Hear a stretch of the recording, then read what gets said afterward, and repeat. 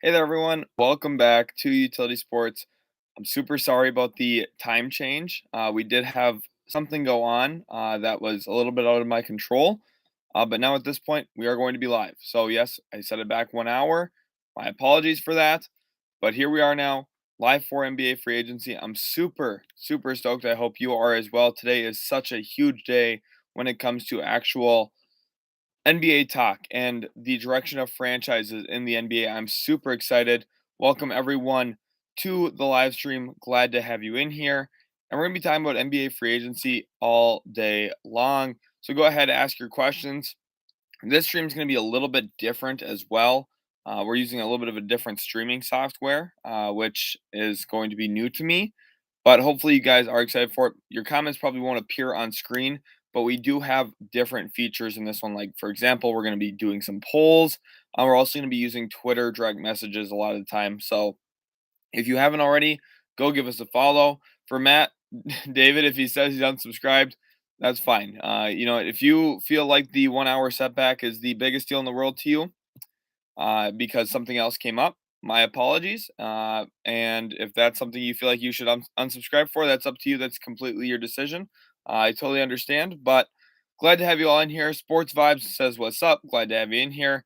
Matt says, "Just messing with you, dog." Okay. Well, I'm glad. I do want you to be a part of what we do here at Utility Sports. Just obviously, a lot is going on. It's interesting time of year for me personally with some of the stuff going on. But we are now at a point where we're going to make some good decisions and time out. Not some good decisions. The Charlotte Hornets just released a statement on Miles Bridges, saying the Charlotte Hornets are aware of the situation involving Miles Bridges. We are in the process of gathering additional information. We will have no further comment at this time. Absolutely crazy that he's going to have cost himself quite a bit of money when it's all said and done. Honestly, it's a pretty big shock. There's a lot of stuff that has changed in the last 24 hours for Miles Bridges. Obviously, got in trouble with a domestic charge, and that's a pretty big deal. So, right, like Mighty Master saying here, Bridges gets a felony charge on the last day of his tenure in Charlotte, potentially, and probably cost himself anywhere from 5 to maybe even $30 million on his next contract. It's a pretty big mistake. For the Murray trade, I think the Hawks did well on it. Why Citizens, welcome to the stream. Glad to have you in here. Minecraft says Miles Bridges next great Laker. Would be interesting to see him land in LA.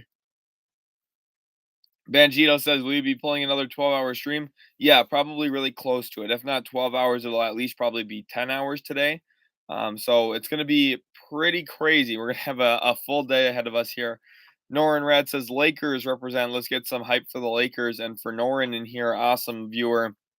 Ryan Hillier says, what's good, bro? Do you think the wall to Clippers is overrated, or are you a big fan like everyone else?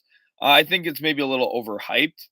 I think people who really know basketball, though, know that that doesn't like guarantee them a championship.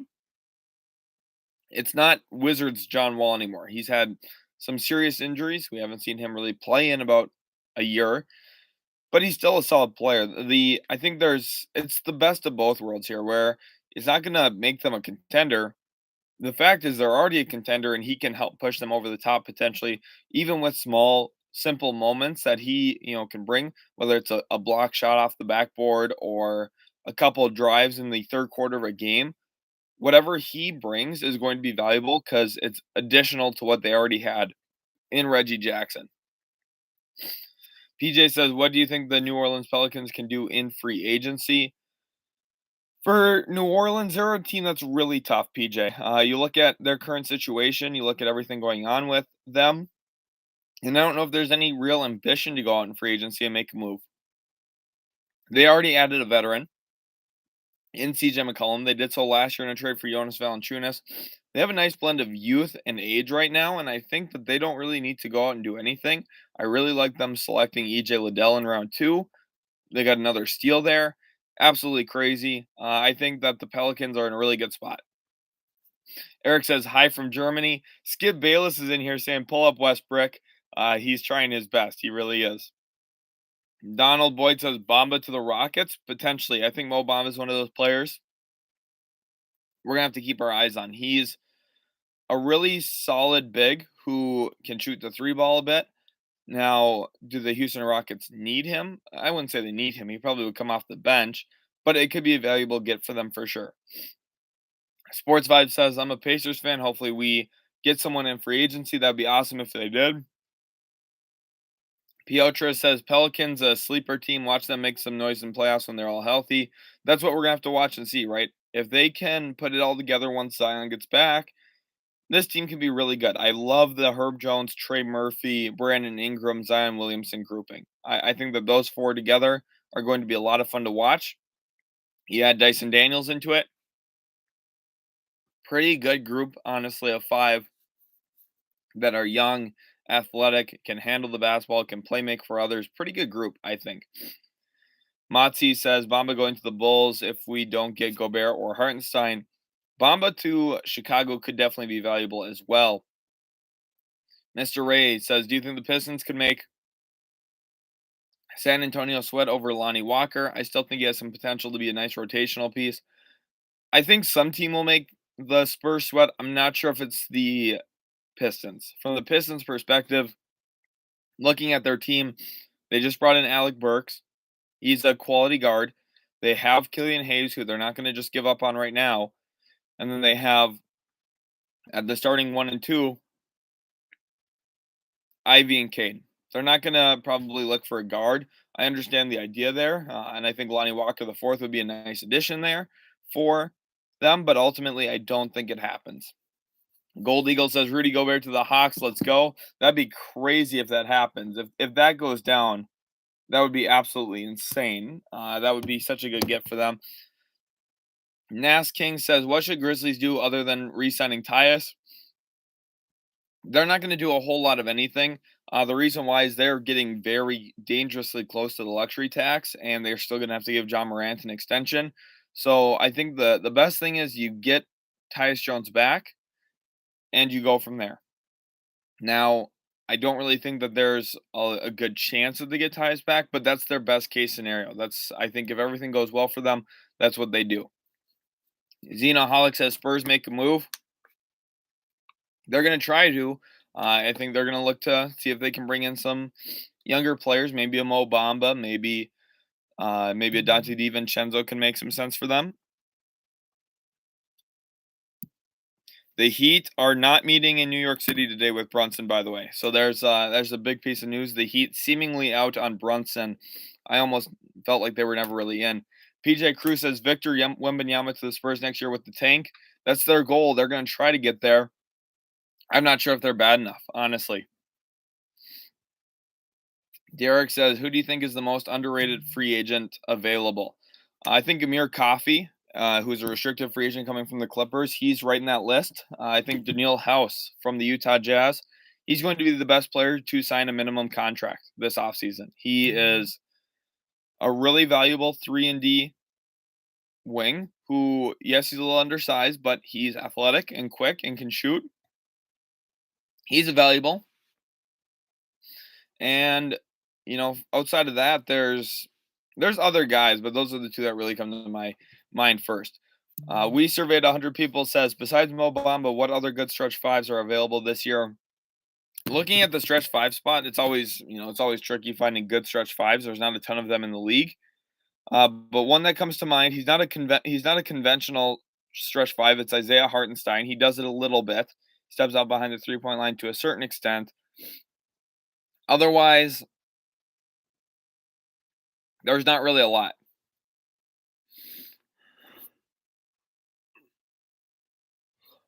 Outside of Bamba and what you've got there with the player I just mentioned in Isaiah Hartenstein, maybe Luka Garza, but that's not what you want to be doing on free agency. Gremlin says Lonnie Walker sign trade for sure, Pirtle trade for sure. Why not? Yeah, if they're going for the sell job and the tank job, they might as well get rid of everyone, right? Mr. Ray says I envision Lonnie playing 2 or the 3, but I get what you're saying. Yeah, and Lonnie's physically capable probably of playing the 3. I just think if you're going to go that route of looking for a forward, why not go bigger? You have a super athletic guard. You already have a big guard in Cade. Let's go get another big wing and go from there. I think that would honestly be the best case scenario for them, just given the fact that you look at the team, and if you can have a lot of size, I think that would be really, really valuable, honestly, for them to have as much size as they possibly could. I think that would be a really good outcome for them, just given where they're currently at. Welcome everyone to the stream, by the way. Glad to have you all in here. Josh the Pels fan says, Moose a free agent. I thought Marcus Morris is not a free agent.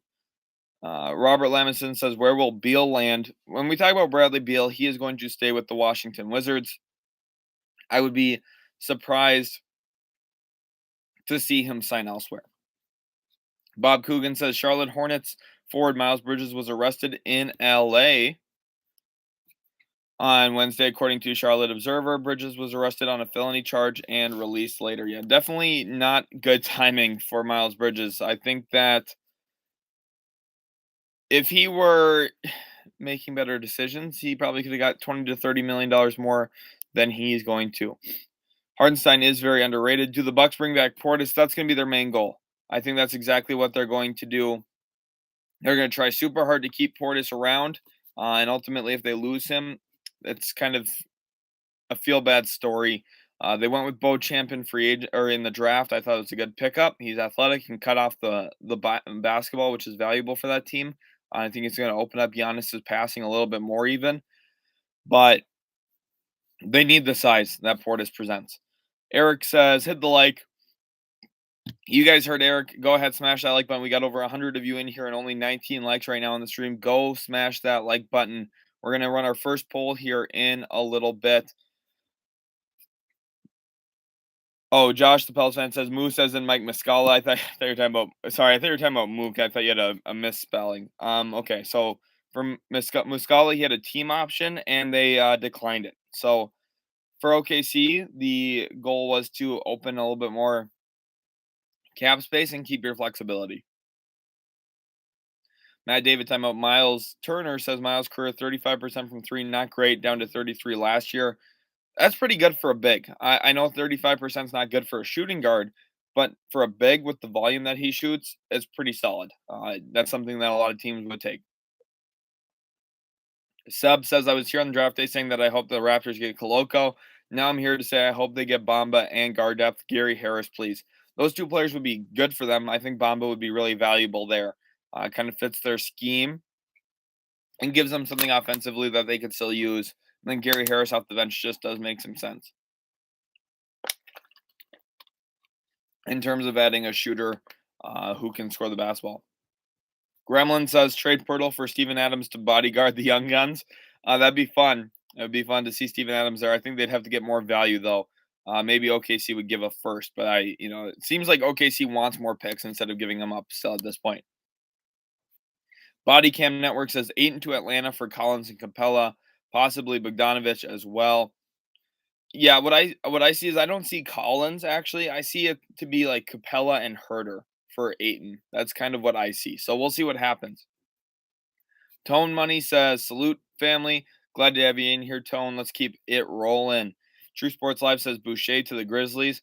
I don't think so, simply because the Grizzlies' financial situation is a little bit tighter with the cap, and they have to be planning with John Morant's max extension in mind. So that's going to kind of muck some things up for them in terms of free agency.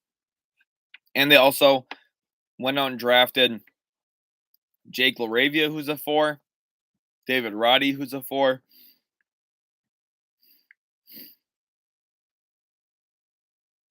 I would be shocked if they signed Chris Boucher. I would be.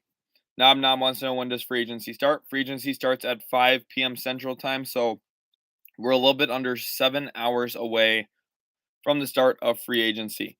Piotr says Matas Buzelis is what I want in my Spurs. Matas Buzelis is a really good young prospect. He's going to be in the NBA draft class for 2024, so it's a little bit until we see him, but he's going to be a really solid pickup for a team that drafts him. Calvin Cambridge says, I really hope Tobias Harris is on the move today. His contract has killed our depth since day one. We'll see what the Sixers do. The one thing I'm going to say is they could go into the luxury tax. There's nothing stopping them from doing it, but they have been reluctant to do so at certain moments. Toe Money says, think Hawks get Bamba and Bol Bol. Be fun to see Bamba and Bol Bol there. Be crazy. Donald Boy says, how much do I think Anthony Simons will cost? I think he's going to get somewhere in the ballpark of 4 years, 80 million to maybe 5 years, 90 million. Somewhere in that range, 18 to 20 million a year is kind of what you're looking at, I think. Gremlin says, I mean, get Steven Adams to be a literal bodyguard. Yeah, I mean, I get what you're saying. He's a big boy. And if you're going to have him legitimately be the bodyguard, that's awesome. Body Cam Network says Hawks are missing a stretch five. They are, but you don't necessarily need a stretch five all the time. I know a lot of teams are like, oh, we want to have a big who can shoot the basketball. The Mavericks didn't have that.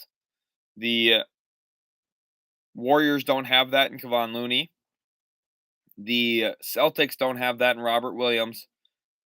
And the Heat, yeah, Bam Adebayo is very talented. It's not like he's a true stretch five, though. So the 4 best teams in the league, based on how far they got in the playoffs, don't have stretch fives. You don't necessarily need to have a good stretch five. It's a bad movie. Says, I think this year we will see quite a few multiple team trades.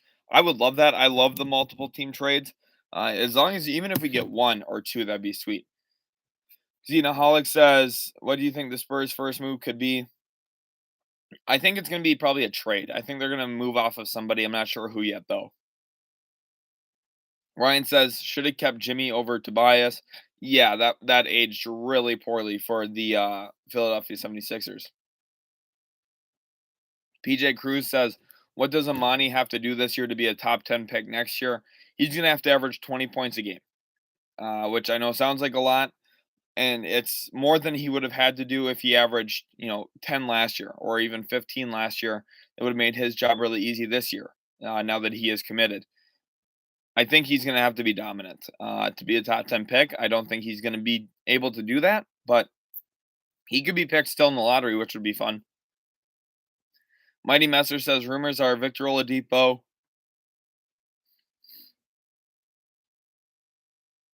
to either Detroit or Washington. Definitely 2 interesting places. We'll see if either of those actually are landing spots for him. I don't know if Victor Oladipo is going to be signed on day 1 of free agency, though. So we'll see what happens, but Oladipo would not be at the top of my list as a GM. Xenaholic says, do you see the Spurs going for Bradley Beal? I do not, Xenaholic. That's a good question, but I don't think so. Jake Snyder says, we need to drop Kevin Huerter ASAP. LOL, even for a loaf of bread. Yeah, I've started to learn that Hawks fans don't really like Kevin Huerter as much. I think a big reason is his defense. And he's overpaid, in my opinion. I thought he was overpaid the moment that they signed him, but they had the issue of where they had to give people contracts after making a run to the Eastern Conference Finals, and that's always a tricky game to play because players played well and feel like they're deserving of more than they really are. And management usually agrees with them because they're like, oh, we just made the Eastern Conference Finals. Let's keep everyone around. And it's a little bit trickier than that. Vangita says, where do you project Timmy to land in the draft next year? He'll be at best a second rounder, probably undrafted. Domir the Dragon says, what time is the action about to start? Action will start at 5 p.m. Central Time. So again, we're almost 7 hours away. About 6.5 hours away. The reason why we're live right now, though, is to answer any Q&A that you guys might have, and also just talking through exactly what is going on with the NBA. We'll talk about rumors, talk about where certain players are going to go. Logan M says Spurs are going full development. LOL. Yeah, they're going to tank really hard this year, it seems like. Jake says his confidence just not there. I completely agree with that about Huerter. Michael says Tobias Harris for John Collins and Huerter. That's interesting. I don't know if Atlanta says yes to that, though. Pandunny says most of the traditional centers right now, their value is getting low or not being priority for this free agency. Yeah, exactly. There's one center that I think is the perfect example of this in Andre Drummond. He's one of the best rebounders to ever play the game. And I know that sounds like hyperbole. It's not. If you check the numbers, he rebounds the ball at a rate better than pretty much any big ever. Outside of like Wilt, obviously. Wilt was insane. But and like Bill Russell. But for any modern big, he's right there in the conversation, and he's going to sign for the minimum today. I think any team looking to add rebounding should circle him and say, yes, there's flaws, but he rebounds the basketball. That's really valuable. He adds way more than a lot of other players can add, and he's going to do it for you for cheaper. Dion here says 210 watching, 42 likes. Hit that like button. We're up to 240 people watching right now. Go ahead and smash that like button. Easy says, what are your projected landing spots for Ayton? San Antonio's on that list. I don't think it's going to happen, though. You have to consider Detroit a possibility. Again, I don't think it happens, but you have to consider them. And then when we get to other teams, this is where it gets tricky, right? You could look at the Atlanta Hawks, which I know sounds really complicated now that they don't have draft picks, but maybe Capella goes back to Phoenix and maybe you send Herder or a couple other players in that deal to incentivize it for Phoenix. And at that point, you start making some sense. Otherwise, for Ayton, you could look at a team maybe like the Knicks. They've been really silent about Ayton. Obviously, they're going in on Brunson, but they could work out a sign and trade for Ayton as well if they have something there. Otherwise, another team to watch for that I think would be really interesting is if Toronto is able to get their hands on him. Now, it's going to be, again, a really tough ask because you're going to probably have to facilitate a sign and trade, and you're going to have to give some stuff back up to Phoenix to get it done. But if they can get that done, they get their center. I think that's really, really solid for them, honestly. Go Hawks wants to know, who do I think Portland targets with the mid-level exception? There's a few players in mind. I think, a guy like TJ Warren, who we haven't seen play for a while, that's a risk, but it's a pretty good one if it pays off. Otherwise, and I think a big thing is they're looking for forwards, right? So I think that they're going to look for a guy like TJ Warren. I think that, with Torian Prince staying in Minnesota, I think Chris Boucher to Portland would make a ton of sense. Jalen Smith coming out of Indiana could help that team. Otherwise, maybe you even look at like a guy like Otto Porter Jr. getting mid-level again, which would be pretty crazy based on what he just played for. But, basically they're going to be looking for a wing who can either shoot or defend. And if they can find one who can do both, that's valuable. But I like Chris Boucher a lot. I think Boucher is one of the better free agents in this class, and people don't really understand how good he is. Richard Crosley says, Wizards GM, Loki hasn't lost a trade in a while. Yeah, Tommy Shepard's been doing a great job. He's a really smart person who knows what he's doing. So a lot of respect to Tommy Shepard there. He made a really nice trade yesterday, getting Monte Morris and Will Barton. You look back to last year when he traded Russell Westbrook, made a nice move there. And ultimately, at this point, he's in a really good spot. T says, BP to the Pistons for BP. I'm trying. Oh, Bobby Portis. No, I don't think so. I think Bobby Portis is going to stay in Milwaukee. Mighty Messer says Detroit is packed at center, so they may move a guy. Bagley's getting re-signed to go along with Stewart, Durant, Olynyk, and Noel. Yeah, I think if anyone's going to get moved, I think it would be Olynyk. Obviously, I know that center room is crowded. The one thing is Durant's not going to play a ton his rookie season, I don't think. I think he's going to spend some time in the G League and then ultimately make his impact going into next year a little bit more. Noel's on an expiring, so they've got players right now. The nice thing with center there is as long as Duran's a rookie, I don't think there's anyone there that's like a full-time, oh, we have to start this guy. I think they have a whole bunch of good rotational bigs, and I think Duran becomes the long-term starter. Corey says Clippers will be a problem with John Wall. They are loaded. Yeah, they've got so much depth. That's really the crazy thing. HM21 Savage says, what do you think the Kings' best moves would be? Well, I think their best move is looking for a 4 or maybe even a 3. So this is where you get into Kyle Anderson realm. This is where you get into this is where you get into like the Jalen Smiths of the world again. You get into the players like maybe a Nemanja Bjelica could help them a little bit, which I know would be a reunion. I'm not sure if Kings fans are down for that, but he is pretty valuable. Daniil House, if he signs on a minimum, would be a really good addition. There's players out there that could help this team. Thaddeus Young, if you can pull him away from the Raptors, but I think he'll stay with Toronto. So ultimately, for me, that's kind of what I'm seeing.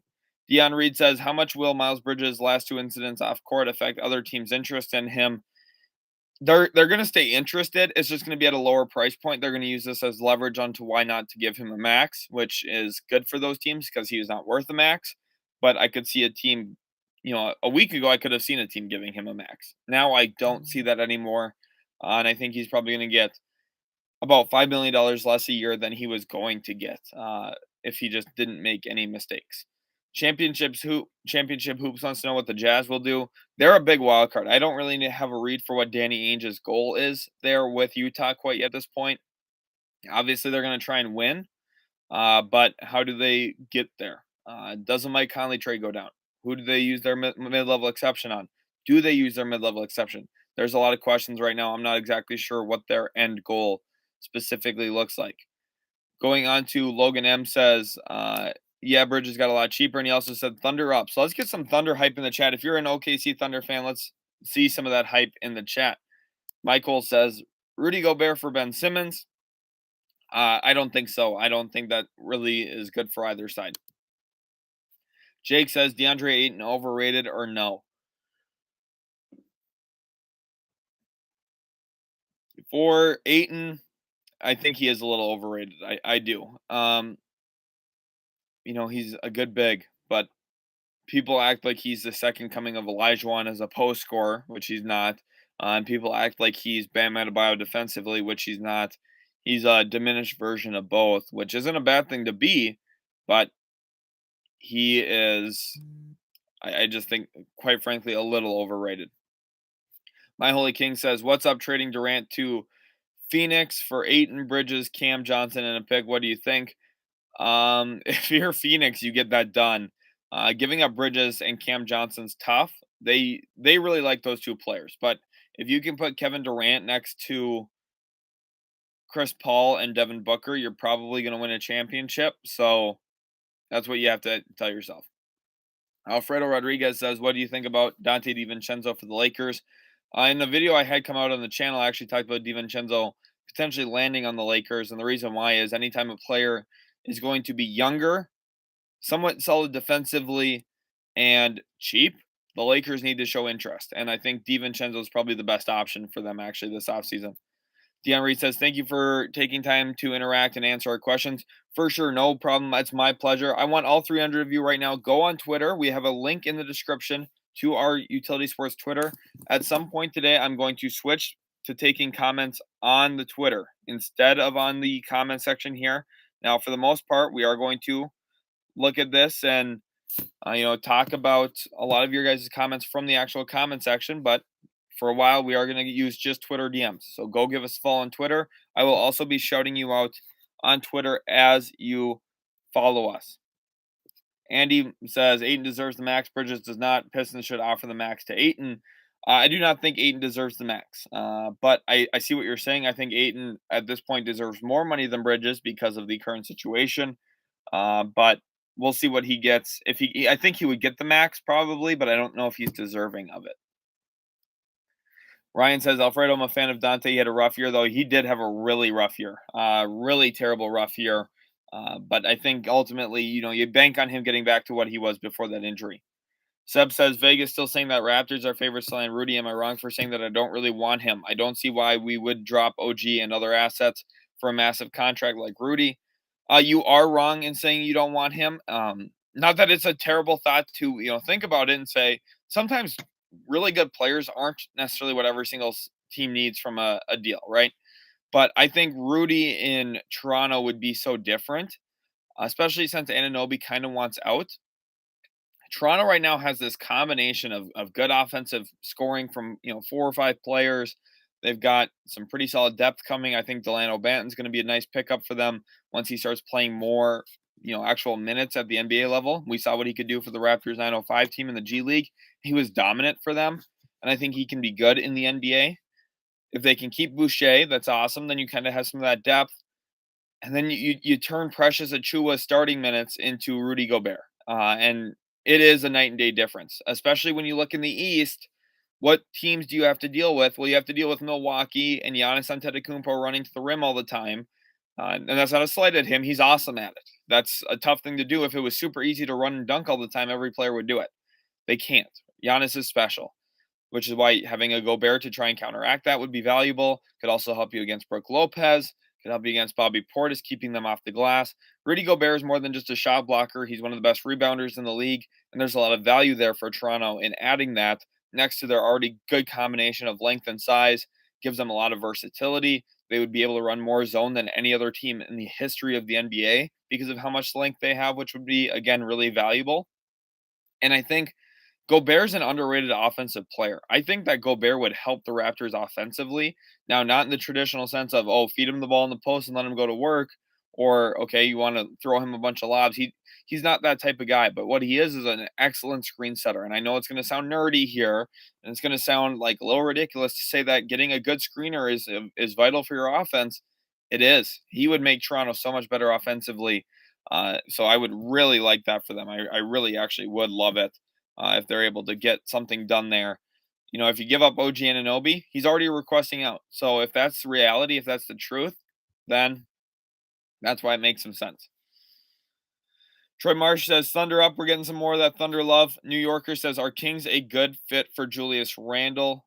No. I never really understood those rumors.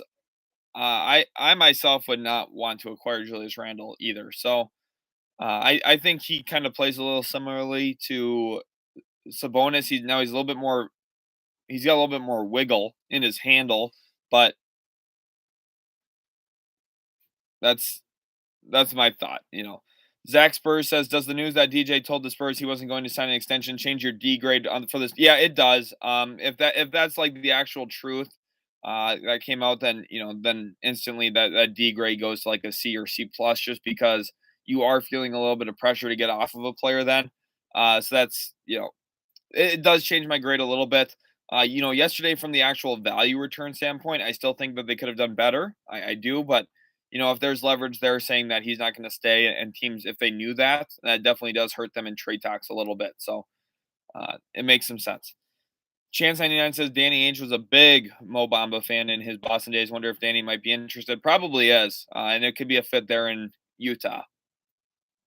Anthony Torres says, do the Hawks trade Herder and Collins for Ayton and another player? I think potentially it would be Herder and Capella for Ayton straight up. Probably not for another player in there, if that makes sense. Troy Marsh says Dort resigns with OKC, right? Team friendly, 3 to 4 year deal worth 10 to 15 million a year. Exactly. I think it's going to be 4 years, 50. Would probably be my guess, somewhere right in that ballpark. And it's a really good move for them. Declining that team option, it looks surprising because he's making so little money at 1.9 million. But the reason they're doing that is to ensure that they get to keep him past this contract, and it was a really good decision. Gold Eagle says Gobert to the Nets for Simmons would work for the Nets. It would, but the issue is if you do that, you're moving off of a younger player for an older player who is a little less gifted in terms of actual skill set. So with everything going on with Kyrie right now and Kevin Durant, if you're scared at all of the long-term future, Simmons is the only player that's going to save it for you. So I don't know if you'd want to make a move for Gobert, if that makes sense. Brady Watkins says predictions for where John Collins goes and for who. Heard his stock isn't as high as Hawks want it to be. I think he's going to stay in Atlanta. I do. I think that they're going to look for either a Bogdanovich trade or a Kevin Herter trade that could involve Capella. That's what I think. Richard Crosley says, may be wrong, but recent champions don't have a highly paid big man. They usually don't, but at the same time, they usually have good big men. Like Robert Williams was there in the finals. Kevon Looney is one of the most underrated bigs in the league. He plays his role perfectly. Draymond Green plays like a big. You need to have good front court play. To win a champ. This is going to sound really obvious, but I think we kind of forget it when we're looking at, what's the best way to build a team? Where do you want to spend your money? Do you want to have expensive front court, expensive back court? What do you want to do with this, that, and the other thing? You want to win a championship, you want to have a good backcourt, you want to have a good front court, and you want to have a good bench and a good coach. That's just flat out the truth. You need to be good in every area. And I know it sounds really obvious, but I think we forget that. So it's definitely something that I think, talking about is actually worth the move. Evan Best says, do you think the Knicks move Fournier and for who? I'm not sure. I think if they were to move Fournier, they would have to attach something. So I don't know if they're in a position now where they want to attach anymore after getting off of Burks and Nerlens Noel. Michael says you're so knowledgeable. Well, thank you, Michael. I appreciate that. Thank you for the nice comment. It's awesome to see that. Jack R says, is an Ayton Turner swap happening tonight? Ayton would be a good fit with Halliburton, in my opinion. That's another team to watch. I think the Suns would love to get Miles Turner back. The issue is, does Indiana want to make the move like that happen? They could go out, the Pacers could, and they could trade Miles Turner. They could trade Malcolm Brogdon and have cap space and just flat out sign DeAndre Ayton, which gives, and the reason you ask why would they want to do that? They would want to do that because instead of having to give up Miles Turner just 1-for-1 for Ayton, they can give up Turner for a first rounder and then sign Ayton themselves, which sounds like a better outcome to me. But there's more work that has to be done to get that done, so maybe it doesn't happen. James Corsi says, do you think AD will stay with the Lakers? Yes, 100%. Give me that ox. Says, besides Dort extending, do you see the Thunder signing anyone, or will they just run the young guys and see how it goes? They'll add some veteran of some sort, but I don't think it's going to be anyone super notable. We're talking Muscala level type player again. G. 21 for 21 first said, what's the best fit for the Sixers? PJ Tucker, he's going to be a 76er today. You might as well book it. He's going to sign for 3 years, $30 million, or maybe 3 years, $30.7 million. And is going to be the bands back together. Also, watch for Austin Rivers. Bob Charlie says, why does everyone want Toronto players but claim Toronto Raptors suck? Makes zero sense. Just because some people don't watch every team in the league. That's honestly the truth there. Zach says Thunder fan here, was more excited for the draft than I am for free agency. OKC isn't a big free agent destination, sadly. Unfortunately, that is true. It's not, but there's other things in there. There's things to still watch for. So don't worry. Andy Moose says people still do Twitter. Yes, they do. So make sure to go give us a follow on Twitter. I will shout you out as that comes through. Link is in the description. Very top link in the description. Go give us a follow right now. We got a whole bunch of fun stuff playing. We respond to DMs all the time. Go hit that follow button.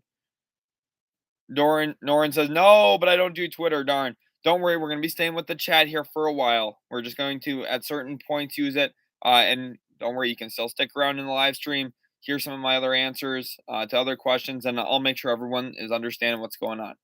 Blick Your Plug says, what are the best defensive players in free agency? Well, I think Chris Boucher is one of them from the Toronto Raptors. I think Thaddeus Young could be valuable for a team. I think Kyle Anderson's a smart defender. Now, not necessarily the best athlete, as everybody knows. Center spots, JaVale McGee, I think, is a solid rim protector. You look at maybe an Andre Drummond who's really good at cleaning up the defensive glass, which is valuable for defense. And then that's, Ayton. Ayton, there's some value there defensively for sure. He's going to be expensive, though. So you don't want to just sign him for his defense. And then, like for the guard spot, maybe a DeLon Wright who can be a defensive playmaker at certain points, get in the passing lanes, that kind of stuff. Lonnie Walker's got a little bit of that to him. Aaron Holiday to a small extent. Lou Dort, but he's going to be staying with the Thunder, obviously.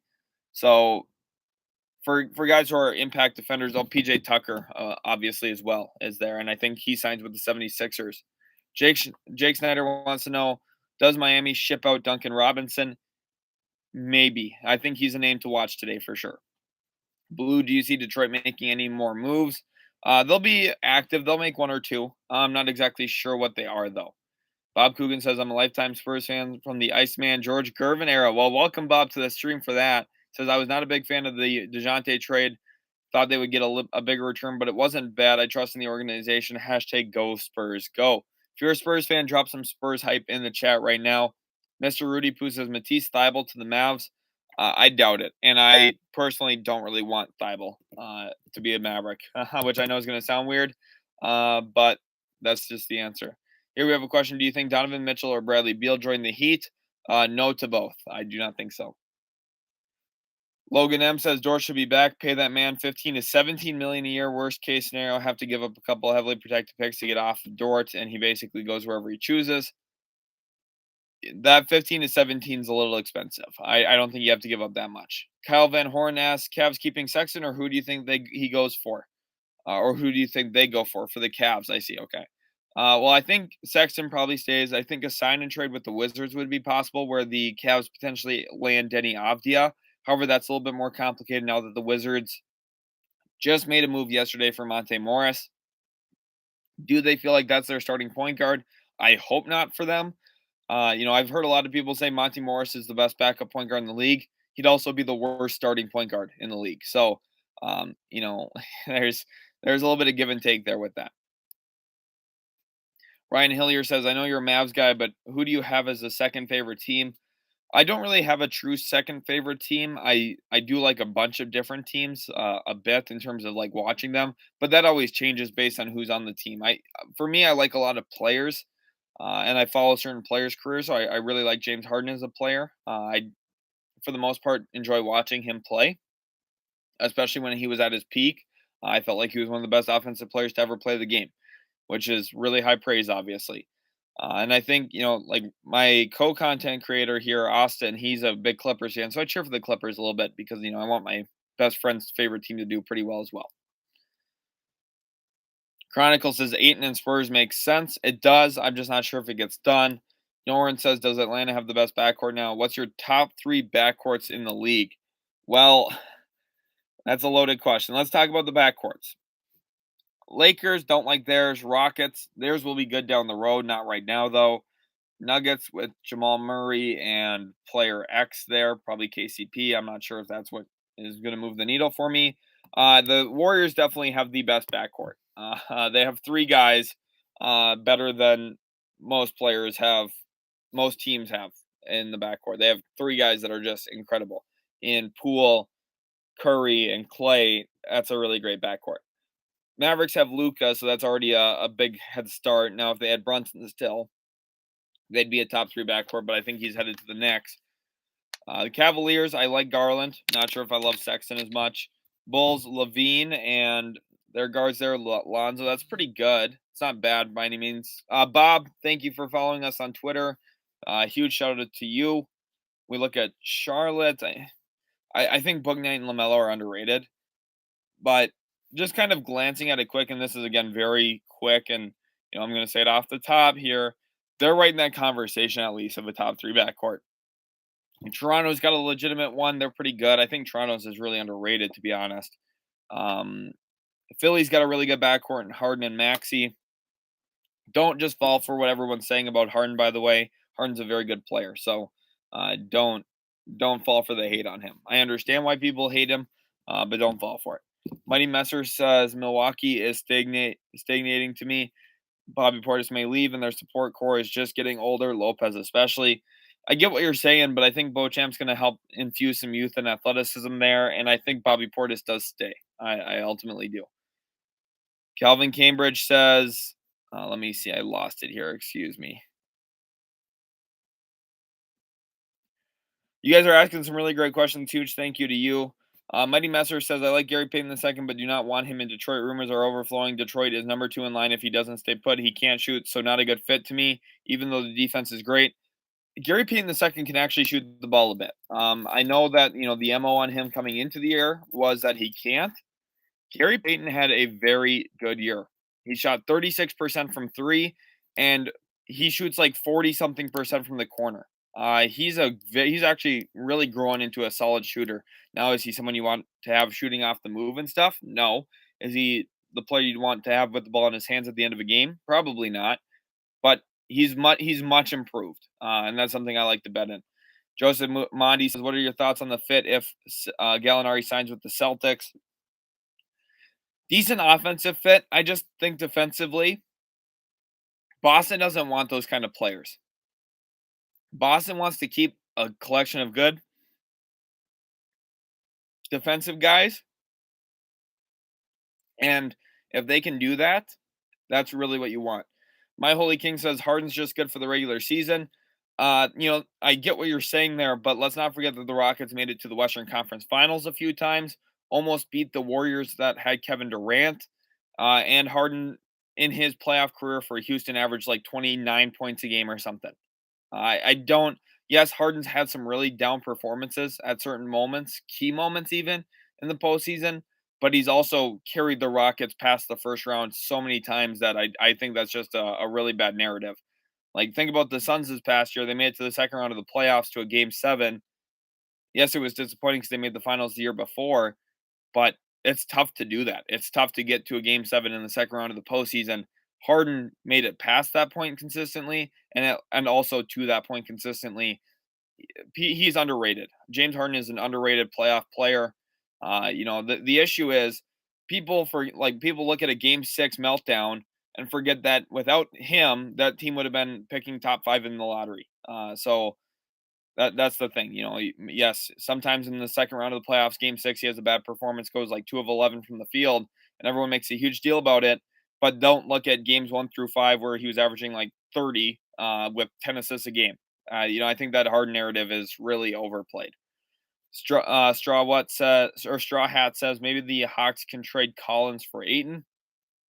We'll have to see what they do. I think there's definitely some interesting thoughts. Atlanta analyst, welcome to the stream, says, and then MC Burkhat says, percent chance Pacers land Ayton. I think 15%.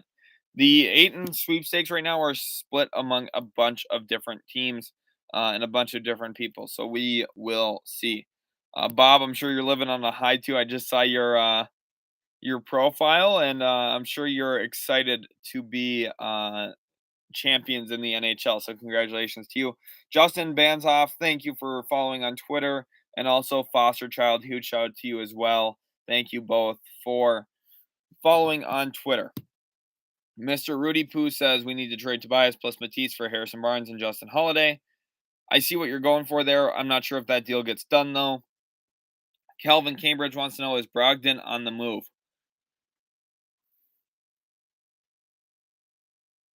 For Brogdon, I think he potentially could be. It's all about the returns, though, and Indiana's not just going to give him up for nothing. Atlanta analyst says Hawks are going to trade Collins. Yeah, I know there's reports about that. We also heard last offseason that they were going to trade Collins, and we heard it the offseason before that, and the offseason before that. Every single year, the Hawks are going to trade Collins until they're not, and I don't think that he's going to get traded. Mighty Messer says, I think both final teams show you can be average or below average at the bigs and still win it all if you have great guards and wings. League has moved that way overall too. The issue is, and I get what you're saying here. Yes, obviously Boston and Golden State, their wings and guards are better than their bigs. But Robert Williams was really important for Boston all season long. He really was. Look at how good Al Horford played in the postseason. Without some of those really good front court players, they wouldn't have made it as far as they did. Ultimately the East still runs through Giannis. It does. So you need to have bigs that can match up with him. Mel Williams says Bomba to the Spurs. I could see that happening. Seb says I would have a hard time giving OG and Gary Trent for Gobert. Well, you don't give up Gary Trent in that. It's going to be OG plus maybe something else in terms of filler, whether that's Kem Birch and some other cash stuff to get that deal done. I don't think that you would trade both of those guys for Gobert. I think it would be OG Anunoby, a few picks, and Kem Birch, and maybe like a little bit of other money, whether that's Malachi Flynn or so on and so forth. Alex wants to know if I've talked about the Jazz yet. We have a little bit, but don't worry. I'm going to be talking about all 30 teams all day long, so don't feel bad about asking a question about your favorite team if you want to know about them or any other team in general. I think when you look at Utah, the issue is perimeter defense. They need to add more defensive style players, and that's a tough ask to do. Right now, they don't have a lot of flexibility. They still owe their first round pick, or they just finished owing their first round pick for the Mike Conley deal. So now they have a little bit more flexibility ahead of them, but it's still going to be an uphill battle, I think, at this point to get a deal done. I think that they should try and move off of Mike Conley, but we'll see. Chase Davis says, who do you think the Chicago Bulls will get in free agency? Need rim protecting and 3-and-D players. Senor Savory, thank you for following on Twitter. Huge shout out to you. Thank you so much for the follow. And he says fire talking about Mikey Williams there. I completely agree. I think that's absolute fire as well. Mikey Williams in Kansas threads looked pretty good. But Chase, for your question about the Chicago Bulls, they you nailed it on what their needs are. Rim protection and 3-and-D players. That's really valuable. If you can find players who do those things for you, I would like Daniil House a lot for them. And I think at the big position, if they could find a way to walk away with Chris Boucher, it's a huge free agency period for them. Piotr says if Sabonis used right, he can average 25, 12, and 8, in my opinion. When I used to watch Pacers games, it felt like Sabonis was the third option. I hope it changes in Sacramento. Don't want his career wasted. He'll be productive. The issue is, um, it's not just how a coach is utilizing him. It also comes down to how he's himself is utilizing himself, and how much he's impacting the game, making himself valuable. And I think that there's a little bit of both to that, if that makes sense. Mighty Messer says I think Olenek stays in Detroit because last season put his value in question, and $12 million is a decent salary. Plus, he's the only big in Detroit that can really shoot. I get what you're saying there, Mighty, but let's say they sign Mo Bamba instead and get younger, for around the same price than Olenek. That's kind of why I think Olenek could be on the move, but I get what you're saying, and I think it's a good point. My Holy King says, how would you grade Steve Nash on a scale from 1 to 10? He'd be closer to 1 than 10. That's what I'll say. He's not a good coach. Bill Clinton, do you think that we could get 2 to 3 more first rounders by flipping Jakob Poeltl, Doug McDermott, Josh Richardson, and Lonnie Walker in a sign and trade if available? I know we can get at least one for Jakob. You can get one for Jakob for sure. I think maybe one for Josh Richardson and Doug McDermott in a deal together. And that is going to be like 2026 first or something, long ways away. You're not going to get any immediate help there in a deal like that. And if you do a Lonnie sign and trade, you're probably not getting a first rounder. So I think probably maximum you walk away with 2 extra firsts, but realistically probably only 1, I would guess. Mr. Rudy Poo says, shoot, I'll take PJ, Eric Gordon, Austin Rivers, Daniil House, and Ben McLemore. Bring the band back together. That's what I think. I think, Philly's in a position where they're going to go get all the Houston guys. PJ, if they make a deal for Eric Gordon, sign Austin Rivers this offseason. They're going to be aggressive in bringing the band back. Now the issue is it didn't work 3 years ago. What makes everyone think that a 3 years older group of the team is going to win? I don't really know. Maybe Joel Embiid's good enough to help elevate them over the top, but we'll see. I'm not really sure. Alex says OG, Trent, and 2 picks for Rudy. I don't think that you want to give up Trent in that deal as well. I think if you're going to give up OG Anunoby, you probably do the picks and then some other money stuff. So that's what I think. Looking at the Gold Eagle, Clay Bennett doesn't want to spend enough money to create a championship contender. Probably the truth. My Holy King says PJ Washington is interesting. PJ Washington is he's still under contract, so I don't know if he's going to be a big player today. Some people are talking about him, and I understand why. But ultimately, I don't think he's going to be a huge player. Get Off Me says, do you think my Lakers will make a move to get Buddy Hield? Also, what free agents do you think we can target? Buddy Hield's interesting. I don't know if he's going to get moved today or not. I don't really have a good read on that situation, unfortunately. When I look at that team there in Indiana, I think that Hield could actually have a valuable role for them still, shooting the basketball. So I don't necessarily think that they have to move him. I think Indiana is going to be more competitive than people are guessing that they will be. And as for free agents there, for you, Get Off Me, I think that Dante DiVincenzo makes sense. I think that any player like a Daniil House who's going for the minimum, I know I've said his name a bunch, he's valuable. Lou Williams could make some sense for them as a bench player. I think that they would love to keep Malik Monk if possible. Otherwise, you're looking at a collection of minimum players, which isn't the most attractive thing in the world. I think the biggest thing is they need to find a center, which is not great because playing a center next to Russ and LeBron is usually not the best course of action, I think. But I think that they need to find one. So, maybe I don't know. I don't really know. I think that there's not great options out there for the Lakers, honestly. Hassle Free T says I would love if Indy signed Bruce Brown. I think a lot of teams would like Bruce Brown. I think he'll stay with the Nets though. Brady Moat says, what do you figure the Blazers might do today or over the next few days They're gonna look for forwards. I've highlighted them a little bit. I think, a guy like Chris Boucher or a TJ Warren or a Kyle Anderson, those type of players are the players that Portland needs to find. And if they can get one or two of those guys, it's a huge win for them in free agency. Kiza says Thibault would be a great giant upgrade from Greener and Italakina. Yeah, I agree, but the issue is that comes with the cost, right? He's going to cost more money than them both when he gets a new extension. He's contract extension eligible right now, which is it's funny. Someone tweeted that he's eligible for a 5-year, $200 million extension or $180 million extension or whatever, and Sixers fans were like, "What? Don't worry, he's not going to get that." But yeah, like yes, Thibault would be a giant upgrade, but he also really hurts your shooting. The one thing is he's active when he doesn't have the ball. He'll cut and do stuff, but I don't know. I don't know if the Mavericks should be in on Thibault. Looking at Elijah, where do you think Warren is going? I think, I mentioned Portland a couple times. I think Detroit would be a solid landing spot. I think the Orlando Magic should sniff around that situation a little bit. Oklahoma City, I think, could be a valuable spot for him if he can, rebuild his stock and they trade him. Otherwise, I like the Toronto Raptors as a depth signing for him. LYBG says, when does free agency officially start? 5 p.m. Central Time, so we're just about 6 hours away from the start of NBA free agency. I am highly excited for everything that is going to be going down. Anna says, how do you like the Denver trade, and do you think they're missing something? I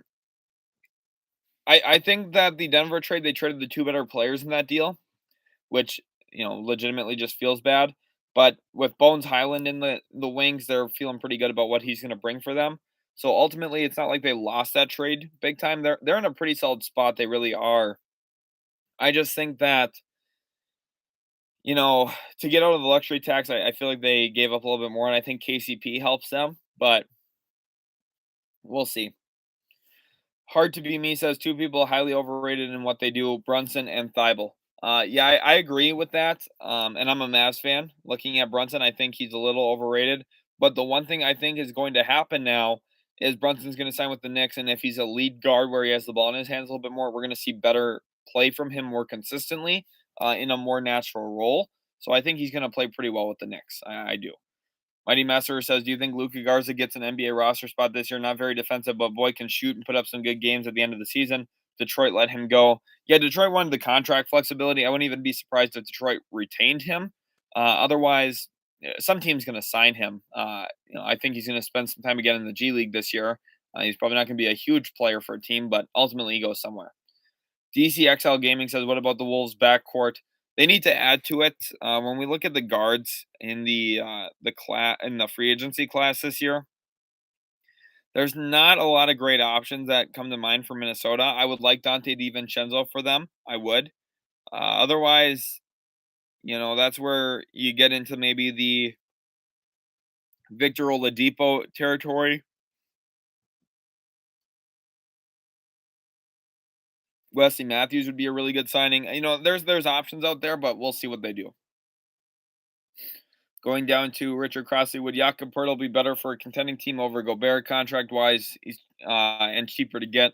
He gives you more flexibility. Now he's just not better. Like that's if the actual question is like, does a contending team get better by adding Gobert or by adding Poeltl? They obviously get way better adding Gobert, but contract gives them flexibility. There is a case to be made that Poeltl is a better player to acquire at this point. My Holy King says, Utility Sports, is there a team you hated growing up that you can't stand? Not really a specific team or organization. At certain points, there was teams I didn't like. Flash forward or flashback to 2011, Mavericks were playing the Los Angeles Lakers in the playoffs. That's when Andrew Bynum, famously gave the little elbow shove to Jose Barea, JJ Barea on a floater. And at that moment in time, I did not like the Lakers. But for the most part, there's not a team I dislike. I like the NBA. I enjoy watching all 30 teams. So not really, but at certain moments there were. Just because I looked at stuff and I'm like, well, that was a dirty play. This that. I was a kid too, so you tend to overreact to some of that stuff. Seb says, would you rather see the Raptors go for Ayton or Gobert? I love to see all the comments about Toronto. We rarely get love from fans of other teams. Toronto, I think I would prefer them going with Gobert and keeping some of that defensive length that they have and really maximizing it. But he is really expensive. So it comes down to making the right move. Mighty Messer says Bobby Portis is kind of a cult hero in Milwaukee. Supposedly he never has to pay for his meals. I believe it. I do work with some little tiny role, not within the Bucks organization, but kind of around the Bucks. So I know exactly what you're talking about. Bobby Portis is really beloved by people who are around the Bucks. They really are in love with him. DCXL Gaming says Edwards and D'Lo isn't bad. The issue is it's probably not good enough to get where they want to go, but it's not bad. I agree. Brady Watkins says is Brunson to New York a lock, and we'll talk about the Knicks here and the Mavs. Brunson is not a lock to the Knicks, but I think it's rather likely. I would consider it nearly a done deal. His dad is on that coaching staff now. They have opened up the money for him. All signs point to him signing there, but he is taking one final meeting with the Mavericks. Mark Cuban, Jason Kidd, Nico Harrison, and a couple Mavs players will be in attendance at that meeting with Jalen Brunson, trying to convince him to stay. And ultimately, it's going to come down to the money, but it's not completely a done deal yet. Jonesy said, if Spurs still get Ayton, do you see them being bad enough to still land in the top 5 picks? No, I don't. If they get Ayton, they're not that bad. They're going to be a team picking around 8 to 10 again. So, Mermaid Man says Ayton to the Brooklyn Nets. I don't think so. Sweaty Bloke says this isn't Houston Harden anymore. Yeah, because he went to playing with great players and changed how he played. His shots per game went way down. He's getting way more assists a game again. You know, I understand the Harden hate. I do, and there are certain moments that it's warranted, but I think it's really overplayed. I really do. Mighty Messer says Harden had bad legs last year, played through it, but he should be much better this year in Philly. Exactly. He couldn't blow by anybody last year, and anyone who's watched James Harden play the last decade and a half almost, they know that he could get by anybody in the league at any given moment. He just wasn't healthy last year. I think anyone who doubted that hasn't watched enough of him play in his career. Norin says, who is the best player in the world right now? From a two-way standpoint, Giannis. From an offensive standpoint, Luka Doncic. Those are the two best players in the world right now. Giannis does more. He's a more complete player in terms of rebounding the basketball, defending the rim. He's a freak, which is why they call him the Greek Freak. And then Luka is, I think, the most dominant offensive player in the game right now. I don't think anyone else is even touching him in terms of offensive prowess, ability to run the pick and roll, ability to hit shots from the perimeter, tough shot making when you need it. He does it all. He's done it at the playoff level, and anyone who doubts it can go rewatch Game 7 against the Phoenix Suns and look at that game. Now, Curry is really special as well. I don't want to diminish Steph Curry.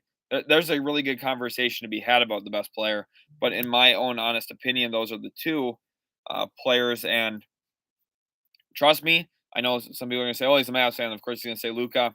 I'm really pessimistic about my favorite team a lot of the time.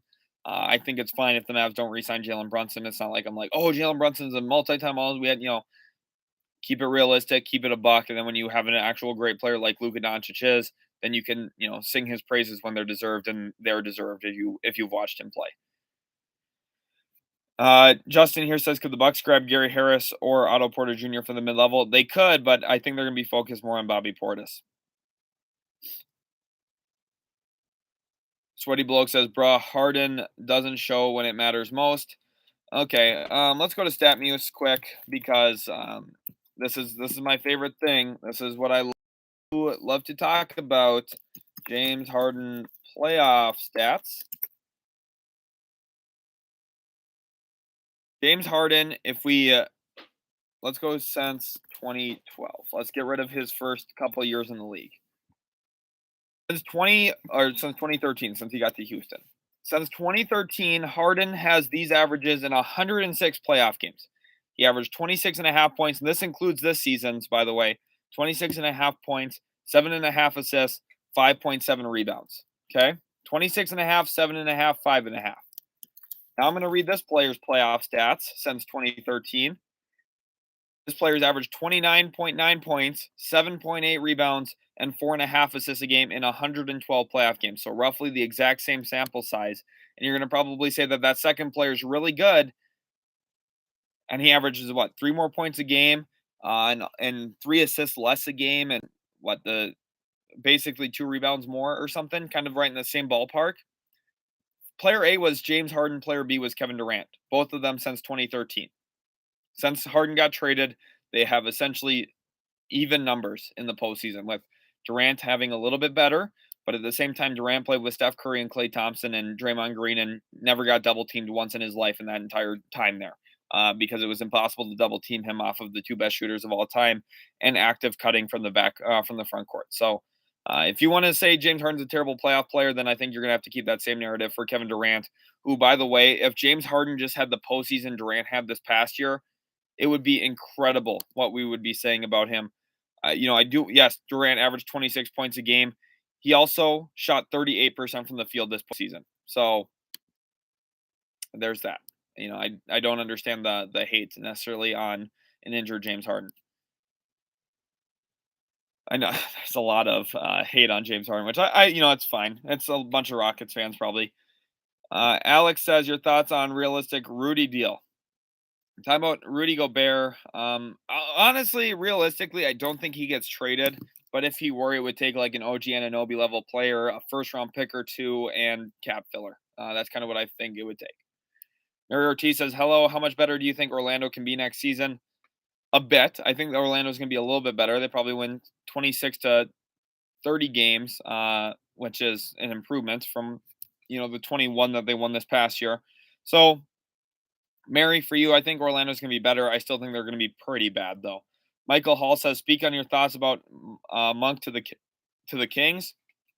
Well, yeah, they obviously know that they need a backcourt player, which is why it's funny that they traded Halliburton, because they need a backcourt player now. They're going to go out and sign Monk. It's fine. Not sure if it really moves the needle a ton. The cool thing, the fun thing is going to be De'Aaron Fox and Malik Monk playing together again. That's cool. They played together at Kentucky. They'll be back together again. I'm excited for it. Nothing else really that I don't think it really moves the needle that much in the West though. Bill Clinton, should the Spurs look into moving Keldon as well? I wouldn't be surprised if he is another player we end up selling high on, but I hope we don't. I think he'll probably get traded around the deadline. I think what they're going to try and do is use this year as a showcase year for him a little bit, let him play well, which I expect him to do, and then trade him. So we'll see. Brady Moat says, any news on Portland? And by the way, Lillard Simons will be a very effective. You left them out. Yeah, I did. Yeah, thank you, Brady, for bringing them up. Just going off the teams off the top of my head, it's hard to make sure I mention every team that deserves to be. Yeah, Lillard and Simons is a very good backcourt as well, especially offensively. And the thing I like is they're putting defensive players around them. I still think that they need to find a forward or two and maybe even a backup big. I would like Drummond there for them in terms of giving them rebounding off the bench, but we'll see what they end up doing. Brad Williams says, what will the Pacers be able to get for Brogdon? If they can flip Brogdon, I'm good with them keeping Turner. Any chance Jalen Smith stays? There's a chance. And I think if they can trade Brogdon, they probably get a 2023 protected first or maybe a 2024 first from a good team. That's kind of what I would guess. Going on to what here, Dominic says, hi, do you have any thoughts on possible signings for the Magic? I think the Magic are one of the harder teams to actually guesstimate what they're going to do because they're losing a few players to free agency, Gary Harris, Mo Bamba, for example. So that makes it tough already. And then you also look at the fact that they would like to add, do they even want to add? Do they want to add good players? I think that they could use, I don't know. Realistically, I don't know if I see anything for Orlando that's substantive. I'm not sure. Maybe they try and make a run at a guy like Miles Bridges for fun, and adding a good player, but I don't really know. Clayton says, bold prediction: the Milwaukee Bucks will buy out Giannis and he'll sign with the Lakers on a vet min. That's definitely a bold prediction. Justin says ideal fits for Bucks mid-level. I think you start and end with Bobby Portis. The goal should be keep him around. AL with the funny comment there, commenting on my hair. Well, thank you for that, AL. Appreciate that. Aaron says Lakers getting someone. They're going to sign a bunch of players. They have to because they have like 4 players under contract right now. So we'll see. Evan Jackson says, do you think the market for Malcolm Brogdon waits until free agency shakes out a bit? Yeah, a little bit. I think probably don't see a trade right away at the start of free agency or anything. I think we'll probably see a trade maybe later tonight or early tomorrow is kind of my guess if he does get traded. Norman Rat says, smash that like button and a lot more people are watching compared to liking. Hit that like button. There's over 350 of you awesome people in here, and we're only at 120 likes. Let's try and get that number up to 200 likes, which means a lot of you need to hit that like button right now. AL wants to know who's getting Ayton for DeAndre Ayton. There's going to be some suitors out there. The Pacers, the Raptors, I think will look into it. I think that, the Pistons are still in play. The Spurs are in play. There's teams out there that could go out and get him. Now, what's the reality of that? It's tough. It's going to come down to how much you're willing to offer him. I think ultimately the team that offers him the most money is the team that's going to get him, which I know doesn't sound like super surprising. But the reason why I think that is, I think right now with him leaving Phoenix, more than likely, it's all about the paycheck for him right now. Ryan Hillier says he's great, but I don't know, man. Sounds like you would have him as an untouchable. I'm not exactly sure who he's responding to. Uh, Oh, he's talking to Seb here. Let's see who Seb was talking about. Oh, Gary Trent Jr.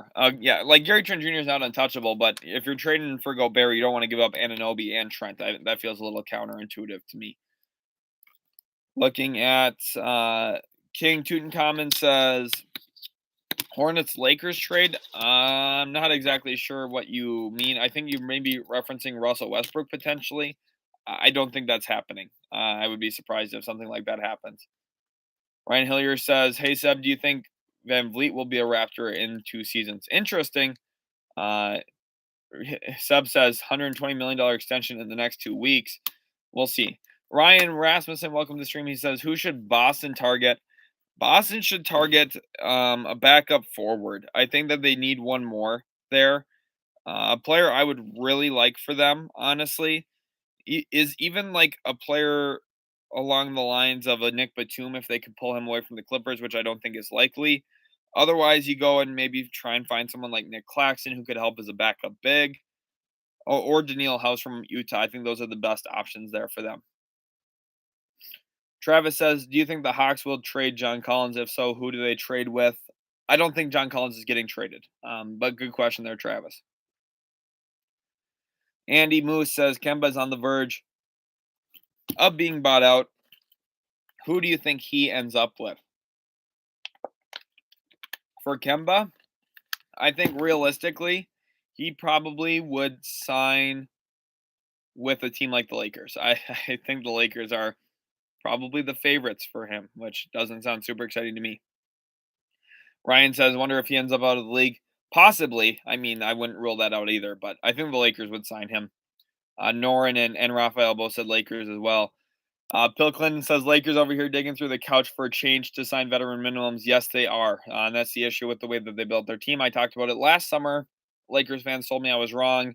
And then they ended up missing the playoffs entirely. So, Killer Ghost, how about Blake Griffin? I see the Clippers and Lakers. Who do you think? Yeah, I think the two LA teams are probably the leaders on him. Ethan says, what happens with Blue Dort and what do the Thunder do with him? The Thunder are going to sign him for a contract around 4 years, $50 million. That's what will happen.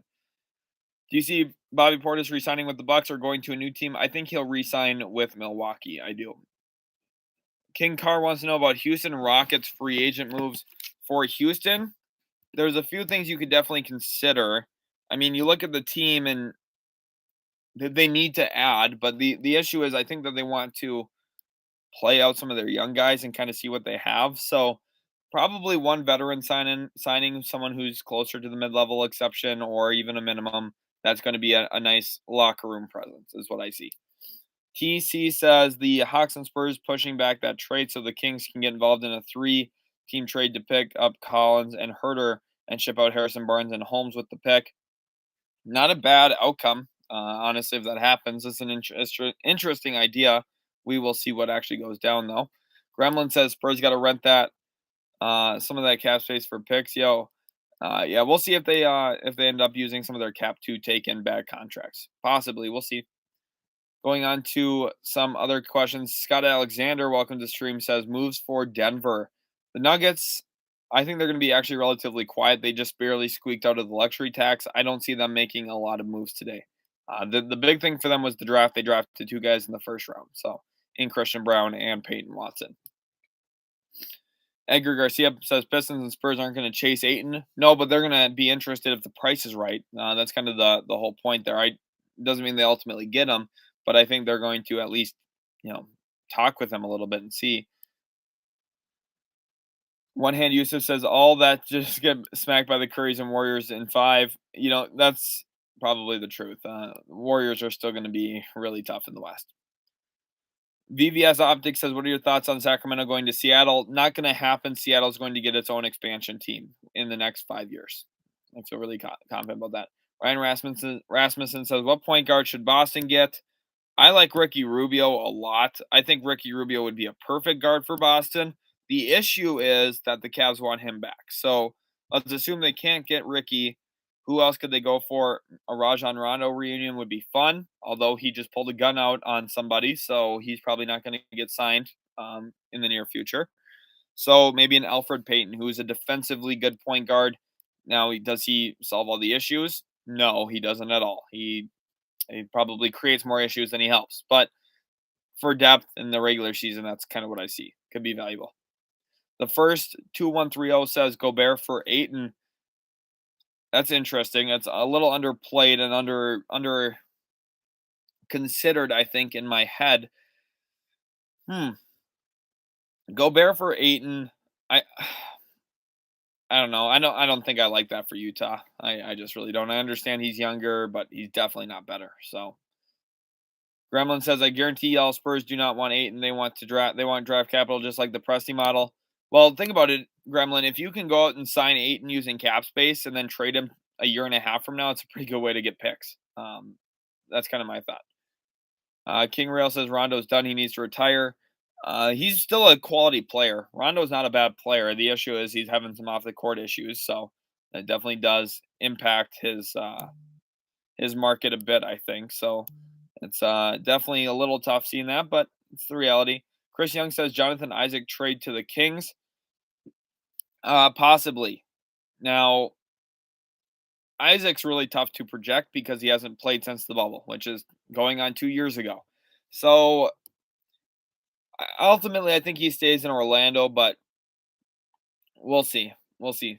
Robbie here says anything with the Cavs. What's the competition for Sexton, and what's his deal going to look like? That's a great question, Robbie, about Colin Sexton in Cleveland. For the Cavs, I don't think there's a lot going on besides Sexton. I think that they're going to maybe look at some sign and trade options to help get Sexton where he wants to go. Otherwise, they're going to keep Colin Sexton themselves and say, hey, we were good last year. We get Sexton back probably in a bench scoring role, and we feel really good about ourselves. And I would agree with that. I think that they're in a really good spot. I don't think there's going to be anything else there. And for competition for Sexton, I think the Wizards, even though they just got Monte Morris, should still look at Sexton here. And you could facilitate a sign and trade centered around, a guy like Denny Avdia or maybe Corey Kispert, which Cleveland has probably less interest in now after drafting Ochai Agbaji. But you see what I'm saying still a little bit on the fact that, if KCP was still there, it would make even more sense in a sign and trade. But ultimately, that's maybe fallen apart a little bit. Otherwise, teams that could still be interested, maybe the Spurs. If the Spurs go sign Colin Sexton, you get some of the production back from what you lost from DeJounte. I don't think that the Spurs necessarily have to be terrible. They could add some players and get back to being semi-relevant. Now, is that what you want to do? No, but I also think it should be against the law to tank your final season potentially with Popovich as your coach. Brady Thompson says thoughts on the Will Barton and Monte Morris trade to Washington for KCP and Ish. My thoughts on that is Washington did well, and Denver gave up some value to get out of the cap or get out of the luxury tax. Now, when you look at KCP, does he fit that roster? Yes, but they gave up better players. They lost that trade, but they had to because of their salary situation. Ryan Hillier says, any opinion on Ron Harper Jr.? I think he's going to surprise some people. Another great late Messiah pick. Well, he wasn't even drafted. That's the crazy thing. He should have been drafted. He was a really good pickup for Toronto. I have a scouting report for him on the channel, Ryan, that I recommend watching after today's live stream. It's about 24 minutes long or so, maybe 22 minutes long. And it goes in depth on what I saw from Ron Harper Jr. in his senior season at Rutgers. So definitely go check that out. It was quite a while ago, over a month and a half, over 2 months ago, maybe. So you're going to have to go back a ways, but go find it. It's definitely worth it. ZZ says, so Harden was injured, but KD didn't come from injury. Well, no, he did. And that's the I think you're kind of seeing my point here is I'm defending Harden from getting bashed by everybody. Kevin Durant had a worse postseason coming off of an injury and isn't getting bashed at all, even though both players were injured. I think you're kind of proving my point here. Yes, I agree that KD is a better player than Harden right now. I completely agree. But the issue is you can't say that one guy sucks in the postseason when he has very similar numbers to another guy. That's just not the reality at all. Harden doesn't suck in the postseason. He's had some really bad performances in key moments.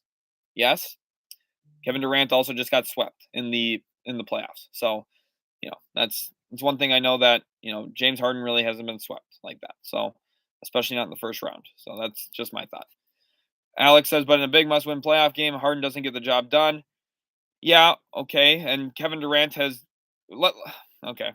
What did Kevin Durant do in 2016 against the Warriors? When his last series with the Thunder, they were up 3-1 in that series. What did he do? How many big performances did he have the final 3 games of that series? Tell me the most memorable Kevin Durant playoff moment that didn't come with Golden State.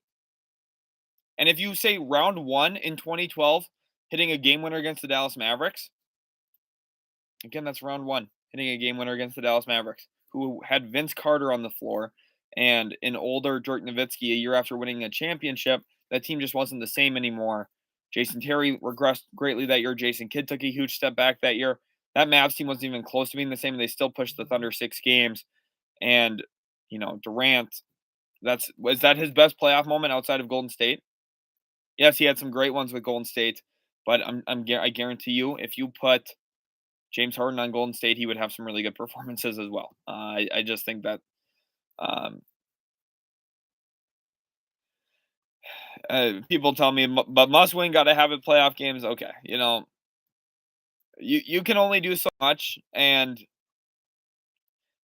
I just want to point out since trading James Harden, the Rockets have had the worst record in the league. They went from being a contender every single year, one of the top 4 teams in terms of likeliness to win an NBA Finals. They traded him and have had the worst record in the last 160 games. Okay, I don't really think it's that obvious. I think it's obvious that he's an elite player. So if you want to disagree on Harden, you can go ahead and disagree, but I think a lot of people are sleeping on him. Sam here wants to know about Aaron Judge. Do I think he's going to resign with the Yankees? Yes, I do. I really do. Ryan, I'm glad that you're going to watch that. I think it's going to be really enjoyable. Eric Schaefer wants to know if I talked about Miles Bridges yet. I did, but don't worry. Even if I talked about somebody, we're going to come back and circle back to a whole bunch of guys. There's 198 free agents, but there's really like 30 that are going to be really questionable, important players that people want to know about. So we're bound to talk about the same players a bunch of times. So Miles Bridges, he cost himself money with some of the reports coming out. Definitely hurt his stock a little bit. But he's going to get signed still for a pretty rich contract, probably around $20 to $24 million a year, if I had to guess. I think he ultimately stays in Charlotte, but we'll see. I think Detroit will pursue him to a certain extent. Mighty Master says Kemba Walker buyout with Detroit is complete. He will be on the market right away. Potential Lakers target. I think definite Lakers target. I think the Lakers will sign him. Chance99 says, not sure if it can be done, but what do you think of Kelly Oubre to the Celtics? That's complicated. I don't think that's a good fit for the Celtics. I think that they're going to let Oubre be a Hornet and leave him alone. Jasper Bowden, welcome to the stream, says, anything for the Pelicans? Nothing yet. There's no actual definitive rumors about them that I think are substantive at this point. And for the Pelicans, I don't think they need to do anything today. I think they can be really patient, quiet. I like their young core. I don't think that they need to do anything drastic today. Bucks re-signing Bobby, but they have to use that mid-level exception. I'd be heated if Pat picked up that player option just for the front office to penny pinch. That's the thing too. I get what you're saying, Venkat. The Bucks, they moved off of Brogdon for the same reasons, basically to save some money against luxury tax. And if they do it with Bobby, I think there might be an outrage there in Milwaukee. So Ryan Hillier says he has a point about KD, but those years in Golden State still happen, and he out alpha 3 other alphas. I get what you're saying here, but we're gonna have a video on the channel of this at some point because I think it's really important that people actually look at that and see exactly what I saw the entire duration of that tenure there. No one ever denied that he was a mega star when he was in OKC. Everyone knew the talent. Everyone knew what he was. And I told people when he signed there, and this was before I was doing YouTube, I told all my friends his efficiency is going to skyrocket because he is going to be surrounded by players that you can't leave open. In OKC, he was playing next to Thabo Cephalosha and Andre Roberson, and quite frankly, Steven Adams, guys you don't care about offensively. And in Golden State, you don't really have that. Even the guys offensively that aren't good, like Kevon Looney and Draymond Green in terms of scoring, still do other stuff. Whether they're elite screeners, good cutters, good facilitators, playmakers, they open the floor for other people still in other ways. The stuff that OKC didn't have. And in terms of those 3 years, yes, they happened. Let's hype. Did Cleveland really have a shot in those series? Did they really against the two best shooters of all time, arguably, in Clay and Curry, against a team that Iguodala is still impactful. Kevin Durant, one of the best players in the world. No one was ever questioning that before he even went there. Like, let's talk about the fact that Curry was the entire offense there in Golden State. Always had been, always will be.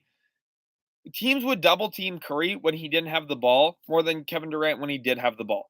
And the other thing here, if you want to talk about playoff performances, let's not forget that in 2018, I believe it was, the LA Clippers, before getting Kawhi Leonard, pushed the Golden State Warriors to 6 games with Kevin Durant there. Pushed him to 6 games. Patrick Beverley forced Kevin Durant into a game where he had more turnovers than made shots.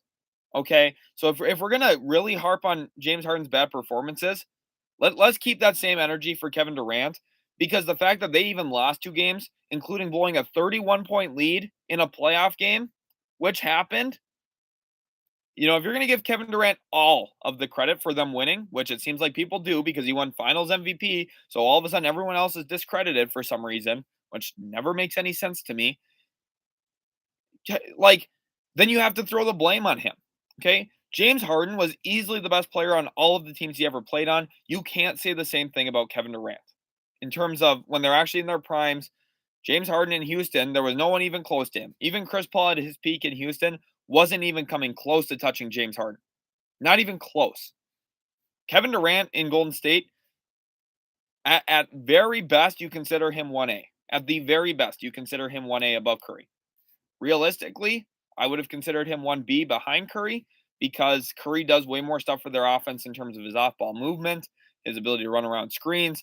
And by the way, when you still put the ball in his hands in a pick and roll, he's one of the most potent pick and roll offensive players in the league. Even though they don't do it a ton, he's great at it. Yes, those years happened. No team really had a shot at it. And Houston still, if Chris Paul doesn't get injured, Houston would have beat Golden State. They would have. It's just the fact. They lost one of their top 2 players, and they were facing a team with 4 Hall of Famers. And they still almost won that series. And yet Harden gets absolutely hated on for no reason. It's just crazy to me. Dober Investment says KD having 2 Finals MVP ends the debate. Oh my gosh. Okay, so by your thought there, Dober, then you can definitely say as well that Andre Iguodala is a better player than James Harden because he has 1 more Finals MVP. See, if you're just reading the accolades and the stats purely without actually talking about the circumstances, it's not even worth discussing, because yes, I can pull up Basketball Reference too and read his stats. Okay, I can read his accolades. Okay, winning 2 Finals MVPs doesn't mean you're the best player of all time. It doesn't. To be honest, Dirk Nowitzki's 1 Finals MVP is way more valuable than Kevin Durant's 2, because if you put a prime Dirk onto Golden State, I guarantee you they would have won every single Finals. You put a prime James Harden on Golden State, they would have won every single Finals. You put a prime Kevin Garnett on Golden State, they would have won every NBA Finals. And that's just how the cookie crumbles, though. Zenar says if you put Harden on Golden State, he'd be coming off the bench, though. No, he would not. That is one of the worst comments I think I've ever seen. Honestly, I think so. The James Harden slander is hilarious, because it'll be crazy next year when you guys come back to this and he's averaging like 24 and 10 on 45% from the field, and people are like, "Oh, James Harden's back to all-star level." It'll be crazy when I'm sitting here and saying, "Yeah, I knew that was going to happen," but that's just me. Stone Weaver wants to know if I've talked about Lou Dort restricted free agency yet. Yes, I have a bit. I think what's going to happen is he signs a 4-year, $50 million deal with the Thunder. Alex says, "What could the Knicks realistically get for Randall? I saw reports this morning he could be moved." They're not going to move Randall. They're keeping him. I don't think they're going to trade him. Eric Schaefer says, "Is a three-way team trade, excuse me, for Ayton for Charlotte realistic? Hayward, Terry Oubre, Booknight, lots of future picks." Not sure why there would be a three-team deal. I think Phoenix could realistically, use some of those young guys and bridge their future to their present. I think that would be actually pretty valuable for them. And I think that if they keep JaVale McGee or something, I think they could be a good team again. So that's my thought. Julian says, "What are the Pistons going to do?" I think they're going to explore around Miles Bridges a little bit, maybe peek in some interest on DeAndre Ayton. Um, Mo Bamba, I think, would be a really good signing for them. Otherwise, I think that they could just roll some of their cap space into next season. Ryan Rasmussen says, "Any Gordon Hayward news?" Nothing quite yet. I know that there's still rumors going around that Charlotte wants to get off of him. He's a good player. If he stays healthy, that's really the biggest issue with him. He just hasn't been healthy since he signed with the Boston Celtics a long time ago. And that's kind of my thought on that. I think Hayward could get moved, but it's going to take an asset to do so. Eddie Alalia says, "Reckon PJ Tucker will stay with the Heat?" No, I do not think so. I think he's going to Philadelphia. 3 years, $30 million. You can almost book that, in my opinion. Ryan Hammonds wants to know what's the Mavs' next move. If they lose Brunson, they're going to sign Goran Dragic, who is a free agent this offseason. Mighty Messer Pistons have to start by announcing a new Bagley deal right away when free agency opens. The deal is probably done as we speak. I agree with that too. I didn't mention that for the Pistons, but Mighty Messer, thanks for adding that in there. Anthony Reed says, "If John Collins does not get moved, what moves do the Hawks have to make? Move Capella? Do we do we get do we have too much depth or just enough like the Clippers?"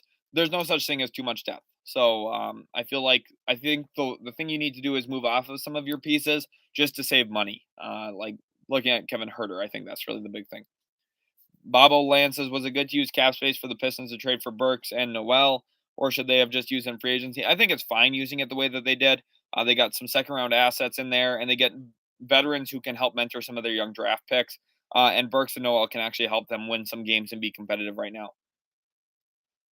One hand Yusuf says Durant got 2 rings, dead convo, which is why it's always funny when people say that Durant's the best player, but on that Golden State team, because I think Curry now has 4 rings. So by just counting rings, then it's a dead convo between who's the best player between those two. So, you can't have it both ways. You can't say Durant's better than Harden because he has 2 more rings, and then say that Durant's better than Curry while having 2 less rings. You can't say that. That can't be your argument. You need to talk about actual skill set.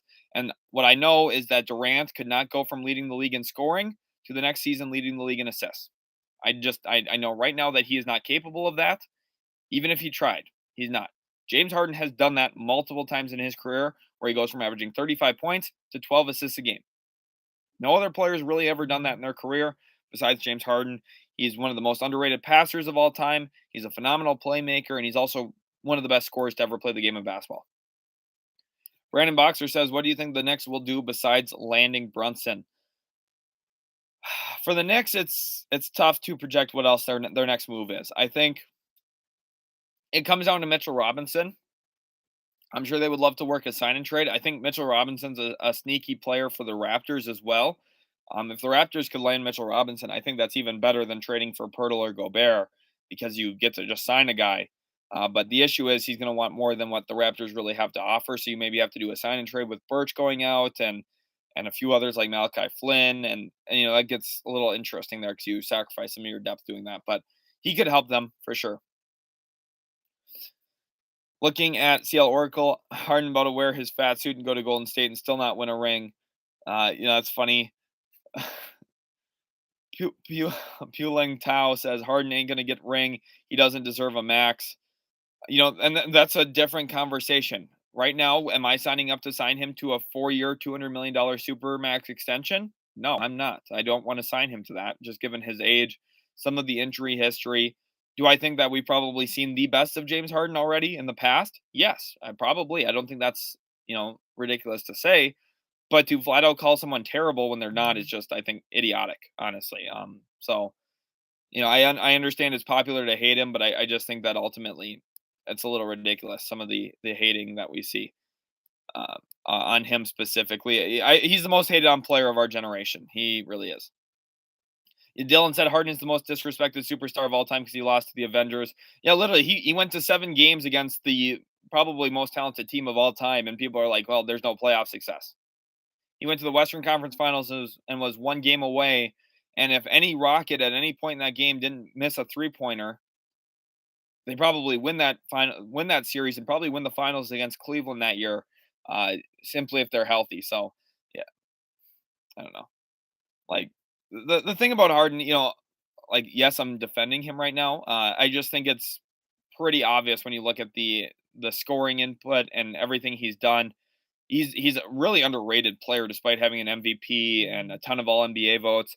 The the general narrative is let's hate on him because Colin Cowherd told us to do so, because Colin Cowherd says, "Oh, he dropped one bad performance," and yes, it's more than one bad performance, but it's the postseason. Let's not act like everyone plays perfect all the time. My whole point with Kevin Durant is he just got swept in what was the worst 4 games of his career, and we talked about it for like a week, and everyone's forgotten about it. I don't think that it defines his career, but the issue is I think we let 4 or 5 games define Harden's career, but not Durant's, which I think is just a little ridiculous. Hen City says Hornets having a historically bad offseason. I don't think so. They got Mark Williams in the draft, so it's already a pretty good start. I don't think they're going to have a historically bad offseason. Alex Chacon says, what do you think the Jazz could get for Conley? They might have to give up second-round picks to get off of him. That contract that they gave him was not good. Dr. Nick says, Blake Bortles has more playoff wins than Lamar Jackson. Bortles is greater than Lamar. And that's exactly the point I'm trying to make is playoff wins. Yes, that's what you're playing for, but ultimately it doesn't necessarily define who the better player is. If we want to talk about actual skill sets, I'm all for it. Chance99 says, do you think it's possible a team takes a chance on Moses Brown, a low-cost center prospect? Yeah, he'll sign somewhere. Moses Brown is going to be a pretty good free agent pickup. What's the most you would pay Brunson annually? $22 million. I would not want to pay him anything more than that. Hornets lucked out on Bridges' felony, saved a bunch of money, and will easily keep him now. I agree, Mighty. Definitely a win for Charlotte. Jim Johnson says, born and raised Pacer fan. Well, that's awesome to hear, Jim. Glad to have you in here. Not often we see a ton of Pacers fans. So if you're a Pacers fan, let's get some hype in the chat right now. Also, go give us a follow on Twitter. And for this live stream, I put my personal Instagram link in the bio. If you want to go give me a follow on Instagram, I am a private account, but I will be accepting all follow requests. I'm going out to Las Vegas in a couple weeks here for NBA Summer League. I will probably be, posting on there, sharing some stories about my time out in Vegas for Summer League. I've also got a scouting opportunity out there. So I'm excited for it. Hassam Ben Hassan wants to know, does losing Jalen Brunson help the Mavs in the next offseason? Not really. They don't really have cap space, even though they lose him. So, when there's a will, there's a way. You can make stuff happen, but it's not like it's a huge positive. The only thing is it doesn't put you into the luxury tax right now, which is a huge positive. Tolu, thanks for the follow request, and Fred Dixon as well. Thank you, you guys. I will go ahead and push those through right now. Huge thank you to you guys. If you haven't followed me already, make sure to go do so right now. Looking at what Hensity says, Hornets might need to keep Hayward now. I think so, which is not as bad as everyone says. Samuel says, disagree with his take on Harden. Warriors would have won even with Chris Paul healthy. Well, they were down 3-2 in the series when it happened, so I don't think so. But ultimately we'll never know. Which is the thing is, I'm not discrediting the Warriors took advantage of it, right? We've seen in the past times where teams don't take advantage of something when a player goes down. The Raptors barely took advantage of the Kevin Durant injury, and without if Klay Thompson didn't get injured, the Warriors still might have won that finals. It's very possible they would have, just because that's how good the Warriors were when Kevin Durant didn't play. Let's not forget that in the Western Conference Finals that year, because the Warriors matched up, or they matched up in round 2. That the year that Kevin Durant tore his Achilles, that the Rockets played the Warriors in round 2, and then they faced the Blazers in the Western Conference Finals and swept them without Kevin Durant playing a second of that series. For anyone who questions how good that team was without Kevin Durant, they literally swept a team in the Western Conference Finals without him.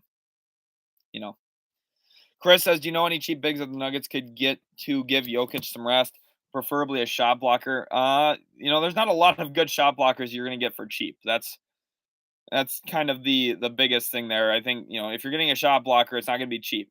But, a player who I think they could actually get in a trade would be Mason Plumlee back from the Hornets. I think that could make some sense. He knows the system there, he's played there. Could be a pretty good backup option. Otherwise, I mean, I don't know.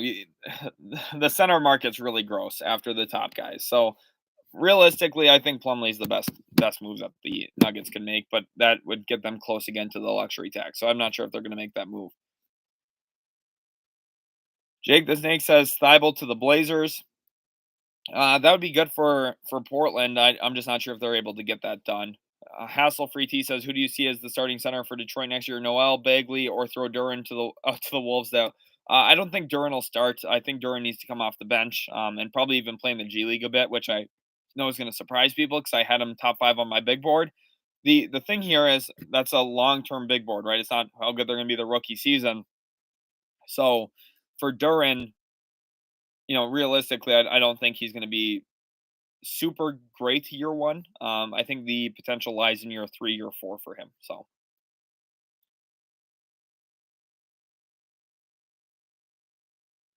Banjito says Patrick McCaw is better than Kevin Durant. I like that. I like that energy. Talk about the how many finals trophies he has. I like it. One hand Yusuf says all time I got Curry over KD. I would agree with that as well myself personally, but more actual regular season MVPs. Only one less Finals MVP at this point. Most 3-pointers made of all time. I don't even really know if it's close, honestly. Curry, I think, just has a better resume than Kevin Durant. And Mighty Messer says Isaiah Stewart will likely start at center in Detroit. I could see that. Bagley maybe starts at the 4. It kind of comes down to what they do today. It's going to shape their starting lineup a little bit. They could play big. They could play Sadiq Bey at the 4 if they want. They've got options for sure.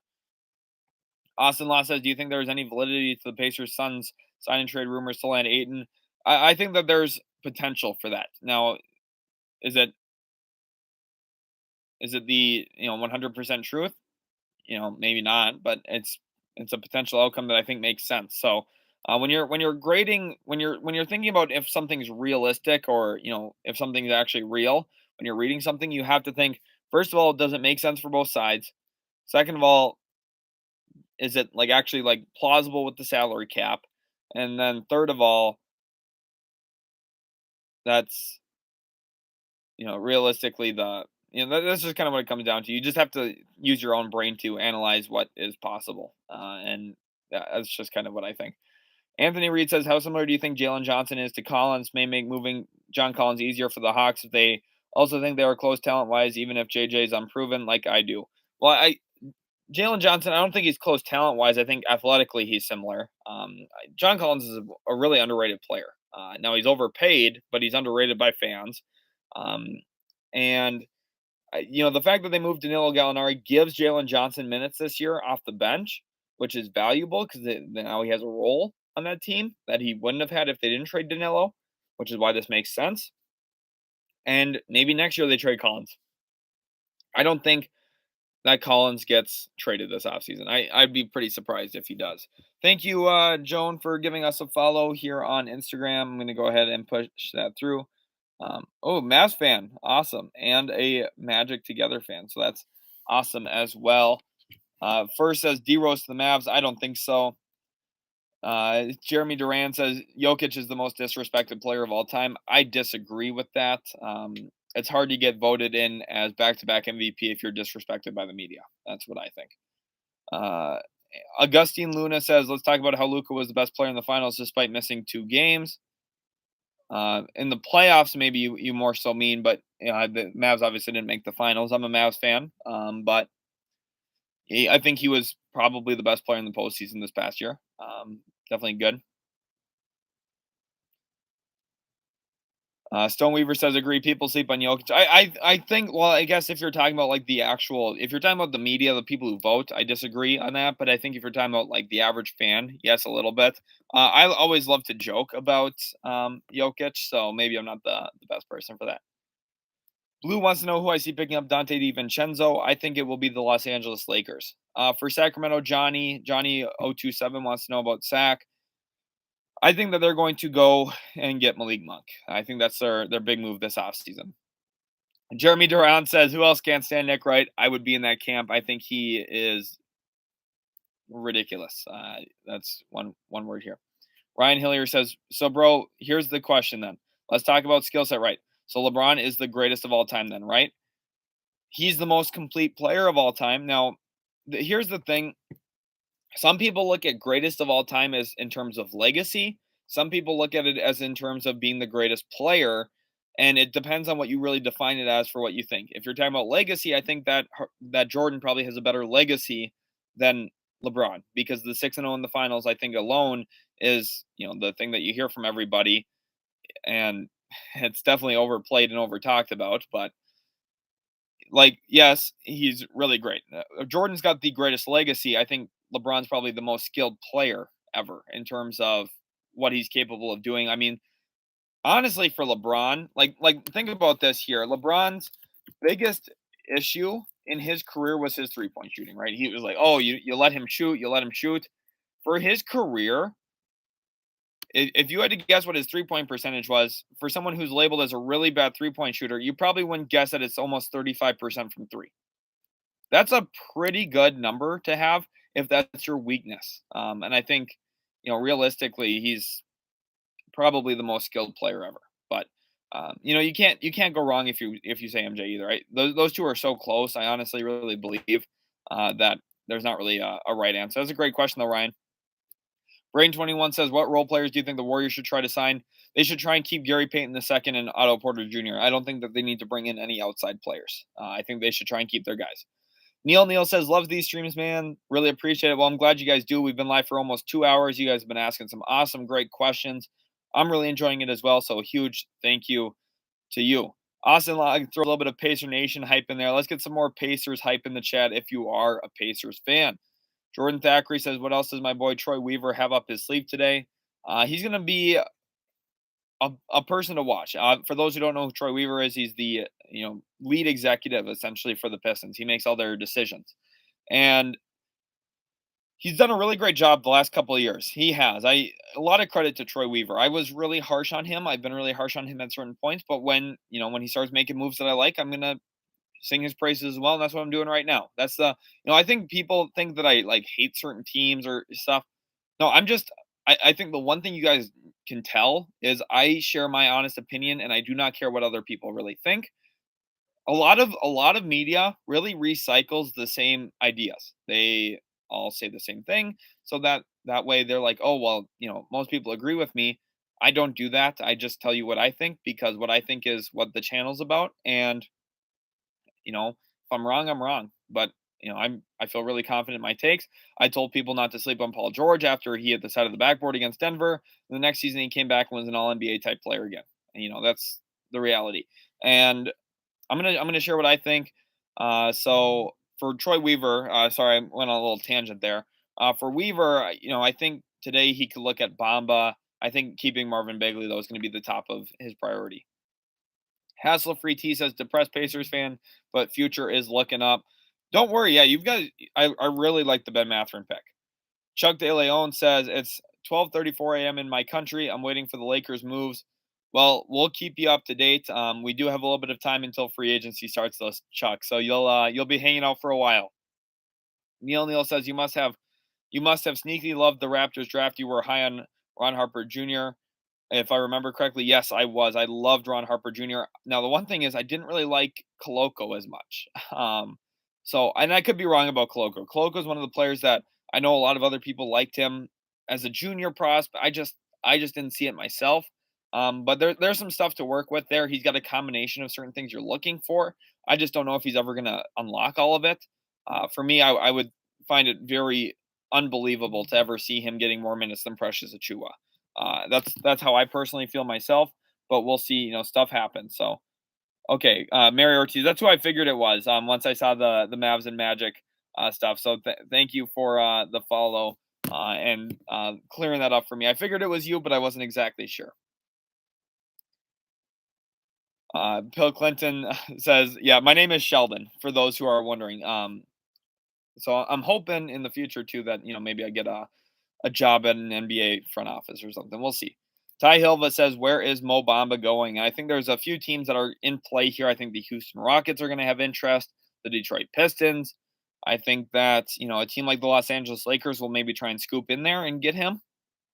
That could be an interesting fit for them. Otherwise, Pacers, Mavericks, a bunch of teams make sense for Mo. One thing that I have also heard is that, Danny Ainge was really high on Mo Bamba back when he was in Boston. Could he look for Bamba to join the Jazz? Possibly. That could make some sense. Terrible Christian Gamer says, do you think Steph Curry is overrated or underrated? I think he's underrated, which is crazy to say because everyone knows who he is. He's a household name, and everyone talks about him like he's great, and I still think he's underrated. We're going to have a video coming out on Steph Curry at some point in the near future, hopefully. Alex here says, from what you've heard, do you think the Mavs will aggressively try to re-sign Brunson? Yes, I think they will try. Now, it doesn't mean that they're going to get it done. Alvaro says, Luka Doncic plus Christian Wood plus Dinwiddie will be a very good trio for the Mavs. Spencer Dinwiddie has quickly become overrated. I think Doncic and Wood are good. Dinwiddie's solid off the bench. That's kind of what I think. Looking at this question here from Lonnie Hooper, Mavs need to go and make a way to get point guard Tyus Jones, underrated player, lower cost than Brunson, IMO. That's not a bad outcome for them if they're able to use their mid-level exception to do it. The issue is I think that Tyus is going to have a really strong market today, and the Mavs are concerned more about Brunson, which means just the timing of everything. They probably lose out on Tyus simply because of that. Julian wants to know what I think Cade will average this upcoming season. I think, 19 to 20 points a game, which is a pretty substantial jump for him. Probably 7 to 8 assists a game. Again, a pretty substantial jump, and probably about 7 to 8 rebounds. He's going to get close to that triple-double number pretty consistently because he's that type of player. Sam Bryant with the Pacers hype. Love to see that. Jesse Acero says, Dwayne Dedman. Time for a backup center for the Nuggets. I mean, if they want someone who is just as mobile as Nikola Jokic laterally, then Dwayne Dedman's a great option. I don't like Dwayne Dedman. I would not sign him myself. 5 teams eyeing PJ Tucker. 76ers, Hawks, Wolves, Bulls, and Nets are expected to compete for Tucker. Don't worry, he's going to end up with Philly. I've been saying that the entire time. I'd be shocked if he doesn't. Chris says, on God, bringing back Plum Dog. Yeah, that's what I think. Hassel Free T says, Hartenstein signed in free agency wouldn't be a bad pickup for the Nuggets as a backup. I agree with that. I think Hartenstein would be good, but I think he's going to go to the Orlando Magic.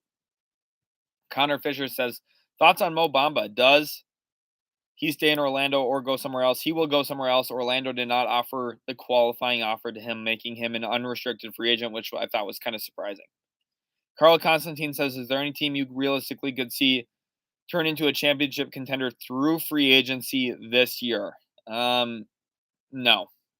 Maybe Philly, because if they can sign some players that fill out their depth that they're missing now, that could help them. But I don't think that turns them into one, right? Because they've already got Embiid and Harden there. It's more about finishing out the cheapest, the smallest little things that you need to add. So that's kind of my thought on that. I am trying to take care of all the spam here as well. So sorry about that, guys. I'm trying to take care of the bots. Thank you for holding on through that. RPR Lucid says, who do you think is the best low-key free agent for a contending team? Daniil House definitely is my favorite option there. Just when you think about a player who is able to impact the game as a 3-and-D wing, Daniil House is not the first name that comes to mind, but he probably should be around that category. He had a really nice year for Utah this past year and arguably in their postseason run, which lasted 6 games after getting dismantled by Dallas. He was probably their 3rd or 4th best player the entire series. So, which you would not guess, but he was. So I think he would be a pretty good get for a team. I definitely do think so. Looking at Trev Brady says Oladipo to the Kings. Wouldn't be bad. Julian says, I'm also a Pistons fan and can't wait to see Ivy and Durant in the Summer League. I am stoked for that as well. I think Ivy and Durant together in the Summer League is going to be must watch. I'm really excited for it. Ryan Hillier says the man knows he has the knowledge. He ain't worried. I'm not. I'm just gonna tell you guys what I think. And ultimately the worst case here is like first of all, I'm providing my own content. I'm not just recycling what other people are saying. And if I'm wrong, I have no problem admitting I was wrong. For example, this is something most of you don't even know because it wasn't while I was doing YouTube. I was low on Trey Young in his draft, and I was incredibly wrong. Trey Young is an awesome young player who, I thought his size and lack of athleticism and his turnover, like how many turnovers he had at Oklahoma, despite a very high usage, which I'm usually pretty lenient on.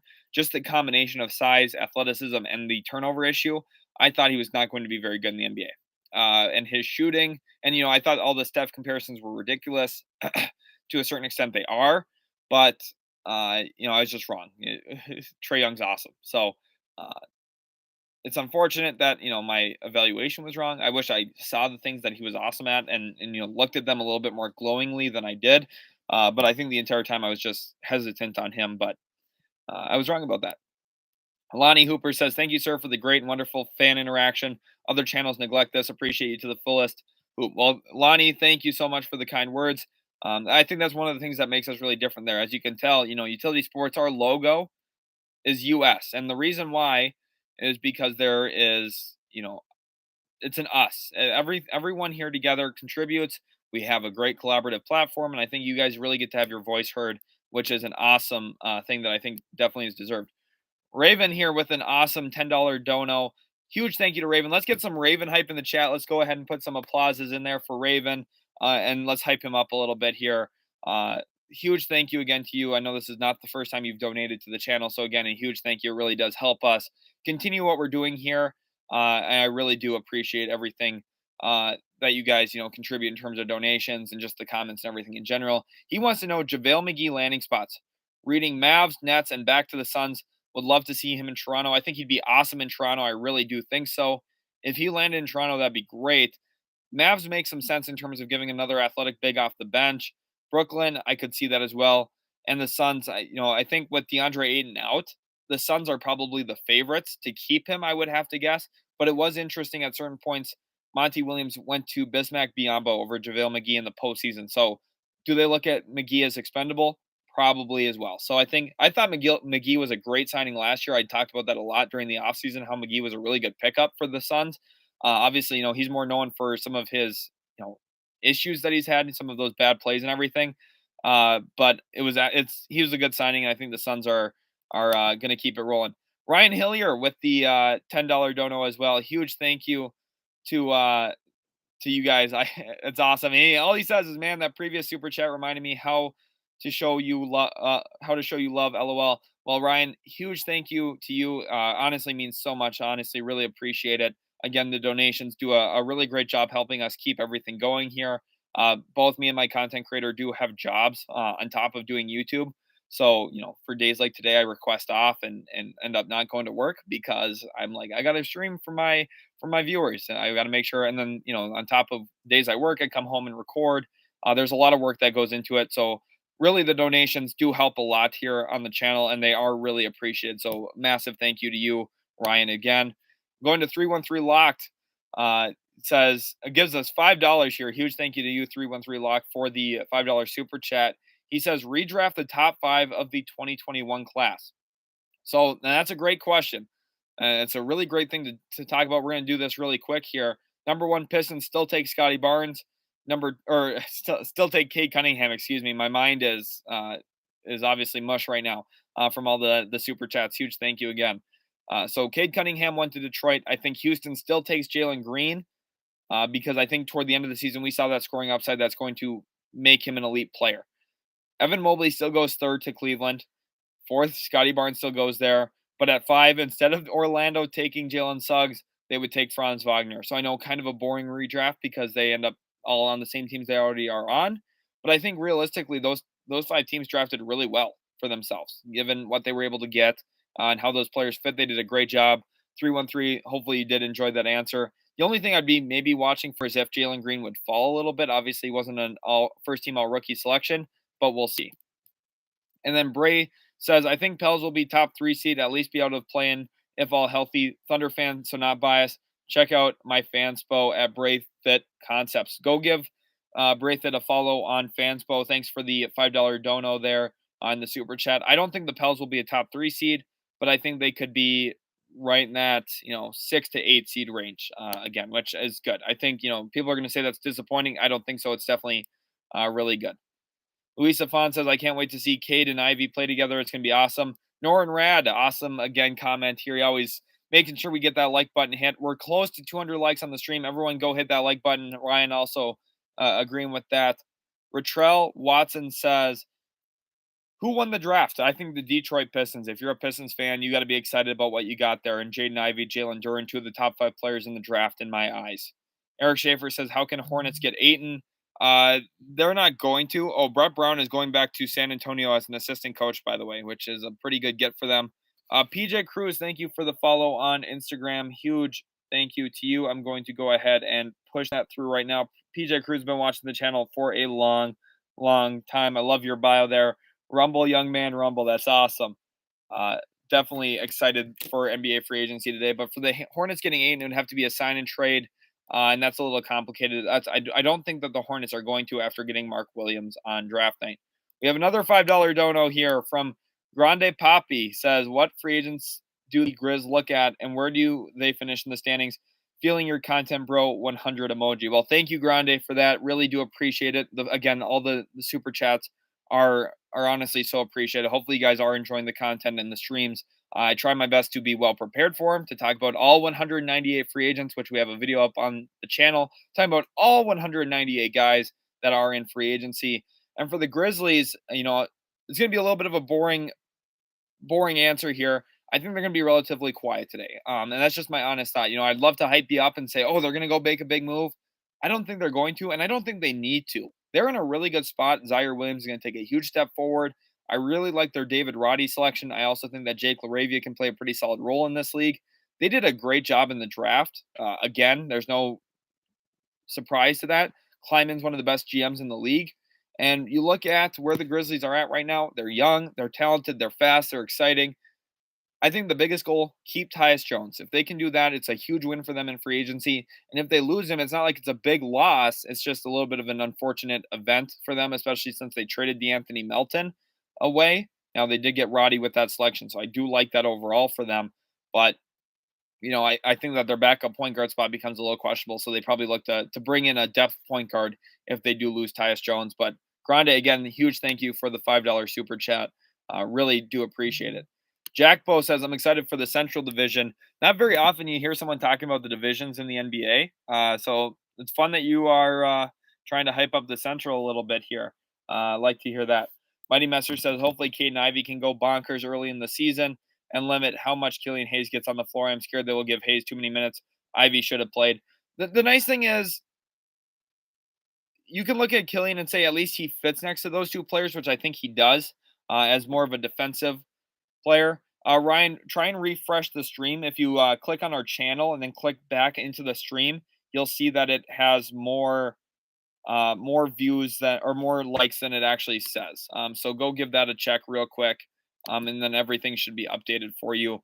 Hopefully, you guys are enjoying the content still. It's been a lot of fun recording and talking about. So I'm been really loving all of the interaction here and everything we've got going on. Hopefully, you guys are enjoying it as well. Again, I'm super stoked. Moving on to Brady Thompson. How did you like Hugo Basson going to the Bucks? That was a huge steal for them. I really like Hugo Basson to Milwaukee. I think he's going to play a really nice role for that team. I really, really do believe that. Lego James says, who's stopping AD and LeBron? That's right, no one. Maybe injuries. That could stop them. Gremlin says, mad respect for Sheldon, best bladder control on the planet. Iron bladder. Well, Gremlin, thank you for the $5 super chat. Huge thank you to you. I know you're a big time Spurs fan. Obviously know a lot about what's going on with that team.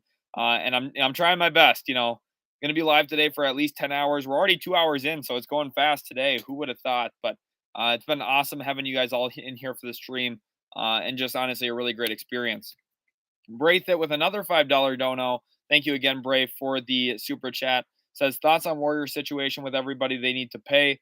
Who will they lose? Personally, want to see Poole be top option on worse or young team. So I don't think they're going to lose Poole. I don't think they're going to let Poole go anywhere. I think they're going to make sure to keep him.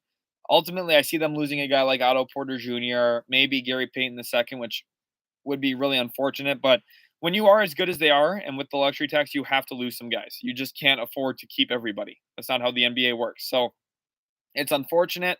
But Bray, that's a really good question.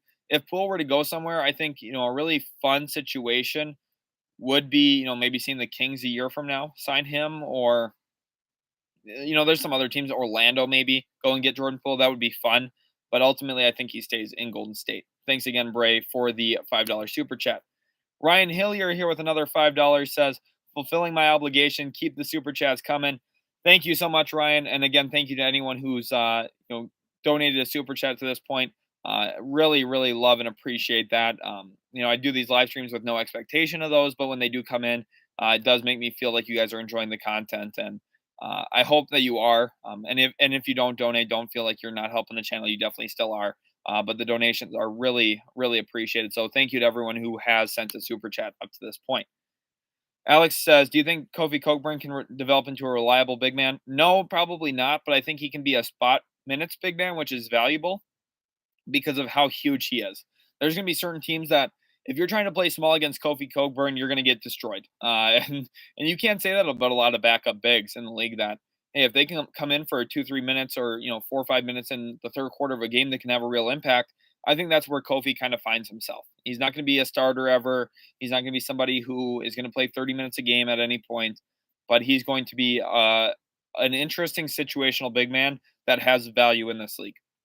Jeremy Durant says, what do you think about Christian Brown, Nuggets 21st pick? What's his upside? I think it was a little bit of a reach. I do. Now, I think he helps them. He's a good athlete. His upside, I think, is a starter. That's kind of what I see potentially from him being as a starting level player.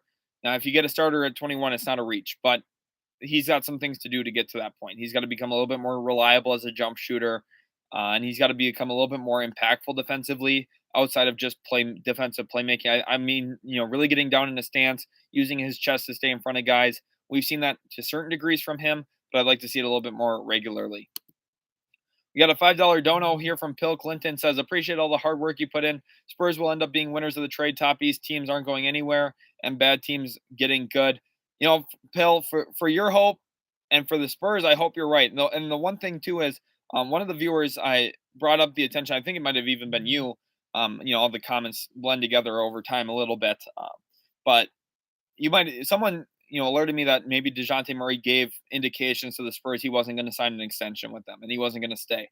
That changes everything. If that's the case, it's at least a C trade, probably even a little bit better, maybe into that C plus B minus range. They did get 3 firsts. Now the Hornets pick is top 16 protected, conveys to 2 seconds. That doesn't sound super exciting, but overall, the Hawks are going to be pretty good. I think that's the biggest thing. And I think DeJounte Murray fills a lot of their needs. I did quote tweet something yesterday from StatMuse. If you're not following us on Twitter, I really recommend going and doing so. I've noticed a few people follow us on Twitter, so huge shout outs to you guys and huge thank you. DeJounte Murray, there was a really interesting stat about DeJounte Murray and what he would have ranked on the Hawks in terms of points, rebounds, assists, steals, and that kind of stuff. And I'm going to say it's really impactful. Really impactful. Julian says, I think us trading Garza was the right thing to do because he never would have gotten minutes. Well, he didn't trade Garza. He just ended up not picking up his team option. Mr. Papercut says, Shelly for short. Yeah, some people actually used to call me Shelly. That's what I went by to certain people. So I didn't really even mind it. It was fine. Trev Burt says, Oladipo bets on himself and raises his stock on the Kings. I don't know if he's ever going to raise his stock again. I think he's going to be playing for minimums the rest of his career. Mighty Messer says Cockburn is huge but can't move to defend very well. There's a reason everyone passed on him. I agree, but I think with his size, there's going to be certain offensive situations that make sense. Grande Poppy says, where is Kyle Anderson and Tyus Jones going? Grande, again, a huge thank you for that donation earlier. And with Kyle Anderson, I think that there's going to be a lot of teams interested. I think you could look at a Portland. I think you could look at, maybe a team like Minnesota, who we haven't talked about a ton. Minnesota is also going to show interest in Tyus Jones. Tyus Jones, I would think the Wizards still might be interested even after getting Monte Morris. They might try and have 2 quality point guards in Jones and Morris that they could rotate through and have reliability at that point guard position for 48 minutes a game. That would be valuable. Otherwise, I think that the Dallas Mavericks could look at a Tyus Jones or a Kyle Anderson. I think either would make sense for Dallas. Tyler McCain Cox, thank you for following on Twitter. Huge shout out to you. Really do appreciate it. But Kyle Anderson, Tyus Jones, those two players are really impactful and I think are going to be really good additions for whatever team get them. We have another super chat here from Joe. Huge thank you, Joe, for that $5. He says, first time watcher, what are your thoughts on the Banchero pick and how do you think he will project after his first few years in the league? This is a great question. Out of all the players in the draft, I had picked him to be the rookie of the year. I had even talked about that before he got drafted. I talked about him probably being the favorite for rookie of the year because he has the most pro ready scoring skill set, which I think is really important. And I know a lot of people were surprised Orlando decided to not go Jabari Smith or Chet Holmgren. I understand that. But from an actual perspective of team building, I think it made the most sense for Orlando. The fact that, the one thing that team was missing was a go to scorer. Cole Anthony, the hope is that he can become that. I don't really see that myself. Franz Wagner is a really nice offensive connector, does a bunch of stuff really well. Again, I was low on Franz Wagner. I think, I was terribly wrong on him. He's an awesome player in the NBA. Wendell Carter, nice offensive big in terms of his ability to step out behind the three-point line, and he's solid defensively, has gotten a lot smarter with his rotations. And I think Banchero fits in there smoothly. Chumo Kiki's not going to put the ball in the hole. Jonathan Isaac doesn't do that. Jalen Suggs, even to an extent, is not going to be a scorer. He's going to be kind of a combo guard defensive type player. They needed someone who can score. Banchero scores, and I think he fits actually really well in Orlando. Joe, again, thank you for the donation, and I hope you're excited for Banchero. A few years into the league, I could see him being a near all-star level player. I think his floor is somewhat like a Tobias Harris, which isn't that bad. That's, pretty solid player if that's your floor. Joe Wheeler, thanks for the $5 dono. He says, what assets do you think the Thunder can expect to get from Favors or Jamichael? Do you think the Thunder will trade Dort or Baisley? Appreciate you. Well, thank you so much for the awesome $5 donation. Really do appreciate you as well for taking some time to tune into the live stream today. For Jamichael Green, I don't think that they would get any assets. I think that they're kind of stuck with that contract now. And for Derek Favors, again, I don't think that there's going to be really any contracts out there for them. When you look at the Thunder, I don't think they trade Dort or Baisley. If they trade anyone, it would be Baisley. But I don't know what Baisley's market really looks like right now. I don't really think it's super strong, is what I'm kind of getting at there. So ultimately, for me, I think that the Thunder are in a position that they don't need to trade those guys. They've got so many assets anyway that they don't need to make any moves. Again, thank you so much, Wheeler, for the $5 donation. Really appreciate you. 313 Lock says Pistons are bringing back the teal jerseys this year with some fire emojis. I do have a jersey leak video up on the channel. It talks about all of the potential jerseys that could be coming back next season. And there is a lot of validity to that video. That video was recorded a few months ago, but since then we've actually had some jerseys announced that I talked about in that video, including the Washington Wizards cherry blossom jersey. So go check that video out after today's live stream. Definitely worth watching. Julian says, I'm happy Garza is going somewhere else because he can shine maybe for a rebuilding team. I think he could offer some pretty good minutes for a team for sure. Octopus Ear says, I heard that Indiana was trying to trade up with the Kings to draft Keegan and offer Duarte in the 6th. Was Ivy's hype overblown? And maybe he's more of a media favorite. Is Keegan overlooked? Keegan is more boring to talk about. Keegan's a very good player. I hope people don't, mistake that. I think, if I was in Sacramento shoes, I would have taken Ivy. I would have went with the player who's number one on my board. But Keegan is a good player. I think he's going to be impactful. I think he's going to average probably 15 points a game. Not in year one, but through his career. And that's really good. If you can find a player who averages 15 a game, that's valuable. And I think he's going to be a nice pickup for a team. I think Sacramento did a good job selecting him. I would have preferred them trading back, though, and getting an extra asset like a Chris Duarte would have helped them with their team. But they took him at 4, and I don't think he was overhyped. I think Detroit did really great with him. We're going to see how that plays out. RPR Lucid said, how much is too much to re-sign Brunson? If you pay Brunson over $25 million a year, it's too much. That's just the reality. Braden wants to know if I think Steph Curry's a top 10 player of all time. For the most part, I usually don't engage in, top 10 rankings of all time and that kind of stuff. But yes, if I had to rank, I think, yes, he makes that list. Brave that says Pelicans if healthy top 3 seed. Can't change my mind coming from a Thunder fan. I respect your willingness to stick to your gut there. One hand Yusuf says Curry got too many rings not to be top 10. That's how I feel as well. Just he's been so good for so long. Von Noel says it's sad LeBron's final years are being wasted. I totally get what you're saying, and to a certain extent, you could argue that they are, which is unfortunate for sure. But Ryan Hillier says 4 super chats in the next 10 minutes. I'll make it 5. Up since then, we've had 3, so we need at least one more here. Joe says thanks heaps, man. Glad I could answer your question. Thanks again, yourself. Really appreciate you. K Smart says top 3 rookie of the year candidates, and this is a great question. I think Paulo Banchero is number 1. I think that you could probably look at a player like Chet Holmgren, number 2, and number 3. Number 3, who do I like? I think I like Keegan Murray. I think I like Keegan Murray third. Just given the fact that he's on a team that's going to be competing a little bit more, I think he's going to have some decent numbers, and people are going to be surprised I didn't say Jaden Ivey. I think Jaden Ivey by year 2 or 3 is when we start to really see what he's going to become. By the end of year 1, my big board might not look that great, but I'm confident by the end of their careers, my big board will have looked phenomenal. Key King says, "How you been, utility? Been doing really good. How about yourself, Key Kings? I know you're excited for free agency today. It's going to be a big day for the Kings. I believe so. They're going to have to go out and make some moves if they want to get to where they want to go, and I think they're going to be aggressive in doing so. So we'll see where they go." CL Oracle says, "Bro, Brunson's the new Michael Jordan." That's how the Knicks view him. So that's awesome that you're saying that.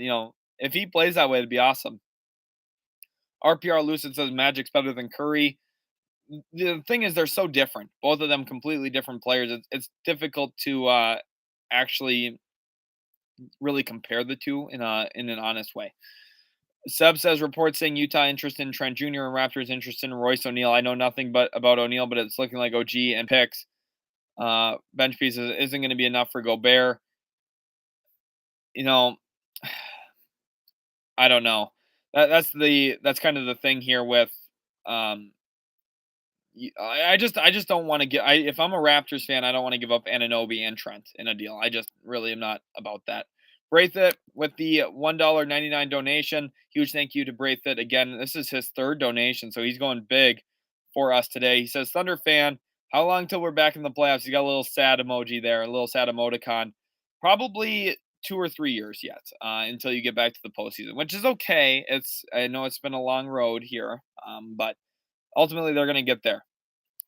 Ryan Hillier says $2 kind of a cop out, but word, LOL. No, Bray, $2, $1, even if it was 29 cents, I would really appreciate it. Oh, heck, even if it's 1 penny. If you donated me 1 penny, I would feel really blessed still by you guys. It's absolutely crazy to me that we have as many people watching as we do right now. I just want to, share how much I really do appreciate each and every one of you. JJ wants to know about the DiVincenzo situation. It was interesting that Sacramento didn't offer him the qualifying. It looks like they're trying to use money elsewhere. So I don't think he's going to return to Sacramento. And I think ultimately here, Dante goes to the LA Lakers. Brian K wants to know, is Buddy Hield going to get traded? No, my guess is no today, but I could be wrong about that. RPR Lucid says Royce O'Neal is such an underrated 3-and-D wing. I think he's a solid 3-and-D wing. I don't know if underrated is the word I would use, though.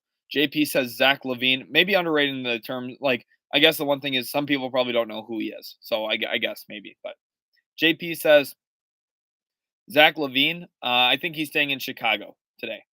Davion Fanatic says, hey, just wondering, do you think Malik Monk is a starting 2 in the NBA? No, I don't. I think he's a good backup guard, though, in general. I think he's valuable. Kind of think like Jordan Clarkson level, which is where you kind of want to be.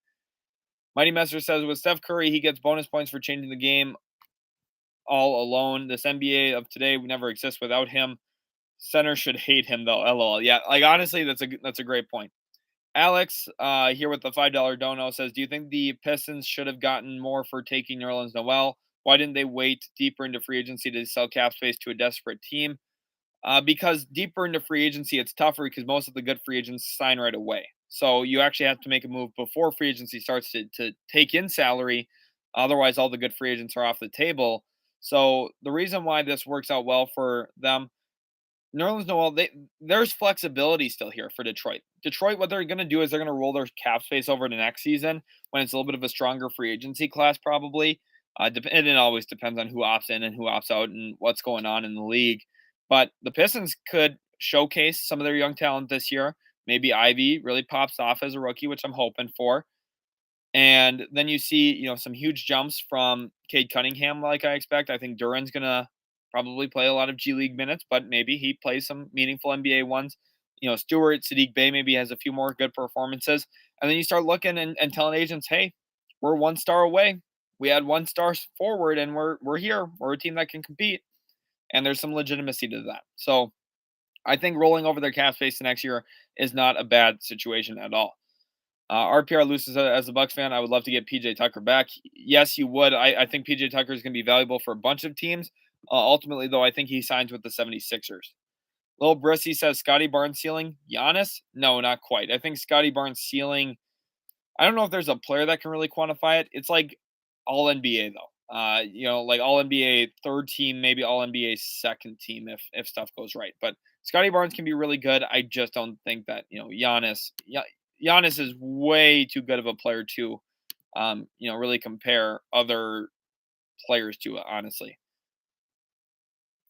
Jackbo says, when are my Pacers going to be back in the playoffs? They got an amazing front court, but skim back court.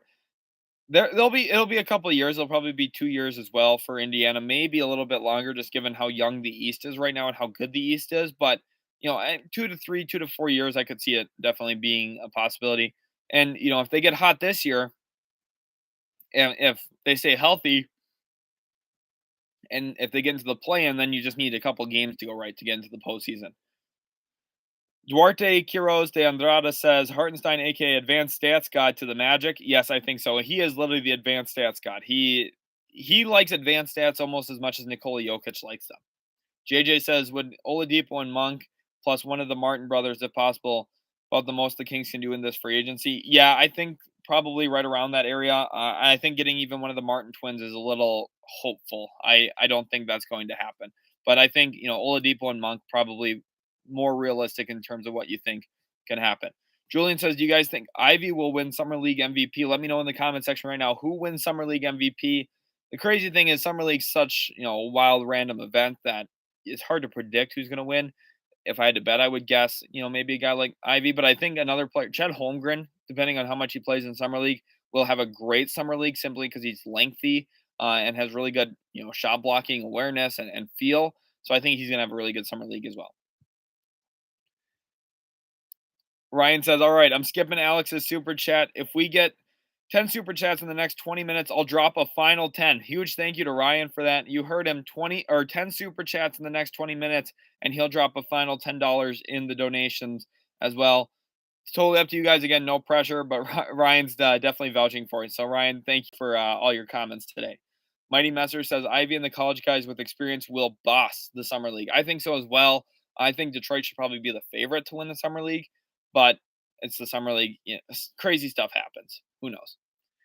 CL Oracle says, I hope James Jones swings for the fences this free agency because I think CP3 has like only 1 to 2 good years left of quality play. Our championship window is shrinking quickly.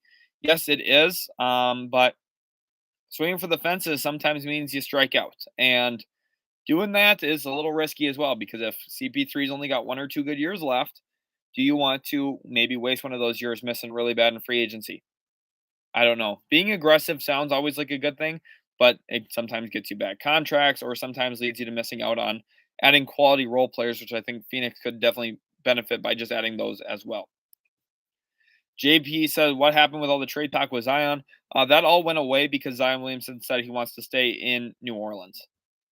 Justin Gaines says, how down bad are my Pacers? They're not. I really like Mathurin there. I think that they did well in the draft, and I think, getting Kendall Brown and Andrew Nembhard in round 2 was really good for Indiana as well. I think the Pacers are a sneaky team that are going to be better than people are thinking. Yes, they really struggled toward the end of the season, but that's my thought. Angel Tavares says, let's get some hype in the chat right now. Throw just a little bit of utility sports hype in the chat. Spicy Shiz says, who? Talking about, I think we were probably talking about Isaiah Hartenstein at the time. He was a backup big for the LA Clippers this past season. Marco Carranza says, "What time does free agency start?" Free agency starts at 5 p.m. Central Time, 6 p.m. Eastern Time. So we are less than 5 hours away. We're about 4.5 hours away. Spicy says, "We in Minnesota now." Yes, sir. Julian, Lions could be decent maybe this year too, but I'm not getting my hopes up. Yeah, don't get your hopes up on that. They did good, but they need to get a quarterback. Rocket Rook says, "Go Bulls." Let's get some Bulls hype in the chat if you're a Bulls fan. Torrance Lewis says, "You talking heads, I'll talk about what the Knicks fans think and or want. You know nothing. Please stop all the New York and Knicks hate. Just worry about your own team." Not really sure who is really hating on the Knicks. I haven't really seen any Knicks hate comment, but I think that was the most Knicks thing possible to come in and assume everyone's talking about them. The Knicks aren't as important as everyone thinks they are. Duarte says, "Appreciate you trying to say my name." Yeah, I don't quite know how to say that Kiddos part. I tried my best. We'll see. Mighty Master, I bet you Shaden Sharp gets jacked up a lot by NBA level defenders this year in the summer league, but they won't play NBA level defense, so he probably has a lot of sweet dunks too. I think Shaden Sharp's gonna be really fun to watch in the summer league. I think he's gonna be very exciting. Daniel wants to know how much is too much from Obama. I think more than $11 million a year is too much. The fact that Zubats just signed a 3-year, $33 million deal, I think Bamba's contract should be right in that same area, honestly. JJ says, "Thoughts on Keon Ellis?" I liked his game coming out of Alabama. I think he's a pretty solid addition. Looking at Keon's game, good in transition. He's pretty smooth with the ball in his hands.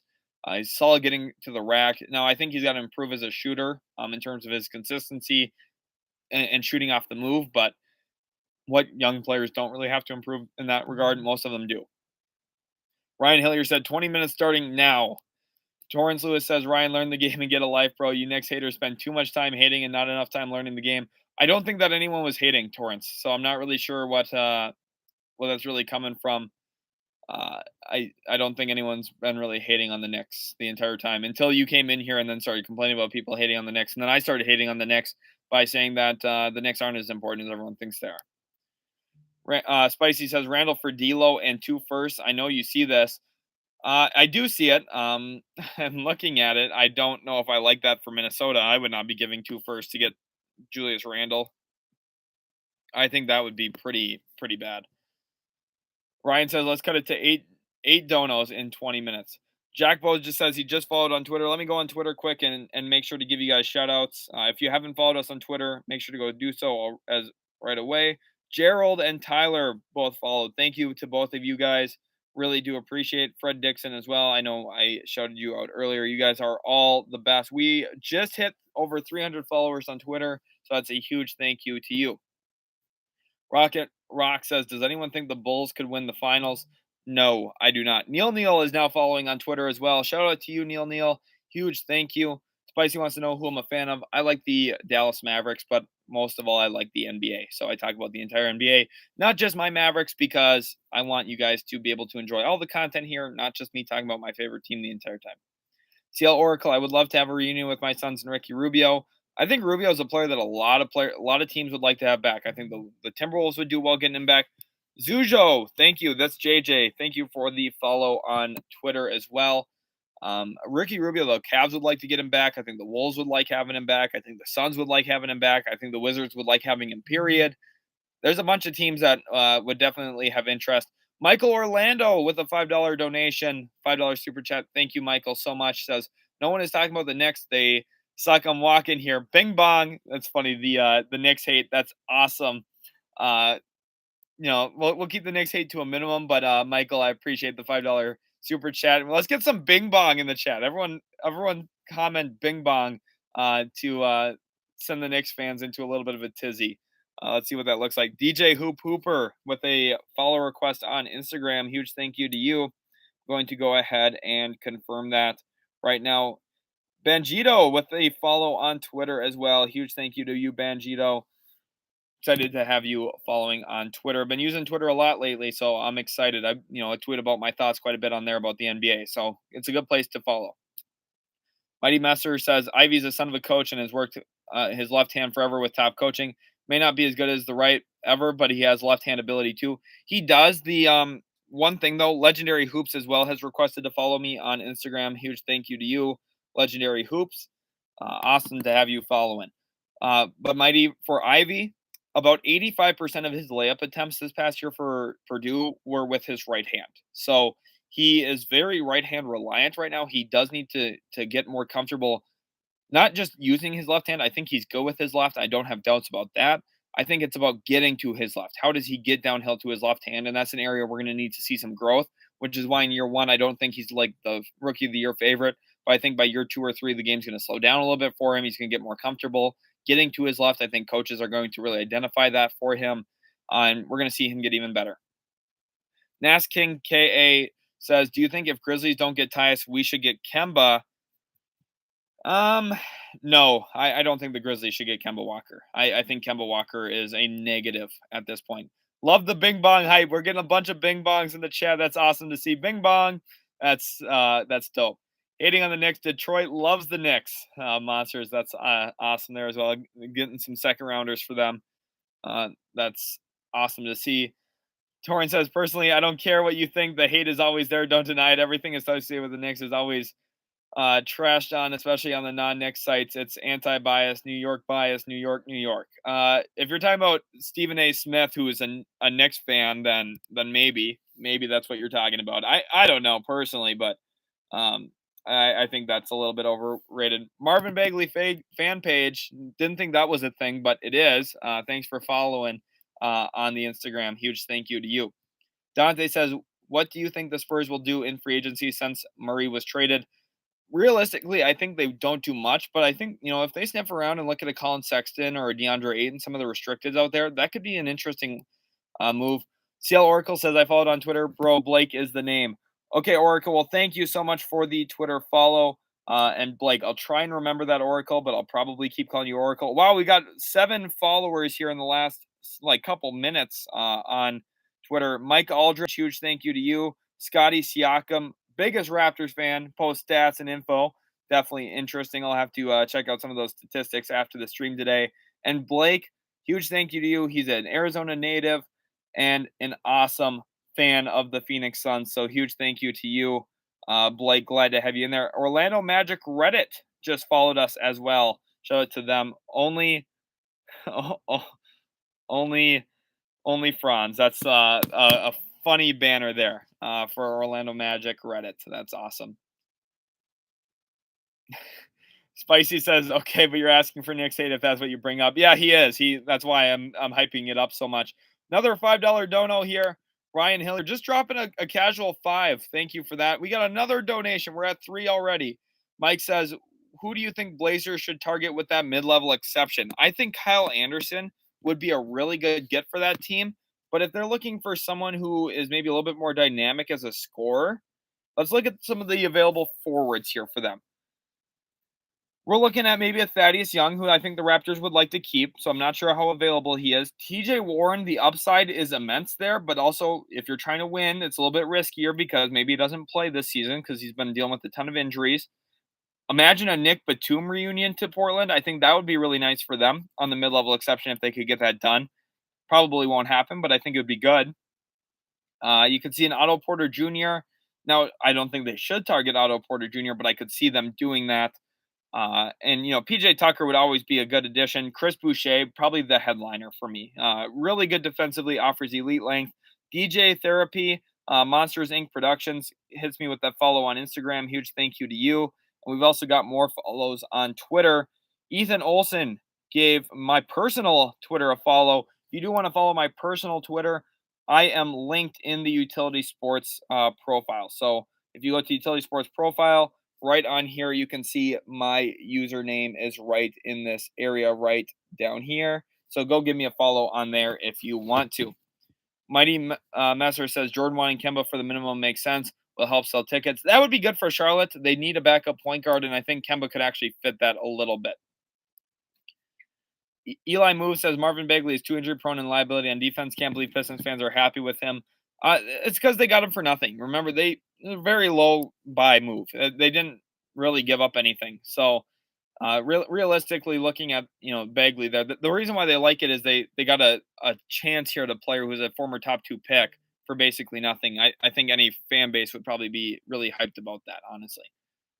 Ryan Hillier says slow mo is solid. I think Kyle Anderson's one of the more underrated players in the entire league. I think he's a nice player, and slow motion is definitely something that works based on what we saw. Cade Dieter wants welcome to the stream. Cade says Tobias Harris trades. He wants to know about Toby. Do we see Harris getting dealt today or not? Well, the one thing I'm going to say is it's good that Hustle came out the time it did, because otherwise it would have been pretty awkward watching Tobias Harris on the 76ers after he got traded, because I think he probably gets traded today with the hope that Philadelphia can go out into free agency and make some moves. The issue is if he gets traded, you're going to have to see a team like either Orlando, a reunion there with Tobias, where they buy him and use some of that cap space and maybe get a first round pick or something for him. Or you could see a team like Oklahoma City. Ultimately, it's going to be a salary dump. And there's two positives here. Not only do the Sixers open cap space, but if they dump him into cap and take no money back, they open up a huge trade exception. Absolutely huge. And they could break it. If they get a $30+ million trade exception, they could break it into three ways at $3 million or three $10 million players. That would be definitely huge for that team, for Philly. Julian says, I think Nerlens Noel is more injury prone than Bagley, but that's my opinion. I do agree with that. Nerlens Noel has missed a lot of time in his career. Looking at some other questions here. Alex says, who do you think the Jazz use their mid-level exception on? For Utah, that's tough. They need to find a wing. I could see it being a variety of players. I think Otto Porter Jr. is probably near the top of their board, though. They want to keep the blender alive. They want to keep the three-point shooting there and offer a little bit more length. So I think, if you're going with somebody, I think Otto Porter Jr. probably makes a ton of sense. Reese Horn says, what do you think the Heat's priority is? Finding a backup big. I think that's probably the most important thing for them. But I could also see them looking at the guard spot. So we'll see. The fact that they don't have a meeting, though, with Jalen Brunson is a little weird to me. Mighty Messer, Bagley arriving last year was the first ability we had for interior lobs and dunking. Now with him, Noel, and Durant, that will always be a part of our game. I agree with that as well. Torrance says, what I need to troll for, bro, I know the game. Yeah, Torrance, you know the game. Let's hype up Torrance in the chat, guys. Torrance knows the game. Let's get some Torrance knows the game in the chat. Let's hype him up a little bit.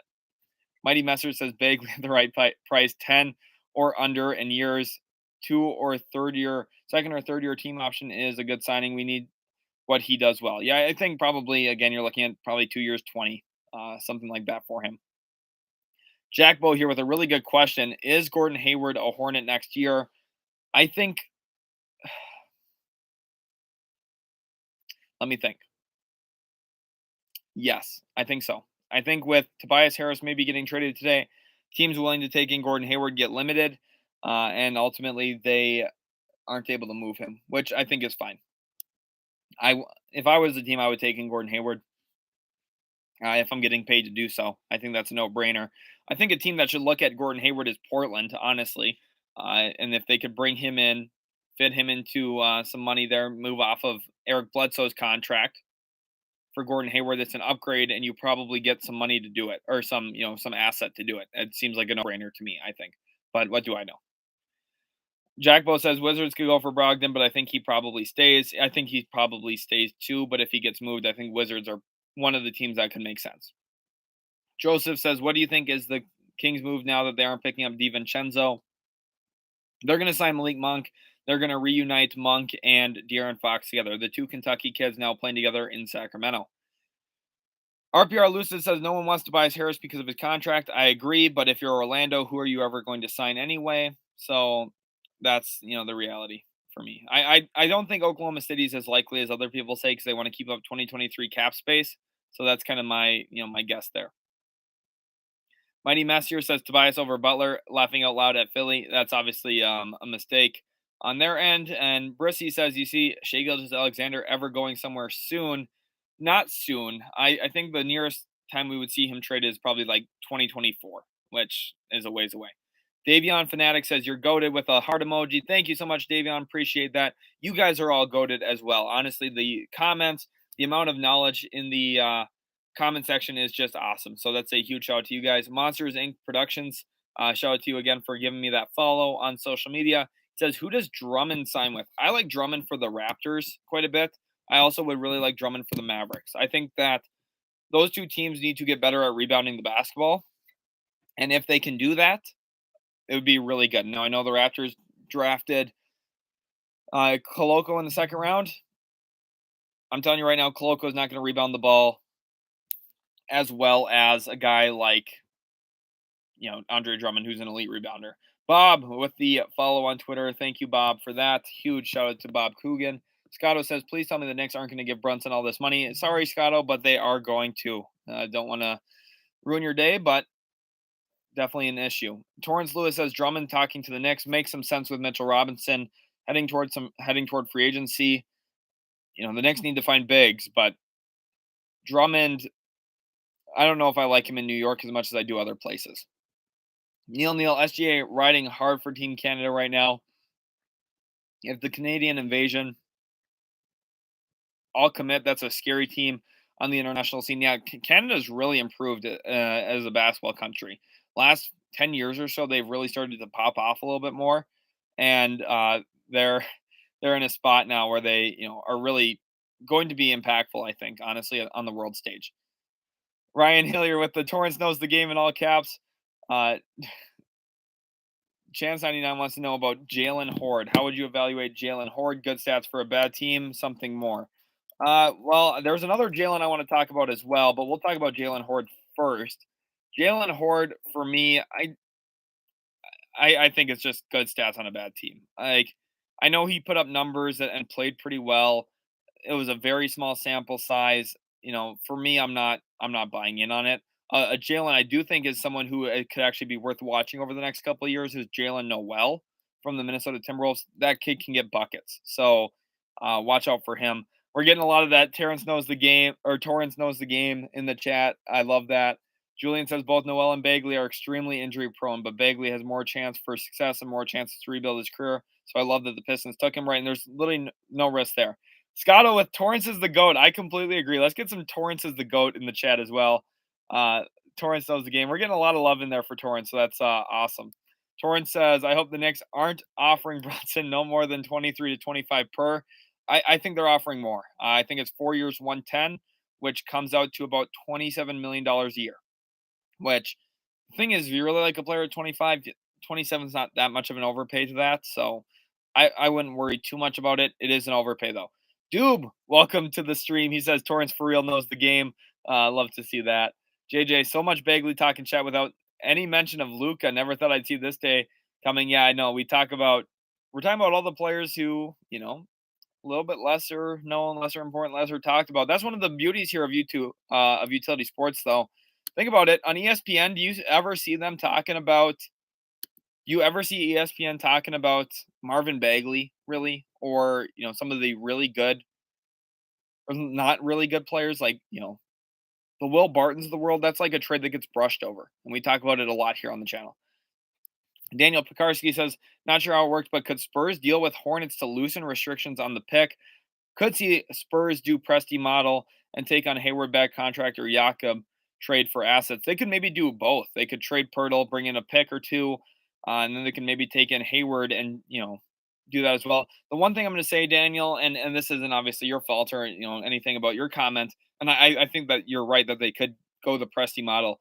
I think it's a heinous crime to start a rebuild and not even just a rebuild, a tank job in what could be Greg Popovich's last year as head coach. I think that is extremely disgusting. I think that is really unfair to him, even if he's all on board with it, which it seems like he is. What's he going to do? What's he going to say? No, I don't think we should rebuild. Like, does he want to hurt the long-term future of the Spurs? Yes, I know that this is probably good for the Spurs long-term, but it's a heinous crime in my eyes. It really is. Ryan Miller says Detroit is looking really good, even with moving on from Jeremy. I think moving on from Jeremy is what made them look super good. It's really opened up the board for them. David Shamir with the follow on Twitter. Thank you, David. And he also went and retweeted one of our tweets, so that's awesome to see as well. And we also have a follow here. There was someone else who followed, but I think they maybe unfollowed already. So they looked at it and said, nope, don't want to be here. Unfortunate. Sean 1K said, could we dump Tobias? Harden takes a pay cut and we sign Beal? Yes, that is a potential outcome. If Beal goes anywhere, it would be Philly. I've been saying that now for a few weeks on the channel, but I don't think Beal goes to Philly ultimately. Mike Aldridge says, as a Blazers fan, the Hayward for Bledsoe swap would be optimal. Good call. Right. You get a good wing for giving up Bledsoe, and it gives the Hornets what they're looking for, which is long-term flexibility. Blazers get a player who can help them win now, and even if he doesn't stay healthy, he doesn't need to play 82 games a year for Portland. He needs to play like 55 to 60 to help them win some of those games and be impactful when he plays. And the nice thing is you can limit some of his minutes because you do have Hart and Nasir Little. You've got other players on that team who you can share the minutes load and not really run his body into the ground, which I think would be really good. Scotto says, I like Murray, just don't know him and how him and Trey play together. I think those two are going to fit together really well. Mighty Messer says, Durant will start out dominating the G League. If Bagley and Noel are healthy to start the year, they will season him with minutes in the G League this year if they can. I completely agree with that. Lou Memorabilia, do you think Evan Fournier will be part of the presumptive Jalen Brunson sign trade since Dallas is over capped? I hope not. I really hope not. I would rather have Dallas send the Knicks 2 second-round picks to sign Brunson in a sign and trade to open up a trade exception for Dallas. I would much prefer that over taking in anything of Evan Fournier. Evan Fournier makes me want to throw up. I do not like Evan Fournier as a player. I'm sure he's a fine person. I don't have anything wrong with Evan Fournier as a person. Shout out to Totaban for the follow. The top tweet, your pinned tweet there is a little interesting. Not sure what to really make of that. Trey Smith with the follow on the Twitter as well. Huge thank you to you guys. You guys have been absolutely killing it. But I do not want Evan Fournier on my Dallas Mavericks. I'm praying to not have Evan Fournier on my Dallas Mavericks. Ryan Hillier says, massive knowledge in the comment section. Completely agree. You guys are killing it. And he says, especially my dog Torrance. I like it. Let's hype up Torrance some more. Let's get some more Torrance love in the chat because he knows his Knicks. Jack Bo says, kind of off topic. Who's the 2K cover? That's a good question. It's going to be someone marketable. You know, I could see Trey Young. Trey Young makes a lot of sense to me. I think he's someone who would represent the 2K community well. He's got a lot of followers. He's really notable. New York Knicks fans hate him, which means the game will sell really well so that they could probably burn the cover. You know, I'm just making a joke there. Obviously, I'm being facetious, but you know, I think Trey Young would be a really fun player to have on the cover. But you know, it's also 2K23, if I'm not mistaken. So Jordan makes some sense. Legend Edition, Kobe Bryant. You know, you could see that. Maybe we could see a LeBron cover, which we haven't had a LeBron cover in. Well, when was the last LeBron cover? It was actually not that long ago. Actually, now that I'm thinking about it, I need to brush up on my 2K covers, which is bad because I play 2K, so I should know. But you know, also I'm kind of curious. Would you guys want to see an NBA 2K like series at some point? I'm not sure exactly what it would look like, but we could maybe do something. DBZ Art says, what would the Mavericks get in return for Brunson sign trade to New York? My hope would be Mitchell Robinson. If they could get Mitchell Robinson, oh my goodness, that would be that's the dream scenario. If they get Mitchell Robinson, that's huge. But let's say they don't. If they get a sign trade, they just open up money and a trade exception. Now, like they don't actually open up really usable money, but they give themselves capability to make other trades for players. Julian says, should the Pistons keep Buddy Boeheim? No, I don't think so. Monsters Inc. Production says Mavericks and Drummond's a good fit. I think so as well. Ryan Hillier says Ja for the cover. That would be a pretty good one as well.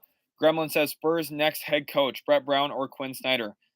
That's a good question. I think Brown definitely, him getting hired today does shake that up a little bit. Yesterday, if you asked me, I would have said Quinn Snyder for sure. I still think it's Quinn, but Brett Brown's definitely in the running. Queltz Pop will be the head coach this next season, but I think I think he means more so like who's the future head coach after Pop, I think is more of who he's asking. Yeah, my favorite team is the Mavericks, but you know, I talk about all 30 teams here. Oh, and yeah, for Boeheim, like yes, he signed a two-way deal, so he'll be there, but I don't think he's gonna, you know, be there long term. Don Chula's card says W Mavs. Yeah, it would be a huge win for the Mavs. Ryan Hillier says do a Knicks franchise mode and make them a dynasty. Well, if I'm gonna do that, I need Torrance to hop on with me to help me make the decisions because that man knows basketball. So that he would help me a lot in making sure that we get the right deals done and really winning that league. But Ryan, thanks again for the $2 dono. Huge thank you for you. We'll see if we can get a 2K thing going or not. Looking here at New Yorker says, give the man some likes, people. Let's hit that like button right now. Go ahead and hit that like button. Subscribe to the channel if you haven't already. I'm going to check how many subs we have here in just a minute. General Long says, how did the Jungle Bot get onto any of this? Sad. We've been trying to take care of the bots. Sorry about it. Blue, a few free agent sleepers no one talking about. One I've been talking about a couple times, Daniil House. Really solid. Gary Payton II's flying under the radar a little bit. I think, a player like Kyle Anderson is really slept on. Bobby Portis is slept on. There's some good players out there in free agency. Torrance Lewis says Rozier is not better than Brunson. I agree with that. I don't think Rozier is better than Brunson. But I think, Rozier is good. I think Brunson's definitely better, though. Bobby Portis Jr. says, I feel like the Hornets ain't going to trade Hayward, to be honest. I get that. I kind of understand that vibe. We'll see if something does get done, though. Jack says, with Patrick Mutombo joining the Phoenix Suns, who's a really good candidate for the 905's new head coach? In my opinion, it'll be really important for Coloco's development. And that's a great question. When it comes to 905 coaching and, G League coaches, it's really hard to pinpoint guys that make sense because sometimes you have people who are in higher prominent roles take a step back. We've seen that from Patrick Mutombo before. He was an assistant coach elsewhere and then ended up going back to being the 905 coach. So it's hard to pinpoint exactly one candidate that makes a lot of sense. Tristan Chambers says the Lakers are getting strong role players this year. AD stay healthy. Lakers winning the championship. I like the optimism. I do. I wish I was that optimistic about anything. I'd probably be a lot happier. Julian says, how do you feel about the Mavericks picking a huge steal from the draft and getting Jaden Hardy? Loved it. Absolutely loved Jaden Hardy for the Mavericks at 37. That was a good move for them. Albert Diaz says, definitely agree with him. Jeremy Durant says, do you think the Nuggets are a true title contender? I think they are one move away. Yeah, it depends on how MPJ and Jamal Murray look. If those two look back to their peaks, then they're a title contender. Otherwise, if not, then they have to make a move. So who's going to play off the ball, Trey or Murray? Both of them. This is the one thing people don't understand. Trey and DeJounte Murray, both high usage players this past year. Yep. Okay. You add their usages together, you don't even get 37%. Or you don't even get 70%. Excuse me, I misspoke. You don't even get 70%. The ball can be in both of their hands a lot. People had the same concern about Chris Paul and Harden. How is that going to work? Well, they won 60-plus games. And they made it to the Western Conference Finals and almost beat the Warriors. Having two good ball handlers is not a bad thing. People overreact to it. Now, do you want a bunch of ball handlers? Probably not. You probably want to limit it to like 3 or 4.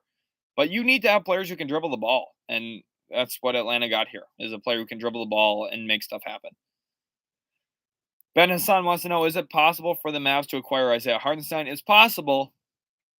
I just don't think likely. Bucks and 6 says, thoughts on Tampa getting an NBA team? I would like it, but I think it's unlikely. I think that if there's an NBA expansion, we're going to see Seattle get a team, and we're going to see Las Vegas get a team, and we're going to see probably the Memphis Grizzlies or the Minnesota Timberwolves move to the Eastern Conference. That would be my guess. Mighty Master says, if Hardy hits, when Liddell hits, I'm going to be so mad about this draft. Detroit won the first round, but took a dive in the second round. That was bad maneuvering with the extra 10 spots we got.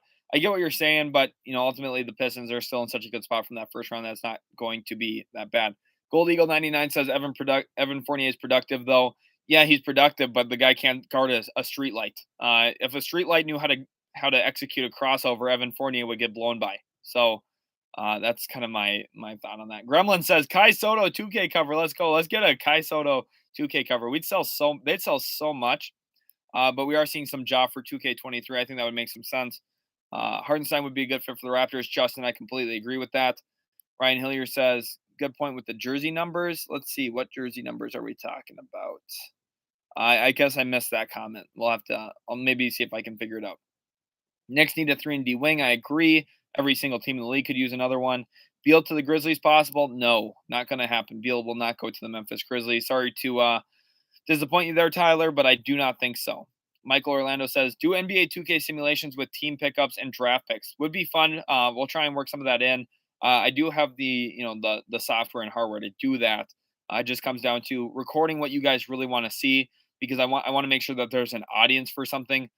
Because like essentially, not that not that it would be a waste of my time, but think about when I record. I have recorded some Madden videos and an NBA 2K video before.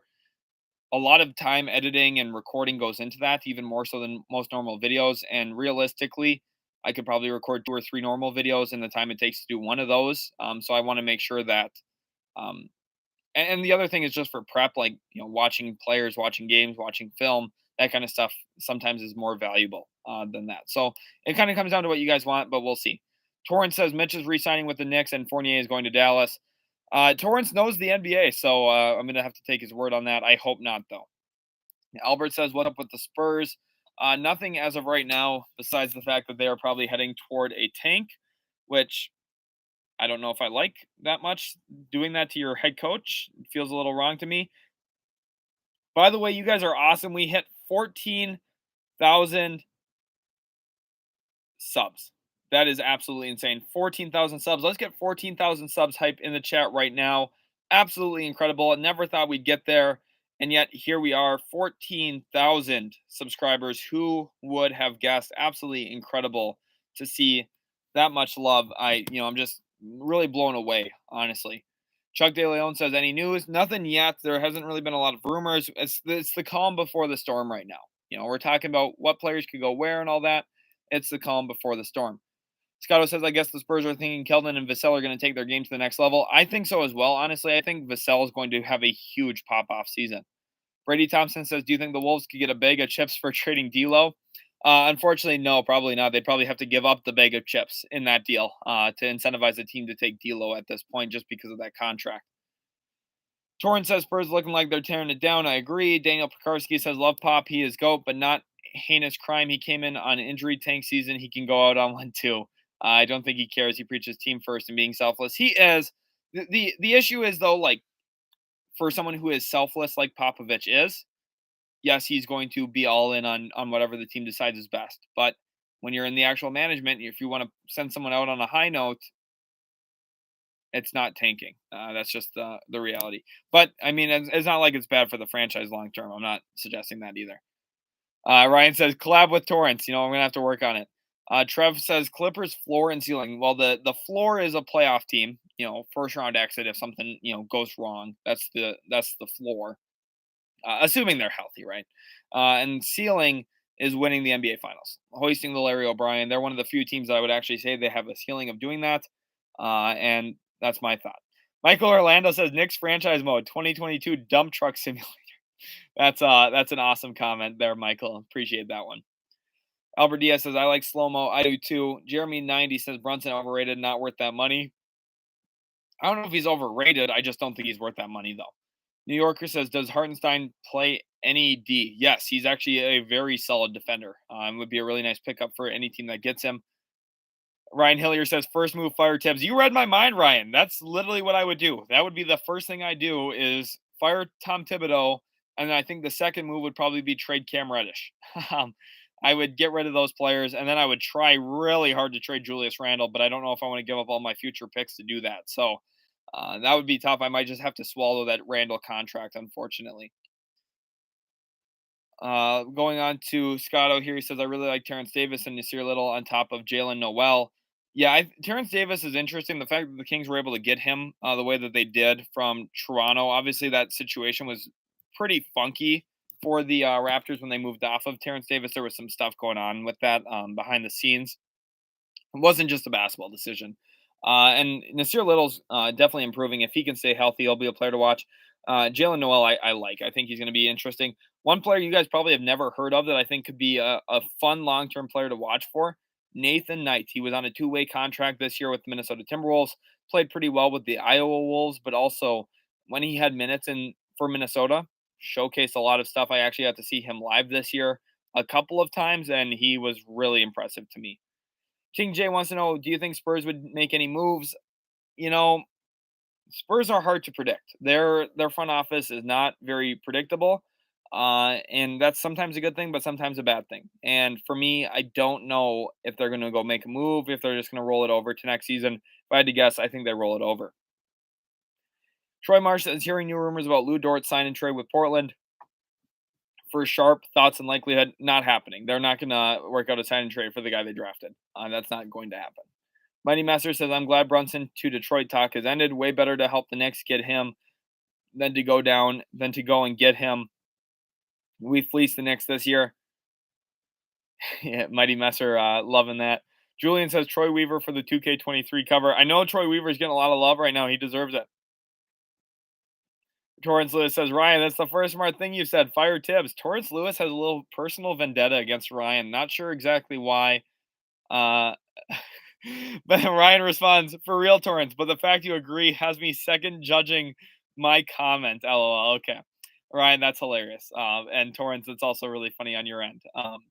I love it. I love the energy in chat right now. Ben Hassan says Jaden Hardy looks a lot like Anthony Edwards. He does. He won't be nearly as consistent of a scorer as Ant though. He's not that good. Joe, and I'm a Mavs fan who really liked Hardy, but Anthony Edwards, if he becomes Anthony Edwards, oh my goodness, but he won't be.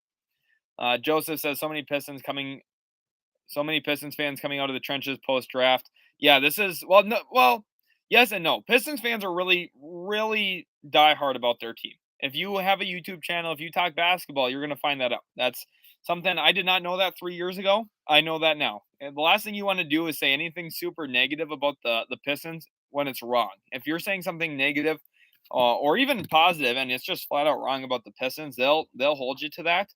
Sometimes they're wrong too, but it happens. Every fan base is wrong about something. So, it happens, but Pistons fans are really passionate. Jack Bo says Ben Mathurin for real slept on. He got a good chance to take Rookie of the Year. Rookie of the Year, that's going to be tough for him, but I wouldn't be shocked if he's all rookie first team. I would not be. I think he is very slept on. Julian says Hardy does not have the explosiveness that Edwards has. Yeah, that's exactly. I agree. I think, he's explosive in his own right, but Ant's got a whole nother level to him. RPR Lucid said, who's had a better career so far, Ant or LaMelo? It's really close. Really close. I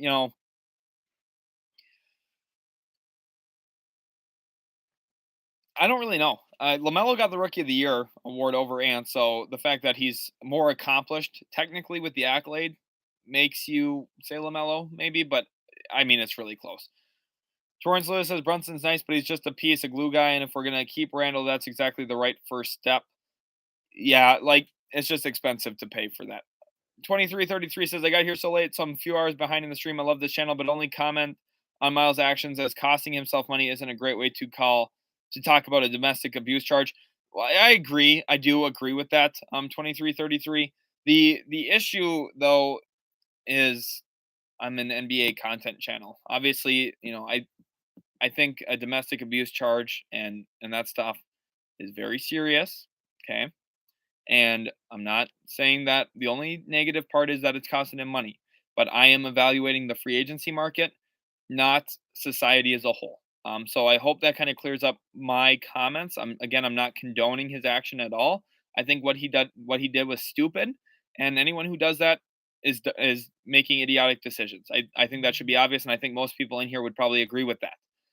But I myself am just talking about free agency this video, and the fact that he made the decision that he made, the actions he's had is going to cost him money, and that's what I'm analyzing. Joe says, what do you think of the Spurs picking up? Let me see. Whoops, I lost the comment here for a second. Let me go get it. What do you think of the Spurs picking Jeremy Sohan, the league's spiritual successor to Marcin Gortat? The correct Polish pronunciation is Sokan, by the way. It's weird because everyone says Sohan or Sohan. So we'll have to see exactly how it gets pronounced in the NBA. We got a David Roddy for 2023 NBA cover. Latinx Travel Club says speculated Thibault Harris to Utah for Bogdanovich and O'Neal. 14,000 subs. Thank you guys. 14,000 hype. Let's go 14K. We keep growing. Love seeing all your guys' awesome comments. So thank you all so much. Really do appreciate you guys all being in here. It's been a lot of fun. Jazz says, bro, you literally predicted the Mavs last year in the same live, and everyone said you were biased. I know. I said that the Mavs last year were going to be a team that could make a serious push in the playoffs, and everyone just said, since you're a Mavs fan, you're just saying that, and they made it to the Western Conference Finals this year. But okay, RPR Lucid says, I've heard of Nathan, I just don't know anything about him. Really athletic, can handle the ball a little bit, can shoot the three ball, and I mean, I just need to put the emphasis again. Really, really athletic. He's very athletic. Ryan Hillier says, Knight was good. I won a fantasy week because of a last minute Nate Knight pickup. Well, that's awesome to hear, Ryan. Glad that that must be a deep league if you're picking up Nathan Knight. Trev Bird wants to know my opinion on Paolo to the Magic. Good fit, good selection overall. You can't go wrong with a player who can score the ball like that. Alex says, man, my fellow Jazz fans are the most dramatic in the league. In some ways, they are. Latinx Travel Club says, Leon will fire Tibbs and replace with Rick Brunson. Interesting idea there. It'd be crazy if Rick Brunson was the head coach to his son. We'll see. Mighty Messer says Bates to Eastern Michigan University is great for EMU and the MAC. Not great for him, in my opinion, but cool that he is back home. I think it is good for him. I think playing against lesser competition and maybe trying to showcase some of the skill that he possesses is probably the best case scenario for him. I don't think he's going to help a bunch of teams win. Had he gone to Arkansas, he would have been overshadowed by Nick Smith Jr. and some of the other commits that they have there. You know, Jordan Walsh. They've got some really good players there in Arkansas coming in. And I think ultimately being back home is really going to be good for him. Ryan says the Pistons were the best team when I fully jumped into NBA obsession. That Wallace, Rip, and Chauncey era, holy cow. Yeah, no kidding. That team was really talented. I was really young when all that was going on, but I remember it to a certain point. Andrew says, yes, Ant is better than Melo. Melo more flashy. Ant def a better player. You know, I see what people are saying, but I watch Ant a lot, and I'm gonna say it. You know, I like Ant's game. I think Ant's extremely talented. Ant doesn't feel the game. If you watch this guy for 48 straight minutes and you see him, and we all probably acknowledge he's probably one of the most athletic players in the world.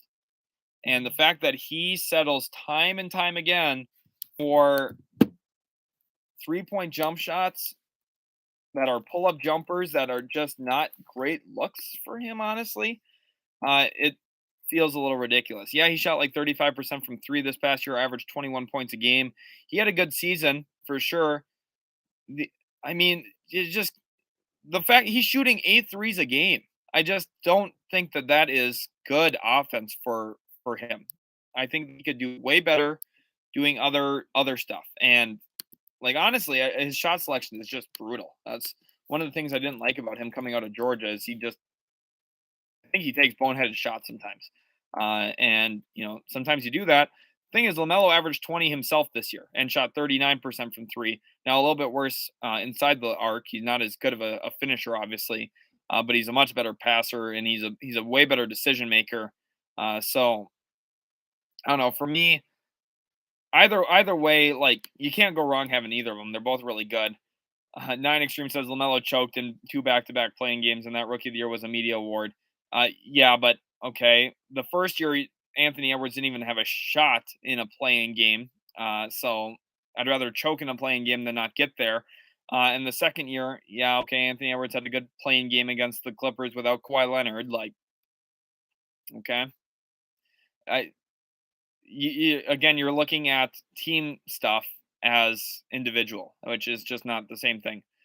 People saying LaMelo is overrated. I disagree. LaMelo plays the game really well, and he's smart. LaMelo is. Seeing people say LaMelo is uncoachable, like they're sitting there in the locker room listening to everything and how uncoachable he is. I don't agree with that either. Torrance says in this new NBA, the salary structure is always evolving every year, so market value goes up. It does. The one thing is the salary is going to jump here in the next couple of years, which is going to make all these contracts look a little bit better. We are 4 hours away from NBA free agency. I am super, super excited. Ben Hassan says the Clippers are so loaded, it's unfair in my opinion. Worst thing is they will probably get even better this offseason. Probably, and that's because they've got great management. They really haven't broken any rules or done anything wrong. And they've paid a bunch of draft picks to get where they are, and they've made a bunch of smart decisions.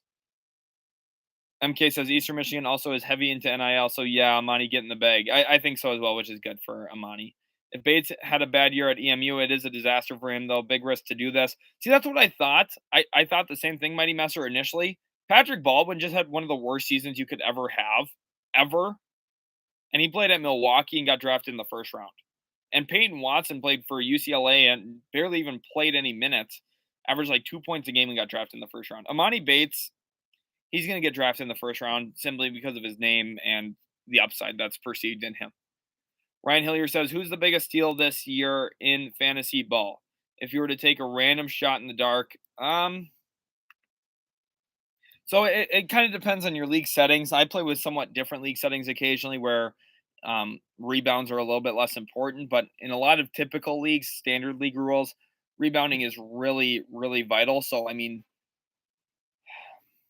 there's players out there that can really help you in certain regards because of that. Now, it's going to be shaking up depending on how free agency goes as well today. But I think someone like Nerlens Noel could be valuable as a get. I think depending on what the minutes end up looking like in Detroit, you could get him really late, and he could end up being pretty good for you in fantasy. Now, is he going to swing the needle? Maybe not, but he's valuable off the bench. And then maybe see a player like I think Vassell. I think Devin Vassell is going to be a player who's going to be a steal in fantasy leagues, but True Sports Live says, who's the most underrated point guard in free agency? So you can stop praising Daniil House. Hopefully, my Daniil House praising isn't getting annoying, but unfortunately, most of the NBA media doesn't even seem to know who he is. They never talk about him. So I figured I would. For most underrated free agency guard, specifically point guard, like probably Lonnie Walker, Raul Neto. I think it's pretty solid as well, or Raul Neto is how his name's actually pronounced in his home country. Um, Trent Forrest from Utah. Most people probably don't know who he is, but I think he came out of Dayton. He's a pretty solid player as well that I think could fit. Nine Extreme says, so aside from the shot selection, what else is a flaw? Well, his attention to detail on defense isn't great. That's one issue. Uh, and I'm not trying to rag on. I think Ant's a great player. I hope that it's not coming across like I think Ant's terrible. Ant's very good. He averaged 21 as a second year player. That's incredible. But I just prefer LaMelo over him slightly, and I'm making one small point on why I have that preference. Because if I was coaching the team, I would rather have the guy who I think is a better playmaker, better feel for the game, and is bigger in terms of height than the player who you know takes really questionable shots sometimes. That's my own honest preference, though. Doesn't mean you have to agree with it at all. And Lamelo's got his flaws too. Lamelo is a revolving door defensively right now. He's never been in a stance his entire time in the NBA. So it's not like Lamelo's a perfect player either. But I just have a slight preference. Marcus Messiah says, so Golden State replaces Looney with Bobby Portis. Is there an actual luxury tax in this league or not? Portis will not go to Golden State. That's not going to happen. And then a comment here. Nine Extreme, he can work on it. He's had to take many of those shots. LOL. Who else is going to take them? D'Lo. Well, nine Extreme. I'm not hating on Ant, but that's not like no. You're not forced to take a shot when there's still 18 seconds in the shot clock, and he does that a lot. He takes pull up threes in transition. When again, not that I don't think he should be shooting the ball, but I think there's not very many players in the league who could stay in front of him. Why does he just not get to the rim more? Like the biggest thing with Anthony Edwards, and this is going to be something that I think is going to surprise a lot of people here as I present this. I'm going to make sure I have the numbers right here, though. I'm going to do a quick Google search just to make sure, because I don't want to misquote it here. For Anthony Edwards, a player as athletic, explosive as him, and as strong as him, he shot 3.9 free throws a game this past year. 3.9 free throws a game. I think that for a player as athletic as him, as freakishly dominant as him in terms of the physicality, he should be shooting way more free throws. And that number should be around 8, honestly. If he puts more pressure on the rim, he figures that out, he becomes probably a top 15 player in the world. But until he does, there's going to be some issues. Jazz says that playoff game from Ant was horrendous when he tried to get to 50, missed like five threes back to back to back. Yeah, yeah, he's gonna do that, and I mean that's a different situation when he's going for 50. That's that's not why I'm so harsh on him, but just watching him throughout the season is why. Too Shifty Jerome says, "What is the ceiling for Chet Holmgren? Can he take the physicality given his small frame?" Yes, at the power forward spot. He is not a starting center in the NBA. He's a starting power forward right now, and he's going to be really good there. Jackbo says, "Our Suns going back to the finals anytime soon with their current roster?" No, I don't think so, unfortunately. Alex says, "The real question with the Clippers is will they stay healthy?" That is the question. They've got a whole bunch of players with injuries and injury history, so we'll see. Mode 92 says, "Oladipo, future wizard." Definitely interesting. We'll see if that happens. Marcus Howard says, "Is there a Discord for this channel? I love to talk NBA with everyone here. Lots of great analysis." That is the plan, is to get a Discord up and running. We will get that as soon as possible, and then I'll let you guys know the information on that. I'll make sure you guys are able to join that once we get that all set up and everything. Andrew Ko said, "No, especially when Ayton's leaving." Talking about the Suns roster. Yeah, like that's probably going to hurt them a little bit. Torrance says, "In my opinion, Chet is going to be an average type player, a little bit better than Brooke Lopez." I think you're short selling Brooke or Chet Holmgren's all around game a little bit there. Ryan Hillier says, "Like both, I had both this year too. Had to drop New Orleans, but I upgraded from Vassell to Keldon and never looked back." Yeah. And Julian said, "I think RJ Barrett's career so far is disappointing to me so far just because I thought he would be something way different than he is now." No, I think his career's played out kind of the way I expected. He's been good, not great, but good, and that's what you would see from him. He's played pretty solid. I just think that I don't know. It's weird. Mighty Messer says, "I personally also question what kind of dog is in Amani Bates after choosing to play at EMU instead of a team in a big league. He could have been a few miles over Michigan if he wanted it." You know, I get what you're saying, but ultimately for Monty Bates, the most important thing is putting himself in a position to make money and have a career in the NBA. That is really the most important thing. If I was advising him, I would tell him, go where the money is, go to get your money, and you can play well at Eastern Michigan. That's the goal. And I think ultimately this is the best decision for his long term future. I get what you're saying, though. Uh, Lalfak Zuala wants to know about Mavs trade news. There's not a ton yet. And I think they're going to explore a sign and trade with Brunson to New York, but we'll see. Ryan says, "I'm joining that Discord off rip." We'll try and get that Discord up as soon as possible. Monsters Inc. Production says, "Speaking of AE's free throws, does Cade start to get actual calls this year?" I think Cade is someone who is going to start to add that a little bit more. Cade Cunningham, he's a player that the longer he's somewhere in terms of the league, he figures it out. He's a very cerebral player, and this past year, for his sake, he only shot 2.5 free throws a game, which isn't great, but I think that starts to come around. The thing is too, he's less athletic, so he's already going to put a little bit less pressure on the rim than a guy like Ant is capable of. But I think ultimately, that's my thought process there. Mighty Master, I get what you're saying too about Baldwin chose to play for his dad, but doesn't that make it more alarming that he was so bad playing for his father? The offense should have been catered to him. Everything should have worked through him. His dad should know his game, and Baldwin played horrendously. I think ultimately Bates is making a fine decision here. Torrance says he's evolved every year on a roster with no point guard. Talking about RJ Barrett. Yeah, he gets better and better every year. I wouldn't worry about RJ Barrett too much. I think he's solid. Jonesy, what do you think will be Keldon's projections with the current roster? I don't know, off the top of my head, like 15-6 or something, 17-6 maybe, somewhere in that range, which is solid. New Yorker says 6:05 p.m. Brunson comes home.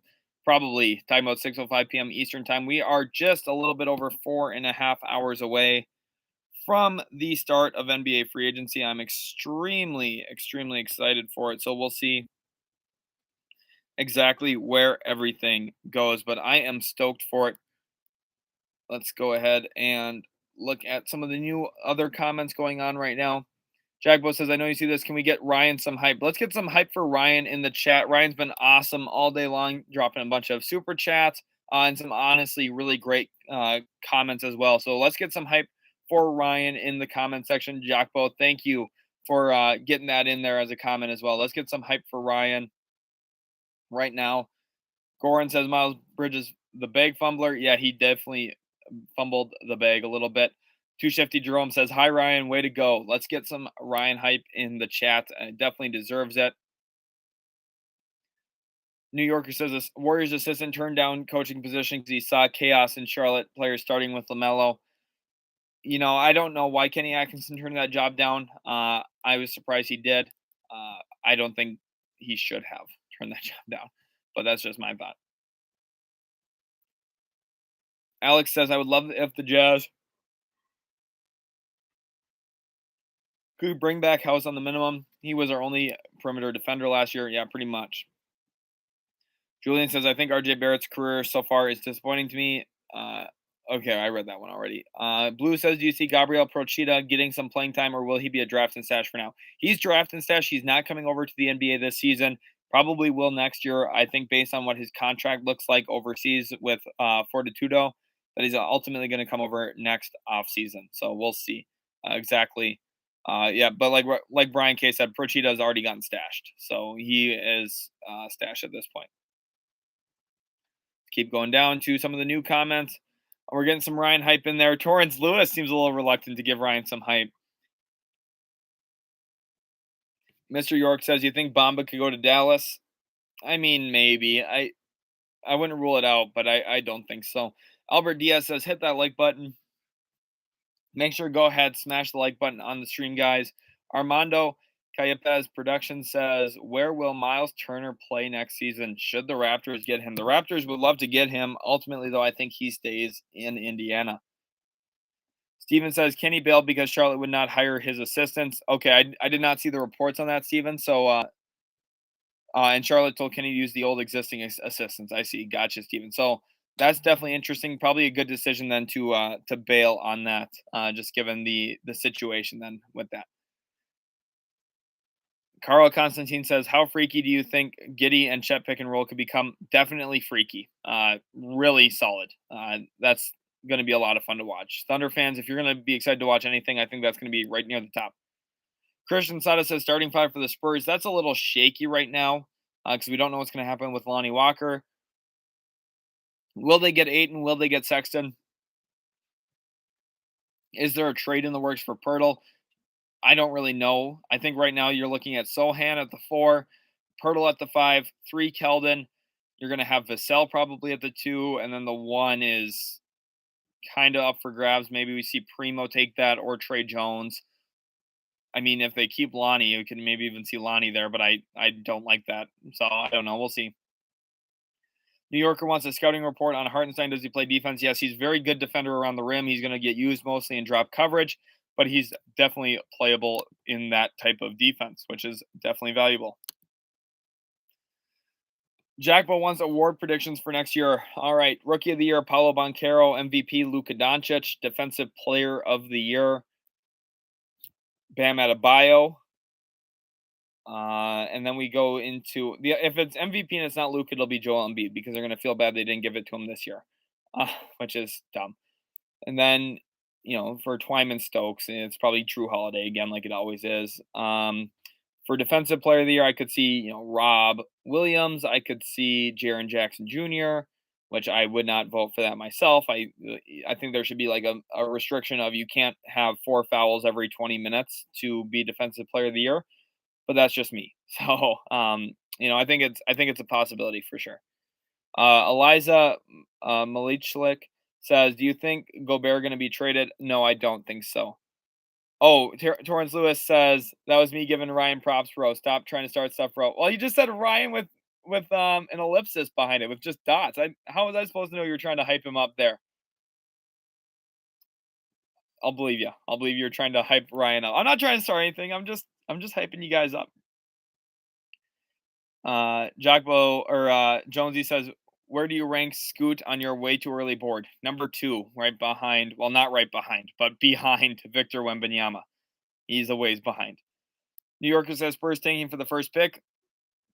Noah White says, what do you think about Sexton with the Cavs? I think he stays. Maybe comes off the bench or could be the starting two guard. It depends on what they want to do with Levert and Sexton, and it's a little complicated. But I think that he ultimately stays with Cleveland. Otherwise, they're going to work a sign trade and try and find another wing that they can bring back in. Julian says, do you think Bol will ever get a chance to play? Because it seems like he's just in a situation right now where he keeps getting traded. Yeah, it's because Bol's not good. Bol is not a good player. I'm kind of surprised with how much confusion there is on this. He moves like he's got an iron rod as a spine. He has no lateral mobility. And a big part of that is his injuries. He's a completely different player than he was when he first started for Oregon. And that's a bummer. He's not the same guy anymore, though. And I don't think he ever will be. When you have players as lengthy and tall as him that have injury concerns, it does hurt them a lot. And I think we've seen that with Bol. He's just not a good player. Ryan says, Rob Williams for Depoy.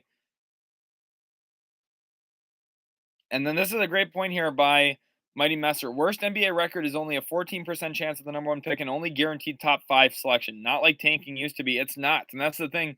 Spurs fans, if the idea is to trade DeJounte and trade everybody, do you want to do that for a 14% chance at Wembanyama?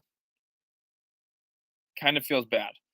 Maria Molina says, any prospect teams for Juan Toscano-Anderson now that he is a free agent? He'll sign somewhere. There's not any teams that I think are going to be jumping at the opportunity to sign him. I wouldn't be surprised if the Warriors try and keep him on the minimum, but that's all overall kind of what I think. We have a Mavs fan in here, Jonah Ramirez. Welcome to the stream, Jonah. He says, I'm sure you've talked about this already, but how do you feel about the Jalen Brunson situation? And when we talk about JB, I made a video over 3 weeks ago, almost a month ago now, talking about how I thought Brunson to New York was a done deal. And people at the time did not necessarily agree with me. And now, obviously, it takes reporting a couple days ahead of free agency for people to be like, whoa, Brunson's gone. Brunson, I called it. Brunson's going to sign with the Knicks. The Mavs are going to try their hardest to keep him. And unless they pay him a lot of money today, which I'm really scared and hesitant about, he's going to go to the New York Knicks. Mighty Messer says NBA changes playing games and draft chances should make more teams go hard for longer every year. I agree with that. Winning is a good thing. I don't know why we got that lost in translation somewhere. Too shifty, Jerome. Honest opinion to where the Lakers end up if Bron AD healthy to play 3/4 of the regular season games. 7 seed, maybe 8 seed. They're just not that good. I know people are gonna be like, "Whoa, they got Anthony Davis." Okay. Here's a number. This is part of what I want to do here is make sure people know the truth and not just ideas about players.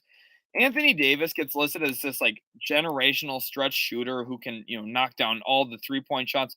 He's a career 30% 3-point shooter. 30 flat. 30% from 3. Anthony Davis is a very overrated 3-point shooter. He's a very overrated offensive player in general. Do I think he's really good? Do I think he's a top 15 player in the world? Yes. But anyone who has ever said his name for best player in the world was ridiculously wrong. Ridiculously wrong. It's not even laughable. It's that bad. That you cannot even consider him to be the best player in the world. At any moment in time, he was never even in the top 3 conversation, never even close. Not even when the Lakers won the championship, he wasn't even in the discussion. And people were putting him there because that's what they love to do. They love to talk about greatness and who's where. Those lists are pointless, and the people who are telling you those lists couldn't talk you through why Anthony Davis is a more skilled player than Luka Doncic, which, by the way, he isn't. Defensively, he's better, yes, but offensively, he's nowhere near what Luka Doncic can do with the basketball. BG Brody says, what time does free agency start on the West Coast? It starts at 3 p.m. on the West Coast, so about 3.5 hours away still at this point. Jonesy says, serious question, what do you ask for your haircut? Basically, I don't ask for anything. No, I'm just kidding. So my hair is a little tricky. I get it cut once every 4 months, 5 months or so. It was actually pretty long, and I got it cut just about a month ago, maybe a little bit longer than a month ago. But I'm gonna actually grow it out for a while. So, Jonesy, thanks for the question. For like what I asked for, I just tend to show pictures of kind of what I want. So for this, I kind of showed like a picture of like Bryce Harper's hair. a little bit, and so I kind of want it like this, but then I kind of describe what I want. So for like my hair, I want it to like be able to push back like this and be like wider, longer like that. So hopefully that answers. Now I got my hair standing up all weird. Gosh, right in front of 260 people, I'm talking about my hair. Who would have thought? Filix says Blazer mid-level exception targets. I've talked about this a bit already, so I'm just going to speed through it so that people were here earlier. But it's still going to answer your question. Kyle Anderson from Memphis, Chris Boucher from Toronto could make some sense. Thad Young from Toronto could also make some sense. And then you look at maybe if they want to go with a backup guard, like not that Ricky Rubio is a perfect fit there, but I think maybe they would look at him. Gerald Perry says, remember, we got to factor winning into Rookie of the Year now. Yeah, true. Ryan Hillier says, yeah, Torrance listened to him, put a heart after or something, lol. It's fine. Torrance, it just didn't seem like you were hyping him up. I just misunderstood.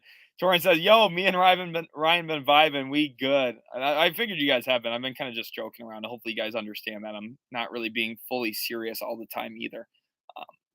Just kind of trying to have fun here while we're live streaming for 10 hours today. New Yorker says, do you think the Clips would take Fournier and a sign and trade for Hartenstein? No. No one wants Fournier. Fournier is not good. Noah White says, I hope. Not sure exactly what he hopes for, but he hopes for something. So that's always a good thing. Jack says, who do you think takes the biggest jump for the Raps other than Scotty? I think a player due for another big jump is Precious Achua. He's a good big. I like him a lot. He's grown each and every year in the league, and I think he's going to take another big jump. Lakers would be good if LeBron and AD are healthy, even with Westbrook. That is why they were bad. They can't win without LeBron and AD playing. Yeah, but they're not going to be good in comparison to the Mavericks or the Clippers or the Warriors or the Nuggets, even if the Nuggets are healthy. There's a bunch of other teams in the West that are just flat out better than them because they've actually built their team accounting for depth and not just having three good players. Noah White says, what do you think about Sexton and Garland? Would be a nasty lineup. I think so. They have a lot of scoring around their bigs, which would be nice. Reagan wants to know if there's anything else from the Atlanta Hawks. Up to this point, nothing yet. I think the things to monitor, though, DeAndre Ayton sign and trade to Atlanta or a Rudy Gobert trade to Atlanta. Not necessarily that either happened, but I think both are possibilities still at this point. Jackbo says, and then Monsters Inc. Production says, did you hear Gilbert Arenas hyping up Beef Stew saying this will be a breakout year? He has shown a little three-point touch. The issue is, and here's the thing, people always equate age to potential. Age and potential are not the same things at all. They are actually completely different from each other. Now, do younger players who have less experience often show more potential if they've shown flashes? Yes. Potential is based off of skill sets. Isaiah Stewart doesn't handle the basketball. Maybe if he's shooting a little bit, sure. He's not super athletic. The potential isn't really there, which is why he went where he did in the draft, because there's not a ton of potential, but he's a safe pick who rebounds well. It's not that Stewart's not a valuable player. I think Isaiah Stewart's a solid player. But honestly, I think realistically, that's kind of my thought. Going back to that Raptors question too, I think Delano Banton might take another huge jump, Jack. So that's kind of my thought. New Yorker, do you think the Clips would take Fournier? I answer that as well. Julian says, what happened to the screen? I do not know what happened. So you guys are gonna have to let me know. Hopefully everything's back. Obviously some stuff is going on that looks like something bad happened to the stream. Not sure what it was. Maybe my internet dropped for a second. So we'll see. Gremlin says 14% chance at Wembanyama, but 100% chance at top 5 pick, which would be franchise changing. It could be, but let's say they draft Nick Smith Jr. and Nick Smith Jr. ends up being really good from Arkansas and he ends up being DeJounte Murray. Kind of feels redundant to me. Jackbo says, glad to know it wasn't just me who saw that. Yeah, I'm sorry, guys. I don't know what happened at all. I've just been sitting here reading comments, so I haven't been messing with the stream at all. So it was something external that impacted it. Not really sure exactly what. New Yorker says Brunson was ours from birth. Too many connections. Definitely. Gremlin says Jaden Ivey went 5th. Just saying. Yeah, but looking at next class, Jaden Ivey's a rare example here of a player who, you had the Kings drafting in front of you. That's why he went 5th. He would have went 4th. So Platone said, "What team do you think is going to win the championship next year?" If I had to bet, I would say the Clippers, but that's a really risky bet. I also wouldn't be surprised if the Warriors win it or if the Bucks win it again. Those are the three teams I think are the most likely. Julian says, "Who do you think will be the better player, Wembanyama or Scoot Henderson?" Wembanyama, and I don't think it will be close. Armando, not that Scoot is bad. Scoot's really good, but Wembanyama is insane.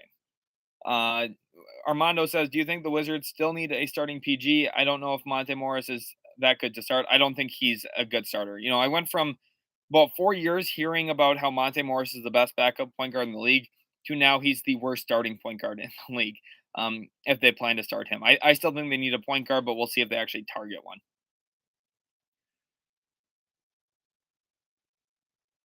Mighty Messer says there will be other tanker teams next year, and once they get going, they are competitive. Detroit was the rare exception where some tanking plans backfired and they won at the end.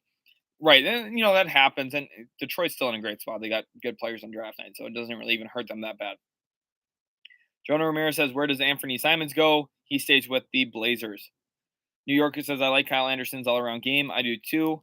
Jack Bo says, "Yes, sir, Ryan, we vibing."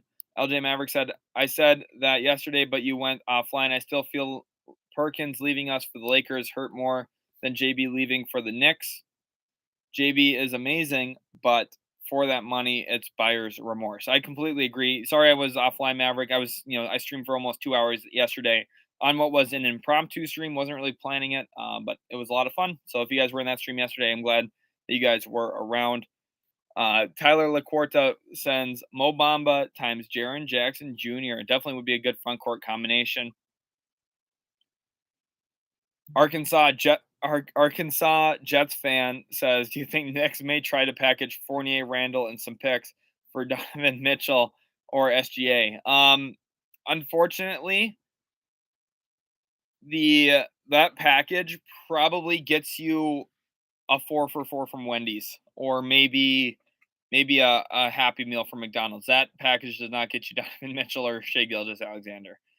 No, nobody wants Julius Randle in a trade for their best player. Nobody wants that. Jonah Ramirez says, "I want Bamba to back up Wood on the Mavs. Definitely would be a good get for them." Too Shifty Jerome says, "Thank you all, guys. Excited for the free agency." Let's get some hype in the chat. You guys have been so awesome. Show some hype to each other. Say great chat or something along those lines. Let's just get some chat hype in here. You guys definitely deserve it. Stress Free 80 says, "Do you think Hawks are done dealing?" No, not necessarily. I think they might look for a Kevin Herter trade or a Clint Capella deal. Nothing done quite yet. Remember, the free agency period starts at 6 p.m. Eastern Time. MSKN says, "Besides Malik Monk, who do you think the Kings will target?" I think Victor Oladipo could be on their radar. Otherwise, if they want to use the mid-level exception on a player other than Malik Monk, I think someone who does make just an inherent amount of sense is Thaddeus Young there. Jonesy said, "Most improved player, Josh Primo." I think so. Not Josh Primo, Devin Vassell is who I think. I forgot to give out my award for most improved player. I think Devin Vassell will be most improved. Mo Bamba is one of the worst defensive players in the league. Yeah, but he's big and lengthy, so teams like it still. Kings Chan says, "Let's go Knicks."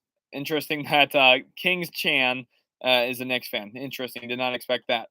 Where will Gary Payton Jr. go? Gary Payton II will end up signing, I think, with the Dallas Mavericks, if I had to guess. But the Warriors would like to keep him. We'll see. Ryan Hillier says, "Yes, Precious Love." Yes, trust me. Players like Precious Achua, they all get noticed here on the channel. I spend a lot of time watching all 30 teams, and Precious Achua is an awesome young player who I think is going to continue to grow. Logan Johnson. Oh, and also watch out for Zeke Naji in Denver. I think Zeke Naji is going to take a big step forward this next year in Denver.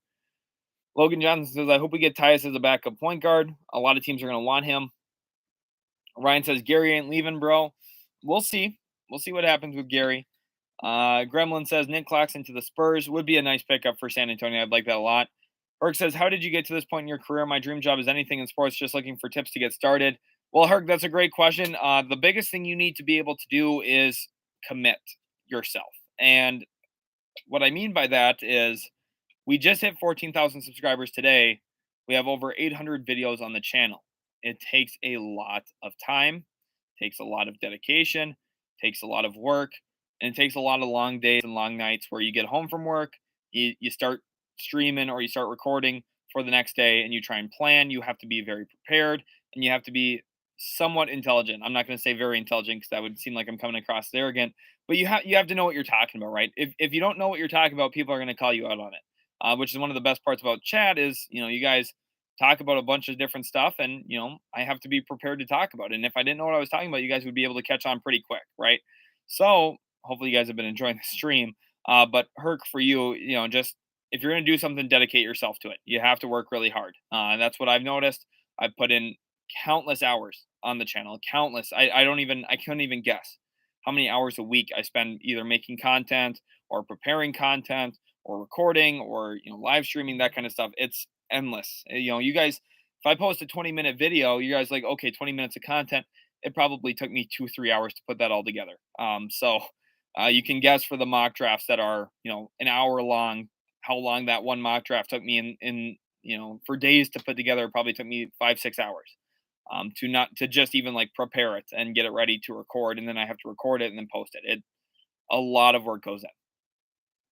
Spurs says, what's a trade you really want to see happen? I want to see DeAndre Ayton traded to or actually, no. I don't want I want Rudy Gobert traded from Utah to Atlanta. I want to see Gobert with Trae Young and DeJounte Murray. That's what I want to see. I want to see Capella and Kevin Huerter go back to the Utah Jazz. Logan Johnson says Gary would be great fit for the Cavs. Obviously, talking about Gary Payton II. We'll see where he goes. I'm excited to watch. He'll be one of those free agents that I think is a really good get for a team if someone does pull him away from the Mavericks or from the Warriors, excuse me. Reverse and spin Evan Fournier in 2029 first round pick to the Celtics for their 2029 first and $17 million trade exception. I don't know what else Knicks could do.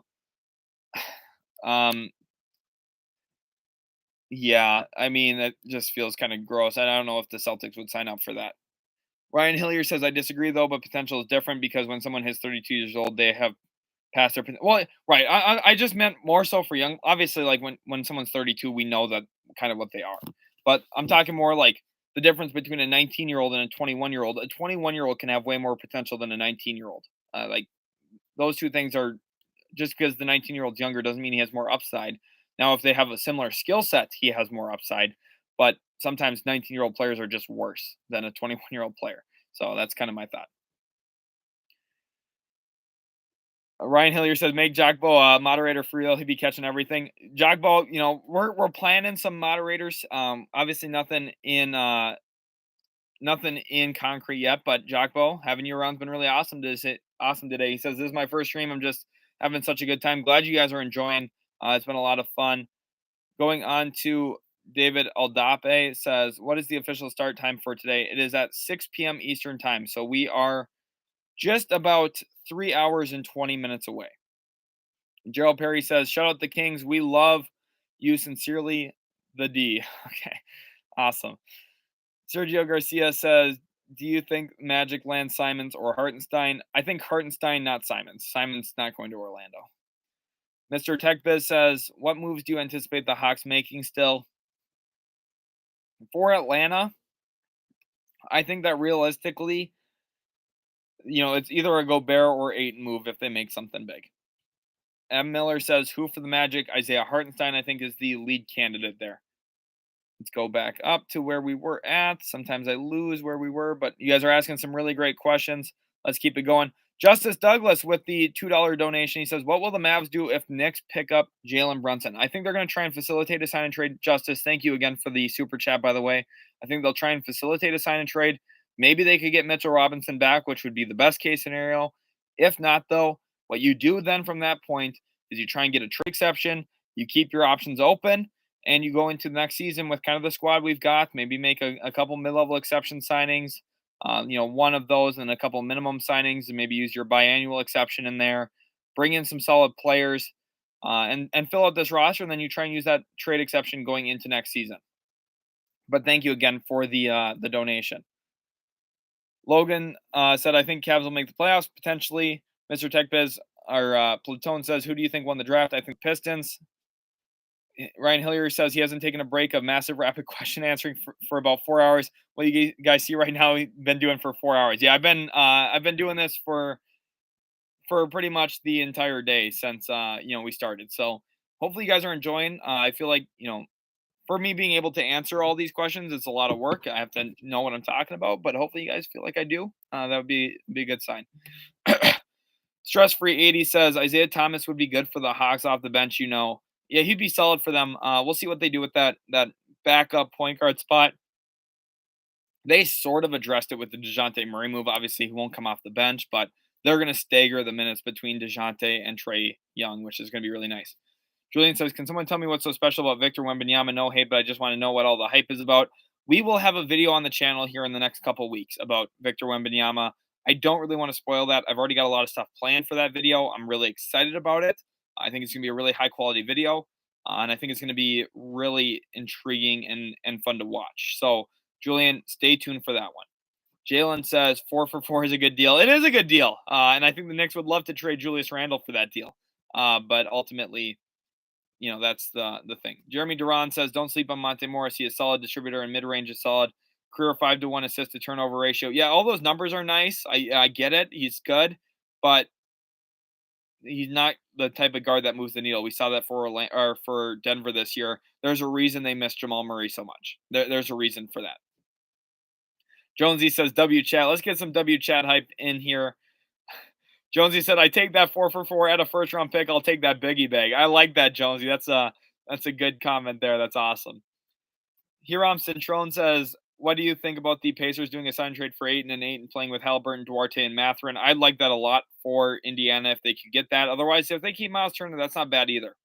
New Yorker, what team will want Randall now for a second selling cheap? Kings. The Kings would want that. Now I don't know if I see anything actually getting done though. Piotras says everyone is talking about Warriors, Clippers, or Grizzlies next season contenders in West, but not Nuggets or Pelicans. I strongly believe Nuggets versus Pelicans in Western Conference Finals next season. Pelicans won't get there. They won't. But Nuggets definitely could. I wouldn't rule them out. It depends on what we see from Murray. Remember, he's kind of got to work back into shape. Torrance Lewis says JB's contract is too much compared to whose or what. Look at some other contracts, please. Well, this is the thing. You don't compare contracts from player to player because, yes, in comparison to Tobias Harris, his contract doesn't look too much because Tobias is also on a really bad contract. And the thing here, Torrance, is you have to consider from both sides. The Mavs situation is completely different than the Knicks situation. If the Mavs sign Jalen Brunson, they have locked themselves into a team and are going to pay the luxury tax doing so. If the Knicks sign him, it's completely different because they freed up money and they're a team trying to build something, not trying to win a championship. There's a big difference between those two things. And the Mavericks can't afford what the Knicks are going to offer Brunson. That's the reality. Ryan Hillier says, yo, take a break. You're getting mentally overwhelmed. I can't believe you last 4 hours doing this stuff. Still going. Yeah, I'm going to be going all day. So don't worry. No breaks needed. We will be just fine. Monsters Inc. Production says it's a freaking sports fan holiday. Woot. It is. It definitely is a sports fan holiday. So I'm super excited about everything that we've got going on here on the channel. I'm very, very stoked for everything that's going on here with our comments and everything. Looks like chat is going a little crazy. Yeah, I'm banning the bot here. Hold on one second. Sorry about this. The bots are just annoying. I don't know why that's a thing. I don't know. Like, it's just really dumb. So we'll keep going though. Don't worry. We're getting back to it. We're getting back to where we were. But yeah, I don't think anyone really wants Julius Randle.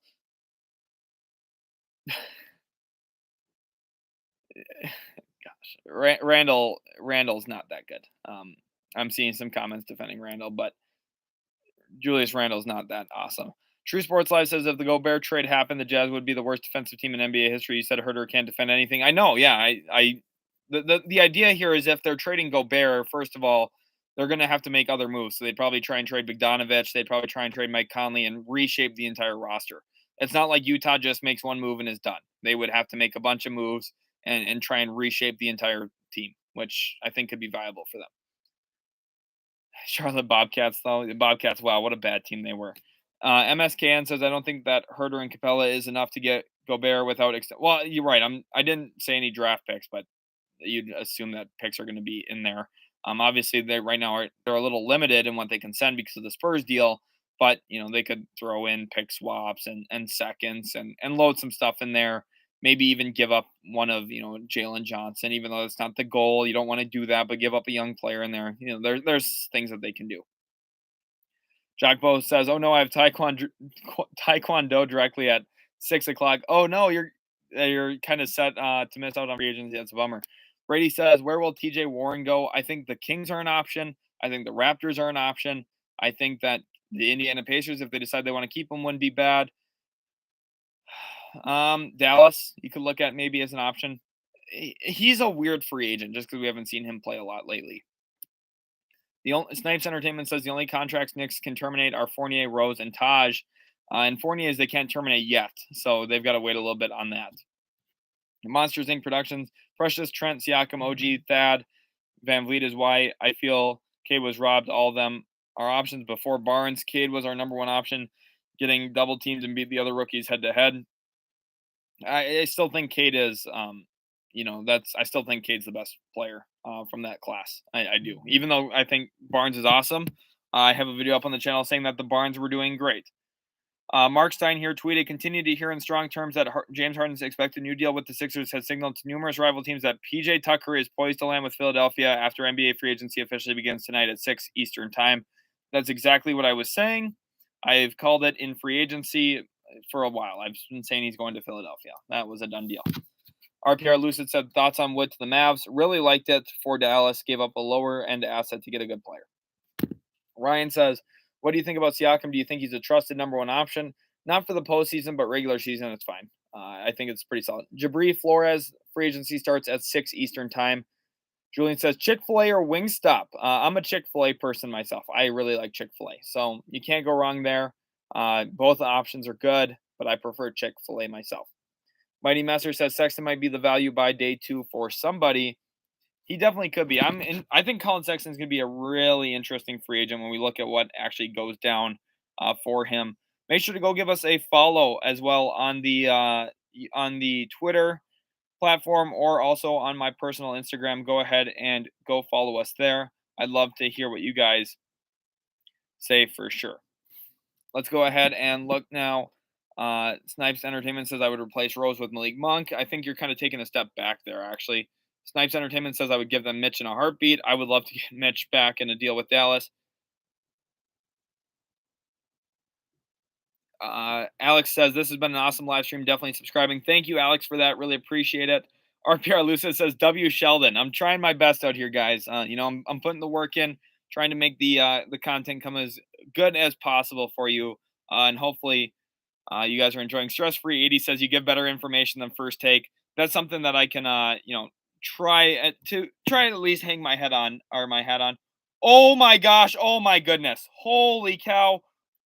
Shams Charania tweets that Kevin Durant has requested a trade out of Brooklyn. Oh my goodness! We have a brand new member, by the way. Huge thank you, Ryan. Welcome to the Elites.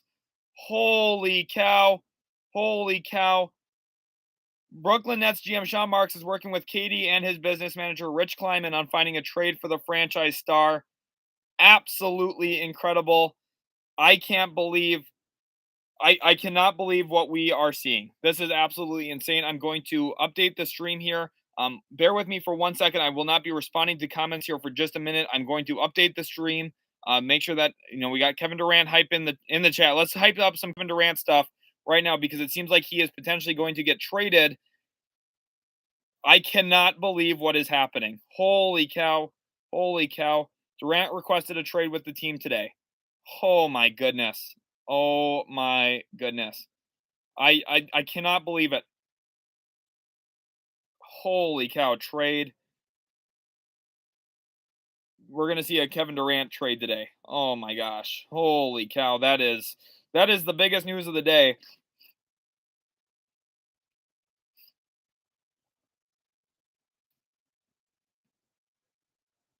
Utah is trading Royce O'Neal to Brooklyn for a first-round pick. Seems really weird that Utah is trading a first round pick to Brooklyn, or that Brooklyn's giving up a first round pick right now. That seems really bizarre to me.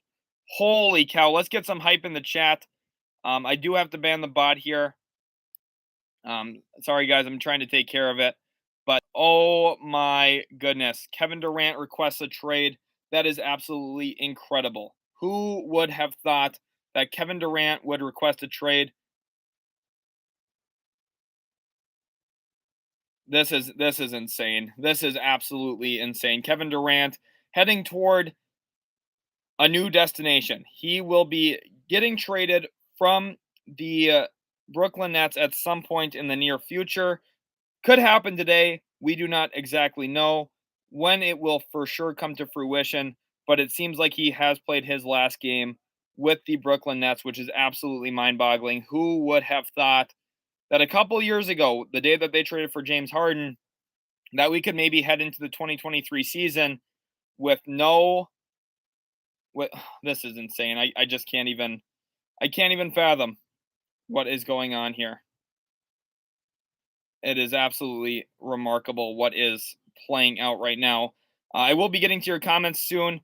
Let's get some KD trade hype in the chat.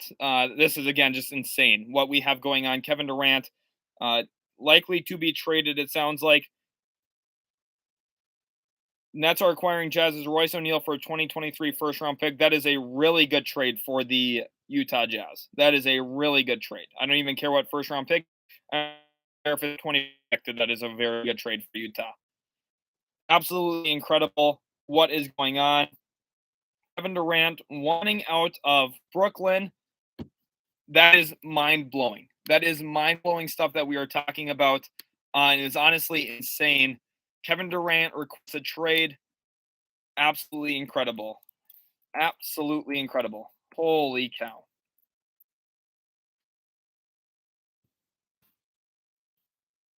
Requests a trade out of Brooklyn. He trades. We're going to talk about Kevin Durant trades here in just a second. Make sure you guys hold on. Again, I'm just updating the stream here real quick, so hopefully you guys do not mind too much. Thank you for bearing with me here. Obviously, unforeseen circumstances that have completely changed the course of not only NBA free agency, but likely will change the course of the entire NBA season. This is absolutely insane. Oh my goodness. We're getting a lot of yo's and OMGs in the chat. This is absolutely insane. Welcome everyone to the stream. KD in the chat. Let's get some KD in the chat. Woj bomb. Everything going crazy. Everything blowing up right now as Kevin Durant wants out of Brooklyn. There was rumors that this could happen. Then Kyrie opted into his contract. You thought maybe that will settle everything down. But ultimately, it doesn't seem like it has at this point. It seems, in fact, like everything is actually heating up here now for them, just given the fact of the matter that, they are in a situation where they need to make a move now on Kevin Durant, and it is absolutely shocking to me. This is incredible what we are seeing, and it's really not something I don't think anyone would have expected a few years ago. Kevin Durant likely on the move now at this point. Sean Marks helping facilitate a trade. Absolutely incredible. Woj and Shams bomb. Absolutely incredible. No way. This is insane. Let's get some hype in the chat. Leave a like on the stream. Ben Simmons is there by himself. Ben Simmons with some clown emojis. Dedrick Grandstaff, that's hilarious. Enrico Preston says, OMG. I can't believe it. Kevin Durant has requested a trade from the Brooklyn Nets. And Jards here says it best. He says, Shams nuke. Not even a bomb. This is a nuke. This is something that is reshaping the entire league right now. O'Neal is being acquired into the $11.3 million trade exception from the Harden trade. He has 2 years left on his deal. Definitely insane. Kevin Durant to Dallas. Some people saying Kevin Durant to Portland. Angel Law saying KD back to the Warriors. Rockets fans should be really happy if Kevin Durant leaves. The Rockets fans right now are in an incredible spot. Let's get some bing bong hype in the chat for the Knicks. True Sports Live says KD to Utah. I don't believe that for a second. Cool You says KD to the Bucks. Come on. This is absolutely insane. Comment right now where you think Kevin Durant is going. Lionheart Fitness says KD to Arsenal. Absolutely incredible. This is just insane, though, what we are seeing. Kevin Durant requests a trade out of Brooklyn. And Kevin Durant's never going to play a game with Ben Simmons. I think if we're going to see a trade, we're going to see him dealt to the Portland Trailblazers. You know, wow. Brian K says KD wants to go to the Heat, Bulls, Mavs, 76ers, Suns, or Blazers. Where did you see that? I need to find where you saw that information because I have not seen that yet up to this point. But this is absolutely incredible. Absolutely crazy. Nets are acquiring Jazz Royce O'Neal in trade for a 2023 first. Durant requested a trade from Brooklyn. Everything is insane right now. We're seeing 1980 Pennywise say, welcome to Phoenix, Kevin Durant. If you guys are new to the channel, make sure to leave a like and also subscribe for more NBA content. Snipes Entertainment says that's the best Woj bomb in years. Here's another one. As the Nets prepare to move one of the most valuable trade assets ever on the market, the entire roster will be available to discuss in deals, sources tell ESPN. Teams have been calling on Durant, and the Nets will certainly look for historic return on players and draft picks. What if we saw this? What if he goes to Philadelphia? That would be insane. Absolutely incredible, though, what we are seeing.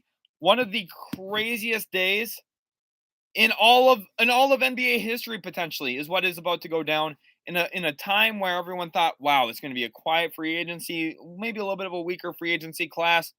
Kevin Durant wants out of Brooklyn, and the Nets are going to get historic returns on Durant. Gold Eagle 99 says, funny if Durant goes to the Lakers instead of Kyrie. That would be absolutely insane. Lionheart Fitness says, wow, this is crazy, man. For real, jokes aside, would love to see him on the Suns. Kyrie better go to the Lakers now. KD's not staying. King J's getting some Blazers hype in there. Grass is always greener. Durant, that's a great nickname for him. He likes playing on the other side of the fence from where he's currently at. Too Shifty Jerome says, Blazers, man. True Sports Live says, historic haul in all caps. Phoenix is his preferred destination, according to Haynes. Let's go to Haynes right now. Let's go to Chris B. Haynes. He's a really good, he reports really well. Chris Haynes does. Kevin Durant has the Phoenix Suns listed as a preferred trade destination, it sounds like. So absolutely insane what we have just heard and seen. Kevin Durant has the Phoenix Suns listed as his preferred trade destination. Oh my gosh. 15 minutes ago, I talked about how I didn't think Phoenix was going to make it back to the finals. If they get Kevin Durant, holy cow. Paul Sand says, KD to the Kings, let's be honest. Oh my gosh. Seller Gets Old says, I'd appreciate anyone wanting to come to Minnesota. We'll see. Maybe Ben Simmons to the Timberwolves. That would be a really nice grab for them. Jazz says, if we're being real, Phoenix and Sixers and Heat are his best bet. Those teams definitely would make some sense. Book and Kevin Durant would be crazy. If KD goes to the Suns, oh my goodness. Jack Bo said, I literally just said the same, said the Suns ain't going back. Literally, that's what I said too. Oh my gosh. Kevin Durant's under contract, and now he wants to play for a different organization. I was talking about this at work the other day. Welcome everyone to the live stream, by the way. Absolutely crazy. I'm sure you're all here for the Kevin Durant news, and it's insane. Kevin Durant requests a trade from the Brooklyn Nets. Who would have guessed? Absolutely insane what we are seeing now at this point. Kevin Durant heading towards a trade. Coolio says KD for Chris Middleton, Jordan Nwora, Pat 2 first, and KD's in Milwaukee. Probably going to have to give up a little bit more than that even though Middleton's a phenomenal player. RPR Lewis says, I think KD will land in Portland, Miami, or Phoenix. Seller Gets Old asked if I heard about Miles Bridges. I did. That's our poverty, says Anthony Peters. KD to the Mavs for Brunson plus Tim Hardaway Jr. plus pick, says It's a Lazy Bones. The Mavs are the team to watch here. I think the Mavs, if anyone can sneak in and get him, it will be the Dallas Mavericks that maybe are flying under the radar. Chef says he's coming to Toronto. I doubt it. I doubt he goes to Toronto, but maybe. Let's get some Raptors hype in the comment section. Jack Bo says, imagine if he teams up with loyal man Dame. He very well could. And it's really incredible that I have a Celtics fan who as a friend, and he just messaged me in a chat saying the Celtics ruined the Nets twice in one decade, which honestly he did. Joe Maves, I know KD can request it. The Nets are obliging. The Nets are going to allow him to get traded. Welcome everyone to the live stream. If you are new here, hit that subscribe button. Go follow us on Twitter and Instagram as well. Links are in the description. We're getting some Raptors hype in here from Ryan, who's a member of the Elites. You can tell with that awesome little emoticon next to his name now. Glad to have you in here, Ryan. Still, there's no trade yet. There is not a trade yet up to this point, but he will be traded at some point. Oh my goodness. If Kevin Durant gets traded to the Portland Trailblazers, wherever KD goes might be considered the favorite. If he gets traded to Portland, you could look at Portland legitimately being the favorite. If you look at Phoenix, Phoenix would probably be the favorite in the West. Wherever he goes, Miami would be scary good if they got Kevin Durant. Oh my goodness. Raheem here saying KD to Memphis with a crying emoji. Absolutely crazy.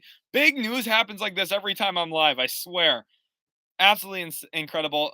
Ryan says Gary OG for Gary Trent, OG and Anobi, 2 first for Seth and Kevin Durant. It's funny. Ryan went from I don't want to give up Gary and OG to let's throw them both out and picks. Let's go get Kevin Durant. And I can't blame you. That's how good of a player Kevin Durant is. Man, this is insane. This is absolutely incredible. True Sports Live says KD to Utah. Angel Law says Kyrie opts in. KD wants out. There's got to be bad blood. I don't think there's bad blood. I think part of it was Kyrie was kind of showing his hand that he was going to leave in free agency. Welcome everyone to the stream. Kevin Durant requests a trade out of the Brooklyn Nets, and it's insane. Who would have thought this a year ago, right? Who would have ever guessed that Kevin Durant would not be finishing his career in Brooklyn? Who would have guessed that he wouldn't have, after signing an extension, wanted to finish his career there? Welcome everyone to the stream. Viewer count's going insane right now, but shout out to everyone in here. You guys are all awesome. And let's talk about Kevin Durant. Let's talk about the realistic options right now. What teams could be all in on Kevin Durant? And there's a lot of teams that should be. Let's look at the Lakers. The Lakers would love to get him. There's no way they have enough assets to make the move actually happen. Let's talk about the Houston Rockets. Not really suitable. Denver Nuggets. That would be a fun sleeper team, but I don't think it's happening. Clippers. Oh my goodness. If the Clippers just give up a bunch of their role players and say, try beating us when we have Paul George, Kawhi Leonard, and Kevin Durant. Adrian Wojnarowski says Phoenix and Miami are among two of the teams that Kevin Durant has on his wish list. Sources tell ESPN, but the Nets plan to move Durant where they can get the best possible deal with 4 years on his contract. There's no shortage of teams willing to unload assets for Durant, and I completely agree. They don't have to trade him to where he necessarily wants to go, especially with how long under contract he is. They've got options here to make a move. Clippers, I don't even think they would have to give up Paul George, honestly. If you trade out Marcus Morris and Luke Kennard and Zubac, you unload the entire team around him, around those two, then the goal is to build a big three that is going to be unbeatable in Kawhi, Paul George, and Kevin Durant. And I honestly don't know who would have a shot at beating that trio. That would be absolutely insane. Kyrie, KD, and Harden is definitely the biggest what if in NBA history, like Issa Lazybone said. Welcome everyone to the stream. Make sure to hit that like button and subscribe to the channel for more. We're at 289 likes right now on the stream. Let's try and get that to 300. What would be really funny is what if the Golden State Warriors wanted him back? Trade Andrew Wiggins. I don't think that's going to happen, though. Don't worry. Dallas Mavericks, I think they're a sleeper dark horse team. They have Tim Hardaway Jr.'s contract to attach into a deal, and they've got some nice players in there. But I don't think that ultimately anything's going to probably come to fruition there. But, the one thing I'm going to say, Kevin Durant in the last, 5 weeks has been tweeting about the Mavericks a little bit more than any other team in the league. I will say that. Cleveland Cavaliers would be awesome. Not going to happen, though. Chicago Bulls, I think there's a little bit of a chance there, but probably not likely. Everyone, let's say bye-bye Brooklyn in the chat. Let's get some bye-bye Brooklyn hype in there because he is leaving the Brooklyn Nets. Kevin Durant and Kyrie Irving had no contact with the franchise after Irving opted into deal Monday, and a sense of inevitability existed that Durant would eventually ask for a trade. Absolutely incredible. I'm not sure exactly why the Nets made the move to trade for Royce O'Neal amidst all of this.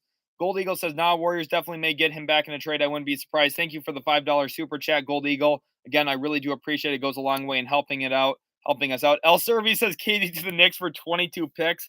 I think that would be a disaster for Brooklyn. I do not think Brooklyn can trade him to New York. I think that would be the end of the line for them. Charlotte, not going to happen. Memphis won't happen. Indiana, not happening. Detroit probably won't happen. Atlanta, man, if Atlanta had picks, still maybe they could try and make a move, but ultimately that's not going to come to fruition. Boston here, uh, wow. Boston at the spot, they are a team looking to, maybe add to their roster. Could we see KD to Boston? Probably not. Brooklyn here at this point, obviously the team trading him. The Knicks not going to let it happen. New Orleans not going to do it. Minnesota, no. Milwaukee, a sleeper option, but I don't think it's going to happen. Let's go ahead and I'm going to edit the title here real quick as well. Hopefully you guys are enjoying the stream. I am absolutely blown away by the news. Absolutely blown away. KD requests a trade out of Brooklyn.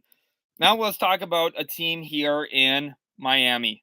Miami is one of those teams that makes a ton of sense. Brady Thompson saying they replace KD with Royce O'Neal. Dude, they got their primary guy back in that. Gave up a first rounder for him. I don't understand that at all from Brooklyn's perspective. But the one thing here is Brooklyn is in a situation where they don't want to be terrible. That's okay. Kevin Durant said back in 2018 on Bill Simmons' podcast that he wanted Devin Booker to be in Oklahoma City. He said that. Up to 600 viewers in the live stream. Thank you guys all so much for watching. Absolutely incredible having you all in here. And when we talk about the Miami Heat, one thing that's really important to note, Bam Adebayo cannot legally be traded to Brooklyn. There is a stipulation in place with the Rose contract that means that you can't have two of those players on a deal on your same roster. Right now, the Nets currently have Ben Simmons, which means they can't acquire Bam. So if a trade to Miami happens, there will not be any Bam Adebayo included in that deal. Would Miami be willing to give up Tyler Hero plus a ton of selections? Potentially. Memer clipped you. Thank you for the $1 donation. Love having that in here. This is absolutely insane. This is the biggest, most important moment of all of NBA free agency and maybe for the NBA in the next decade. This is insane. Kevin Durant is such an incredible player. And honestly, when it comes to Miami, if they're working out a deal, it's going to be around Tyler Hero, Duncan Robinson, and Duncan Robinson is just for the money there, mostly. And you're going to have to throw in some other pieces in there to make the money work. But then you load up, 5 first rounders, 4 first rounders, 4 pick swaps. You give up pretty much everything you can. You probably try and make a couple other moves to find another first or two that you can throw in. And you try and present the most prestigious package. One team I want to talk about here, Oklahoma City. What if the Thunder decided we want Kevin Durant back? We want KD to be a part of this organization again, and he's under contract this time. Could we make a big move here? Could they make a big move? They have all the draft picks in the world and probably the most intriguing offer to send to the Brooklyn Nets. Would the Nets take that offer? I don't really know, but it could be crazy if the Thunder say, hey, we really want Kevin Durant to play with this young core. OKC would be insane. Now, I don't ultimately think it's going to happen, but that would be incredible. What a return story would be trading for Kevin Durant if you're Oklahoma City and Sam Presti. That would be absolutely insane. But yes, according to Wojnarowski, the wish list is Miami and Phoenix. That's the top 2 teams there for him. So let's talk about those 2 teams. Let's start with Phoenix. What do they have to give up? Well, they have Ayton in a sign and trade, which is already a valuable piece to have. If we're going to see a KD trade to Brooklyn, it's probably going to be part of an Ayton sign and trade, which means you need Ayton to want to play there. But if they give him a max, he'll want to. And now at this point, it goes about trying to find other pieces that help facilitate this deal. Phoenix will line up all of their first. They don't care. They're going to give up all the first that they have. And if you're Brooklyn, you got to say, okay, some of those are decent. That can help us. But this is blown up so poorly in the face of Brooklyn. I mean, they went from having probably the most talented trio to ever be on the same roster together to now at a point of maybe having none of them within maybe an hour from now. It's insane. we could see a Kevin Durant trade at any given moment. The Portland Trailblazers are definitely an option as well. I think that, the Dame and Nurkic recruiting on Instagram, that's not coincidental. They want him there, and it's going to be insane. I mean, I'm sorry. I just need to take a second because this is incredible what we're seeing. Trade stuff like this doesn't happen. This is unbelievable. He signed an extension before the year. He inked himself to Brooklyn for over 4 years. And now at this point, Brooklyn's likely going to trade Kyrie Irving, maybe to the Los Angeles Lakers, and maybe they're going to trade Kevin Durant somewhere. And not maybe, probably. They're probably going to trade Kevin Durant to either Phoenix, Miami, or maybe even Portland. If Portland can come out and present an offer that's worth their while. Absolutely insane. Again, Miami and Phoenix though are at the top. So let's talk about Phoenix. The goal: keep Chris Paul, keep Devin Booker, add Kevin Durant. The rest are expendable. Now, I think if you're looking at this roster, out of anybody, they'd probably want to keep Cam Johnson and Miles Bridges, or Mikal Bridges, excuse me. Those are the 5 players they would want to have on their roster for sure. And then they would try and find, backup centers on the minimum and stuff like that, maybe Andre Drummond, that kind of stuff. They try and find cheap players. And that could be insane. Even if they do that, they would be so good. Devin Booker's one of the more unstoppable offensive players in the league now at this point. Kevin Durant, we know how unstoppable he is at certain times. And Chris Paul would be the engine to get that whole team running.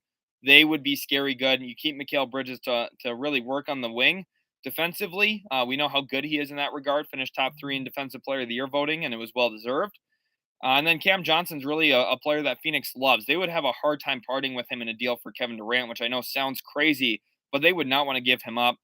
If it comes down to it, they will. I'm not saying that they're not going to, but ultimately, if they can help it, they're not going to make a panic decision on giving up Cam Johnson if they can help it. But sign and trade, you're probably looking at all of Phoenix's first, probably Ayton, and then from there you still want way more. You're going to want more. You're going to want Miles. You're going to want Mikal Bridges. This is insane. Bootleg super chat from Jockbo. What teams turn into contenders with Kevin Durant? A lot of them. Pretty much any team that gets him that's already a playoff team. I mean, even the Thunder, you could argue, would become a contender with KD there. You could really argue that. KD in Miami, a done deal. It sounds like some people are saying that. I don't think that's a done deal at all. But absolutely insane. The one thing here for, Philly's probably a team that had the stuff with James Harden played out better. It would make sense. It would make sense if it went better. Mike Jones wants to know where does Kyrie get traded to? He asked with a $2 super chat. Thank you, Mike, for that.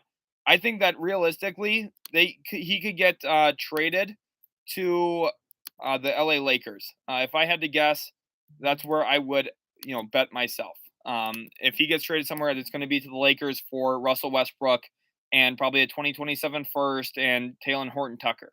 And if you're Brooklyn, you have to feel pretty good about that, just because there's not a lot of other great options. American Patriot says, do you think that Philly could get KD for Tobias Harris? No, they couldn't. They don't have enough assets. I really don't think Philly's in the running here unless they give up Maxey and Thibault. And then if you do that, you've locked yourself into Harden, Drummond, or Harden, Embiid, and KD with very little flexibility. Now, is that worth locking yourself into? Probably, maybe. We'll see if they do it. Hiram says, I like Dallas for Kyrie. I don't know if I like – I'm a Dallas Mavericks fan. I don't know if I like Kyrie for Dallas. Now, I like Dallas for Kyrie, but holy cow. Miami and Phoenix, I think, are in the driver's seat right now. Obviously, the fact that he listed them means they're going to progress. They're going to, pursue him more aggressively than any other team in the league, probably. But every team in the league is going to pursue him. Every team is going to be aggressive in getting it done. Honestly, when you look at the direction of the NBA right now, there's been a lot of parity.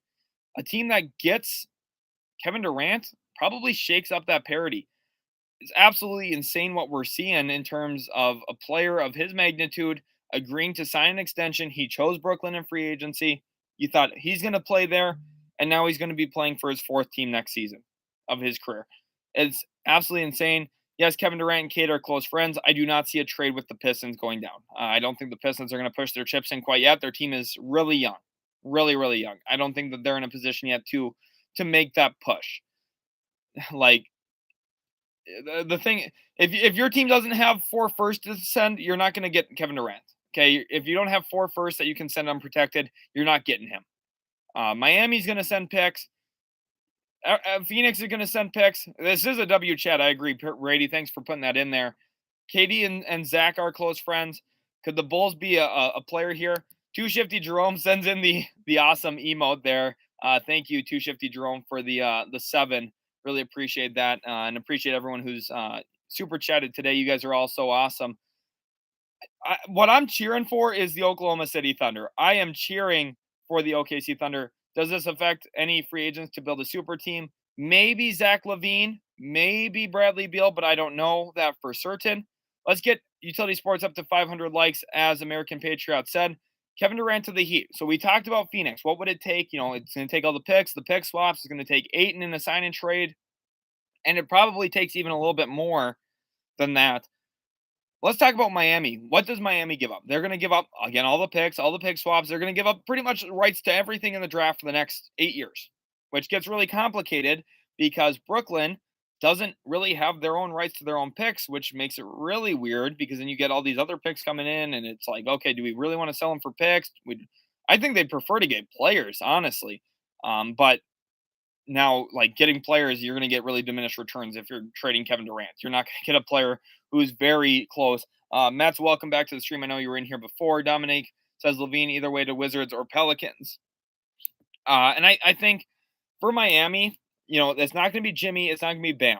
That's very similar to how the Suns are going to operate with Booker and Paul. It's not going to be Jimmy. Won't be Bam.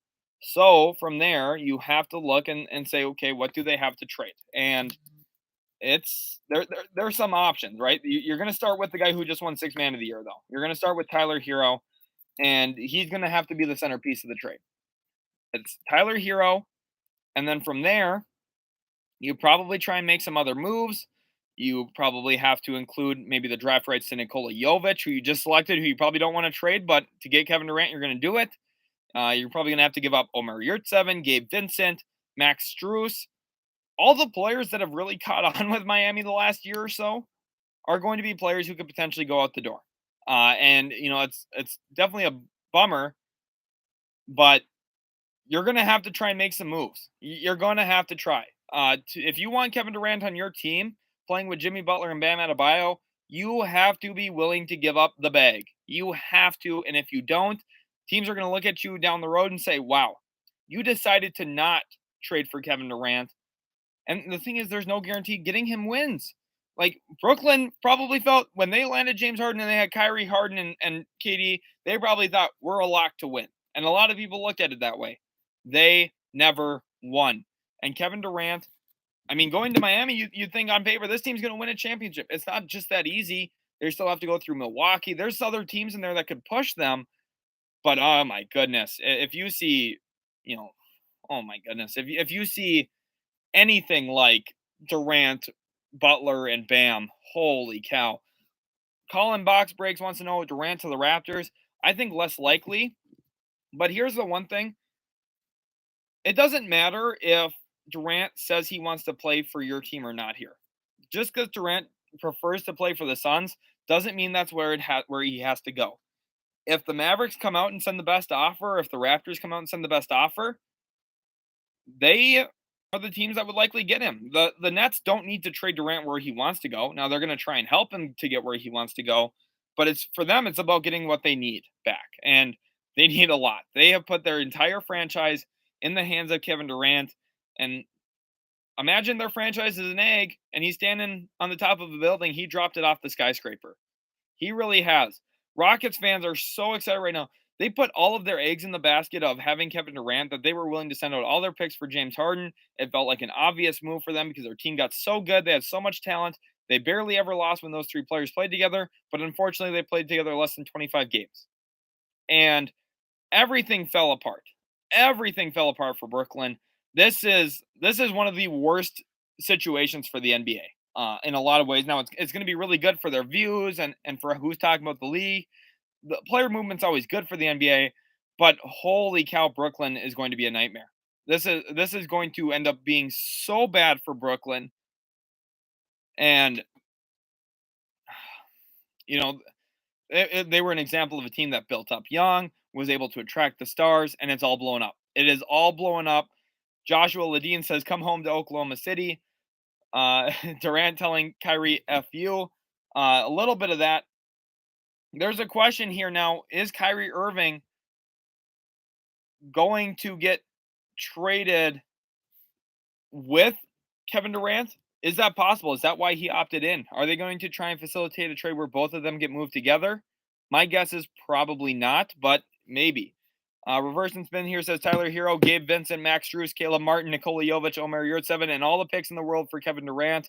You'd probably also have to put Kyle Lowry in there to get the deal done, but that's something you would do for KD. That's something you would do. Dentavious here getting some Chicago hype in here. Go comment right now the team you want to see Kevin Durant play for. Comment that team right now. Raphael Stone completely robbed Brooklyn, and it's crazy because at the time you thought, well, they gave up the best player in arguably franchise history outside of Elijah Wan. And now at this point, they're getting they basically set the Nets up for a dynasty, and the Nets never won. Crazy here. We're getting some Timberwolves hype, Pistons hype, Miami, not going to lie, from Jack Turner, Utah, Portland, Cleveland, back to the Warriors. Trey Murray, Kevin Durant. Could you imagine if Atlanta pulled it out somehow? Chicago, the Heat, Cavaliers, Milwaukee, Washington, Detroit. We're getting a lot of different answers in here. I would like him to play for the Mavericks. I'm a Mavs fan. I'm not the biggest KD fan in the world, but could you imagine Luka and Kevin Durant together? Oh my goodness. Imagine a Jalen Brunson sign and trade to Brooklyn all of a sudden. That would be insane. Michael Feld says KD to Detroit. KD saw DeJounte or DeJounte, a little blend of their names together, and asked for a trade. Zhao definitely with a little bit of hopefulness for the Atlanta Hawks to land him. Absolutely incredible.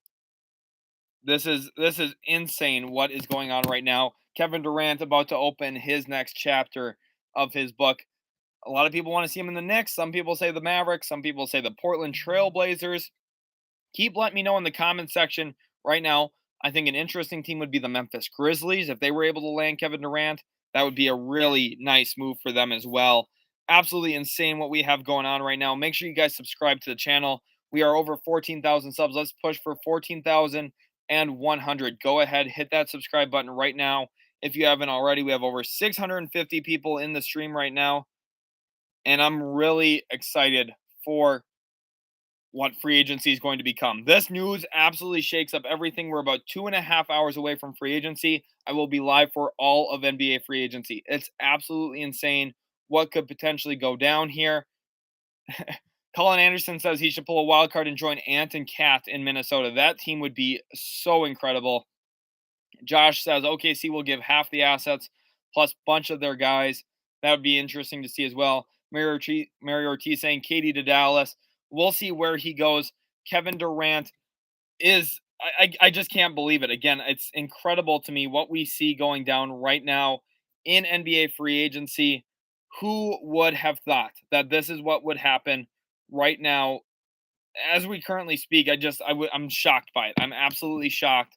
The fact that we are at a spot now where we see Kevin Durant likely going to be traded today or tomorrow. My guess is today, though, honestly, with how fast all of this is coming around together. We're going to see a Kevin Durant trade. It's shocking to me. Absolutely shocking. I just put out a tweet telling people to come stop into the live. Absolutely crazy. Nets fans right now with skulls emojis. Tell me your thoughts on the Nets situation. How ruined are the Brooklyn Nets? Let's get some Brooklyn busts in the chat because their championship hope has busted. Let's go Brooklyn busts. Let's get some Brooklyn busts in the chat right now. Again, the Lakers, Nets franchise in shambles. Rockets ship them back all their picks plus Eric Gordon, KJ Martin, Boban, Ty Washington. I'm not sure. I think keeping those picks might be a pretty good outcome for Houston now at this point. RPR Lucid said KD to Golden State for Gary Payton II, Wiseman, Moses Moody, and some picks. The money doesn't quite work there. They'd have to probably send out a little bit more money in that, but potentially Brooklyn busts. We're getting some Brooklyn busts in the chat. Let's go Heat. Ethan definitely putting in some hype here. Will Kevin Durant play for the Miami Heat? That is insane. I am absolutely blown away by what we have seen. Paul Vincent here trying to get some Celtics hope in there. If you are trying to manifest Kevin Durant playing for your team, go put the prayer emoji in the chat right now. Lets me know that you are praying for Kevin Durant to be on your squad. Kevin Durant made the trade request directly to Nets owner Joe Tsai today. Directly to the owner. Albert Diaz says, I don't think Brooklyn was ever contenders. Great individual talent. However, they were really close to being contenders. We're getting some pray emojis in there. Toronto, Miami Heat. Awesome to see that. Knicks in the playoffs next season. Nets wouldn't. Bulls, we're getting some of that. We're getting a lot of the prayer hands in there. Let's go ahead. Let's keep seeing it. Let's try and manifest for your team where they could go. Rap fan, and I ain't praying, Ryan. I like the energy there. Gary says KD for AD. Probably not in LA's wheelhouse there. I think Brooklyn would probably be receptive to that. I don't know if LA, if that really moves the needle for them. I think the goal is to build a team, and I don't know if a 1-for-1 swap's what they need. Man, Brooklyn is cursed. Yes, they are. Nomad says, welcome to Phoenix, Kevin Durant. KD for Markin and Sexton and 2 first-rounders. That would be a pretty good steal there for the Cavaliers. This is the second time this blew up in the Nets' face. I love it. Again, my one of my buddies who's a Celtics fan messaged right away and said, twice in 1 decade that the Celtics have ruined the Nets organization. And I think that's honestly the most true thing I've read today. Prime Tube says Miami Heat 2023 champions. If they get Kevin Durant, that's probably going to be my pick for who would win it all. Raptors, Detroit. Prayers for Ben Simmons. We'll see if he ever plays again. I think if there's any silver lining here for Brooklyn, it's maybe they get to build around Ben Simmons, which I don't know if that's a silver lining or not, but they have him. They have him on the roster. He's young. Suns or Miami. Nets fans got to be sick. I couldn't. If I was a Nets fan right now, oh my goodness, it would not be a good scene. It would definitely not be a good scene by any stretch. I need to hide that user from the channel. Don't worry, I'm trying to take care of the bots here. Send the Nets back to Jersey, please. They need to go back to New Jersey because Brooklyn has been a nightmare for them. Jimmy Stuck says KD with Dame definitely would be good. And we've got betting odds now. Phoenix is favored 6-1. So $100 bet would win you $600, I believe, there. Brooklyn, absolutely crazy what we see going on here. Portland, man, Randall Fournier and 5 first-round picks. Holy cow. I mean, maybe the Nets need to do what's best for them, but I do not see the Nets trading him to the Knicks. Let's get some Knicks hype in there, though, if you are a Knicks fan. We'll see Brooklyn, or more like Brooklyn, as Jack Bo is saying. I'm going to put that in there as well. I'm going to copy you, Jack Bo there, just because make sure you guys give him the credit for that, but that's what he's been typing, because they are now broke. They are broke. Prime2 says, you think Nets are going to lose Kyrie too? Yeah, Kyrie's out the door for sure. Simmons indeed ran everyone out of town. Holy moly. Yes, he did. Oslam said Raptors. It's kind of crazy. Kevin Durant will have never played a single second of basketball with Ben Simmons by the end of it. Big says, I'm officially retiring from being a Nets fan. Sean Marks like KD and Kyrie run the franchise into the toilet. Yes, he did. Sad because he was doing a great job before then. OKC Slim 3. Let's go. Yeah, we're going from the Slim Towers of Poku and Holmgren to the Slim 3. The Slim Trio of KD there as well. Brooklyn, absolutely awesome. That's again huge credit to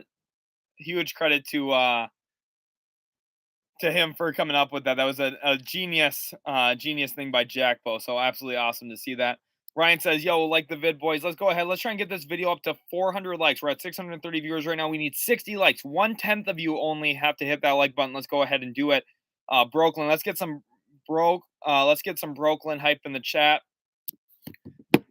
Edward Sims says Murray wasn't worth 3 picks. Somebody needs to be fired. No, well, Kevin Durant's about to get traded for about 7 picks in totals, maybe 8, and good players. So if that kind of resets the market for you, Edward, the 3 picks isn't that big of a deal when it's half the value of Kevin Durant. Half. MK says Chet and some picks for KD. I think Brooklyn would love to get Chet. I think if you're OKC, you're not going to give up Chet in a deal right now. Somebody said Bulls fans ain't trying to sell the whole club for Kevin Durant, but I will. Bulls Nations, come on one. Let's see. Keep Strauss. Rest is perfect. and keep that dude in the East. I hope so. I don't want him in the West. Drunk says, just hit that like button. Thank you. If you hit the like button, let me know. Also, go on Twitter right now in the description of our video right here of our live stream. My own personal Instagram, which is usually a private account. I will be accepting follow requests over the next 24 hours. If you go give me a follow there, and on Twitter, go give us a follow for more NBA content. Nets haven't been the same since the firing of Jason Kidd. Honestly, it's the truth. Trade the entire Kings franchise for Kevin Durant. I think that they need to send a little bit more value than that entire franchise, honestly. Norman says, hit the like button. Please hit that like. Gerald says, Brooklyn trying to tank for Victor. I guess so. That's the new direction, right? Brooklyn tanking for Victor Wembanyama. Who would have thought? Oh, boy. What we do need to pull up right now is Houston Rockets future picks, because this is you guys are going to not even believe it. Alan D. Chase now following on Twitter. Thank you. I'm going to be shouting each and every one of you out after you give us a follow on Twitter. So huge thank you. So now the Nets first. This next year, the Rockets have the option to swap it. And then when we go into the next season, into 2024, that is completely unprotected. So that pick will just translate to Houston. 2025, the Nets pick, again, it's an option to swap. 2026, the Nets traded that unprotected. 2027 is a swap. 2028, no longer do the Rockets have the Nets picks. But for the next few drafts, the Nets are in some trouble if they don't figure this out and figure it out quick. Absolutely incredible what we've seen, honestly. Max Strus and Duncan for KD per Woj. I'm not sure where you're seeing that. I have not seen that yet myself.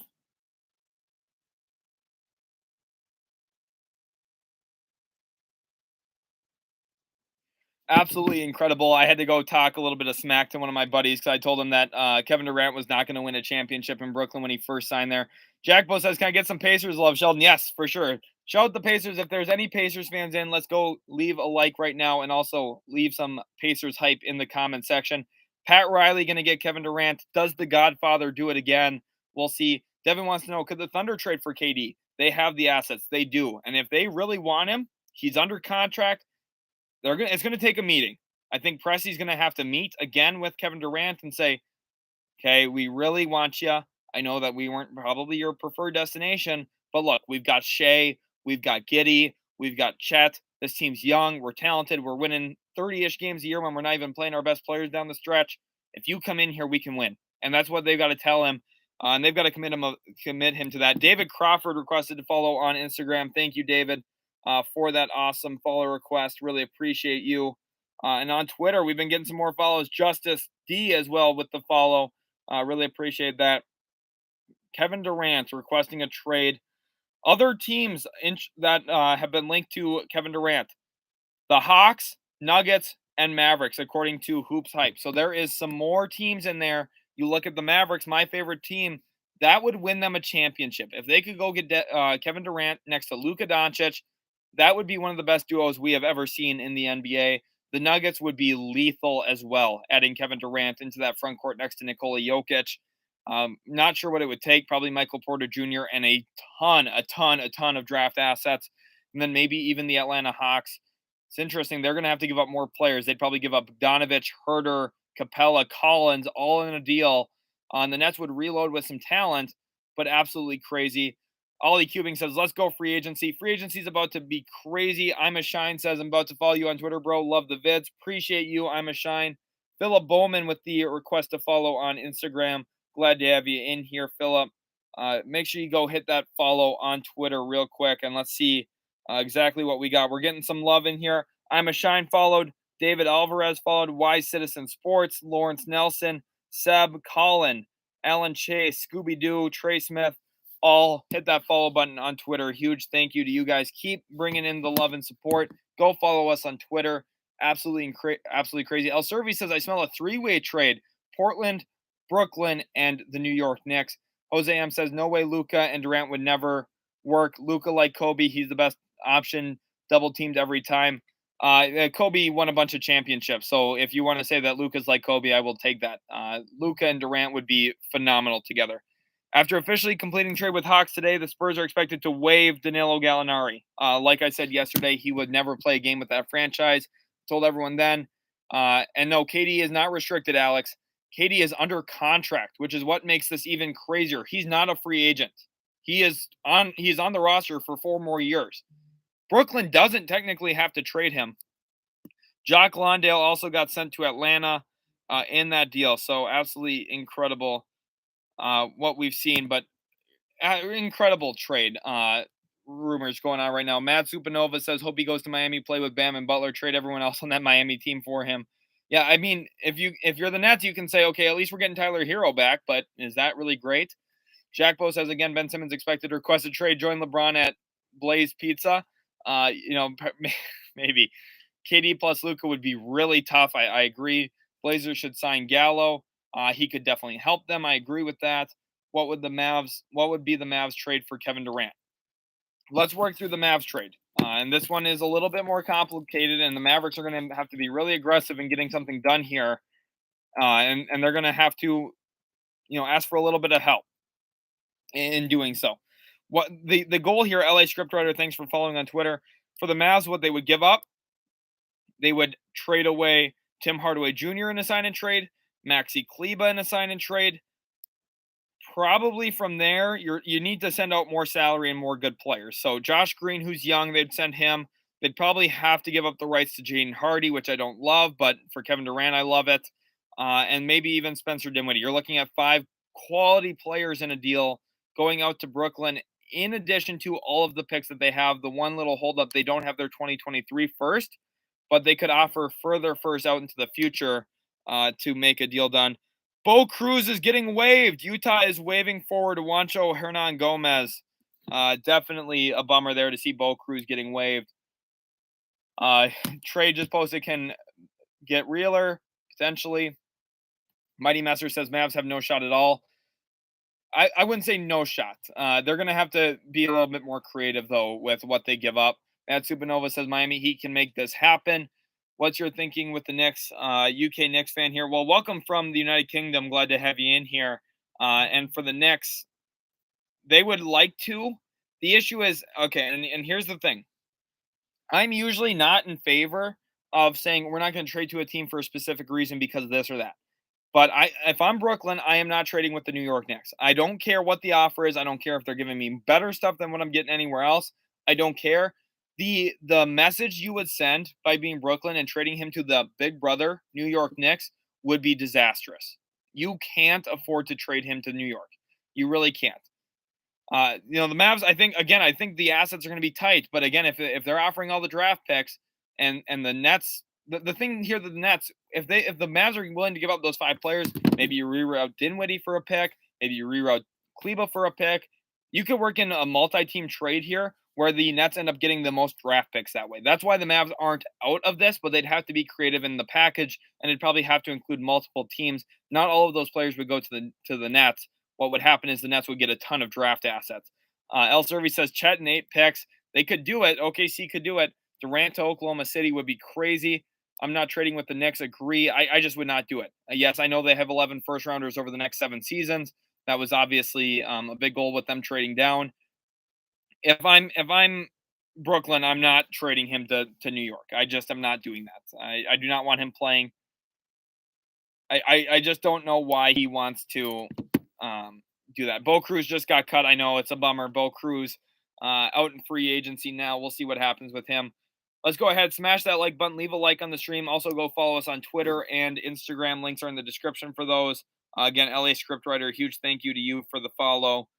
Glad to have all of your guys' awesome support. Absolutely insane. Kevin Durant requests a trade. Who would have thought that this happened today? Holy cow. KD plus Booker plus CP3. Pretty good core. You don't say Dadniski. That's a really good core. That's a championship winning core. .40 says, let the sweepstakes begin. And that's exactly what they are. Teams are going to be battling for Kevin Durant. Wiggins, Weidman, and 2 first-round picks, says Dylan Carver. The Warriors, I think they're not going to pursue Kevin Durant, honestly. Yam Brown says Katie to Boston. They'd have to really work some stuff out. Kemba Walker did get bought out. Yep. Let's go ahead and hide that user quick. When we look at, we got a $2 donation here. Colin Reed says, do the Nets prioritize picks or veteran players? And this is the issue here. We don't really know what they're going to go for. The fact that they just made a trade for Royce O'Neal makes me think they want players, which seems a little backwards. If I'm trading Kevin Durant, and you're not going to get a good return on players, but let's say this is where Atlanta makes sense. Now, if Atlanta comes in and offers John Collins, Clint Capella, Bogdanovich, and Herder, and whatever draft assets they have left, maybe you throw in AJ Griffin. They've got Jalen Johnson there, Sharif Cooper. Not that not Sharif Cooper really moves the needle a bunch, but he's another player who can play. If they go for players, you have to look at it, and the Nets need to think about this critically. They don't have their rights to their own draft picks. Being bad probably hurts them. In fact, if they're bad, it's going to make that trade look even worse. And honestly, it's going to be a difficult situation for them. It's going to be because they almost need to get players. They almost need to. But doing so, does that even make sense? Is that really a good idea? I don't really know. I have no idea what this is. This is absolutely insane, though, what we're seeing. I mean, absolutely insane. Marcelo Cadena says spotted wearing Bulls gear and has been coached by Billy Donovan. Yeah, and OKC, and then he chose to leave Billy Donovan. So I don't know if the Billy Donovan stuff really pulls him as much as people are going to assume. Solid Rockets says, I hope Kitty will help Rockets make the return to the max the return to the James Harden trade. It will. Trust me, this will. So from Atlanta's perspective, I'm going to go ahead and play with the trade machine right now. And then that way, we can just talk through it. I'm not going to share it on the screen, but you'll hear what I'm saying ultimately on this trade machine. Let's look at Bo Cruz will be a free agent. It's a bummer. But looking at the situation right now in a sign and trade, I'm going to go ahead and do this on my phone actually because the app is always super slow and laggy. So hopefully it doesn't slow down the stream at all. Hopefully you guys are enjoying, by the way. Make sure to leave a like. Blue says Nets want players. They don't want to be bad. They have no picks. Right? They would get picks from other teams, so that would help really, mitigate some of the questions and concerns that they have there. But right now, it's definitely a disaster outcome here for the Brooklyn Nets. Let's go ahead and pull up NBA Trade Machine from Fanspo. I'm going to go and take a good look at it here, and we're going to talk about potential trades that I think make sense if we're going to include players. If we're going to include players, team one, we're going to look at Brooklyn. And team two, we're going to start with Atlanta. We're going to start with the Atlanta Hawks. Raul with a almost $3 dono says, do the Raptors have a package for Kevin Durant? We'll talk about that really quickly here, Raul, as soon as we're done with the Atlanta Hawks. Thank you so much for the donation and the super chat. Really appreciate it. So Kevin Durant traded to the Hawks $44 million, which means you need to send out a lot of money back to get a deal done. In order to get this done, let's start with John Collins to the Nets, Clint Capella to the Nets, and let's say, you want to send back Bogdan Bogdanovich, $18 million. Right now, we are sending over almost $60 million back to Brooklyn. And let's say to get a deal done, they have to attach Onyeka Okongwu, which I know, Hawks fans aren't going to want to do that. And, then you have to remember they don't have a ton of picks, so probably Jalen Johnson in there as well. They're really going to sacrifice their front court play, but it's okay because they have some firsts in here. They have their 2028 first, which is going to be a protect, the trade a pick swap there, and a 2029 first unprotected to the Nets. That's what they would trade. And in return, the Nets give them what would be Kevin Durant and probably something else in return. That could be Joe Harris. It could be Seth Curry. Maybe it could be the rights to Nick Claxton in free agency. That would be something I think would be somewhat valuable to Atlanta. This is absolutely insane. The situation in Brooklyn is just it's blown up. It has blown up terribly. Let's just say Seth Curry goes back to the Hawks. Here is what the trade would somewhat look like. Nets get Capella, Bogdanovich, John Collins, Onyeka Okongwu, Jalen Johnson, 2029 first, 2028 first pick swap. The Hawks get Kevin Durant and Seth Curry. Basically, the Nets would get four or five players that are starting level in the NBA, in Capella, Bogdanovich, Collins, Okongwu, and I think Jalen Johnson can be down the road. And the Hawks get 2 starting level players in KD, he's more than just starting level. He's a superstar. He's a mega star. And Seth Curry, who's a starting level player. The goal for the Hawks here then, as you roll into next season, they're going to have to figure out their center spot if they do a trade like this. But, I think the Hawks would love to keep Onyeka, but you need to have valuable players going out to get that player. It would just be absolutely insane. The Atlanta Nets honestly would be. Tab Too Funny says Draymond and Wiggins for KD. I don't think that the Warriors would do that. I really don't. Five likes away from 400. Let's go hit the like button right now. Can't trade consecutive years of picks, so 2028 can be traded as a pick swap. They have 2027 first unprotected, so they can pick swap it. Mr. Papercut.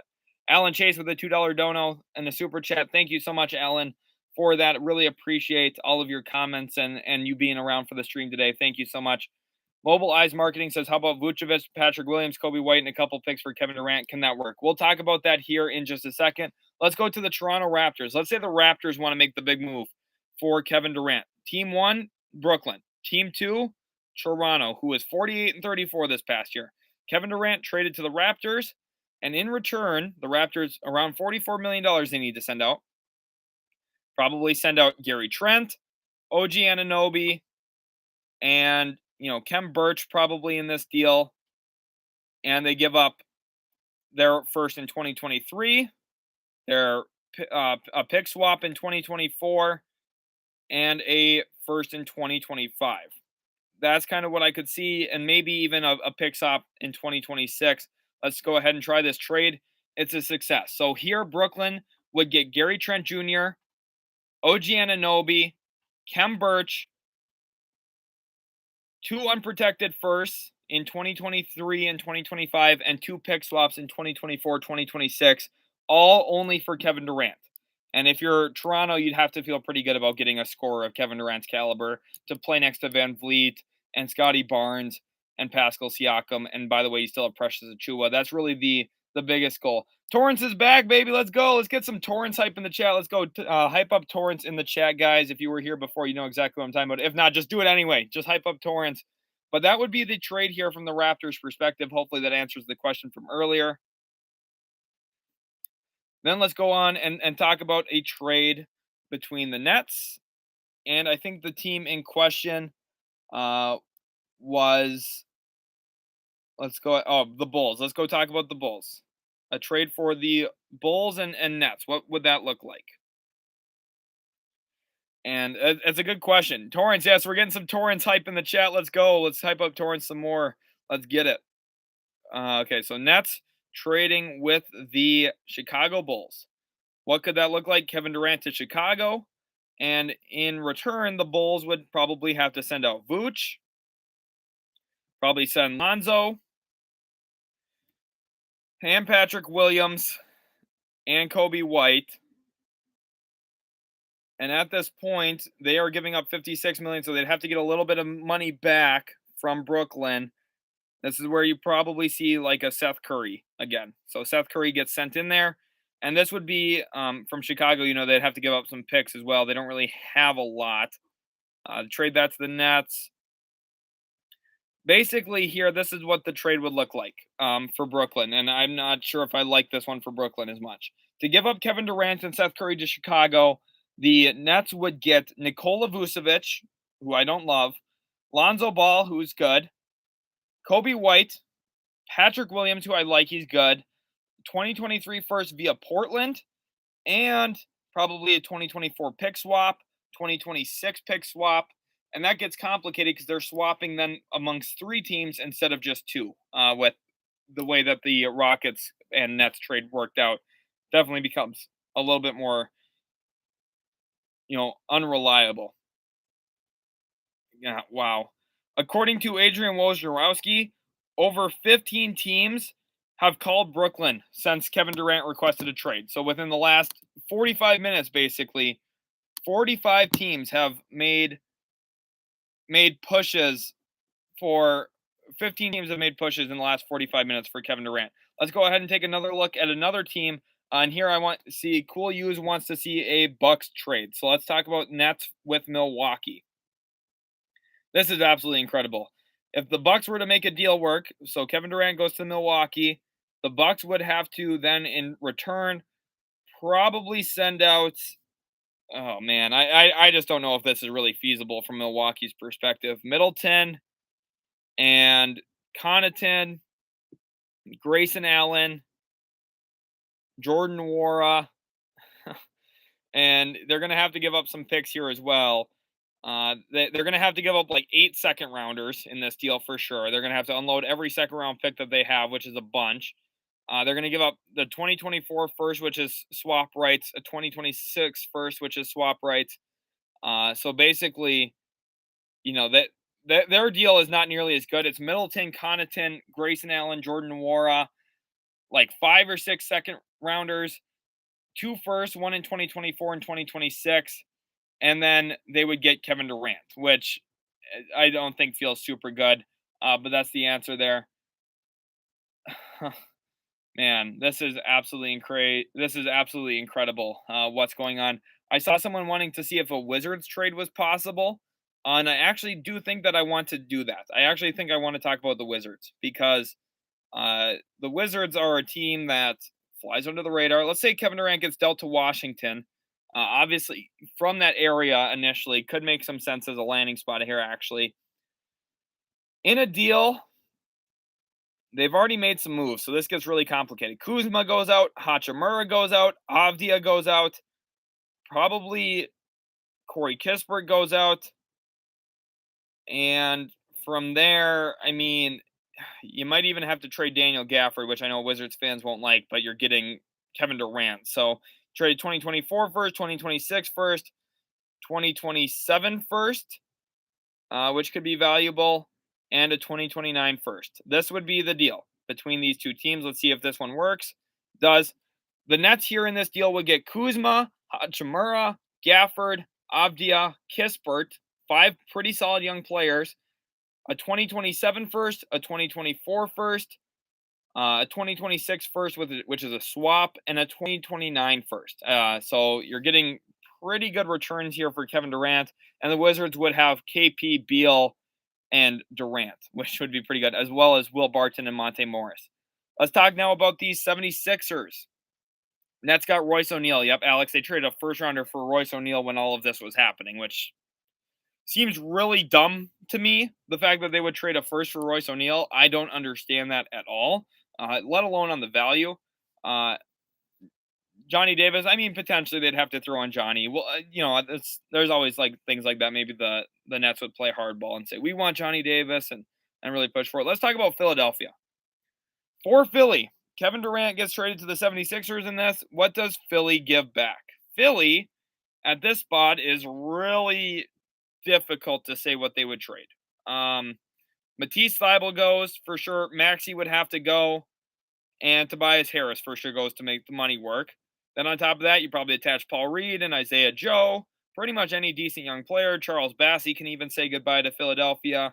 And then what you do here, you barely have any first. So you're going to give up 2024 first pick swap, 2026 first pick swap, and a 2028 first pick swap, which is definitely a little crazy, but that works. Tobias, Bassey, Thybulle, Maxey, Paul Reed, Isaiah Joe, and a collection of pick swaps for Kevin Durant.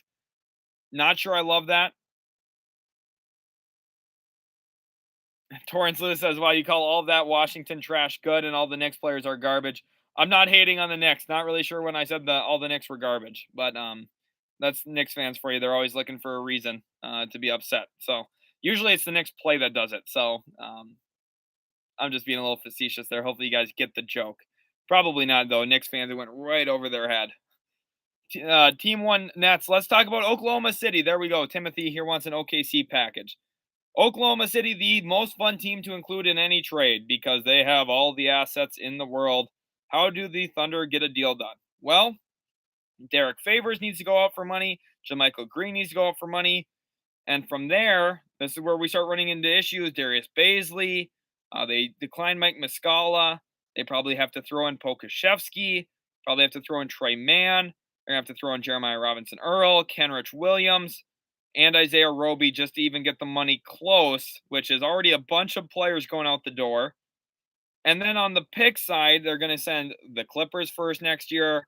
They're going to send their own first next year, which is a swap technically. So they're just going to send their own first. They're going to send out 2024 first from the Clippers. They're going to send out a 2025 first from Miami, a 2026 first from the Clippers, 2027 first from Denver, 2028 first, a 2029 pick swap, and a 2026 pick, their own pick. They still have Houston's there as well. So they're going to go ahead and make this trade. And the thing is here, they're still not within enough money. So the issue, well, Jermichael Green cannot be traded technically yet, but they would work that into a 3-team deal. Ultimately, that deal would work. It just is very close on the money. They might even have to throw in a little bit more in terms of players who make more money, which is difficult. Maybe Lou Dort would have to be in a situation where that's where we're at. Oh, Jackbo had to log off. That's a bummer. I'm going to miss having Jackbo in here. Welcome everyone, but absolutely crazy how this is all playing out. Just absolutely incredible. Ryan, thanks for offering to buy Jackbo a membership. I appreciate that. Okay, we want to see Pistons, Spurs, and Celtics. Let's go ahead and start here with the Celtics. I think that's the most likely of all of those teams. And okay, so let's go Nets trading to the Celtics. Okay, Booker, Karl Anthony Towns, John Morant, Nikola Jokic all expected to verbally seal mammoth contract extensions tonight. Interesting. Okay. So Kevin Durant gets traded to the Celtics. Celtics in return, what do they have to give up? Well, you're going to see Al Horford have to go out the door. Marcus Smart probably. And you're going to have to attach Daniel Tice and Grant Williams and Peyton Pritchard and Aaron Nesmith. Definitely all of those players have to go, and then they'd have to trade their own 2023 first. They'd have to trade 2025 first and a 2027 first. So they're giving up quite a bit here in Horford, Smart. They'd have to get a little bit of money back here as well. It looks like they're taking in too much or sending out too much money with what I just drafted up, obviously, because I didn't really think about back what Brooklyn would have to send. Say they send back, Seth Curry. You add that into the deal. We still maybe are a little bit out of the realm of where they need to be. So let's say they also, instead of Seth Curry, let's just have them take back Joe Harris instead. So Joe Harris gets traded to the Celtics and no Seth Curry in this. So ultimately here, what we would see in this trade is Horford, Smart, Tice, Grant Williams, Aaron Nesmith, Pritchard, 2023 first, 2025 first, 2027 first.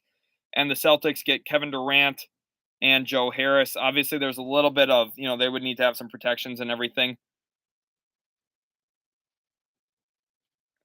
Click join next to the subscribe button, Brady. I guess you guys are getting a little bit of a breakdown on how to join. Sometimes it doesn't pop up on mobile, so you might have to be on your actual desktop or laptop computer. But okay, moving back now to another team. So let's do we haven't done Miami yet, have we? Let's do Miami quick. Miami Heat here now. We've got Kevin Durant traded to the Heat, and Miami in return almost $3 here from James. Thank you so much, James. Really appreciate you guys. All the awesome comments and subscribing and all the awesome stuff you do, following on Twitter, all of that awesome stuff. Go make sure to give us another follow on Twitter if you haven't already. Go follow me on my personal Instagram. I'm heading out to Las Vegas for NBA Summer League, and I've got a scouting opportunity out there that I'm excited to share with you guys. Some of the stuff that's going on, so that'll be on my Instagram, probably mostly, simply since it's also a little vacation for me. I'm so stoked though for everything going on in the NBA right now. So Kevin Durant goes to Miami here in this deal. Kyle Lowry gets traded to the Nets.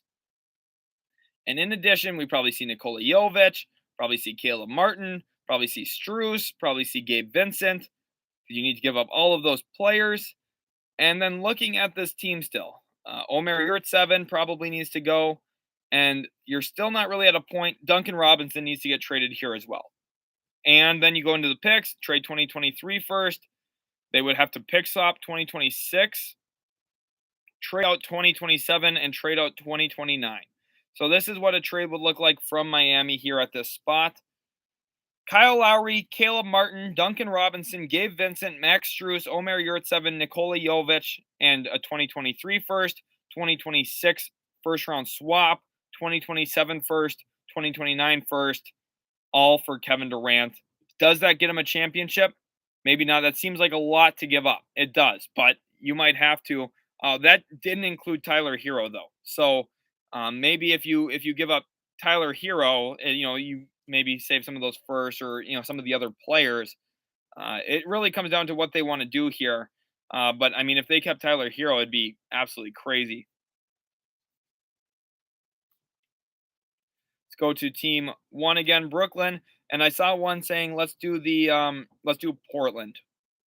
We're gonna get to all of them, so don't worry. I know some of you guys have been commenting. I've been trying to get to everybody's, but I can only do so many at one time. We're gonna do Portland here. Just keep requesting them, and we're gonna get to them. James, we did a Toronto one. If you want to scrub back, probably like 15, 20 minutes in the live stream or so.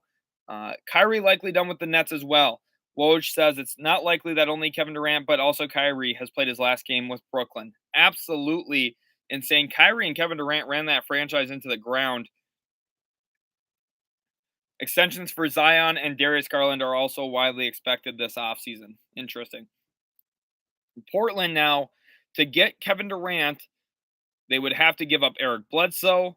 They would have to give up, in addition here, I know fans wouldn't love this, but Anthony Simons probably goes out the door.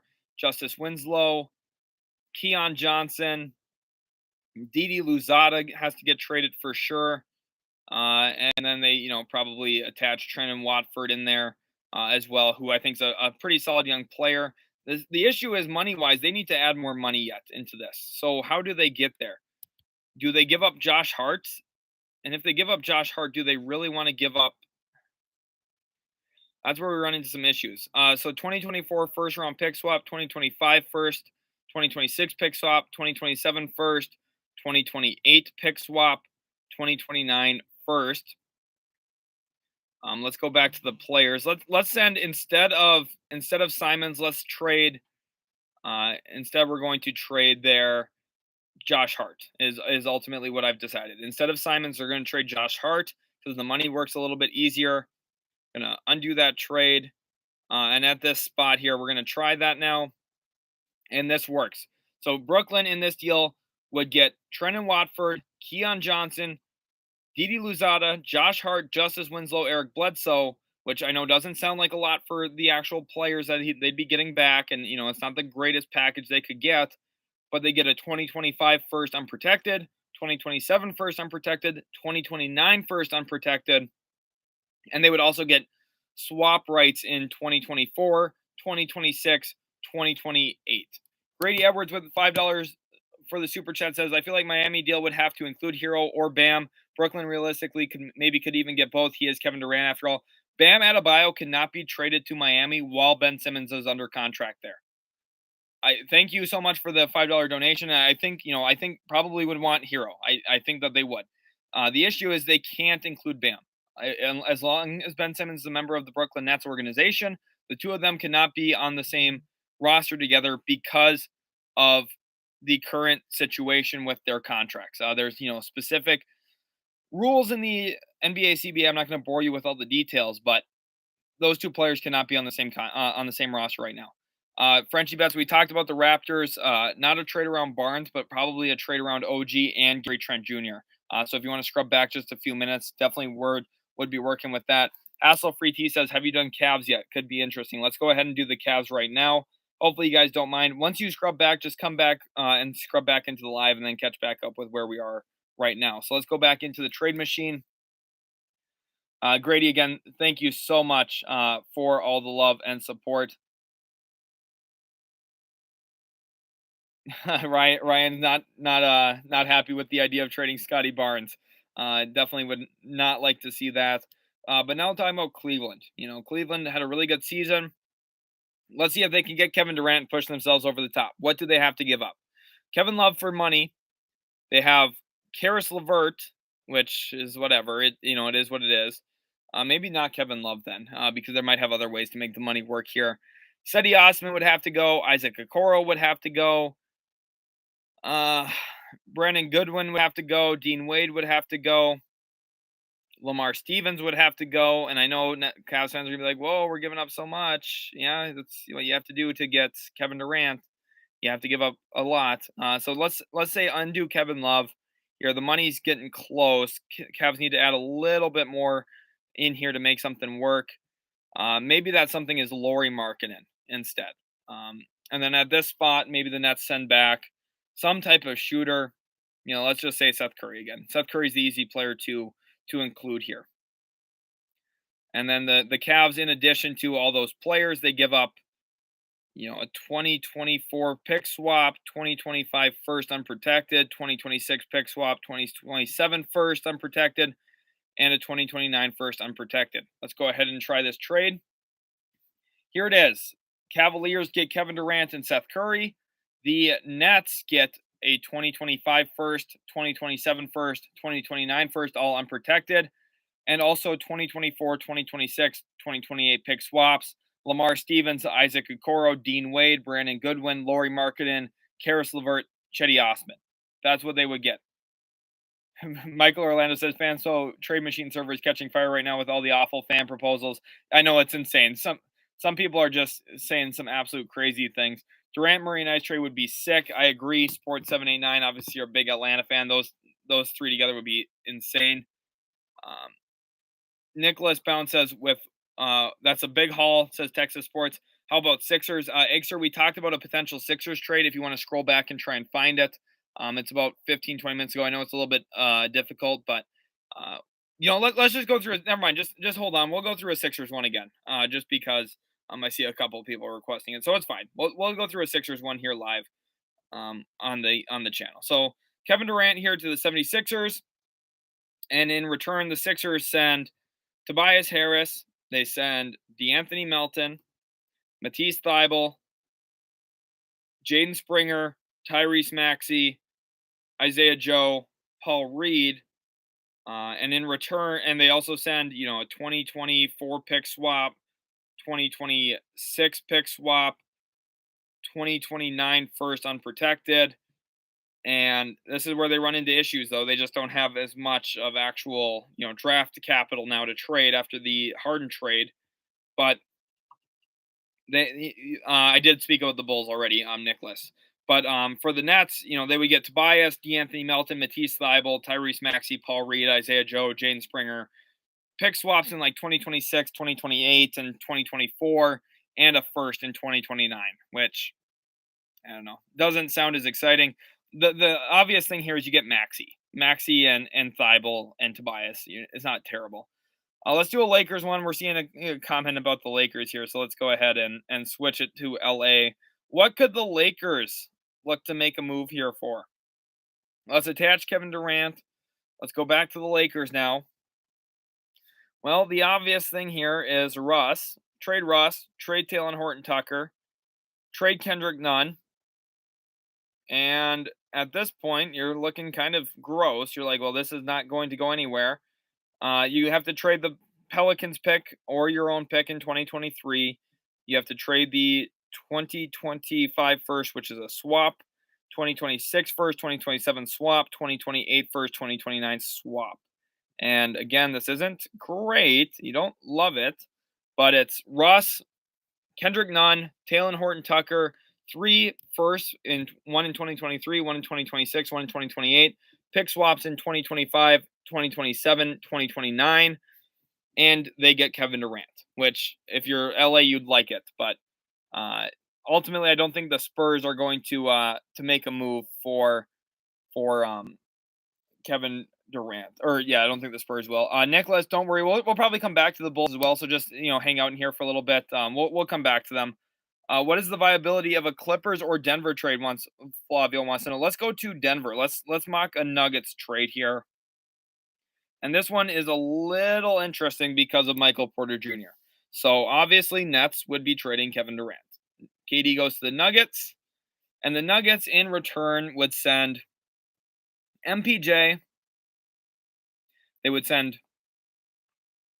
probably Bryn Forbes in a sign and trade, Jeff Green, Zeke Naji, who's young and solid, and they'd have to give up Bones, which I know Nuggets fans aren't going to love, but you're getting Kevin Durant. So yeah, you have to do it. 2020 first pick goes out, 2026 first goes out, 2028 first goes out, and a 2029 swap. This deal would work technically. It's again MPJ, Bones, Zeke Naji, Bryn Forbes, Jeff Green. 2024, 2026, 2028 first, 2029 first swap, and the Nuggets would get Kevin Durant. So, that's kind of what we're looking like. Let's go over to the Suns now. Jesse James wants to know about the Suns. But Flavio, hopefully that answers for you. Mighty Messer says Harden wanted out and got out before Simmons. Yes, he did. Looking at the thing here now for the wait, wasn't Kevin Durant hating on James Harden for wanting out and like jumping ship too prematurely? Seems a little weird to me now. Okay, looking at the Suns, let's mock a trade with the Suns here. So Nets trade Kevin Durant to Phoenix, obviously. Again, like I said at the beginning of all of these deals. And this is where we see DeAndre Ayton go to the Nets. Probably would have to see Jay Crowder go to Brooklyn, Landry Shamet to Brooklyn, Dario Saric to Brooklyn, Cam Payne to Brooklyn. Oh man. And then the issue here is like if the nice thing is Phoenix has their draft picks. So they can do 2023, 2025, 2027, 2029 first, and then they can pick swap the rest of them. Every year from now to 2028, they can pick swap. So you might not have to attach Bridges or Cam Johnson. You throw in Torrey Craig here, Ish Wainwright, who's a solid young player. Again, this isn't ideal for Brooklyn, but losing Kevin Durant isn't ideal for Brooklyn. Brooklyn here gets DeAndre Ayton, Landry Shamet, Cam Payne, Jay Crowder, Dario Saric, Torrey Craig, Ish Wainwright. 4 unprotected first-round picks, one in 2023, 2025, 2027, and 2029. And then they would get pick swaps in 26, 28, and 24. So, again, that's a lot of stuff to give up. But we just did the Sixers, OMS, and Anastasios. Go back about 5 minutes, okay, and watch from there. Go back 5 minutes and watch from there. But absolutely crazy what we're even seeing right now. The fact that Kevin Durant is on the trade market is just insane. It's unbelievable what we're really seeing. Honestly, would never ever guess that that's what we would see, but it is ultimately. Leon J says KD to the Spurs for 4 first and a young player. Use other assets to get a second guy. Forget a rebuild. I don't think that's going to happen, unfortunately. Hank Hill says he's coming to Phoenix. LeBron did that to himself. Says Eric. Jackbo says Pacers, maybe. And then Anastasio said, can you do Bucks again, please? Yes, we'll do Bucks one more time. Bucks is a little bit cloudier in how it works. So you're going to see Middleton go out the door. You're going to see Grayson Allen, Pat Connaughton, probably George Hill, Jordan Nwora, and Luka Vildosa, probably, and maybe Sandro Mamukelashvili. As well as for their picks, you'd see a 2024 first get traded, 2026 first, 2028 first, and then pick swaps in 27 and 29. So, I don't know. I don't know if I love that. Joel Embiid is making a strong push to get Kevin Durant to Philadelphia. We'll see if that can get done or not. They are ultimately trying to, it sounds like. Killer Ghost says Clippers as well, please. I wasn't here when you went over it. I actually haven't done Clippers yet. So Clippers will be a really fun one to actually cover. I'm excited to do a Clippers one. Rod, we'll look at what the Knicks can offer here in a second as well. So stay tuned. We're going to do Clippers and then Knicks, and then we'll get to some of the other requests as well. Ryan Hiller says Supersonics. Maybe, just maybe, we'll see KD return to Seattle at some point. So Kevin Durant trade to the Clippers. And in return, the Clippers would send back Norman Powell, Marcus Morris, Luke Kennard. That alone is the money that they would need to give up. Now, they're going to have to give up some solid young players, probably Amir Coffey in a deal, probably see someone like Terrence Mann going out in a deal. Jay Scrubb goes out. and probably Jason Preston and even BJ Boston. You kind of have to strip the roster down here if you're them. And then with the picks, they have to trade their asset that they have from the pick swap this year with OKC. 2025 they trade that. 2027 first they trade. 2029 first they trade, and they probably give up swap rights in 28 and 29, which is again a really aggressive move here, but it works. You trade Marcus Morris, Norman Powell, Luke Kennard, Amir Coffey, Terrence Mann, Jay Scrubb, Brandon Boston, Jason Preston, a collection of good young players there, as well as your picks that you have in 23 and 25, and first rounders in 27 and 29. That absolutely incredible. What we could see go down there. Let's go ahead and look at the Knicks now. A trade for the Knicks. I think it's going to be a huge amount of assets going out. Part of why Kevin Durant's looked at so valuably right now, he's under contract for 4 years. There's no risk in trading for him other than the fact that he's a little bit older.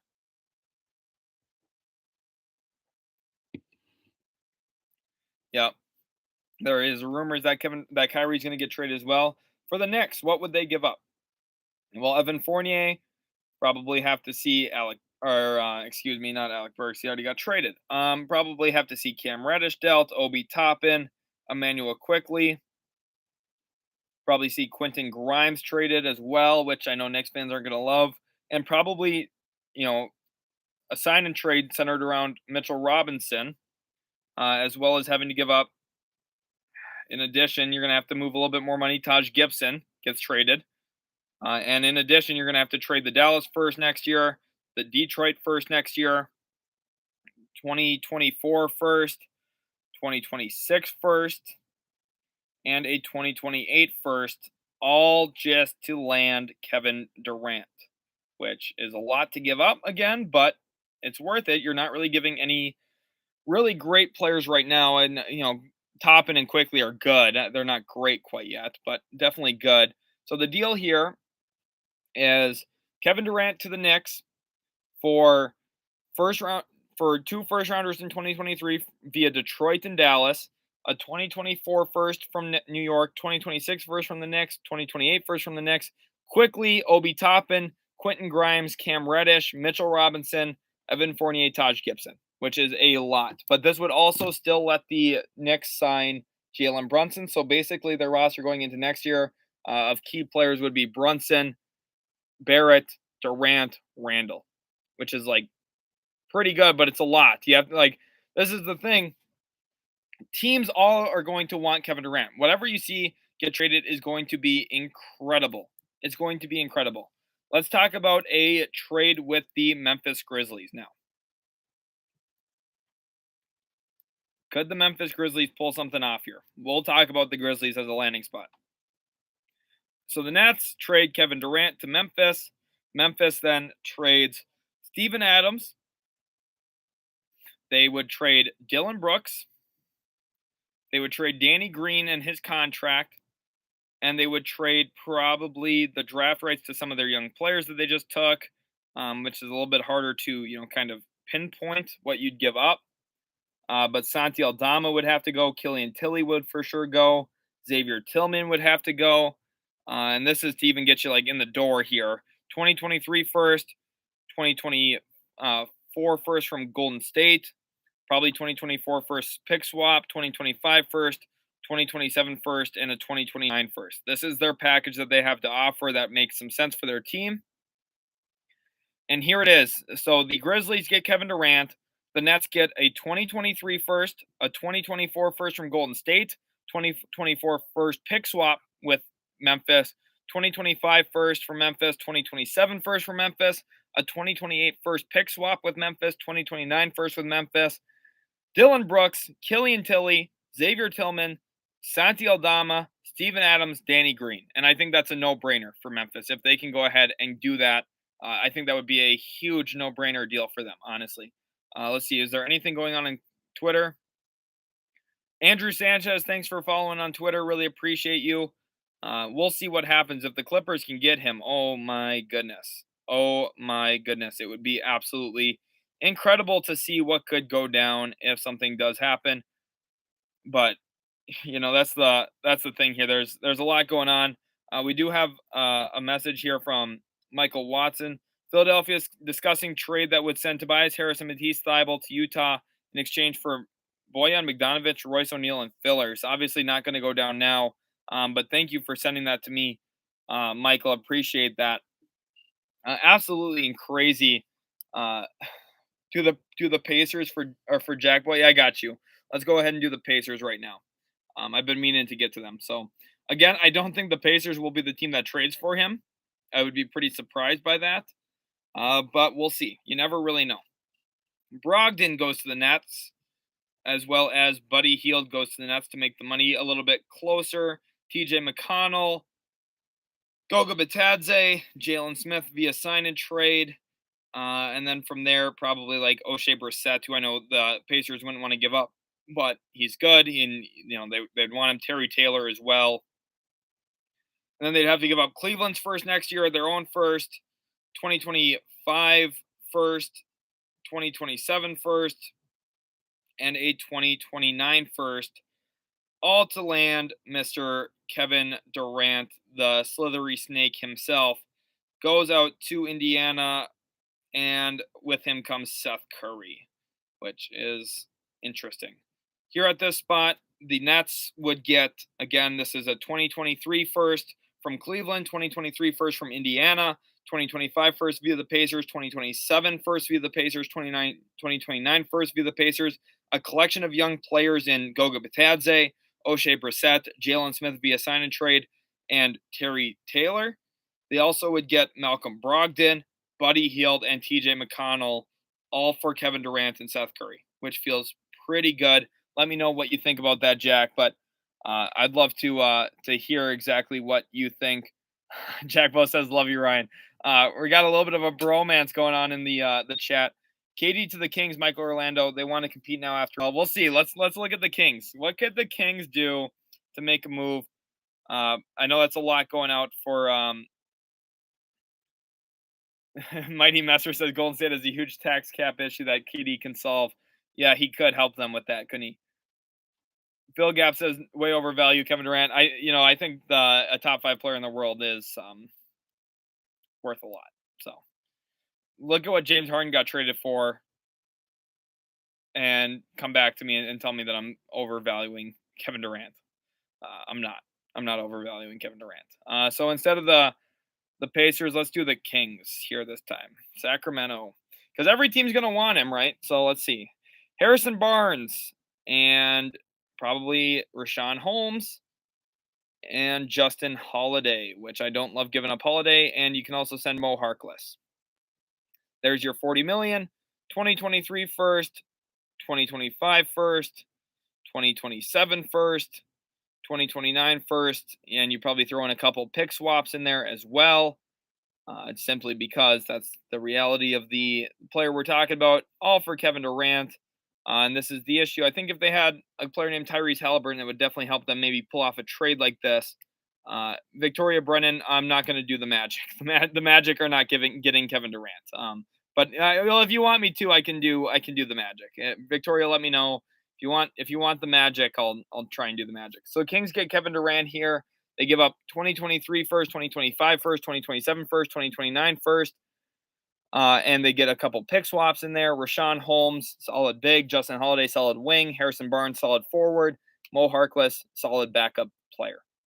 Which, to me, if Sacramento got this done, it's an instant win. If any team's going to be aggressive, it should be Sac. I mean, it's not like they're going to do anything anyway. Just build around Keegan, Kevin Durant, Sabonis, and Fox. So those are the teams that, I don't think it would happen, but if they push forward, I would cheer for them. I'd be like, yes, go Sacramento, let's go get it. For Orlando, we'll do it for you, Victoria. Here, we'll do it. For Orlando, might as well. LOL. Okay, Victoria, we're gonna do it for you. Jonathan Isaac and Markelle Fultz and Terrence Ross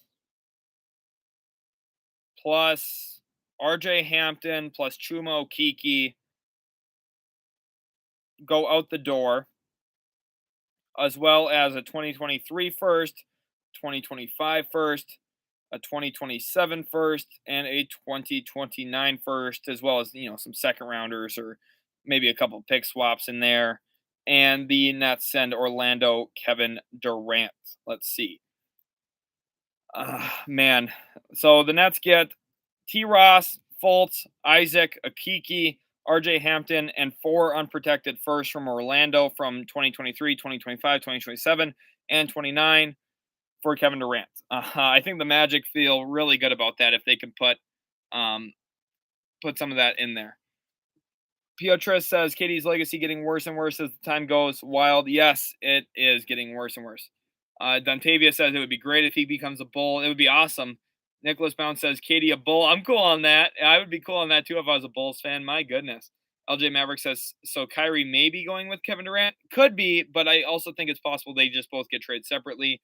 Texas Sports says Nets receive Kleba, THJ, Josh Green, 2 first-round picks. Mavs receive KD. Could this work?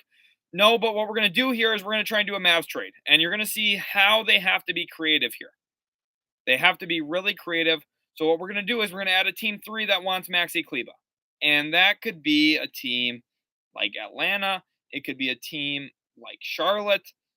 It could be, there's a bunch of teams that would want Maxi, right? There's a bunch of teams that would have interest in outright acquiring Maxi Kleba. So let's say one of those teams is the Minnesota Timberwolves, a team that could really use a 4. What we do here is we trade Maxi Kleba to the Timberwolves, and in that deal, instead of a pick going back to Dallas, they send their first rounder this year to the Brooklyn Nets instead. That's one thing. Ryan says you better get that scouting job. I'm hoping. We'll see. I don't think there's anything set in stone. It's not like an actual formal interview or anything, but it's it's an opportunity to meet some people and hang out. So if I was interviewing, I'd be pretty confident. I would be, but it's not an interview. Just kind of meeting some people and spending some time out in Vegas. So we'll see. We'll see what happens. I did do Bulls, but we'll come back to it. Don't worry. We'll come back to the Bulls, so don't worry. Let's go ahead and let's say a team wants to get Dwight Powell. What team could use Dwight Powell? Well, the Indiana Pacers would really like Dwight Powell. I know that. So let's say they give up. No, they're not going to give up a first rounder for Dwight. But let's say they trade a couple second rounders for Dwight Powell, which is somewhat realistic. Mavericks send Dwight Powell here in this deal to the Pacers, and the Pacers would probably. Jagbo says we definitely want Powell. Rick Carlisle loves him, so that's the issue. Not that I'm not saying you guys should want him, but ultimately that's what I said. That's what I think could happen. And in this, TJ McConnell goes back to the Nets to make money work or something, right? And then here the Mavs at this point would say, okay, well now we're kind of stuck. So Tim Hardaway gets traded to the Nets. We're going to go ahead and send at this point Josh Green to the Nets. We're going to send Frank Ntilikina to the Nets. We're going to give up Davis Bertans, or even let's do Dinwiddie. Let's do it. Dinwiddie to the Nets. So they're sending out $64 million. That's a lot of stuff to be sending out. But they're getting Kevin Durant and Seth Curry here. And in addition to what they're sending out, they're going to give up their 2024 pick swap, 2026 pick swap, 2027 first to Brooklyn, 2028 first to Brooklyn, and a swap, and 2029 first to Brooklyn as well, with a vast collection of second rounders. And when you look at it from every team's perspective here, the money is working to a certain extent. I think the only thing here is the Wolves need to send a little bit of money out. So let's say hypothetically here they trade, it could be Jake Layman and in a sign and trade to Brooklyn to make this work. Okay, which is a nothing, but it could work. Here the deal is Tim Hardaway, Dinwiddie, TJ McConnell, Jake Layman. Ryan Hillier with the $2 says, how do Kings fans care when they traded the GOAT? Yeah, Kings fans, it's definitely questionable, some of the stuff that you hear from them. Jake Layman to the Nets, Ntilikina, Josh Green to the Nets, 2024 first swap, 2026 first swap, 2028 first swap, 2023 first rounder from the Timberwolves, 2027 first from the Mavericks, 2029 first from the Mavericks, and 2 second rounders in 2023 from Indiana. The Mavericks get Kevin Durant and Seth Curry. The Timberwolves get Maxi Kleba, and the Pacers get Dwight Powell.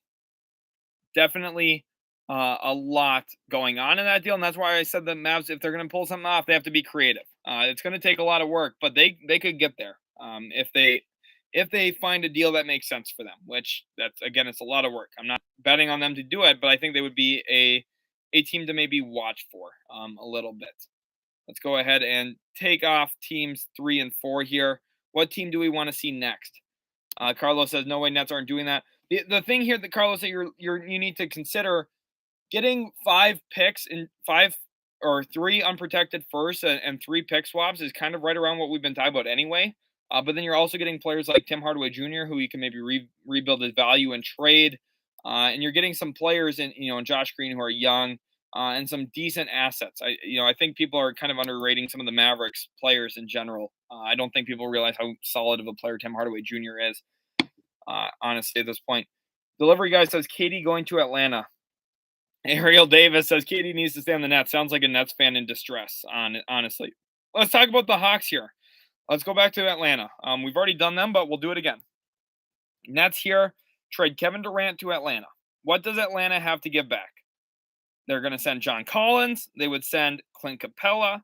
They would probably need to send Bogdan Bogdanovic and Kevin Huerter, all in this deal.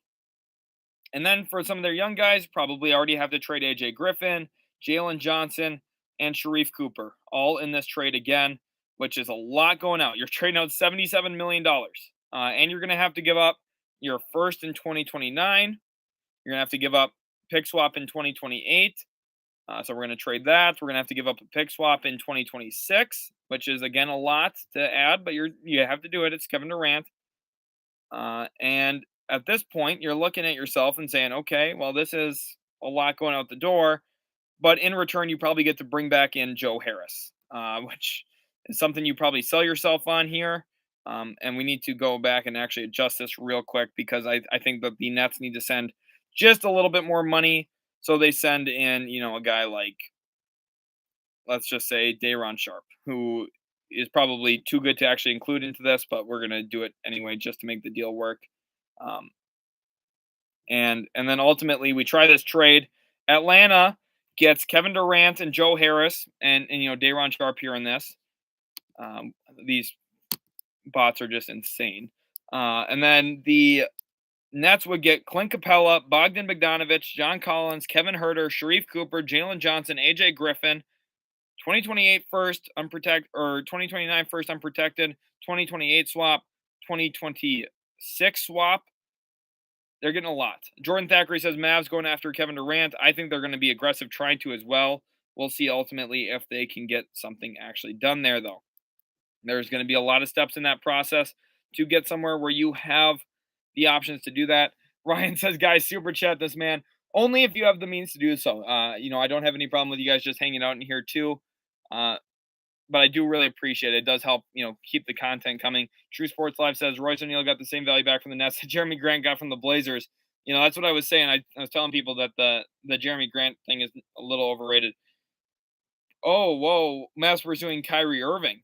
Per source, the Dallas Mavericks are expected to heavily pursue a trade for Nets star Kyrie Irving. Assuming they'll lose Jalen Brunson, that pursuit will be very aggressive. Oh, man. Oh, boy. Sam says that all of these teams look worse after they acquire Kevin Durant. Well, that wasn't true for Golden State. Texas Sports says 1 hour 27 minutes left. Yeah, we are just a little bit under an hour and a half away from the start of free agency. Sebastian Christian says, is there even a chance for Portland to get KD? Yes, but very likely a small one. Durant Sports says 2K in the bubble has made us lose our grip on reality. Not really. Ryan says I'll give 100 super chat if I get 15 super chats in the next 30 minutes. Holy cow, Ryan. That's a lot. Well, you guys heard him. If we get 15 super chats in the next 30 minutes, so by 4:05 Central Time, we need 15 of them. That's a lot. We'll see if we get there. But Ryan, thanks for hyping up the chat anyway. And I really do appreciate it. 1 second, I have to make sure I don't lose my streak with my girlfriend. That would be bad. She's a W girlfriend. She's a huge win. Jackbo says, Ryan, send a $2 one sign with my name. Jackbo says that. That's awesome. Memer Clip, you said, what would KD to the Warriors look like? That would need to include Wiggins. That's not going to happen, Memer. I understand the idea there, but that's just simply not going to happen, especially since they just won. Matt says, Don, most likely. Ryan sent 2 and said, from Jack. Oh, thank you so much, Jack and Ryan. Really appreciate it. You guys are the best. Do most likely teams you haven't covered? Kyrie's an expiring contract now and not a sign and trade. So him in Texas makes a lot of sense. That's where they'd have to really find a way to get it done. Jakin with $1. Thank you so much, Jakin. Really appreciate that. Texas Sports says, what's a super chat? It's basically you send a small donation or whatever size donation you choose to us, and your comment gets lit up with multiple colors, as you can see, depending on how much money you send. Sometimes, like a higher value one gets sent for more money. And the whole point of it is to help support the channel, because there's a lot of time that goes into it. And I technically don't really get paid while I'm streaming here. So that's kind of the one thing honestly about the whole thing is I'm not really making money right now other than when you guys donate. So I do appreciate that. But I'm just covering here because I love it. I love talking about the NBA and everything. And I don't expect to just do this to make money. That's not really the goal, but it is always appreciated when you guys do donate. So again, thank you so much. Ryan says 2 of 15. I'll count my own as well. I'm strict on this 30 minutes though. Got to head to work. You guys heard him. Gremlin said tip your local barista. I will. I'm excited about it. Derp on Sports says coziest background ever. Yeah, I know, a nice little blanket fort behind me, basically. Jakin with another $2. He said 15, not an amount. An unfortunate loophole. Awesome, Jakin, you're the best. Oh my goodness, Jakin's gonna be coming in clutch here. I have a feeling. What a big W here from Jakin. He's going big here with the super chats. Really appreciate you guys. Crazy NBA free agency day, really is. Frenchie Bet says, well, I mean, Kuminga, Moody, Wiseman, and Wiggins isn't a bad return. You can even include Poole. It is a good return, but Golden State, you have to say, do we want to mortgage all of that for a guy who 2-3 seasons ago decided he didn't want to play here anymore? Michael said Katie didn't list the Knicks as a destination because he actually wants to win, not to be depressed. I like it, Michael, with the little bit of slight to the New York Knicks. I like it. Alex says Durant wants to be with the Suns or Heat. I think those are the 2 top destinations. Jalen says sends a $1 one in. Jakin again, excuse me. Thank you again so much, Jakin, aka Big Daddy Pump. I'm gonna have to probably call him that if he keeps donating like this. He's coming in with the big W's. Ryan says we can't do these $1. He's wanting bigger numbers coming through. Jakin sends another one. Uh-oh. Jakin coming in huge. Hogney wants to know about the Hornets. Let's talk about the Hornets here in a sign and trade. Is there something potentially that could go down between those 2 teams? My guess is that's a little less likely, but you always do have the Miles Bridges sign and trade. So that's where we're going to start, and we're going to include Gordon Hayward to make the money work. And that's a pretty good starting point there. Then going off of that, let's include Mason Plumlee, and let's throw in Kai Jones for value, and we'll throw in Jalen McDaniels for a little bit more value, and let's throw in JT Thor as well, a pretty solid young player. Ultimately, at this point, we got $45 million going out, which is perfect because Kevin Durant makes 44 million. So let's say Kevin Durant goes to the Charlotte Hornets here, and the Hornets then in return not only giving up those players, they also give up first round pick this year from Denver. They give up their 2024 pick swap, 2025 first, 2026 pick swap, 2027 first. Texas Sports with a $2 dono. Thank you so much, Texas. Really appreciate that. Ryan says, if I'm giving 100, I need y'all to at least give $2. So he's not counting the little $1 ones, but Texas Sports there. Jakin says, okay, we can move the goalpost. Jakin's coming in huge. Look at that. Oh my goodness. 2029 first and 2028 pick swap going out the door here. So let's go ahead and try this trade, and it is a success. So what Brooklyn would get here, he says, Brooklyn, combine the $1 ones, Michael says, like that. Jakin, love you, Ryan. Jackbo sent $2. Jackbo, let's get some Jackbo hype. No goalpost move, though, unfortunate. But Jackbo gets $2 in there. Texas says, thanks for all the content. Really appreciate each and every one of you guys. You guys are all so awesome. Grizzlies are an option. Holy cow. Fuzzy Simpleton comes in with a huge 50 dono. Oh my gosh, Fuzzy with a huge W. Thank you so much, Fuzzy. Really appreciate that. 49.99. Wow. Hopefully you've been enjoying the comment, Fuzzy. You're a big dub. Love all and each and every one of you. All of you in here, so huge. Let's get some Fuzzy hype in the chat. Let's Fuzzy hype it up. Let's get some Fuzzy W's and W Fuzzies in there because he is a big W right now with that big dono. That's awesome. Let's see some of that hype in the chat. So what Brooklyn would get here in this one with Charlotte, they would get a 2023 first, 2025 first, 2027 first, 2029 first, swaps in 24, 26, and 28. They would get Gordon Hayward, Mason Plumlee, Miles Bridges, Jalen McDaniels, Kai Jones, and JT Thor. And the Hornets would get Kevin Durant, which would be pretty awesome. 40 says, thanks for being the best channel and much success to your scouting career. Thank you, .40. You are such an awesome viewer as well. Always in here with the awesome content, always sharing your thoughts. And really, I feel like this is such a good collaborative platform. I love hearing your guys' thoughts just as much as I'm sure you guys like listening to mine. I think it's just a lot of fun for us to be talking basketball. I live for basketball. I live, sleep, eat basketball.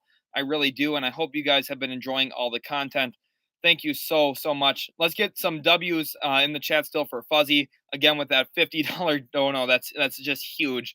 And honestly, so thankful for that, Fuzzy.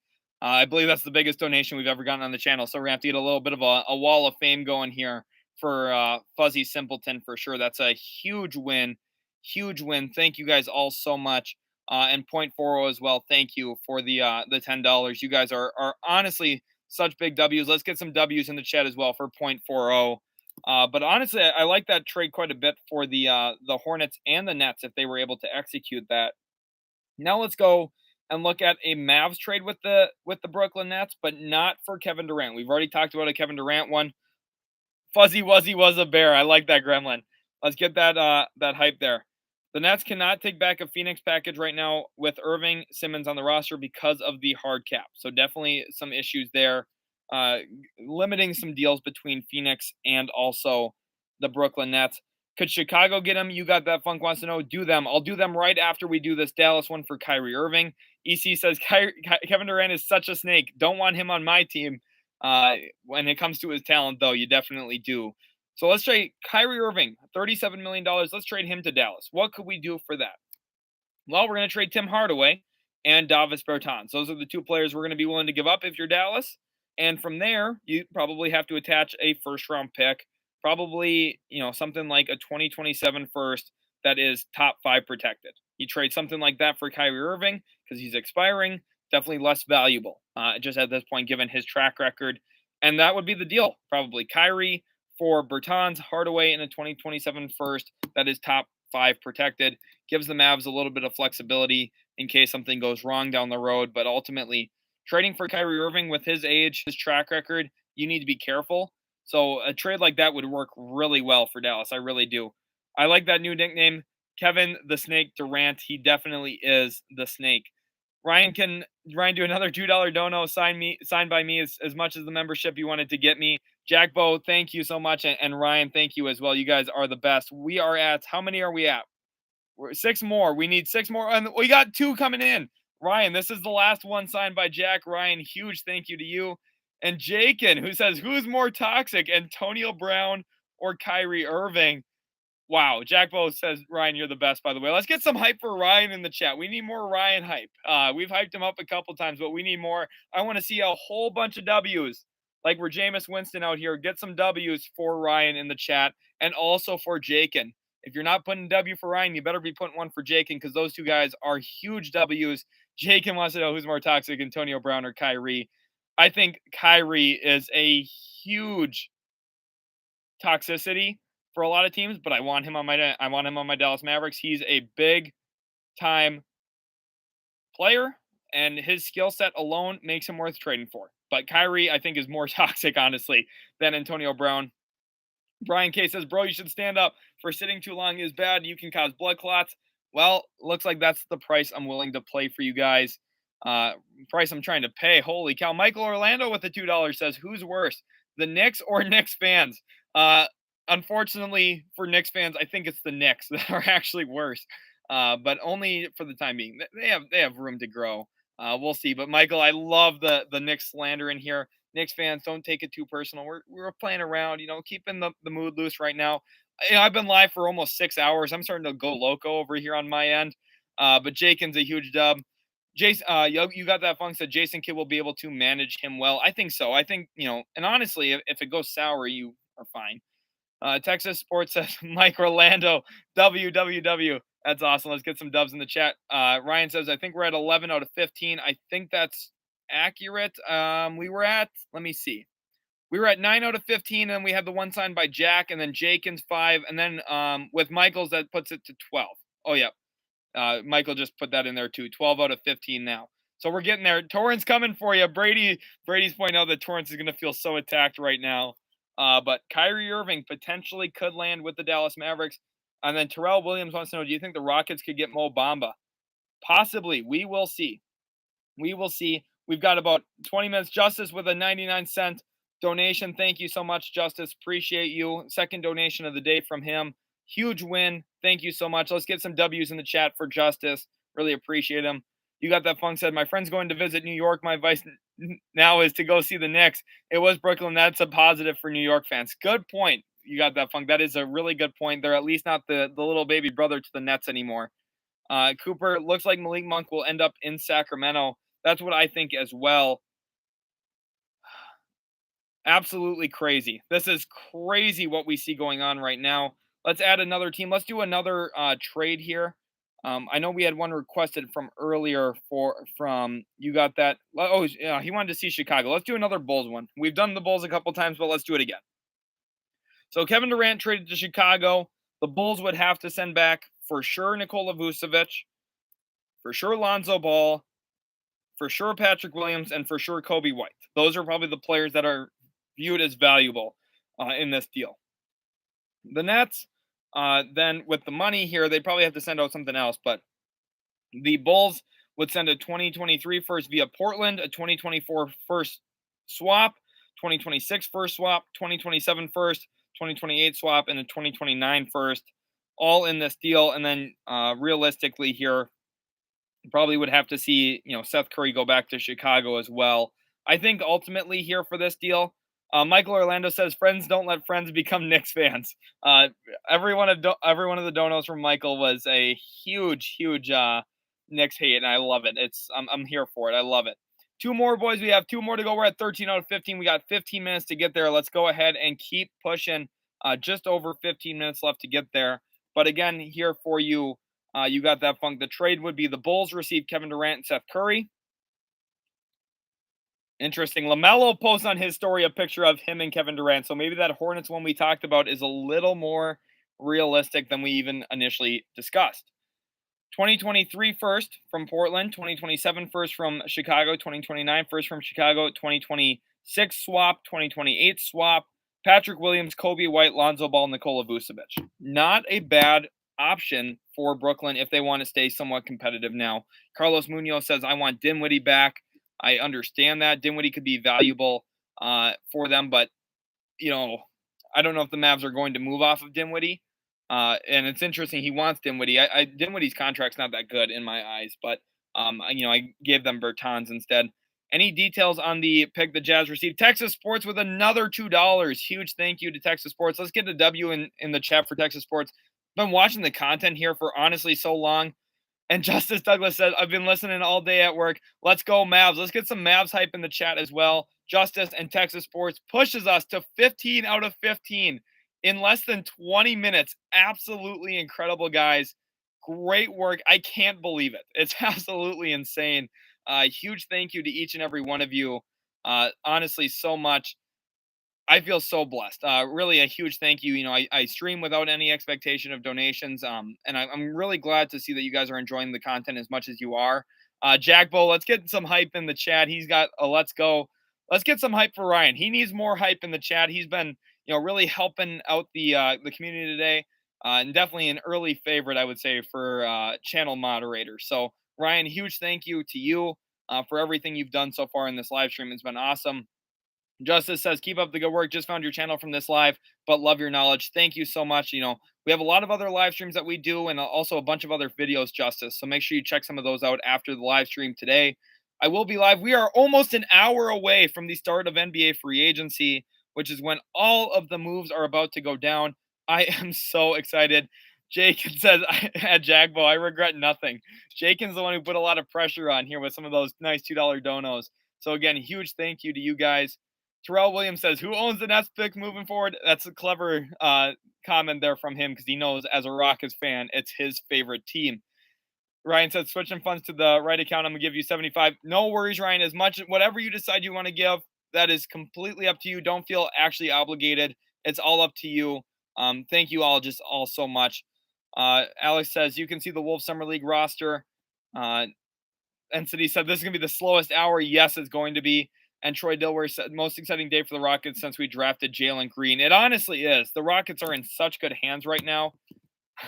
Or Michael Orlando says, when I super chat, I dunk on the Knicks. Hashtag Bing Bong. We got some Bing Bong. Let's get some Bing Bong in the chat. We are, hating all over the New York Knicks in this one, it seems like. So it's a funny experience, and I do really appreciate each and every one of you. Let's get some Bing Bong in the chat if we haven't already. I've been seeing it. Let's see how many subscribers we're up to on the channel as well. Again, a huge thank you to you guys. Really appreciate each and every one of you. It's honestly mind-boggling, all the donations and all the just even the comments and all the awesome, stuff that you've been sharing your guys' own opinions and thoughts on basketball. I love hearing from you guys just as much as I'm sure you enjoy listening to me and my raspy voice by hour number, what is this, 6? Yes, hour 6. We got some Bing Bong. Dan wants to know Kyrie to the 76ers. Let's talk about a Kyrie to the Sixers deal. Dan, thanks for being in here again. I know you were in here yesterday as well. Reverse and spin thrown into the Bing Bongs. Ashley Lamont with a Bing Bong. Derek as well. Jack Bo, Fuzzy. Ryan, thanks for the inspiration. This guy's streaming all day and never asked for anything. Honestly, I feel really blessed. So huge thank you to you guys. Honestly, such a win having such great viewers. I feel really blessed. I keep saying that, but it's incredible. I never would have expected to be at 14,000 subscribers, let alone having hundreds of people watching me live at any given moment. It's really awesome. So Kyrie Irving, let's get to the question here now. Kyrie Irving traded to the Philadelphia 76ers. Is it possible? Is it plausible? And what would it take? I think here for the Nets, they're looking to get assets and probably a decent player or two. Could we see a Tobias Harris dump here? That could make some sense to me, as well as maybe getting a young player like Jaden Springer in the deal. That's what I think they would probably ask for in this, and then getting a first. So can they get a 2029 first unprotected from Philly in this? Maybe. That's kind of what I would think. 2029 first, Jaden Springer, Tobias Harris for Kyrie Irving. Maybe feels like an overpay for the 76ers, honestly, but I know they want to get off of that Tobias Harris contract, so that's partially why it's playing out a little bit differently than Dallas's did, simply because of how expensive Tobias Harris is still at this point. Let's talk about Kyrie to the Lakers. Carlos Munoz says, that's playing wrong. Go Nets. Carlos, I'm not trying to shortchange the Nets here, but they've lost a lot of the leverage all of a sudden. People have been telling me, oh, Kyrie's stuck in Brooklyn. No one's stuck. No players are ever stuck. If they want to move out, they can at any given moment. That's really what we've seen in the NBA. So let's do Kyrie to LA. What does that look like? And I know Carlos Munoz is not going to like this one. But what we're going to do is Russ and THT and Kendrick Nunn to the Nets, as well as the first rounder in 2028, which I know doesn't sound great, but that's what we're talking about here, for Kyrie and Seth Curry. That is the kind of deal that we could see.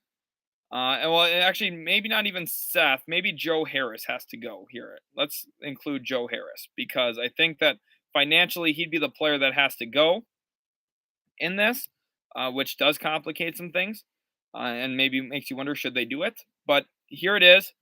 Ryan, the email is this for do you need what are you sending it from, I guess? This is our business email for Utility Sports right there. If you need that one. We don't have we don't have one of those here. Ryan, go on Do you have Instagram or Twitter, Ryan? Go message me on there, and I'll send you my private one. Dan says, "Brian, listen to you while I play Fortnite." That's awesome, Dan. Glad to hear you. But here's the trade for the Nets and Lakers. Russ, Kendrick Nunn, THT 2028 first for Kyrie and Joe Harris, which is something I think is relatively fair. Ryan, I do have Facebook. Here is my Facebook name. Oh yeah, I could have used. Yeah, let me. How do I use member only chat? It's been a while since I'm streaming from a different software than I normally do today, which is why hopefully you guys don't mind as much. But just go follow, just go add me on there, Ryan, on Facebook, and I'll get back to you right on there, and we'll just instant message. That'll work probably the best. Jakin says maybe set up a Streamlabs link or PayPal because YouTube taking that 70%. Yeah, I'm gonna have to figure something out for sure. But YouTube doesn't take quite 70%, but they take a pretty good amount. They do. Okay, Ryan, thank you for sending me the friend request there. Let me go ahead and respond to that. Let's get some Ryan hype in the chat. There you go, Ryan. We are now confirmed on Facebook, so you can go ahead and let me go on to Messenger here, and I'll send you something.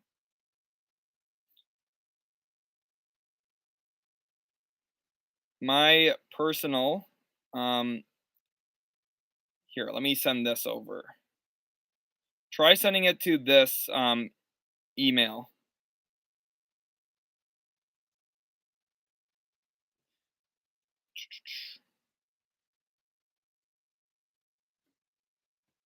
Try sending it to that and see if that comes through. Hamden says, did Warriors do anything yet? Nothing quite yet from them. Yeah, Jakin says meant 30%. Yeah, they do be taking that 30%. Texas Sports says Shams Charania is possibly about to drop something. Very interesting to see what could go on here. Ryan, let me know if you did get that. It looks like you just did now, so perfect. Beatrice says, what percent chance Kyrie going to the Lakers? Probably, I would say 50-50 at this point. True Sports Live says it looks like the Suns will have to trade Booker for Kevin Durant. I don't think so. I don't think that's how it's going to play out, actually. Now, they're going to have to make some moves. They're going to have to be flexible, and they're going to have to wait for a Kyrie trade potentially for a deal for the Suns to come to fruition. Dan wants to know, do you remember from when the Harden? I do, yes. I remember you from a long time ago, which is it's crazy. That was already 4 months ago. Insane how time flies and stuff changes, isn't it? 4 months ago, Kevin Durant was saying, wow, Harden quit on us, and he just wants to leave. And then 4 months later, he's requesting his own trade out. Noah, thanks for the follow on Instagram. Huge thank you to you. I noticed some of you guys are hitting that follow as well. Jockbo, thank you for following the Utility Sports Instagram. Huge thank you to a lot of you guys. Absolutely awesome. All the love and support we're getting. Jackbo says, let's go Pacer Nation. Let's get some Pacers hype in the chat right now, if we haven't already. 1 hour away. Jakin wants to see a Timberwolves Durant situation, which I think would be pretty fun to see him play in Minnesota. It'd be pretty cool. Let's talk about the Timberwolves. Let's see here right now. Timberwolves. Let's mock a trade here. Malik Beasley to the Nets for money. We're going to have to include probably in there Jared Vanderbilt, which I know Wolves fans wouldn't want to give up, but for Kevin Durant, you do it. Leandro Bolmaro, Jaden McDaniels, you do it. Jordan McLaughlin, you do it. Jalen Noel, you say goodbye. And to get the money to work here, we also throw in Patrick Beverly, which is a bummer. It's a bummer giving up Pat Bev, but to get Kevin Durant, you say goodbye, Pat Bev. You're going to take back KD. And with the draft pick assets here, this is where Minnesota has a chance, right? They have their 2023 first, they have their 2025 first, they have their 2027 first, and they have their 2029 first to trade, and they could also do all of the other picks as pick swaps. They could. So, here's the move. Timberwolves, Kevin Durant would be who they acquire. Oh my gosh. Uh-oh. League sources tell me that the Mavericks' scheduled meeting with Jalen Brunson is off. Holy cow. Oh my gosh. Jalen Brunson to the Knicks. Now confirmed. Oh my gosh. The Mavericks are going to pursue Kyrie. The Mavs are going for Kyrie. Holy cow. Absolutely insane what we're seeing. Yeah, say bye to Brunson's right. Brunson is gone. I know we were in the middle of a Timberwolves trade. Just give me a second here though. I need to catch my breath a little bit here. Jalen Brunson is for sure not going to sign with the Dallas Mavericks. He is now going to the New York Knicks, and I'm a little sad, honestly. Like when I talk about one of my favorite players for my favorite team, it's tough to see him go, but ultimately, I think it's what's best for him. I think it's going to be okay for Dallas. So it's a bummer, but we'll see. Ace de los Reyes wants to know about Katie and Cat. So let's talk about it. We'll talk about Brunson later. Let's give him a moment. Oh, Michael Orlando says, let's give Sheldon a moment to process this loss. It is a loss. ATL says he's average. Yeah, like he's not. Is he going to get overpaid by the Knicks? Probably. Probably. But, it's always hard to see a guy go that would have liked it. Yes, Dan, I do remember you from the Harden trade. It was an awesome moment when that all happened, and it's crazy how everything's played out since then. Brooklyn gets swept in the playoffs. Ben Simmons has yet to play a game. Harden, still trying to find his footing. For Ryan,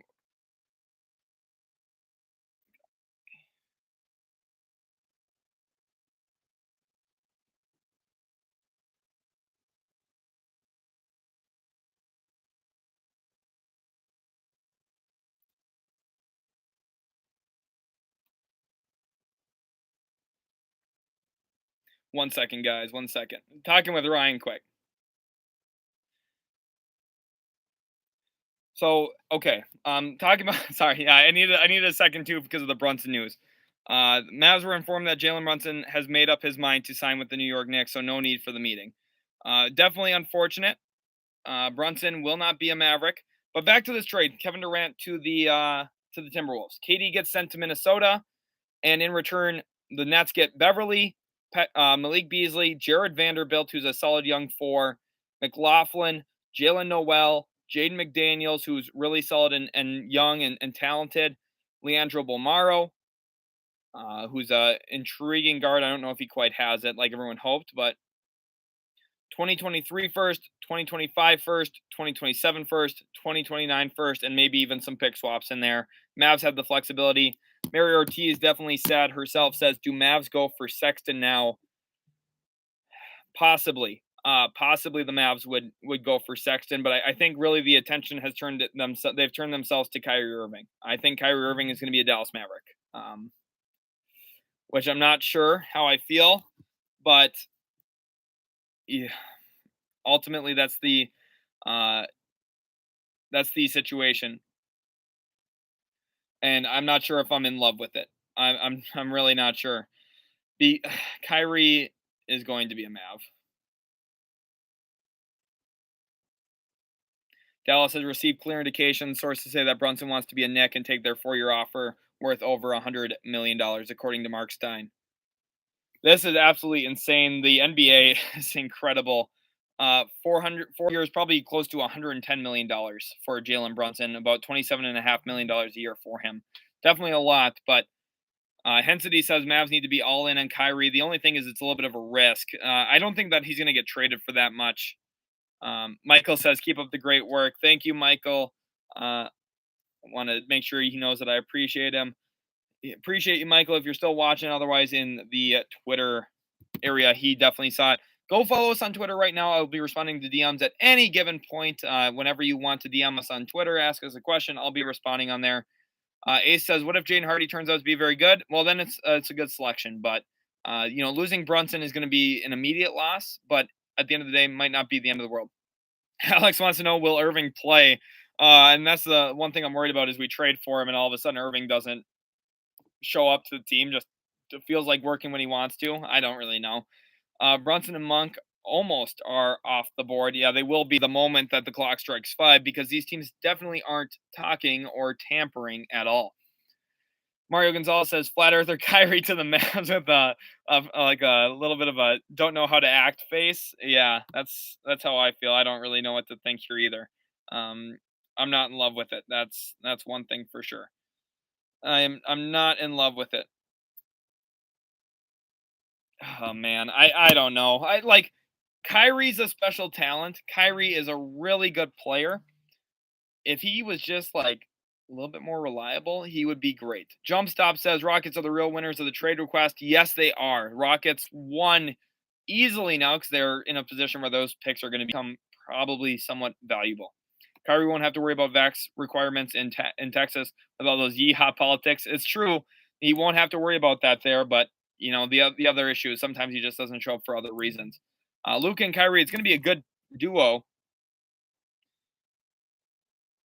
Oh man, I just don't think super team Mavs is Luca, LeBron, and Zion. Yeah, that would be a pretty good trio, but I don't think that there's any reality to that at any given point in the near or long term future. JJ says, "Damn, I don't really like Brunson in New York. Loved watching him in the playoffs."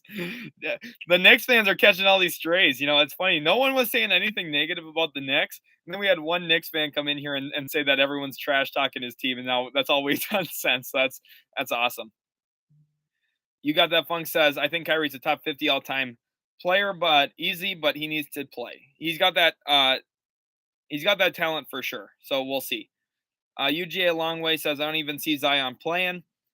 Possibly not. You never really know. Hype R&T says Portland's first Kobe, Patrick Williams, Zach, Io, and Vooch for KD to the Bulls. You don't want to give up that. You don't want to give up Zach LaVine for Kevin Durant. You're taking a step forward, but you're taking half a step back. So you don't really want to do that. So you don't think Sixers will make moves? Dan, they will. They're going to sign PJ Tucker, maybe Austin Rivers today. They're going to make moves. Texas Sports says Kyrie knows he has to rebuild his character, right? He does, I would think, but he doesn't even care. Like he could retire tomorrow. He could get traded and then mid-season retire, and I don't think anyone would be like shocked. Like everyone would be like, "Whoa, did he just do that?" But they would be like, "Yeah, that kind of seems like Kyrie, right?" Michael Orlando says, "I've never said a bad thing about the Knicks. Only speaking facts." You're right, Michael. Dontavia says Bulls now have the third best odds to get Kevin Durant. Interesting. We'll have to watch for that. Let's see here. Durant for Zion, says Henderson. We'll see. IELTS Kev YT says Giannis and KD would be awesome together. Yes, they would. Fuzzy Simpleton says Cuban knows how to make players happy. Yes, he does. Cuban does a good job of that. UGA long way. KD going to Miami, calling it here. Possibly. Oh, you give up Zach in a heartbeat, rolling on the floor. What? Well, okay. Let's go back to what you said. Let's go back to what you said. Kobe, Patrick Williams, Zach, Io, and Vooch. So what's on your roster? You have Kevin Durant, DeMar DeRozan, Lonzo, Caruso. What's your center play? What's your backup? If the goal is if you're going to overwhelm teams with skill, you're going to keep Zach LaVine in that. You don't just give up your entire team, including your best or second best player right now, to get another best player. That's moving backwards to moving. You don't get good enough like that.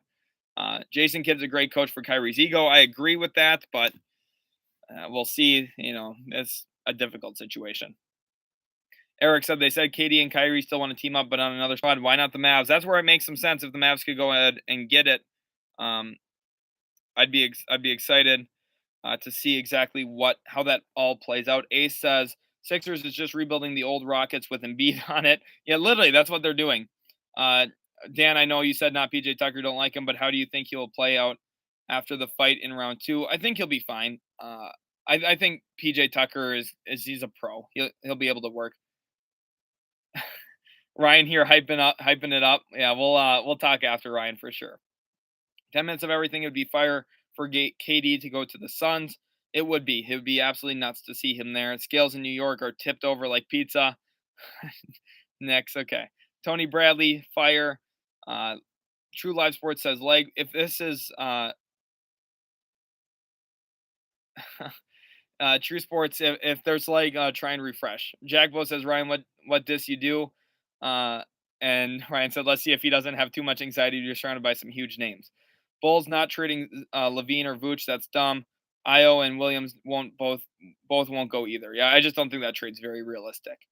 Texas Sports says Kyrie's on an expiring deal. I know it's a gamble for the Mavs, but I really like this gamble. May not work. Might get another chip. I get what you're saying. I'm scared that it's going to not work. Dontavia says, would you rather trade DeRozan or Levine for Kevin Durant? I would rather trade DeRozan. He just had the better season, but he's older. I think he's a better player than Levine narrowly. But for long term, if you're going to get Kevin Durant and give up a bunch of assets, I'd rather keep the younger player between the two, especially when they're close like these two are. You got that Funk says, I want the Heat too if it's the cheapest flight for me to see all of the NBA teams. And that's awesome. Ryan, Jack was trying to get Ryan's attention. Gremlin, screen went LSD mode again. What is going on with the stream? This is the first time using the software, and I'm not sure I'm a fan of it. Inside the Horseshoe Podcast, P. Will, DeRozan, White Vooch, and Portland pick for Durant, Ball, Levine, and KD would be fun. That's something I could see a little bit more of if you're giving up DeRozan. But I don't know. I still think if you're doing it, you want to have DeRozan, Durant, Levine is what I think you'd want to have. Ace says Sixers eyeing Daniil House, Eric Gordon, and PJ Tucker. LOL. Yeah, literally. They're getting the Houston band back together. Don't forget Austin Rivers in there. They're gonna go and make a move for everyone. And it's in Crane. Y'all click on this guy. Y'all click on this guy in a trivia contest. Yeah, would you guys trust me in a trivia contest about basketball? List me some names who Ryan says. List me some names who could beat Sheldon in a trivia contest about ball. Jagbo goes with the classic Torrance. I agree. Let's get some Torrance hype down there. Torrance knows hoops. That's what I know. If there's anything I learned today, Torrance knows basketball. I 100% agree. Dan here says, wait, PJ Tucker is on the Sixers. He's not yet, but he will be. He will be today. Nick says, I wouldn't trade Caruso or Io. I get what you're saying for the defense. Probably want to keep Caruso, but it's tough. Zach says, we just got Chet. No need for Mo Bamba. I still think Bamba could help off the bench. You got that? Funk says, can he keep Bam, Hero, and Butler in a deal? Probably not. I think they'd have to give up Hero, at least.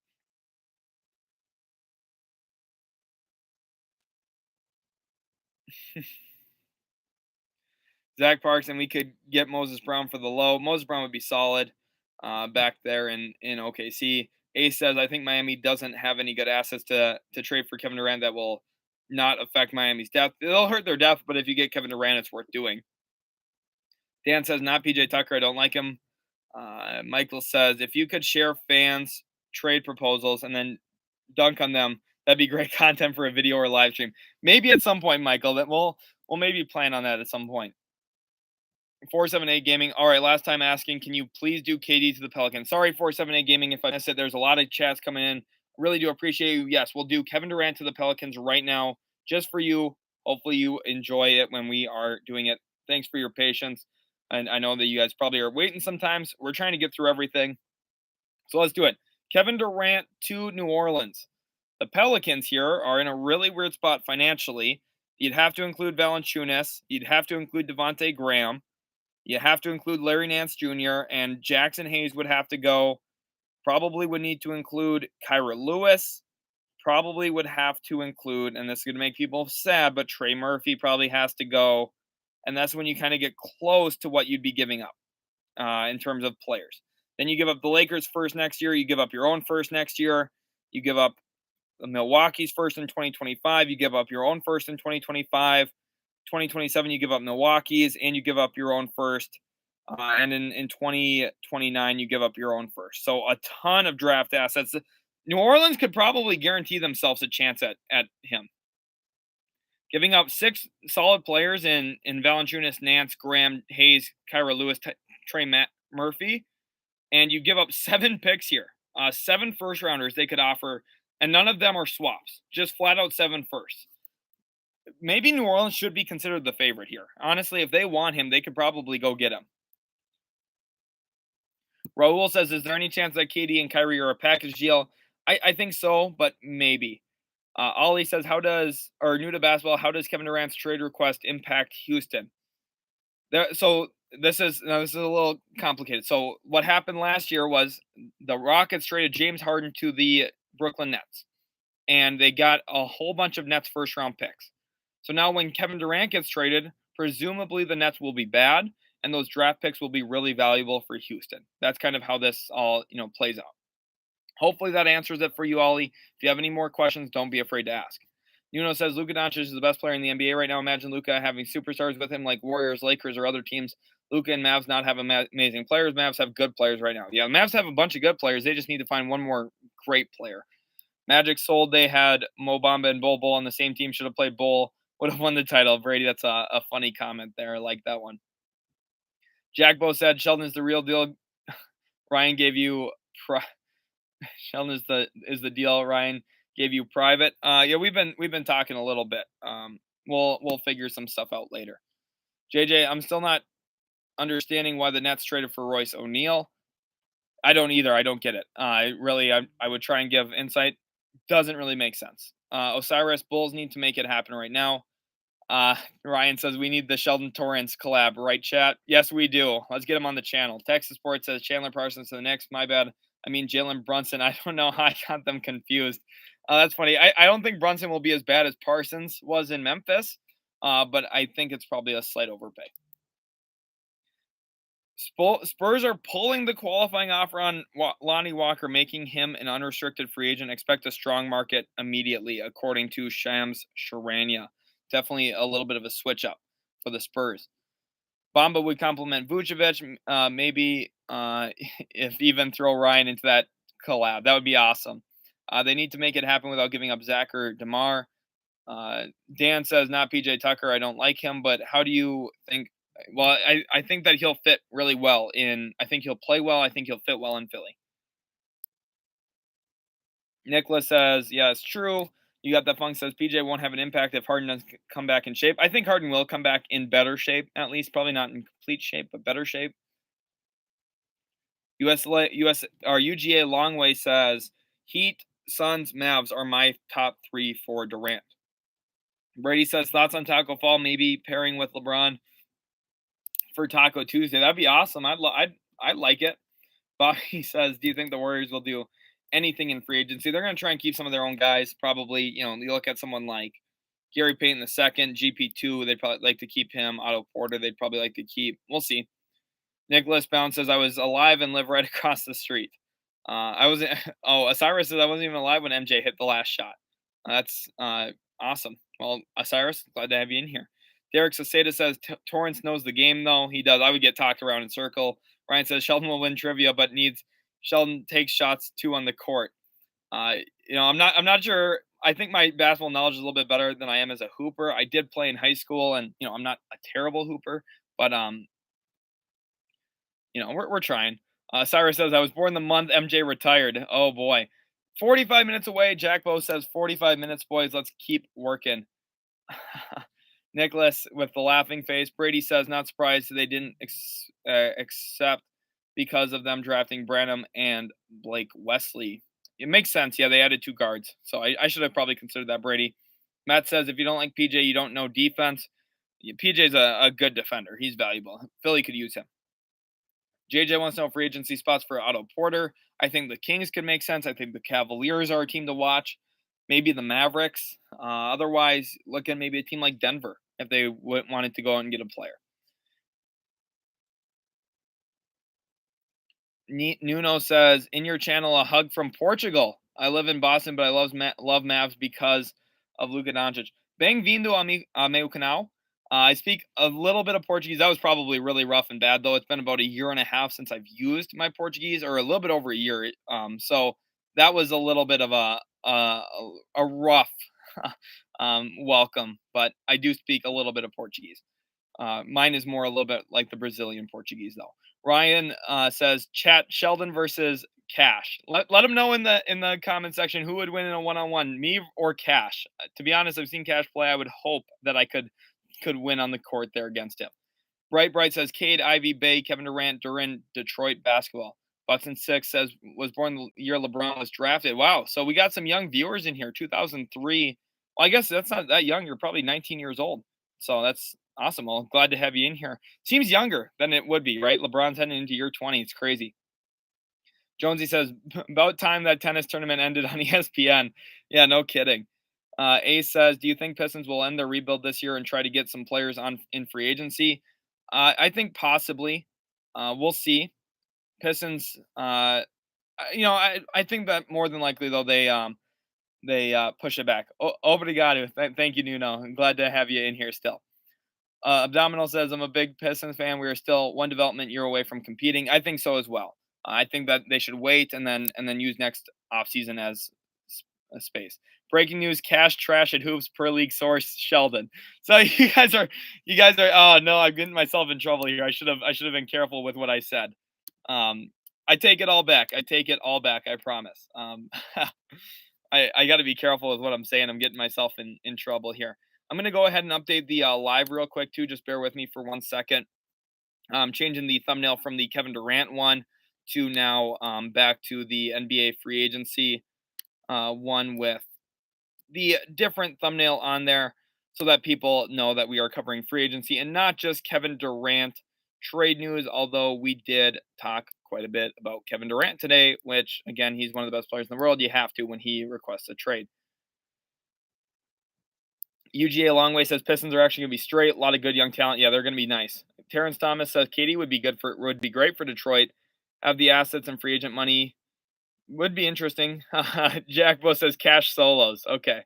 JJ LeMayo was born the year Channing Frye was drafted. Ooh, we got a throwback to Channing Frye. That's awesome.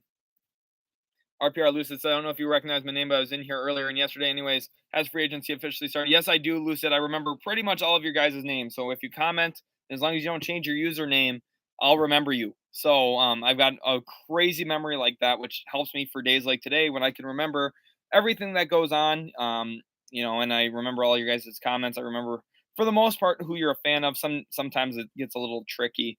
But for the most part, I do a pretty good job. So yes, Luce, I remember you. Free agency starts in about 35 minutes.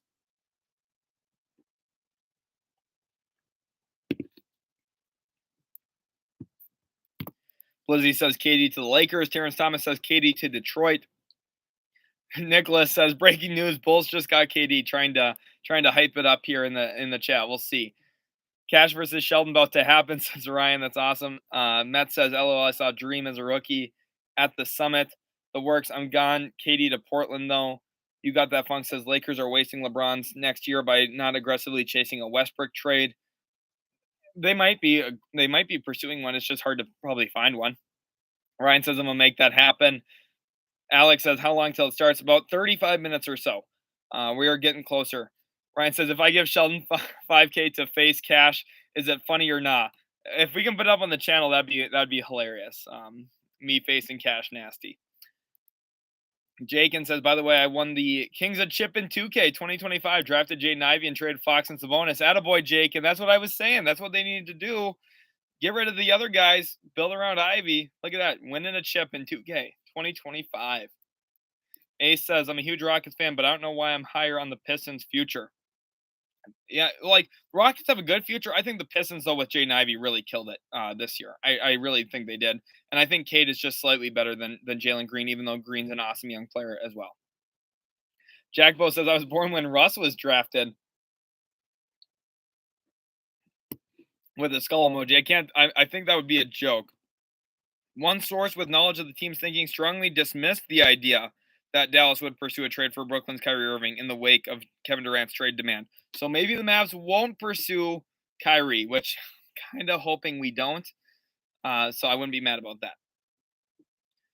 Jack says, I'm sorry if you already answered. No worries, but do you think the confidence of Suns fans in getting KD is warranted? I wouldn't say like they should. To be honest, I don't have a great feel for how confident they are right now.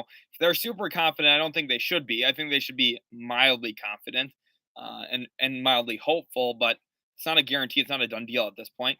Matt Moore says, I'm a little teapot, short and stout, right? Or I don't remember how it goes. It's a little song though. I can't. You guys get me doing the weirdest stuff in streams. Or the other day I was eating pizza and we were talking about how the first overall pick was going to be Domino's, or so I don't even remember. It's crazy. JJ says, bro has a whole database of all of his users names he's seen. Yeah, literally, we've been doing it for over a year and a half. And I think I have, if anyone's ever commented, I recognize their name. So all up in here. The nice thing is I can't remember anything else anymore. I've lost all my other, RAM. I'm running out of hard drive space up here. And it's all getting eaten up by your guys' usernames. But don't worry. That way I can remember JJ follows us on Twitter and that he comments on my YouTube videos. That's what I can remember. Brady Thompson says, "Now I'm trying to see Sheldon versus Torrance 1v1. I want the smoke with Torrance. Let's get that. Let's get that book, Torrance. Go ahead. Go give me a follow on Twitter. Let's get that booked. I'm gonna have to get back into playing shape for that, but I think I could hand out some buckets." Zach says, "Lou Dort, Derek Favors plus 15 first-round picks. OKC wins the Kevin Durant trade." We'll see. That would be crazy. Lucid says, "Props to you being live all day. Thank you so much, RPR Lucid. Appreciate you for being in the stream throughout today. Really do appreciate it." Cyrus says, "If the Bulls can somehow get KD and Bamba, would they be instant championship favorites?" It depends on what they would give up. If they give up DeRozan and or Levine, I don't think that they should be instant favorites, but I think they would be pretty solid. I think teams would look at them as threats for sure, but I don't think that they would be considered favorites necessarily, just because being a favorite is a really hard thing to be listed that way. So that's honestly my thought on that. Carl wants to know my favorite chocolate bar. I'm a big Kit Kat guy. I like Kit Kats. Ocean Man says 80 and THT and picks for Kevin Durant. That seems like a lot to give up for Kevin Durant. Nicholas says, yes, they'd be instant champs. Talking about the Bulls. It depends on what they give up. True Sports says KD and Kyrie still want to play together, but not on the Nets. We'll see if that actually gets to play out the way that they want to, though. Might not. Ryan said, yeah, I can go on both channels. Awesome. We'll make that work then. JaVale McGee to the Mavericks. I would like that a lot. Mark Stein supposedly reported interest. Dylan, how possible do you think a KD for Ayton Cam Johnson trade is? Somewhat plausible. It's going to take some maneuvering. I think the Nets are going to have to make some other moves first, but it's possible. Jack says Brunson to the Knicks confirmed. Yeah, I think so as well. Paulo Banchero doing a little bit of recruiting himself as well. Look at that, trying to get him there in Orlando. That'd be pretty crazy. Look at that little action here for Paulo and KD to the Magic. That'd be awesome. I'm betting that Kyrie is nearing retirement, says Ace. I would agree. Mavs aren't interested in Kyrie after all. KD is the interest. Makes sense. And I was hoping that would be the case. Ryan says, I'm going to make the questions for trivia super hard. We know Cash is detached from the ball knowledge. I know might push Sheldon, though. Let's keep it 100. Abdominal free agent name, big name predictions. Let's get to some predictions here. Brunson to the Knicks. That's obvious. Levine stays in Chicago. Beal stays in Washington. Harden stays in Philly. So, yes, kind of boring so far. Kind of know all of these things, I feel. PJ Tucker, not really a big name, but, prevalent player, goes to Philly. I think Austin Rivers goes to Philly. I think when you look at some of the other free agents, Gary Payton II goes to Dallas. I think Otto Porter Jr. stays in Golden State. I think that Malik Monk goes to Sacramento. I think Kevin Durant gets traded to the Miami Heat with Tyler Hero going back to Brooklyn. Those are some of my big predictions. Matt says dance time. Let's get some dancing in the chat. Go ahead, send the emojis of the dancing people. Let's get a little bit of hype in there. Justin says Durant is 34. No need to mortgage the future for him. Alex says, do you think they would try to get Irving without asking Luka? Probably not, right? That they would want Luka's consent on any type of move like that. Brady says, yeah, I remember that one person wanting you to do the Macarena. Yeah, that was a crazy day. Who would have thought? JJ, would you ever do a podcast on like Spotify, for example, with other YouTube sports analysts? Yeah, I would. I'd want them to kind of reach out. If you have anyone you'd want to see me collab with, either reach out to me on Twitter and mention me, and also mention them in the tweet, or just mention them and then tell them to reach out to me, and we'll maybe talk and figure something out that works. Terrence Thomas says, thanks, Nuno. Ryan Hillier says, Torrance, message me back, please. Torrance is a hater. He's not getting back in there. He's afraid. It's funny. Okay. Matt Moore, Pistons fans. I hope we don't see trade for KD or anyone else. Should just play it out with their young guys. I think so as well. Nuno says, "Thank you all." Let's get some Nuno hype in the chat. Cesar Ramirez says, "Looks like Monk and Fox will reunite in Sacramento." I kind of like it. I do too. I think it's a pretty solid move for them. What Kevin Knox team or would Kevin Knox be a good fit for the Rockets? And could they pull it off? They could pull it off because it's going to take a veteran's minimum. He's going to sign really cheap. Gremlin says first pick in 2023 NBA draft equals Alfredo pizza. Pick number 2, sides of ranch. That's right. That's what it was, Gremlin. Glad you were there to recall that. Crazy day. What a crazy day. Matt says which teams dethrone Golden State with a Durant trade? I think Phoenix would dethrone Golden State. I think Miami would dethrone Golden State. Milwaukee clearly would as well. Those are the teams that I would feel really confident about getting Durant just being better than Golden State then, or at least right in that same level of Golden State. And I think Dallas. If Dallas got Durant with Luka, that would be a problem. Jakin says mint dark chocolate Kit Kat might be the best candy bar in existence. Jakin very high on that mint dark chocolate. It's not a bad option. Jackville says Ryan has cash responded. We'll have to watch for that. Nuno says I like very much NBM. Wake up all night and see the games because in Portugal the games are live all night long. Yeah, because of the time difference. Obviously, a big shift there. Probably just crazy having to watch from another country. But that's how I feel sometimes when I'm watching the NBL. But the NBL is a little bit easier because they're actually in Australia and New Zealand, so sometimes the times line up a little bit easier. Texas Sports says Houston Rockets 2026 NBA champs, then pick first in the draft. Probably that. The thing is, it's possible. That's the Houston. If everything goes right here for Houston, maybe by 2026 or something, they win the championship, and they could have the Nets pick and added a lottery player to that. It's pretty scary.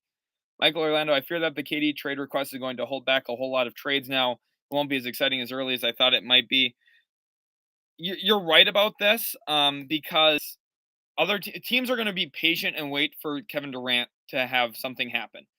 Ryan here says, guys, do you want to see Sheldon taming jump shots and answering trivia questions versus some of the GOAT tubers? We'll have to see exactly what Ryan's got in mind. Keep your eye on the channel for future stuff. Kit Kats definitely are the truth. I 100% agree with that. Knicks getting Brunson does nothing for them. I disagree. I think Brunson adds something that they're missing in terms of a point guard, but doesn't really move the needle for me that much. We got a Lakers fan here saying KD for Max Christie. That's about the most Lakers thing possible. Ryan here says yes, or Texas says yes to Ryan. That's awesome. Trade Malik Monk to the Shaolin Temple. That's funny. Jackbo says, Ryan, how are you gonna pull this off? He's got some connections. It seems like. Jake the Priest says DeAndre Ayton to the Pacers. That'd be nuts if it happens. You guys are trying to get me to believe everything's going down. We'll see it. Nothing quite yet underway, but we'll keep our eyes out for it. We got the dancing emotes. That's awesome. Love that from Lucid and Mike Jones and Bill Clinton. Jack says, do you think the confidence of Suns fans getting KD's warranted? Not completely, but it's not terrible either. Brady Thompson with some dancing emojis in there. That's awesome to see.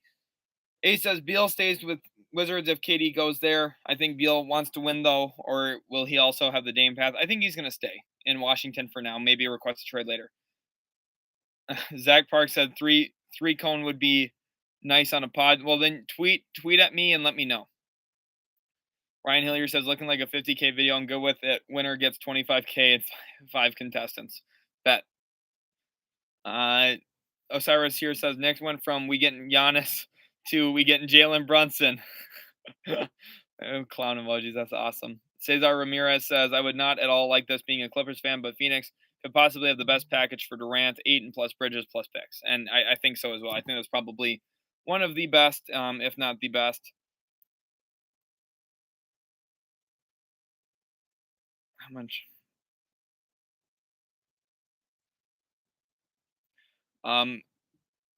Spice moves. If you're in there, we'll talk about that after the stream. We will talk later about that. We got a $5 donation as well. Let's go ahead and get to that. We are less than 30 minutes away from the stream. Per some sources, I've heard DeAndre Ayton to the Pacers. What you think about that? I have not seen anything concrete on that yet. We're gonna have to keep our eyes out there. Jakin says more insufferable. Cowboys fans or Knicks fans, both equally delusional. Yeah. The NFL season becomes a lot when you are talking about Trayvon Diggs giving up the most yards in the league. Complete Sports, thank you again for DMing on Instagram. We will talk. Let's talk after, for sure, because I'm definitely interested in potentially doing that. Family Man says Jalen Brunson played his butt off for that 110. Yes, he did. Jackbo says Knicks all the way. Jakin. Complete Sports would like to get it started during the stream. This is okay. I see what you're saying. Okay. I'm gonna ask what he had in mind. What you have in mind? Let me know in my DMs, and we'll try and talk right now as we go through the live. Definitely was a hilarious super chat. This community is so good. I completely agree. Jakin's been killing it. Jack, Bo, Ryan, you guys have all been so awesome in here. Ace as well. Thank you. Jack Bo says, about to pull up to Taekwondo. Wish me luck, soldiers. I'm going to miss the first 2 hours. Jack Bo, excited to have you back in here. Enjoy Taekwondo. Huge thank you. Ian Farr says, thank goodness you're around to cover all the teams. Yeah,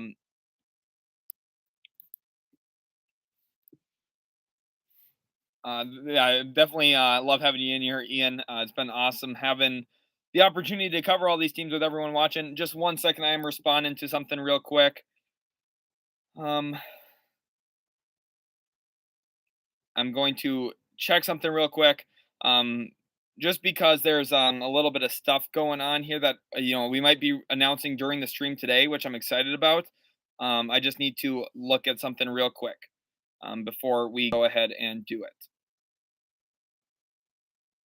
I'm excited about it. Something we've been talking about for a while, so I've been really excited about it in general, and we'll see exactly what we can get here for that. Hopefully you guys are enjoying free agency. Again, just hold on with me for 1 second. I am super stoked for everything going on here. Ryan here says, good luck, man. I'm out too, Brody. I'm not BSing, as you see, with the money off to work, bro. All right, Ryan, well, have a good time at work. Definitely excited for everything that we got going on here on the channel. Thank you all so much. Westbrook used to at least be good, Jake, and that's what Jack Bo says. Fun. Well, thank you guys all so much for being in here. Trade Westbrook to the Home Depot, says ITK. That's a fun one. And right now what I've got here is a fun little opportunity for you guys here. I'm going to show it in just a minute. I'm making sure I've got all of the stuff figured out here. I'm really excited, though, for what we've got planned here on the channel. So, again, a lot of fun stuff coming up. I'm just setting up my own thing right here on my end. Again, if you guys are excited, comment right now what team you think Kevin Durant will go to. Put in there a trade that you think could realistically happen for Kevin Durant. I'm really interested to hear about what could go down here for Utility Sports and where we could see him go. Let me know in the chat right now. I'm seeing some Portland, some Bulls. We're seeing a lot of Bulls, actually. We'll see. Got some group chats, live podcasts. Got it. Okay.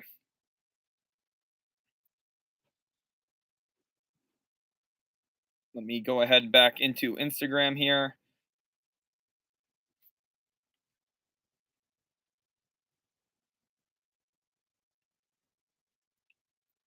We are super excited for this potential opportunity for you guys. We're seeing the Shenzhen Snakes. We got Spurs, Suns, Heat, Bucks, Phoenix, OKC, Miami. Super excited. We got some Mavs hype in there. Katie going to the Mavs would be amazing for me or Miami. Super excited for everything that could potentially go down in free agency today. And that all starts and ends with Jalen, or not with Jalen Brunson, sorry, with Kevin Durant in a potential trade. Super excited right now. And there's this awesome group here that I want you guys to join. Its name is Spice Moves. It's on the app called Relevant. The app here is called Relevant, like this. And the group name is Spice Moves. There's 1,700 people in here. The moment I joined, I want each and every one of you to go join right now. Again, this is on Spice Moves. It's on the app called Relevant. On here, they talk about sports. And I would love for you guys to go join it. I'm in here myself as Utility Sports, so I would love for you to go in and hop in as well. Come chat in there with me. Again, it would be a great opportunity to chat some sports with people who know the game. So if you're on, iOS or some of the other moves, Mavericks and Bucks are expected to aggressively pursue center JaVale McGee in free agency. Make sure to go download the app Relevant. There are 1,700 people in there right now when I joined. And let's see if we can get that number up to even 1,800, 1,900. It'd be awesome to have you guys go join the group. Again, the name of that group is Spice Moves. So it's on the Relevant app. Go join in Spice Moves.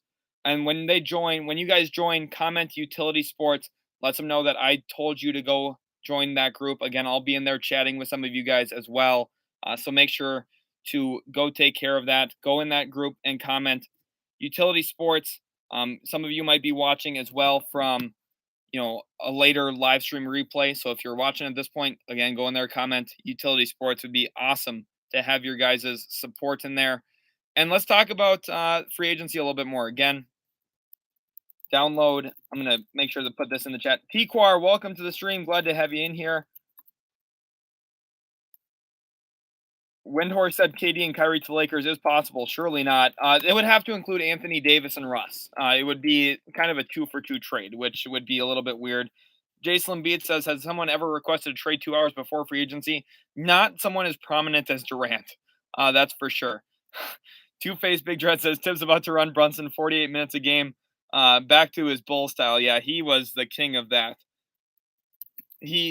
That was so bad. I'm just sitting there thinking and laughing about how honestly bad that was.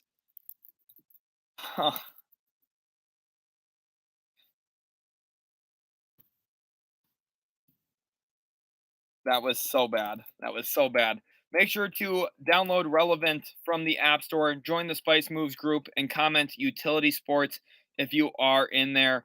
Just added that LA is the only place that he'd heard it's possible that KD and Kyrie are traded together. I see that for sure. Jackbo says, see you legends. Keep me updated on Twitter. Make sure you come back tonight after Taekwondo, Jackbo. Enjoy it, and then we'll see you back in the stream afterward. Everyone go in there. Join that app. Comment Utility Sports. Would love to have you guys.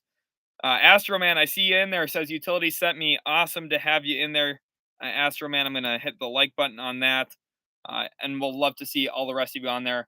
We're going to work on building some platforms here where we can communicate in other ways other than just the lives, but this will be one of those ways. And I'm really excited about this opportunity there in that Spice Moves group. Jack said he just added that LA is the only place that he's heard it's possible that KD and Kyrie are traded together. Definitely makes sense in terms of the financial components there with max contracts. T-Quar says, fire content, bro. Glad to have you in here. Matt Moore says, Jalen Green is going to sign a contract to work the register at McDonald's. I like that. That's definitely a funny situation. Osiris says, Patrick Williams is going to be a great player, but I wouldn't give him up for Kevin Durant. But I would. Okay, I was going to say, if you're not going to give him up for Kevin Durant, I don't know what you would give up for KD. Definitely insane that we could see him in the Bulls. Brady Thompson, welcome to the group as well in Spice Moves. Glad to see you in here. Utility Sports, I'm glad to be chatting with you guys there in that Spice Moves group. We're going to be talking about a ton of basketball stuff, so super excited to have you guys all in there. Cyrus says, Thibodeau's a terrible coach. It's his fault we didn't win the chip with Rose. To a certain point, yes. Jackbo says, got you. RPR Lucid says, doubt they are traded together. I doubt that too, but if they're going to, LA's the place that makes sense. Nicholas Bound says, why give up Pat for KD? Pat is young because KD is Kevin Durant. That's kind of the reason why. Texas Sports said, attaboy Bucks and 6. Glad to have you in here. Great to see that. Nicholas Bound says, why give up? Jordan Thackeray says, I'm praying the Pistons don't get involved with KD or Kyrie. Yeah, I don't think that they're going to waste their time getting involved with that. I don't think they're going to. JJ says, because winning now is important when you have DeRozan. I completely agree with that as well, JJ. Texas Sports says Rockets got Jalen Green and Jabari Smith before the Nets lost KD and Kyrie. I know, it's crazy. They're going to have a really good future. I think the Rockets are in a great position now. Kevin Durant to the Clippers, Kyrie to the Lakers. Freeway series. That'd be fun. Definitely enjoyable. Gremlin says Bulls have assets. I don't see at all how Miami does. Phoenix would have to trade CP3. Yeah, the money for Phoenix is the holdup right now. But for Miami, they have Tyler Hero. That's something that the Bulls don't have, is a young player who scored 20 plus points a game that they'd be willing to give up in a deal. That's what they have. So that's kind of the big difference there. Glad to see TJ Dub in there as well for the Spice Moves group. Make sure you guys go join. Again, the app is called Relevant.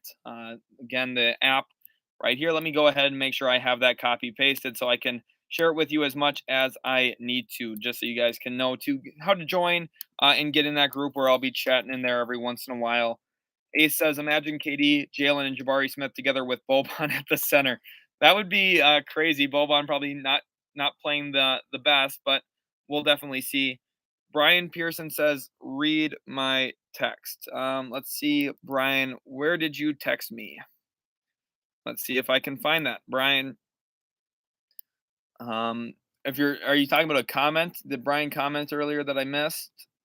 Brian, I'm not seeing a comment from you. Did you? I'm not sure where you would have texted me from. Let's see kind of what's going on. I just followed somebody back on accident too, so let's go ahead and do that. All right. Pascual Rodriguez says KD and Luka. That would be fire. I agree. Pat Williams in his prime will be better than Hero. That is a bold take. I'm not sure about that. Patrick Williams is good. I don't think he'll be better than Hero. Jordan Thackeray says fire up Chips Central, Michigan picker. If KD brought a chip to Chicago, the media will reinstate his legend status. Yes, it would. Fire up. We are just 15 minutes away from free agency. Irving's just one more year on his contract. That is correct. Trade Brian Pearson's text for silence. I guess so. I don't know where his. I don't know exactly where his text is. Brian says, I was just seeing if you were paying attention, buddy. I am reading. I am paying attention. Don't worry. I'm reading through all the comments. I'm getting through them all. True Sports Live says 14 minutes. We're 13 minutes away now. 13 minutes until the start of free agency.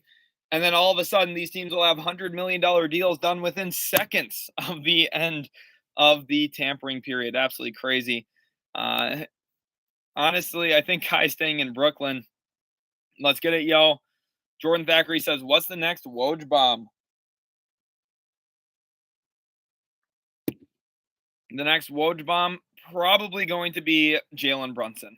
I think it's going to be, 501, Brunson tweets, or Brunson signing, Nuno says Mavs need a real superstar, not the faking superstar like James Harden or Kyrie, because Luka learned other aspects of the game with a superstar like KD, for example.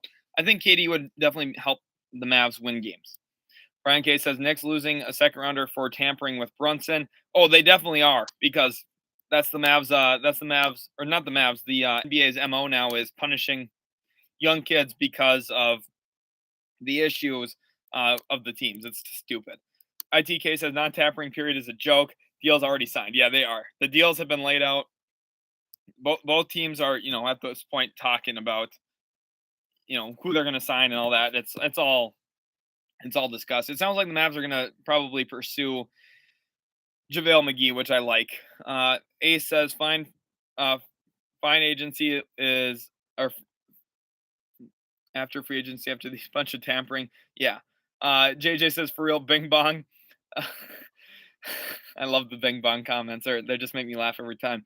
Pascual Rodriguez says, who did KD lose to in the playoffs? That's exactly where he's going. You think Boston, huh? Interesting. I guess his MO is going to teams that that lost in the final, so it would make sense.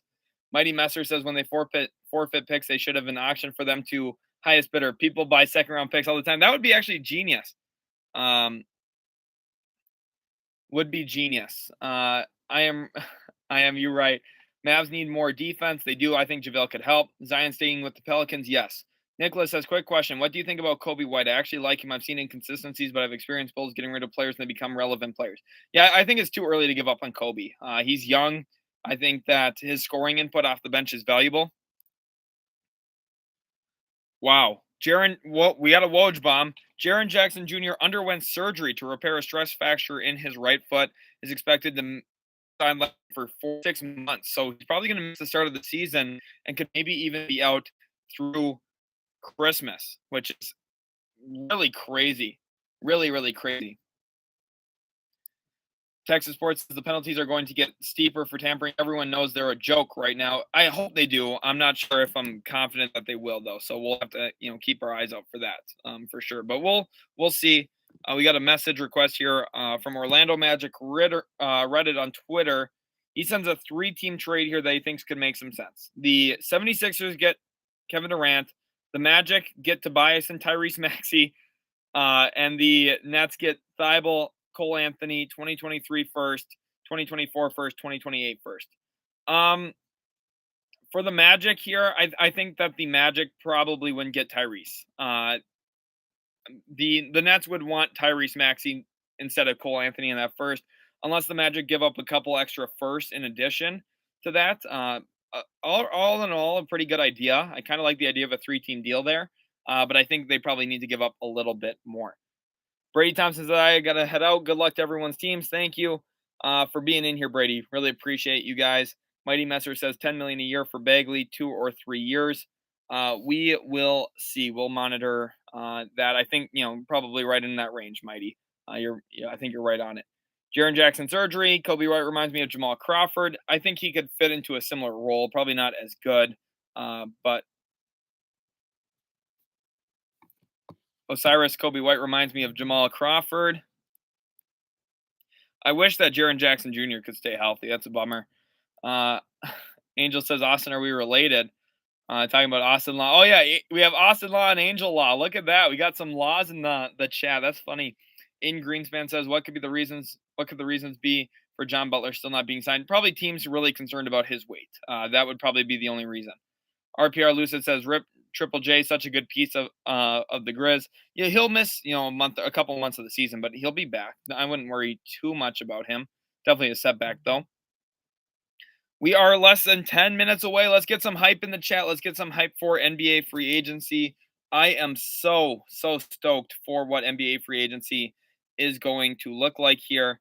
It's going to be absolutely crazy. It's going to be. So I'm really stoked. I hope you guys are as well. Mighty Master says it's going to be Wiggins and Wiseman plus Poole or another asset for KD. Interesting. I don't think that Kevin Durant will play for the Warriors again, but some people disagree. Austin says, laughing out loud, didn't even notice. Imagine what Woj's tweet draft night looks right now. Well, oh yeah, his drafts are probably filled. Jalen Brunson signed us. Yeah, that's probably insane. His draft tweets right now are probably insane. Where's the real 3-time champ Patrick McCaw going to go? The unspoken GOAT. We'll see. Gerald Perry got some of those emojis in there, mixing it all up. Let the crazy begin. We're about to start here in 6 minutes. We are 6 minutes away from the start of NBA free agency. I am so excited for the beginning of what is one of the most important days in the entire NBA. Arguably just as important as the finals, because this is a day that can help you get there. NBA free agency, absolutely crazy. Yeah, JJ, who's your team? Everyone wants to know. Two-Face Big Dreads wants to know. Nick says, I'm anxious. Texas Sports says NBA is the most entertaining league in the world. 100% agree. Bucks and 6 getting some applause. Let's get some applause in here. We made it. We've been live for 7 hours, and we're about to stay alive for a lot longer. I'm super excited. Ace says Lakers will officially sign Westbrook's extension, and that's it. Could you, Lakers fans would have a heart attack if there was all of a sudden an extension, simply because, ultimately they'd be so disappointed. They really would be. Ian says, anyone else see this? See the KD and Kyrie to Lakers rumor? Ridiculous. I think it's a little over the top too, but I kind of understand. Jack said Steve Nash said throughout his tenure as Nets coach that he didn't want to rebuild if he got into coaching. Yeah, well, he can go ahead and quit. The Nets will be better off. Calvin says, I'm back again. I've been checking the stream every few hours. Glad to have you back in here, Calvin. We are right at the start here of free agency now, and I am so So excited for the beginning of NBA free agency. Probably going to get another thumbnail ready here just in case people are kind of wondering what's going on here. I want to have everything about as ready as possible. So I'm going to make some changes to the thumbnail. Let's go NBA free agency in 5 minutes. Comment your favorite team right now. I want to know who your favorite team is. It's going to wish them some good luck right now. Go ahead and comment in the comment section what you think is about to go down tonight. Comment your favorite team's name. Let's wish them some luck in the chat. Let's see if we can manifest some positivity for them, right? Let's go ahead, comment your favorite team. Let's see exactly what you have all going down. I am so excited for what this free agency period is going to look like, though. We never really know what's going to happen until it does. So I am absolutely stoked for what is about to go down. We'll see if anything else follows suit and really shakes up the league. I think tonight's going to be a big night for the NBA. Second Spectrum says Kevin Durant's the best shot maker in the tracking data era, which is insane. That is a really good thing to be. So let's go. Nuno's putting his Mavericks in there. Let's go. We the North from Lil Brissy. Let's get some Raptors hype in the chat. Angel Lasse and the Golden State Warriors. We got a lot of Mavs fans in here. I like to see that myself. We got Laker Nation, Jazz. It shows how many different fan bases we have watching our content. I think that's one of the most special things here at About Utility Sports.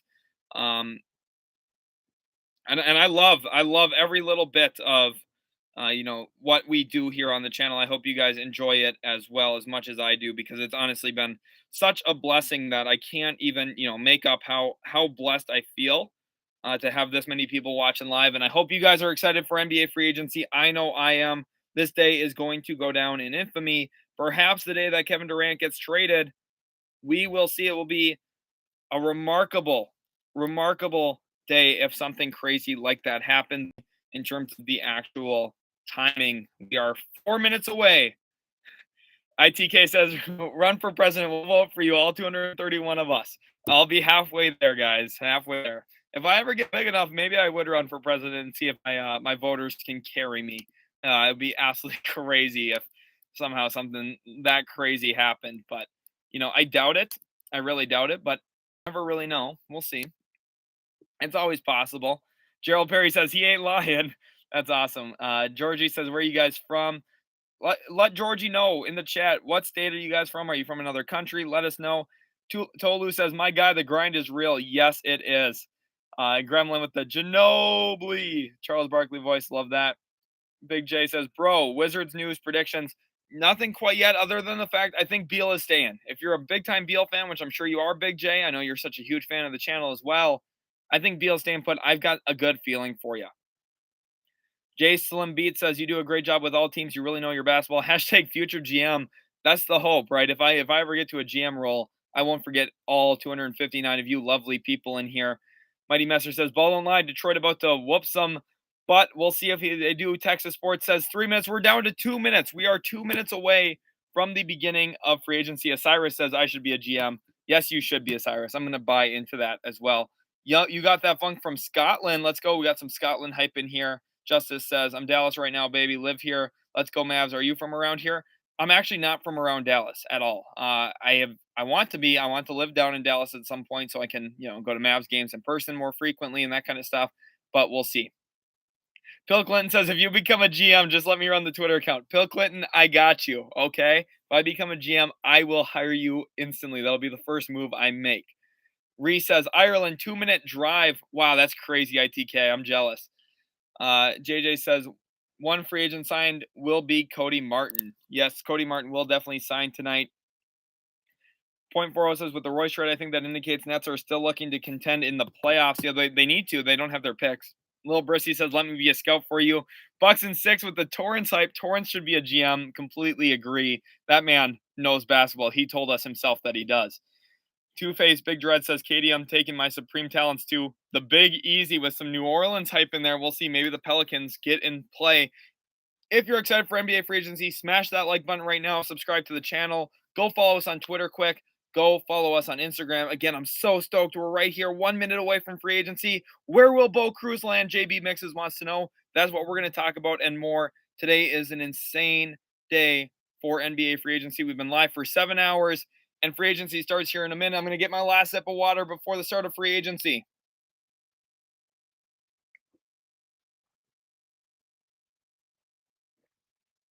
Let's go. I am so excited. Let's go. 15 seconds. We are looking great right now. Brunson going to the New York Knicks. I'm getting ready for the notification. Kermit requesting the trade, says Ace. Tolu says free agency, baby. You have great energy. I'm trying. I'm so excited. And here we go. Free agency is underway. The beginning of NBA free agency. It will just be seconds until we have deals.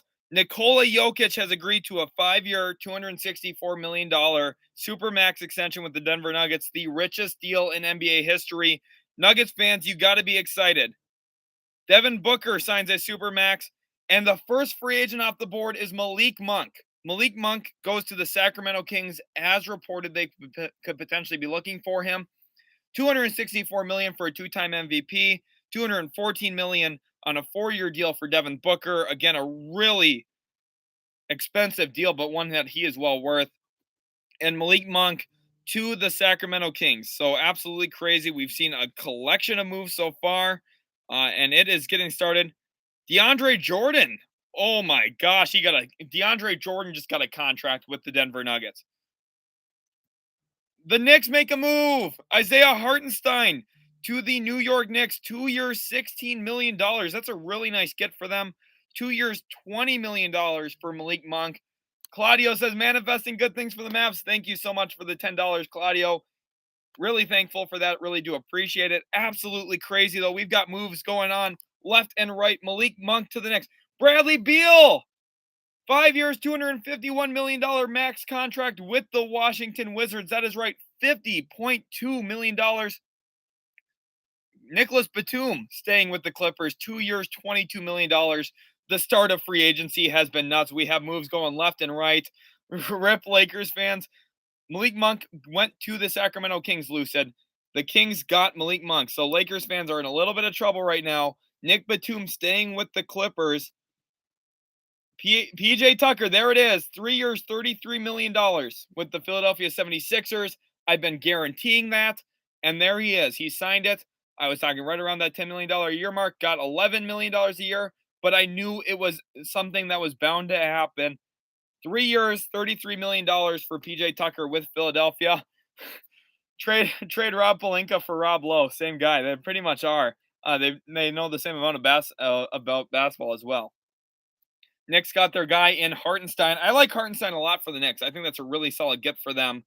I think part of me just believes the Knicks are trying to start as many left-handed players as possible. You got Barrett, who's lefty. You're going to sign Brunson, who's lefty. Isaiah Hartenstein's lefty. And then you've also got Julius Randle, who's lefty.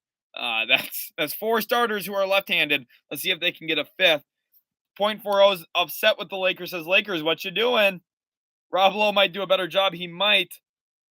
2 years, $19 million for Monk to the Kings. OKC has not done anything yet. Henry, you've just missed the first 2 minutes. Nothing yet for Oklahoma City yet at this point. Welcome everyone to the live stream. Let's get some hype in here. We are underway for NBA free agency. I am so stoked for what we've got in store here. The Knicks make a big move for Isaiah Hartenstein. So far, the Kings got their guy in Malik Monk. The 76ers get theirs in PJ Tucker, who it seemed like an obvious move. Gerald Perry obviously chatting it up with Mr. Ray. Oh, whoa, holy overpay. Oh, my goodness. He's a good player, but wow. 4 years, $100 million extension for Anthony Simons with the Portland Trailblazers. 4 years, $100 million.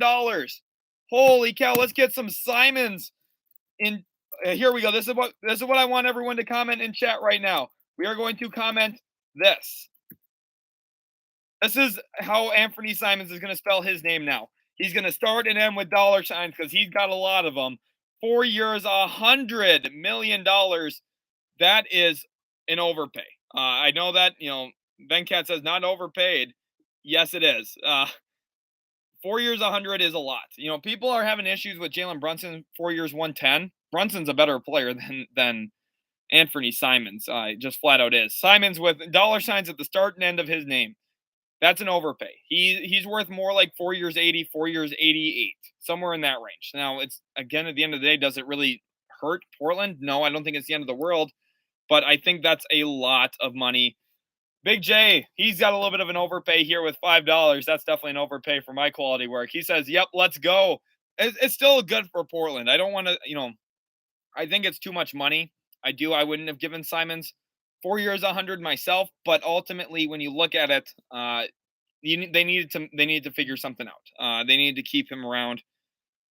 And Bobby Portis staying with Milwaukee, 4 years, $49 million for Portis on a deal that I think is really good. Fine print, 4 years, 100 million Dogecoin. I like that one. There, that's funny. Ian Farr says Oladipo contract is great. I have not seen the Oladipo one quite yet. I did not see Oladipo sign even. Simons is not better than Simons is not better than Brunson. Like I would have given him maybe 18 to 22 million a year. I think 25 is a little much, but at the end of the day, I don't think it's bad for Portland. I don't want Blazers fans to think that I'm dissing Simons or something. I think Simons is fine.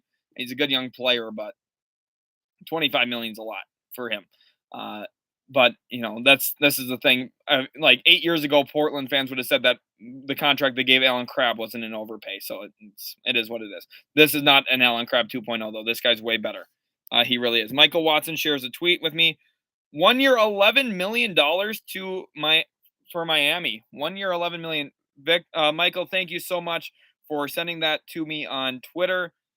Wow, the Oladipo contract, 1 year 11. Really, no risk there. That's the thing I like. I like that quite a bit. Actually, for Miami. Again, $11 million is a little much. 4 years, $104 million deal for Jalen Brunson with the New York Knicks, according to Chris Haynes. 4 years, 104. My phone is blowing up right now. I'm sure your guys is as well. Absolutely incredible what we see going on. What's with that background? I know it's a little less than excellent, but we're trying to make it work here. Hopefully that's a little bit better for everyone. We're gonna make it work as best as we can here. Hold on 1 second for me. Since we got people who don't love the background, we're gonna make it work. So there we go. How's that? Is that a little bit better? 4 years, $104 million for Jalen Brunson. Definitely a valuable contract there for him. Daniil House has agreed to a deal with the 76ers. I've been talking about the Philadelphia Rockets the entire time. There it is. Daniil House goes to the to Philadelphia 76ers, like I predicted. There's the moves. Michael says, give $5 super chat if you don't like the background. Yeah, I can't afford a better background right now. I'm too poor. So we're working through it. But house to the 76ers, the Philly Rockets, they're coming through. Daryl Morey's getting the band back together. PJ Tucker and Daniil House. We're just waiting for Austin Rivers now. Will he get coached by his dad again? I think so. Jack, welcome to the stream, Jack. Glad to have you in here, my guy. Awesome. JJ's upset. He wanted Daniil House. Sixers taking L's. No. This is a good contract here. Well, unless it's something crazy, but if it's a minimum, I think it's really good. For for Philly, I think so. My guess is it would be a minimum. So if it's more than the minimum, it gets like a little bit more shaky on if it's a good contract. But on the minimum, it's a great contract. So the Lakers probably punching the air right now because Daniil House would be one of the better players they could sign. Calvin says, not now. We're deeper now. I think so as well. Daniil House helps a lot. DeAndre Jordan shouldn't even get a contract. Yeah, I know. I made a video talking about all 198 free agents. Jack is a hater, bro. Jack is a hater. But I agree. I don't think DeAndre Jordan should have gotten a contract. I'm glad for him. Good for him. I don't want him to not get paid, but that's a little ridiculous. 2 years, 8.5. So they use the biannual exception on him. That's perfectly fine. 2 years, 8.5 for Daniil House. That's perfect. That's like 1 million, 2 million more than the mid-level or the veteran minimum. That's perfect. I really think this is a good signing for Philadelphia. Philadelphia is adding some depth onto their team and one that actually does make some sense. However, I don't know if I like the Philly Rockets. Make sure to go also and go into the Relevant app, download Relevant from the App Store, join the Spice Moves group, and then comment Utility Sports once you're in there. Let them know that I sent you. It's going to be a really good. Wow, okay, Orlando. after not offering the qualifying offer, does re-sign Mo Bamba, 2 years, $21 million. I kind of took them off of my radar for Mo Bamba because of the qualifying offer debacle there, but they kept him, 2 years, 21. Interesting. JJ says, could the Kings use their mid-level on Otto? Please. They could. We'll see if they go out and do that. Otto Porter would definitely help that team a bit. And like Bobby Marks just tweeted here, biannual exception for Daniil House, like I said. So again, the biannual exception definitely works really well there for both Daniil House, which is a pretty good contract for him, and then also for Philly. It's hard to find a player like him on the biannual. Agency announces 5-year, $250+ million for Bradley Beal. Absolutely crazy. Like Jack said, Bobby Portis, 4 years, 49. I think that's an A- type move for Milwaukee. Like that a lot. Background sign for $5. Yeah, it did. The nice thing is if Anthony Simons ever comes to town or something, I know he can afford to buy me a new background with all $100 million. Jack Nelson saying Tyus Jones to the Wolves. He is, guys, if you knew Jack, you would know that he loves Tyus Jones like a ridiculous amount. And he wants Tyus back in Minnesota. We'll see if that can work out or not. Josh says, what backup center can the Clippers get? That's the losing Hartenstein, is an L. Losing Hartenstein does limit their team a bit. So we'll see what they end up going out and doing. But right now they're in an okay spot. We have more news. Mo Bamba, okay, after the Knicks swooped in to sign Hartenstein. So supposedly the Magic wanted Hartenstein. Knicks got him, and it did complicate some things from Orlando's perspective. So they keep him. Batum for $11 million. JJ, there's no reason to be mad about that. Batum's good. Batum at $11 million is a fine contract. Nothing wrong with that at all. Dontavia says free agency's already not off to a good start for the Bulls. If you're talking about losing out on Bamba and Hartenstein, those are definite two players that I think they could have went and got. Jack said Harden's still up for grabs. Maybe teams should try for Harden, Kyrie, and KD. That sounds like a good trio. That's an A+ comment right there. That's absolutely hilarious. Free agent guard Tyus Jones is returning to the Memphis Grizzlies on a 2-year, $30 million deal. They did give him more than the mid-level exception. I talked about that as a possibility. People told me that no team's going to do that. A team just did it. The Memphis Grizzlies, 2 years, $30 million. It's a lot of money for Tyus. And unfortunately, Jack, you don't get Tyus Jones in Minnesota. So huge loss to you. Tyus, again, I think it's too much. I would not do that myself. But I figured a team would. And it was Memphis. They wanted to keep him. Jack, not happy. He says, are you kidding me? Definitely not happy with what's going on there. Riley says, I love the Hartenstein deal. I do too. I think it's a very good contract for the New York Knicks. Again, the Kings signing Malik Monk. Who's left? There's a lot of players out there in free agency yet. Don't worry. We're going to keep waiting on some of the news. Quit dissing on Simons. Rip City. I'm not dissing Simons. Look at this drippy new nickname I got for him. He's not, there's no diss here. Look at how drippy that is. Simons. Look at that. And there ain't no hate. There ain't that's not dripping. KD, please sign with the Mavs. Well, KD's not a free agent, so he'd have to get traded there. And make sure you guys download the relevant app from the App Store. Join the Spice Moves group and comment Utility Sports to let them know I sent you. I'll be on there chatting it up with you guys for sure. Free agent forward Joe Ingles reached an agreement with the Milwaukee Bucks. I thought he was going to head back for certain to a team like Utah, but instead has decided to play elsewhere. He's going to be playing with the Milwaukee Bucks. Daniel G says, Blazers for life.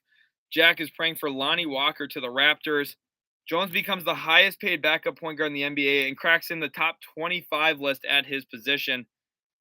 2 years, $30 million, like Colin is saying here, is a lot of money for Tyus Jones. I think it's a little bit of an overpay. I do. But that's just the reality.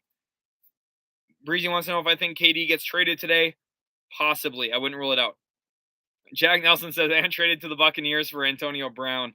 That would be a wild turn of events. But yes, Joe Ingles going to Milwaukee. Don't know the exact news. Don't know the exact price point yet, but I'm sure it's cheap. Riley says, depending on how much Ingles to Milwaukee, could be really nice. I like it for them. It gives them some depth at least. And he's a nice locker room guy. There's really no downside here unless it's a lot of money, which I don't think it will be for a player his age and coming off injuries. Jack says, how does it work with some teams signing foreign players from Europe? Do the players have to be in the draft at some point, or they can sign anyone. It depends on the player's age and how old they are when they try and come into the league. Wesley Matthews has agreed to a 1-year deal to return to the Milwaukee Bucks. Super Siete says KD won't be traded today. If a team's really aggressive in pursuit, it could go. Jack says, not an overpay. Tyus deserved every penny. You would think Jack is Tyus's agent. Maybe he is. Who knows? Wu-Tang says Knicks winning it all. Maybe in the summer league. That would be cool if they won the summer league. That's probably the only example of winning it all that we'll see from the Knicks for a while. Jakin says Kings getting some shooting back with Monk, and for a perfect price, I'm happy. You should be. That's a good contract for Malik Monk. I think that's kind of right in the range that I would have expected to see him get. Renee Ingles is the one who broke the news. Sources say very close to free agent Joe Ingles that he's agreed to a 1-year deal with the Milwaukee Bucks. CEO of the house, Renee Ingles, is thrilled for Joe and their family. Joe himself is said to be very bucking happy. That's a pretty clever play on words there. And it's awesome for the Ingles family, a really nice family. And it's awesome to see them getting another chance in the NBA. Luke Walton is still not with the Kings. He is not with the Kings. They fired him earlier this year. That's awesome. Jalen Brunson to the Knicks. Yes, he signed on a 4-year, $104 million deal. $1 million a year more than Anthony Simons. Amir Coffey has, wow, what a budget. Holy cheap. Amir Coffey has signed to a 3-year, $11 million deal with the Clippers. His agents, Bill Duffy and Marlon Harrison of BDA Sports and WME Sports, tell ESPN. What a signing for the Clippers. 3 years, $11 million for Amir Coffey. That's a really good signing. That's one of the better budget signings you're going to see all day. Mason says, let's just appreciate him being live for 7 hours already. I know, and free agency just started. Javon Carter agrees to return to Milwaukee on a 2-year deal. Crazy. Brady says, are you sad that Brunson's gone? It's sad from like I enjoy watching him standpoint, but ultimately we do see him go. It'll be okay. Mavs will be fine. Jack Nelson says, Mason host in the chat. Let's get some Mason hype. Let's comment Legacy Mason in the comment section right now. I'll start us off here. Legacy Mason. Let's get some hype in the chat for Legacy Mason. And if you guys haven't already, make sure to go. That's some super cheap coffee. Yes, it is. Cheap coffee. I like it. Let's get some cheap coffee hype in the chat as well. Let's get some Legacy Mason in there and some cheap coffee in the chat as well. Amir Coffey, definitely a cheap signing there for the Clippers, and I think is a really good move. If you look at Amir Coffey's stats, I think he's a player that most people don't know him as well as you should. Amir Coffey is a really nice signing here for the LA Clippers at 3 years, $11 million. For those who don't know, he had 2 30-point games in the last few games of the season.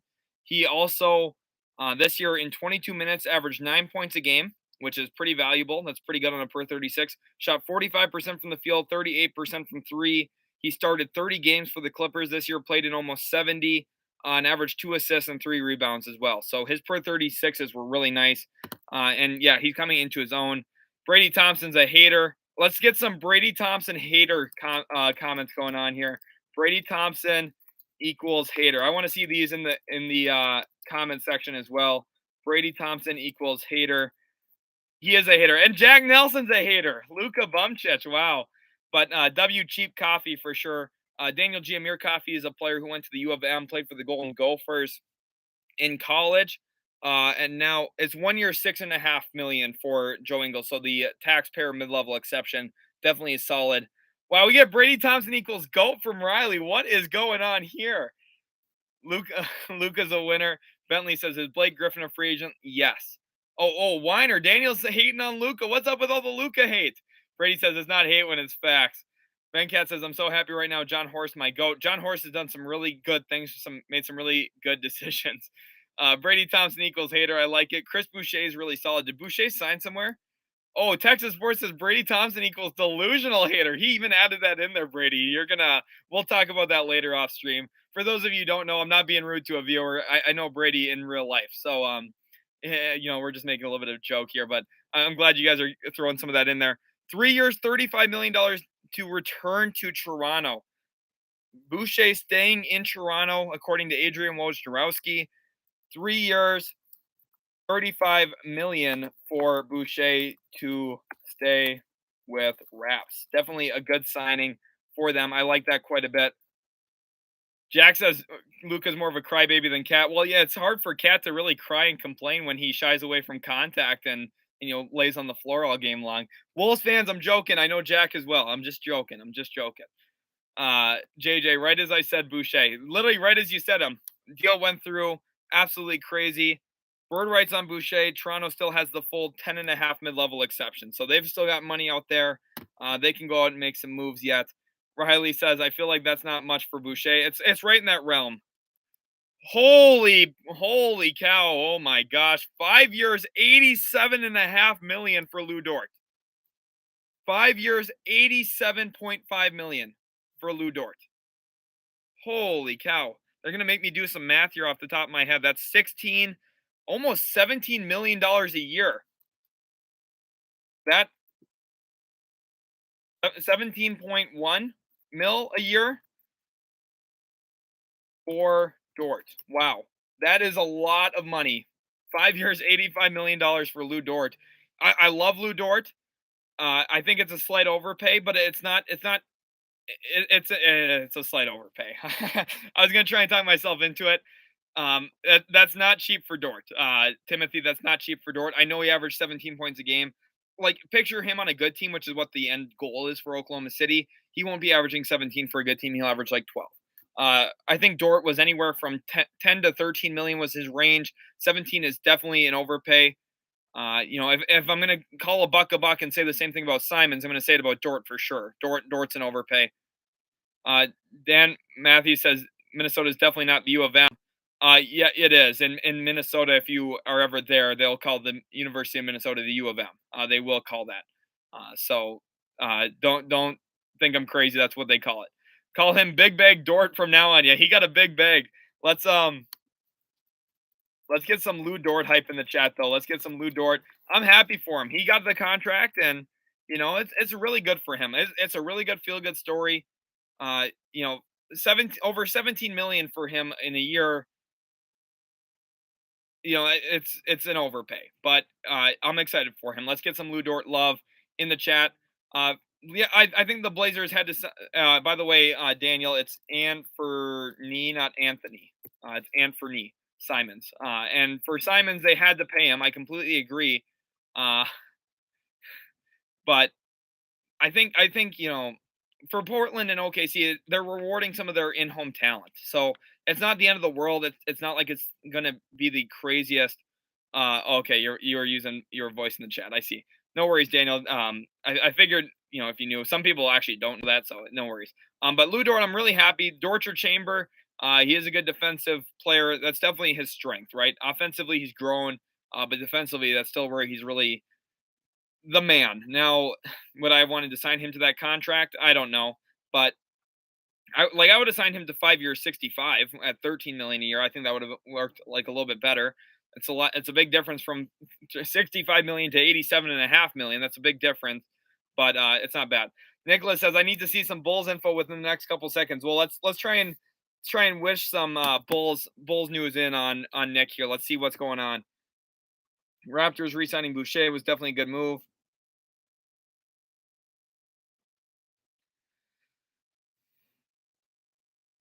Definitely working out pretty well. You got that fun says that Houston team with Harden and Dort could have won it all. Harden and Dort could have won it all. Funny. Matt Moore said, Brian says Bulls getting Kevin Durant. Andrew Ko says Bulls getting Ayton. Please says Bulls, please get Ayton. Two-Face Big Dress says Pistons are greater than Knicks. Sorry, not sorry. Wow, we got a little bit of that Knicks hate in the chat today. Just like our friend Torrance earlier was saying. Let's get some Torrance hype in the chat right now if you guys were here earlier. KD and Kyrie going to LA according to Roger. Roger that. We'll see if that actually happens. Texas Sports with a little bulls and bulls emoji. Okay.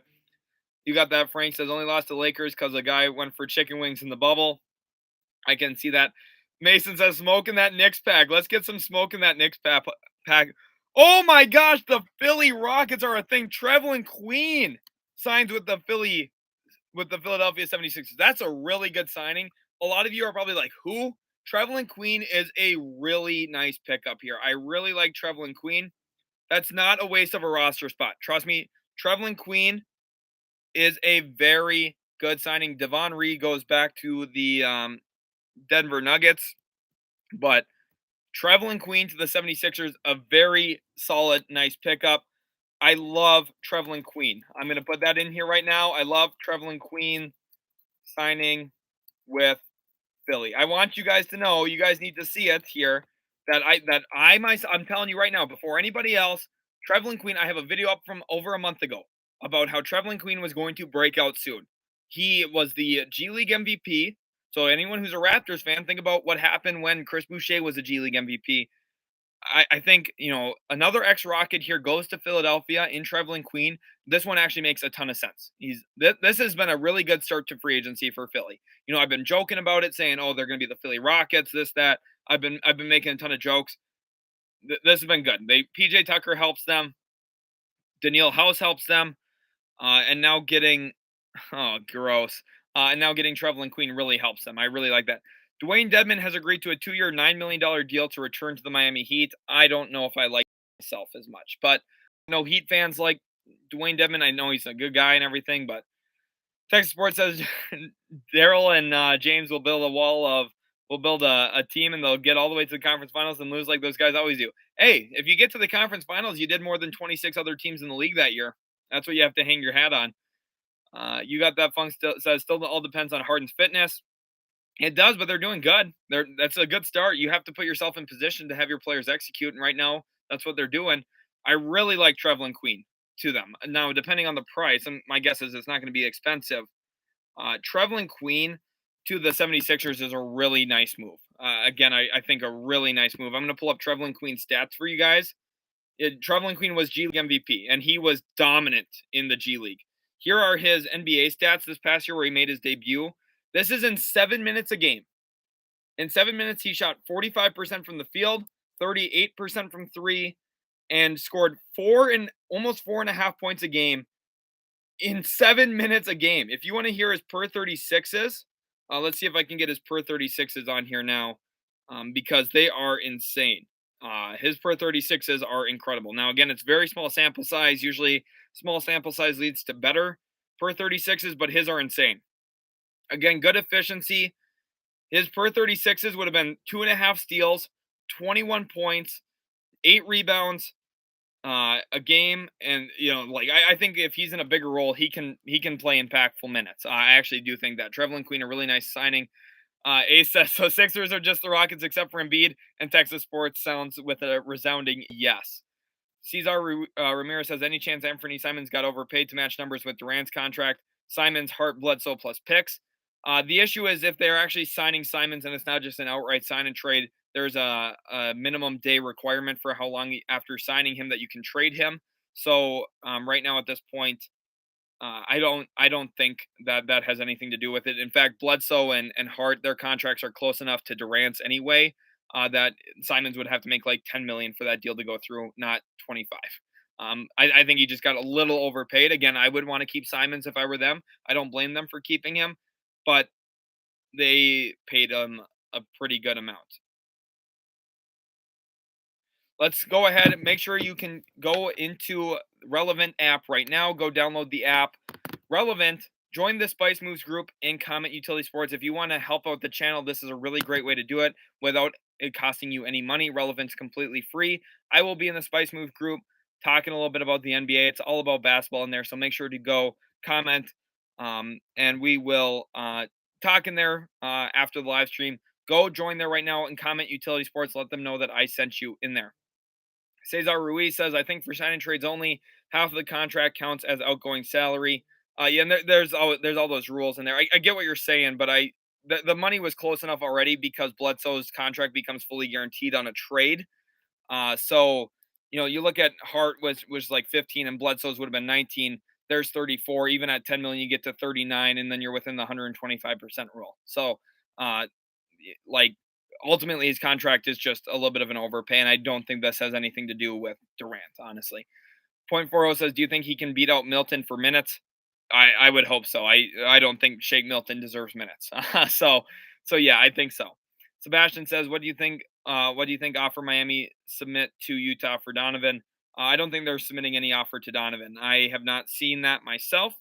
If there's something there that I missed, Thaddeus Young stays with Toronto on a 2-year, $16 million deal with addition of performance incentives. So that's pretty good. Michael Watson here sends Miami Heat. Oh, okay, from NBA Trade Report. Okay, Miami Heat have a trade offer to the Utah Jazz for Donovan Mitchell. I don't know.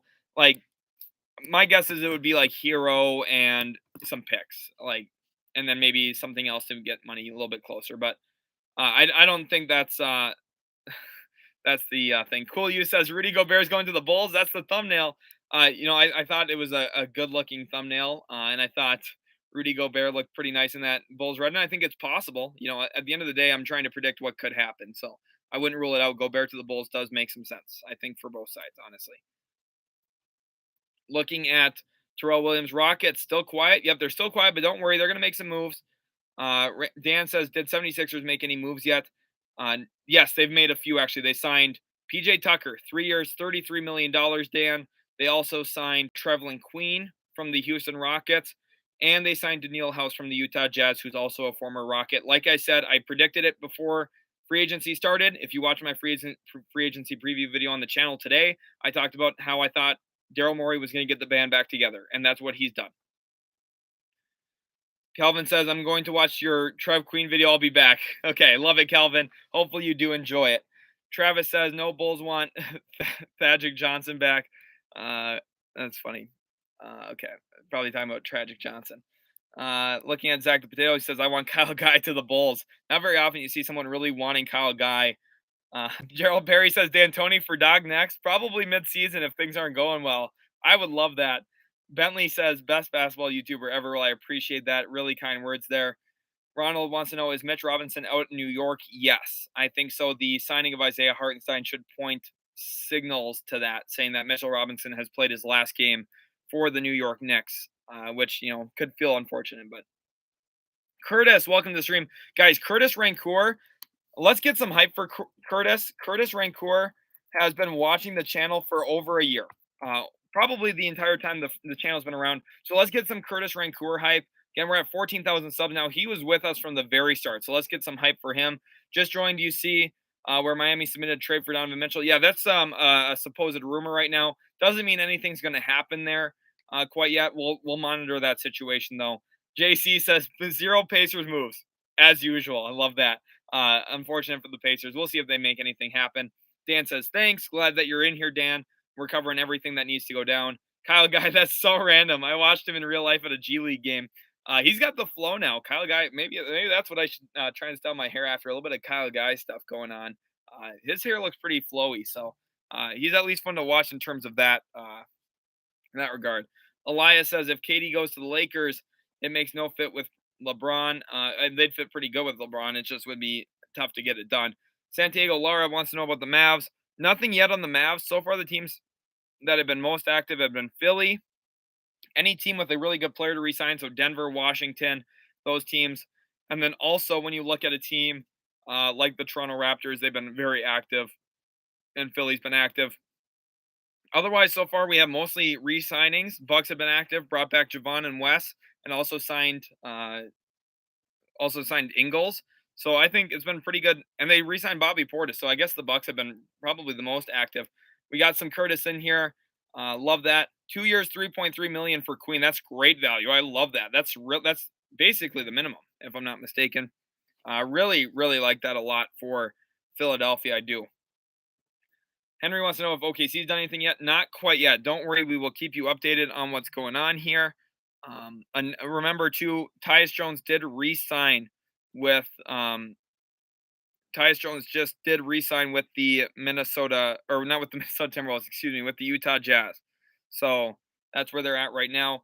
Done deal for Brunson, 4 years, $104 million. Definitely a little bit of an overpay as well, I would say. Jeremy Lin traded for fortune cookies. Okay. Not expecting that comment to be there today. Riley says Shams is bodying Woj. He is to a certain extent. Shams is getting everything out quick. Let's see exactly who else is joining. I'm checking right now in the chats here, Spice Moves chat. Go join. This is all about NBA discussion in here. Would love to have you join the group. I will be in there watching and hanging out with you guys from time to time. So make sure to go in there. Again, the app is called Relevant. So go get a follow on there. Let's see. Brian says Dort got paid. Yes, he did. Big time pay. Christopher Estrada wants to know, who do I think the Spurs will sign? They're the hardest team to project, Chris. We're gonna keep our eyes up on them, and we will see. But ultimately, at this point, nothing quite yet that is anything fully done. Texas Sports says me. We're getting some me pipe in here again. Love that as well. Calvin says, and Maury we trust. He's doing a pretty good job here. I think that that Queen signing was really good. Spurs are full tank mode. Yes, they are. Elias says if Katie and LeBron and AD are on the same team, that would be scary. I think it would be. Nets announced that they have completed their expected trade for Royce O'Neal. So O'Neal, the deal gets finalized, and everyone is pretty happy with that. So at this point, we're in a situation now where we're gonna keep our eyes open to free agency. I don't really want to hear about Deshaun Watson right now, Adam Schefter. So please stop tweeting about him. Don says, what's up? Love from Detroit. Don, glad to have you in here. Let's get some hype in here if you're a Pistons fan. Go ahead, throw something about Detroit in the comment section. Elias wants to know if Kevin Durant leaves, does that mean that Kyrie will leave? Probably. Zach the Potato says, we're the Indiana Pacers. Yeah, they're not going to do a ton, I don't think, in free agency. The Jazz literally lost both of their only perimeter defenders in one day. Daniil House and Royce O'Neal both go out the door on the same day. We're getting some Detroit City hype. Detroit is upset at Bridges today. I definitely feel that. A lot of motorcade and Detroit basketball comments right now. Love to see that. Joe, for Joe Mapes here, any Pacers news? Nothing yet. We're listening. I'm keeping my eyes out, listening to my sources, and listening to what I see going on right now in the league. So we will let you know the moment we get anything. I'm excited though. Motorcade, baby. Let's go. Joe Clark says, where is Kyrie going? Assuming KD is traded first. I think Kyrie will end up with the Lakers. Calvin says Ben Simmons is the most stable part of the Nets' future. LOL. I love it. That's really that's really sad that Simmons is the most stable part of their organization right now. That's a scary place to be. Chuck Norris says, how about Boston Celtics? Well, nothing yet on Boston. We're still listening. We're trying to see if there's anything coming out on Boston. I'm keeping my eyes out for it. Damian Jones has agreed to a 2-year deal with the Los Angeles Lakers. So that went down. 2-year deal for Damian Jones. Definitely interesting. And it's been 13 minutes since the last Wojnarowski tweet. So we are going to keep listening. And we'll see. We'll see what goes on here. Dan wants to know who the Sixers got. So the 76ers sign PJ Tucker. It was 3 years, 33M. Daniel House using the biannual exception, which is a good way to use it here on Daniel House, which was 2 years, 8.4 million. And Trevlin Queen, which was basically a minimum of 2 years, 3.3 million. So that's their signings right now. Hopefully that helps you guys. Let's go ahead and get rid of the bots here too. I hate that the bots just are addicted to the channel now all of a sudden. Joe Clark says, has Bobby Portis been paid? Yes. Bobby Portis signed a 4-year, $50 million deal basically.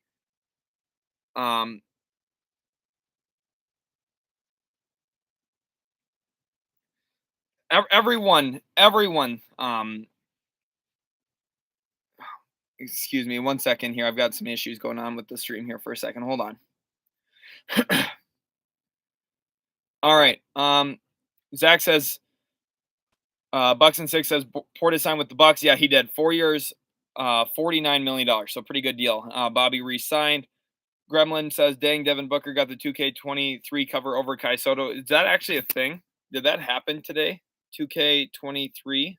Is that a thing that happened? I guess I haven't seen that quite yet. Oh, Devin Booker will be the cover athlete for 2K23. Crazy. Crazy, crazy. Um, Seems it may be kind of slow free agency until KD and Kyrie get figured out. Yeah, it could slow things down a little bit. We'll see. Teams probably don't want to commit a bunch of money to players they can't trade. Damian Jones back to the Lakers. Yes, he is. Is there a chance for Kyrie to join LA this offseason? Yes. Curtis says, yes, it did. Super Siete says, KD to the Magic for Mickey Mouse. That'd be crazy. Wu Tang says, Shams reported it. Okay. That's crazy for the Booker news, which is insane. Well, congratulations to Devin Booker. Let's get some 2K23 hype in the comment section right now. I'm going to start it off here with a little bit of 2K23 hype. Let's go. Hype them up. Let's go. 2K23 probably really going to be good. Kember, I didn't see your comment. Sorry about that. KD to Heat because of Ayton. And they'll do anything for KD, Jimmy, and Bam together for real. Those three would be really awesome together. Didn't mean to skip you. Sometimes, the comments are moving around as more fly in. So sometimes I just miss over one. If I missed yours or haven't gotten to it for a while, just ask again after a little bit of time and I'll get back. But yeah, I think so. Kevin Durant to the Heat, that would be definitely crazy. Jacob wants to know if Lonnie is gone from San Antonio. I think so. I think Lonnie ultimately will sign elsewhere now, moving forward. Alfredo says Miami looking at getting Mitchell. That would be a nice pickup for them. Texas wants to know how long I've been live for. Almost 8 hours. I have been live for almost 8 hours. Haven't stopped talking the entire time. I haven't eaten yet today, which is probably not a good decision, but here I am. We're into free agency, 41 minutes in, and I'm hoping to keep rolling for quite some time. Hopefully, you guys are excited. Calvin Cambridge says, I wanted DiVincenzo, but I'll take Tucker, House, and Queen. Definitely good moves for Philly. Tyrese Maxey, Tobias Harris, Matisse Thybulle for Zach LaVine in a trade. I don't know if that really moves the needle enough for Philly. I'm going to be honest. Gremlin says, yes, Lonnie is unrestricted now. Maybe reunite with Murray in Atlanta. That'd be pretty good, getting them a backup guard behind Murray and Trae Young. I'd like that. Nate says, any news on LaVine yet? Nothing yet. My guess is he stays, though, with Chicago. He maybe is talking to a couple teams, though. Jay says, what else do you think Atlanta tries to pull? I would like for them to try and find a way to get either Ayton or Rudy Gobert, but we'll see. Elias says, why are there no big moves right now? Because sometimes the bigger moves take a little bit longer because the better players have more options to consider. Brian says, what team will Kendall Jenner sign with? I don't know, but probably would curse the team the moment she got there. Curtis says he's been live for close to 8 hours. Best to do this. Yeah, it's been a lot of work today going in on the channel. This is one of my few days off this week, and I'm spending it working all day, but working in something I really like to do, which is live streaming. First CP3, now KD got to come save Book. Well, I'm not sure if they're saving Book because Book was the best player for the Suns this past postseason. So Ramiro Ortiz wants to know which team I'm a fan of. I'm a fan of the Dallas Mavericks, but we'll talk about all 30 teams here. I don't just talk about my favorite team. Daniel says go eat. I will at some point. I'll probably have a late night snack tonight or something. Tolu says Shelly on that water diet. I am. I definitely am. Elias says, are there any big names that got traded? Nothing yet for big names. JJ says, eat something, bro. You got to stay healthy. I will. Don't worry. I'll be fine. I've done this before. I've had multiple 10 to 12 hour streams on the channel. I've been fine. I've made it through. As long as I don't think about it too much, we'll be just good. Don't worry about me. Piotr says DeAndre Ayton signing with San Antonio Spurs for 3 water bottles, 2 blue sweatshirts, and 3 pairs of socks. Sources tell ESPN. That's awesome. Texas Sports with a $2 dono says, thanks for hosting and being live for 8 hours. Glad that you're enjoying. Jack says Alfredo pizza with ranch. I'm going to have to maybe use some of your donos and order some more Domino's for myself. If we get a few more donations, and maybe I'll consider a little Domino's order live on stream again. RPR Lucia says treat yourself and order some pizza, bro. If we get some more donos, then maybe I'll consider that. Elias says if Kyrie goes to the Lakers, Kyrie will come back stronger to prove us wrong. We'll have to see if that happens. I think the Lakers would be in a better spot.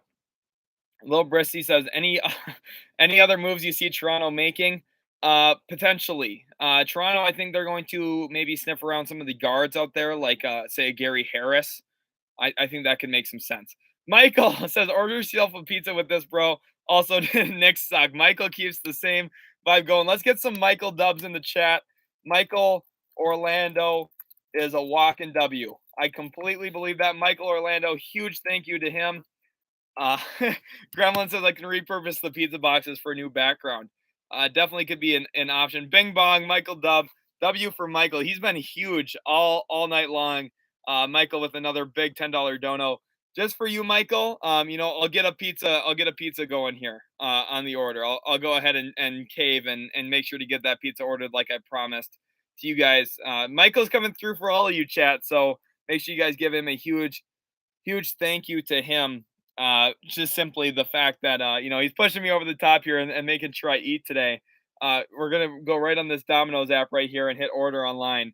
Let's go ahead and make this happen. I'm gonna work on this slowly. We're gonna still be covering the news. Don't worry. We're gonna be doing all the NBA stuff we need to do. We got a W Weichel. I like that from JJ. Spelled out like this, Weichel, because he starts with a W. Uh, okay, RVR Lou said pause. We have a pause here, Lou said. Holy cow, I didn't realize I said that. Um, that's bad. Holy cow. I've been live for almost 8 hours. You're bound to say something bad. And that's the thing I said that's bad. Holy cow. If I could just end the stream right now and then restart it back up, I would. Because I need like a 30-second break after. Oh man. Oh wow. Blazers renounced Ingles bird rights. Yeah, they did. It makes sense. And even with the bird rights, they weren't planning on keeping him. I felt so. I think at this point they're in a pretty solid spot. You got that Funk says caffeine's your friend. I haven't even had any caffeine today. I'm just a dog like this. Mike Jones says Starbucks. He tells me to go get some coffee. Well, heck, I'm gonna have to do that as well. Mike Jones, huge thank you to you, and also a huge thank you again to Michael as well from earlier. Let's get some Mike Jones W's in the chat. We're gonna call him White because it's a W starting off Mike's name. Definitely a huge W. Thank you so much, Mike, for the $10 dono. It's honestly so appreciated. Reverse and Spin says, go get some dessert.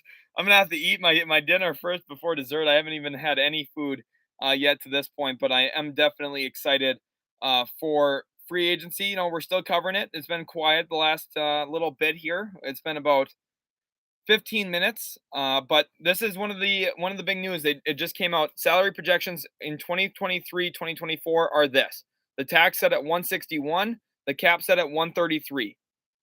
So that money is going to be really nice for teams that are signing contracts right now, which is partially why we see Jalen Brunson, Anthony Simons getting a little bit more because those teams are projecting revenue increases, which means that they are projecting a little bit higher cap space. So honestly, huge. Keon, yes, I started this stream 7 hours ago and I have not stepped away from this spot. I have been here all 7 hours talking about the NBA with all of these lovely, awesome people. Ashley says, we'd have to give up too much for KD. I'd rather have a bunch of good parts. I get what you're saying, but Kevin Durant's pretty good. Khalil says, breaking news, Michael Jordan just entered into a time machine and now signing $250 million contract with the Bulls. He wishes, right? Oh, JJ with a utility reports comment. That's hilarious. Inflation hitting Oregon hard, says Gary Bankston after seeing the $ Iman $ contract. Remember Simon's new nickname there. Definitely making some money. Let's get that all around on Twitter later. Scott wants to know if I'm wearing a diaper. No, I'm just chilling. Lucid says, surprised your legs aren't asleep. I've been moving them around. So ultimately, don't worry about me, guys. I'm doing just fine here on my end. But Scott, that's pretty funny comment there that you're saying. No, I'm not, though. I luckily know how to control my bladder, which, some streamers, maybe they don't. Paradise says, where do you see KD landing? For Kevin Durant, I think realistically we see him play in Miami. I think that's the most likely outcome. Scotto with the smiley face. That's awesome to see. Levine and Vooch for Kevin Durant. I see what you're going for there. I ultimately don't think it happens, though. I think there's some other options that probably fit a little bit better for what Kevin Durant, I think, is looking for at this point, which is he's honestly playing for greatness. Wade's knees are shot. I don't even think he could try out for a team, honestly. That's how bad his knees are now at this point. Hopefully you guys have been enjoying the content up to this point. Again, I'm super stoked for everything going on here at Utility Sports. Why KD to Miami more so than Phoenix? Because Phoenix's contract situation is a little bit tighter. The money's all a little bit closer and everything's a little bit more difficult, honestly, in terms of what's all going on here. Need to mute that conversation for now so that I don't get distracted by it. Hopefully, you guys are enjoying the live stream up to this point. Smash that like button if you haven't already. Let's try and get this stream up to 500 likes. Let's see if we can do that. Marvin Bagley has reached an agreement with the Detroit Pistons on a 3-year, $37 million deal. So Bagley gets paid pretty well here. Marvin Bagley staying with Detroit. If you're a Pistons fan, let's get some Pistons hype in the chat. Let's go. Marvin Bagley staying in Detroit. Marvin Bagley stays in Detroit. And yes, just as RPR Lucid said, he got the bag, Lee. I love that. Shout out to Lucid for that. Bagley did get his bag for sure. Detroit basketball, Emerald Eyes, definitely excited. I know Pistons fans really do like Marvin Bagley. And like True Sports said, Joe Ingles to Milwaukee. Zach the Potato's waiting for some Bulls news. Bags, he's back catching them lobs. Yes, he will be. Staying in Detroit, definitely a solid move. And here we go with some more free agency news. We see Chris Haynes has been doing a great job reporting as well here. So it's been, I'm not sure if there's any option quite yet, Messer. I think 3 years, 37 is a little much, not a huge overpay. I think maybe 1 or 2 million more a year than I would wanted to have given him. But ultimately, you have to have some give and take. Alex says Dragic still not in Dallas. Not yet, but it's going to happen. Don't worry. Dragic will sign with Dallas. Do not worry. It is going to happen here relatively soon. I'm not concerned about that. I think the Detroit Pistons, I like that, Texas Sports.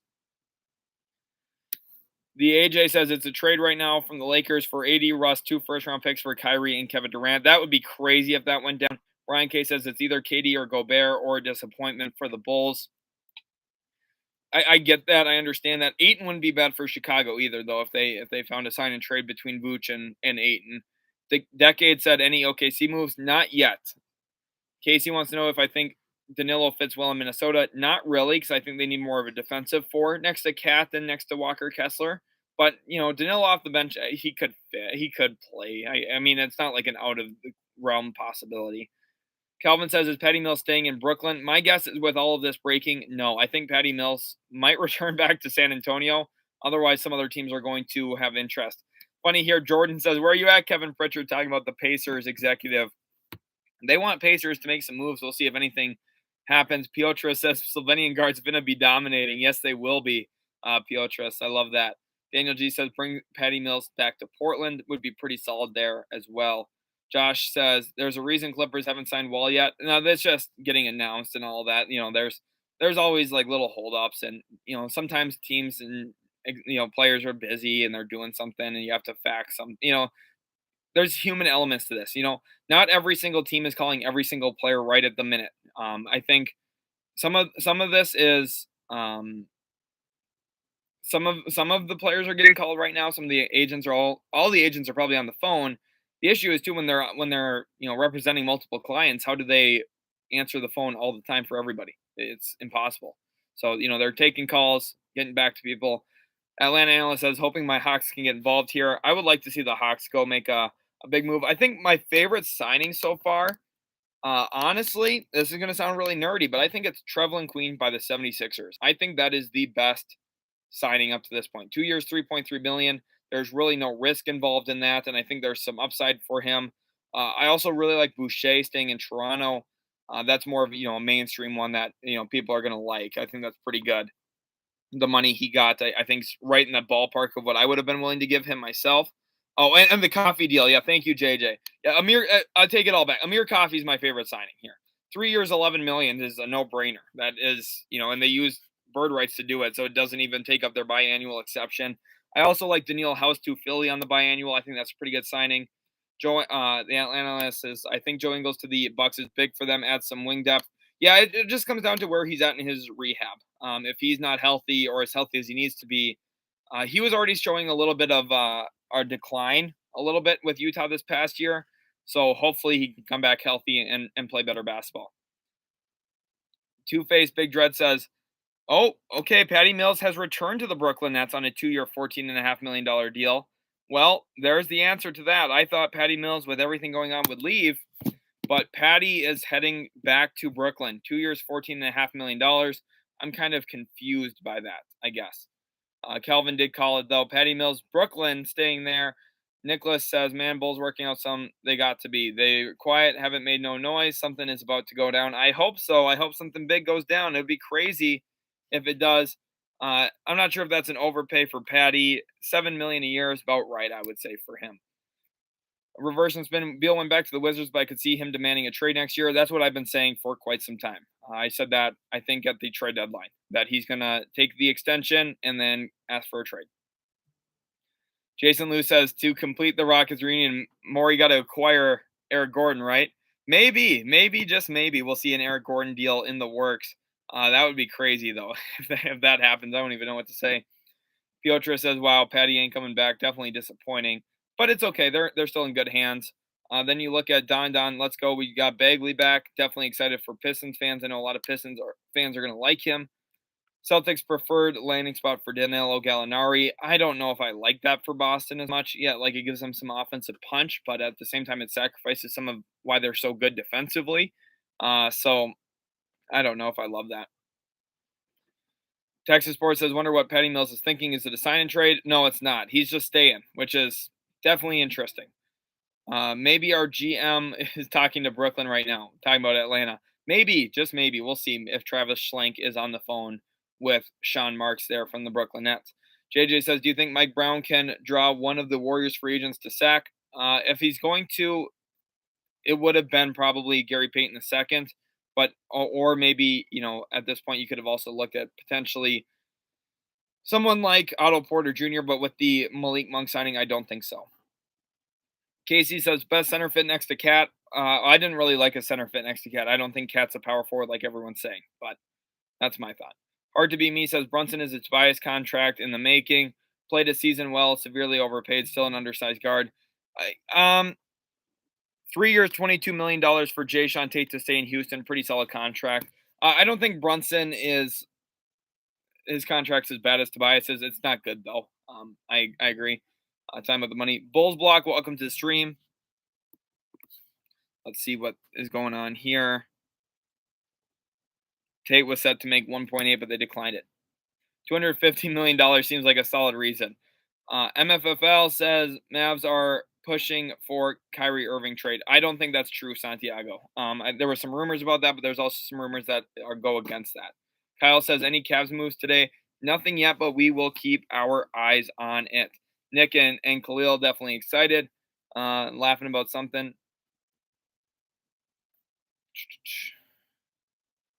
We will see here. What else is going on? I'm just kind of surprised by Patty Mills staying. Ryan says, you got some big names in your chat right here. Here's your tryout, Sheldon. All right, well, not really sure exactly what I'm trying out for, but we'll hopefully impress people. We'll try that. J. Cole. That's awesome. But yeah, so Jae'Sean Tate signs back with the Houston Rockets, 3 years, $22 million. He had a $1.8 million team option that they actually declined to keep the restricted rights on him and then sign him back for long term. And I think we're seeing a lot of this happen because of what has happened with Mitchell Robinson and Jalen Brunson, where these players who were pretty good value pickups end up going to unrestricted free agency earlier and putting their team in kind of tough spots to keep them. Teams don't want to do that. So Houston, Oklahoma City, both of those teams did that with Tate and also Lou Dort. We saw Lou Dort get quite a bit more money than Jae'Sean Tate, which I think is fair. But I think, maybe a little bit of an overpay for Dort. I think Tate's kind of right in that same realm. It's funny. Gary Bankson says he wanted Trevelyan Queen to take Garrison Matthews' spot. That's funny, Garrison Birds. But I'm for Tate, I think that's kind of right in the same realm there in terms of what he's going to make from a money perspective. 3 years, 22, kind of right in that realm of what I would have been willing to give him if I was trying to keep him. Now, is he a starting small forward on a playoff team? Probably not. But he can at least be a nice depth piece for you, and at that price, it's not bad. Atlanta says Travis is either talking with Phoenix for Ayton or Brooklyn for KD. LOL. I'm fine with either. Either could be good. Maybe he's even talking to Danny Ainge about Gobert. Who really knows? Breezy says 76ers is the best chance of getting KD. We finally win in next year. I don't know if the 76ers have the best odds of getting Kevin Durant, but they're pushing for him. We'll see. JJ said, who are some of the better wings on the market right now? Kyle Anderson's someone I really want to highlight. Looking at him coming up from Memphis. With them signing Tyus, it seems like Kyle Anderson's on his way out. He could be a really nice get. I would have loved Nicholas Batum had he not already re-signed. He's definitely a solid player that the Clippers wanted to hold. Celtics trying to trade for Kevin Durant. There's some buzz about that as well. So we shall see what is going on here. But right now for the wing spot, like you're asking, I think that Kyle Anderson, one of the headliners, Zach LaVine's still out there, but he's going to stay in Chicago. I'd be surprised if he doesn't. Calvin says Sexton sign and trade to Philly for Tobias, please. That would be interesting. I think they'd be a little small though, so I don't know if I like that as much. Jason Lou says decent re-signing of Jay Sean Tate. Spiritual Jay says Kyrie will sign with who Kevin Durant signs with next year when he's a free agent. Definitely could look to do that. It'd be interesting how financially he'd find a way to make that work though. It's going to be a tougher thing to do than it seems like. Hard to be me says, what can the Wizards package in case Durant pulls a LeBron and goes home? We talked about this earlier in the stream, but I'll kind of preface it quick. You throw the whole collection of wings, whether that's Hachimura, Kuzma, Avdia, and then a bunch of picks, Kispert. You throw whatever it takes to get Kevin Durant back home. And if you can do that and you put him next to Beal and Kristaps and Daniel Gafford, you have to feel really good about that move in general. Breezy James and Katie got beef. There's no way. Are Kyrie he's not talking about like playing with LeBron. He's talking about going back to Washington in terms of playing, back around where he's from originally. Hopefully that uh, clears it up for you there, Bulls block. Matt says, check out. Thanks for pulling a long stream. Good luck to y'all. Good luck to all your teams. If you're a fan of a team right now and you want to wish them good luck through the rest of free agency, make sure to either comment pray emoji or your team name. It will wish them good luck. I promise you. We're gonna try and manifest it at least. No guarantees, but we're gonna try and make it work as best as we can. So let's keep our eyes on it. Jason says easy contract to trade down the line too. Yeah, right. That 3 year $7 million a year is not bad at all to attach into deals. Two Face Big Dread says if Katie and Kyrie a package deal, Kyrie the cardboard box part you throw away for most teams. Like honestly. Hardheimer says, did the Nets blow it by not offering Kyrie a normal contract? No, they didn't blow it. They're fine. Giving Kyrie a normal contract is about as dangerous as not. So that's kind of the situation. Jazz putting the pray emojis. Ryan says, did I miss any banger moves in the last hour? We talked about Anthony Simons. Ryan, we got a brand new nickname for Simons here on the chat with how much money he made. He is now Moneybag Simons, spelled like that. Gerald Perry says, like the video of your team is signing Blake Griffin, except the Pistons, obviously. That's awesome, Gerald. That's a funny. Okay, free agent guard Jalen Brunson armed with a 5-year, $106 million plus Mavericks offer is heading into a meeting with the New York Knicks within the next hour. So nothing completely done, but it sounds somewhat done. And for Ryan, for Simons, he got a 4-year, $100 million contract, which I thought was an overpay. Now the NBA cap is going to jump, and it's not going to be as bad as it looks right now. But I would have given him probably 4 years, 82, which is right around 20.5 million a year. That's kind of what my high end would have been willing to be. Maybe 4 years, 88 if I was really like worried about losing him. Lonnie Walker to the Los Angeles Lakers. Wow. The LA Lakers make a move and they sign guard Lonnie Walker the fourth. Absolutely crazy. Lonnie Walker is now a member of the Los Angeles Lakers. We see it here now live. According to Shams Charania, he tweets that out. We'll have to keep monitoring the Jalen Brunson news, but this is a good get for LA. The Lakers needed to make signings like this. They get Lonnie Walker here now. We'll see if maybe they can go out and make a move for Dante DiVincenzo. Actually, not a bad move for the Lakers, as I agree, Gerald. I think this is a really nice move for them, actually. 1 year, $6.5 million. So you're looking at what is the taxpayer mid-level exception there at that $6.5 million mark. Definitely helps them. Two-Face Big Dread says, how much help does Austin Reeves need? That's a funny. True Sports Life says, bruh. Ryan says Lonnie is trash. Now, he's not trash, but he's, I don't know. He's a middling returns player. I think the $6.5 million is about right for his price point. He's better than a minimum. Lonnie Laker. I like that nickname from Hardheimer. You heard it from him there first. Lonnie Laker. Now with the Los Angeles Lakers. I think he's I think that ultimately the Lakers, this is about the right price point. Again, he's not someone I would have wanted to give a full mid-level exception to. Now the question, how does he fit? That's a little bit more complex because his shooting's not the best, but he's athletic. There are certain things. Part of it is he's young, and the Lakers need more youth and more athleticism.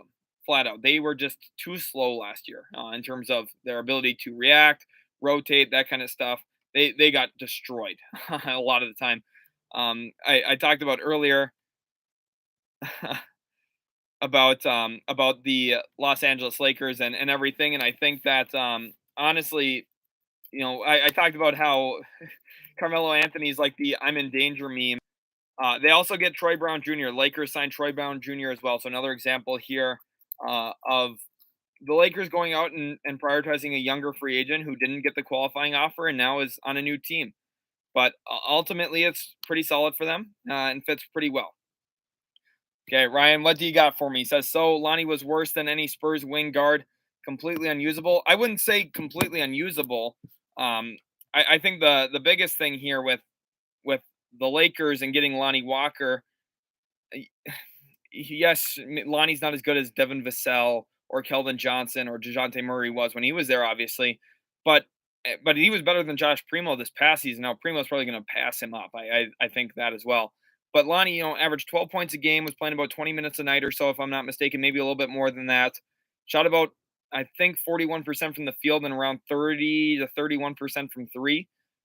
It's not great numbers, but he's playable, and I think that is going to be the big thing here for LA.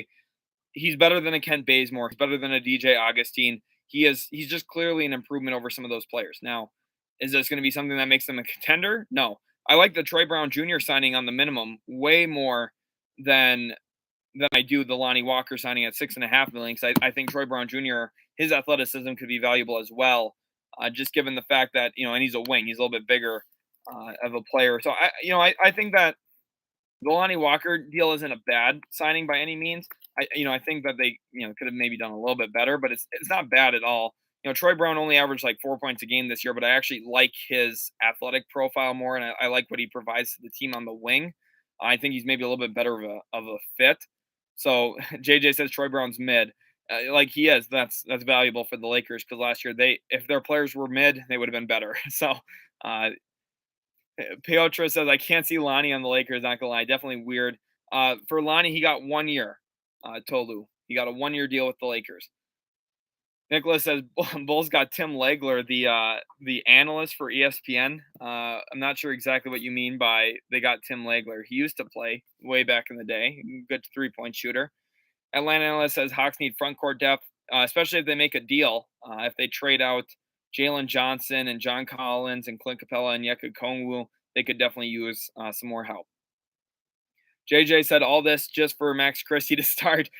Max Christie might have to start. We're going to probably see Austin Reeves start quite a bit this year. The Lakers are still in trouble. I talked about this last offseason, how the Lakers, given the fact that they signed a whole bunch of guys to 1 year deals, means you're going to have to replace and replenish the entire squad, which is problematic. Tolu said 2 years, $30 million for Tyus Jones. Yeah, it was a pretty sizable overpay, I think.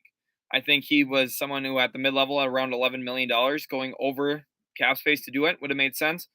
$15 million, though, it just seems a little rich to me.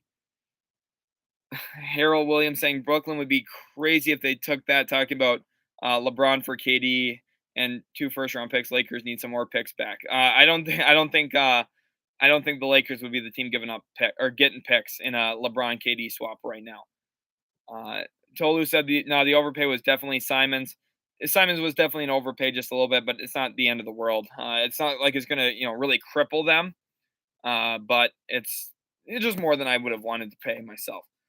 Nicholas says it was a joke. LOL. And we need some shooters like Legler. I see what you're saying. Okay, I was gonna say I thought maybe they hired him to a front office role or something because we've seen that before. So sometimes you guys are hearing sources that I am not necessarily listening to. So it would have been possible, but Kyle Anderson for the taxpayers exception? No. Kyle Anderson is going to get the full mid level from a non-taxpayer. He's going to get 10.2. I would be surprised if he doesn't. Jay Galera says, any Knicks fans have advice for being a fan of a horrible team for a Spurs fan? Asking Knicks for a little bit of a favor. That's awesome. We've been live now for over 8 hours. Ryan says, if Okongwu was a Mav, would you move on?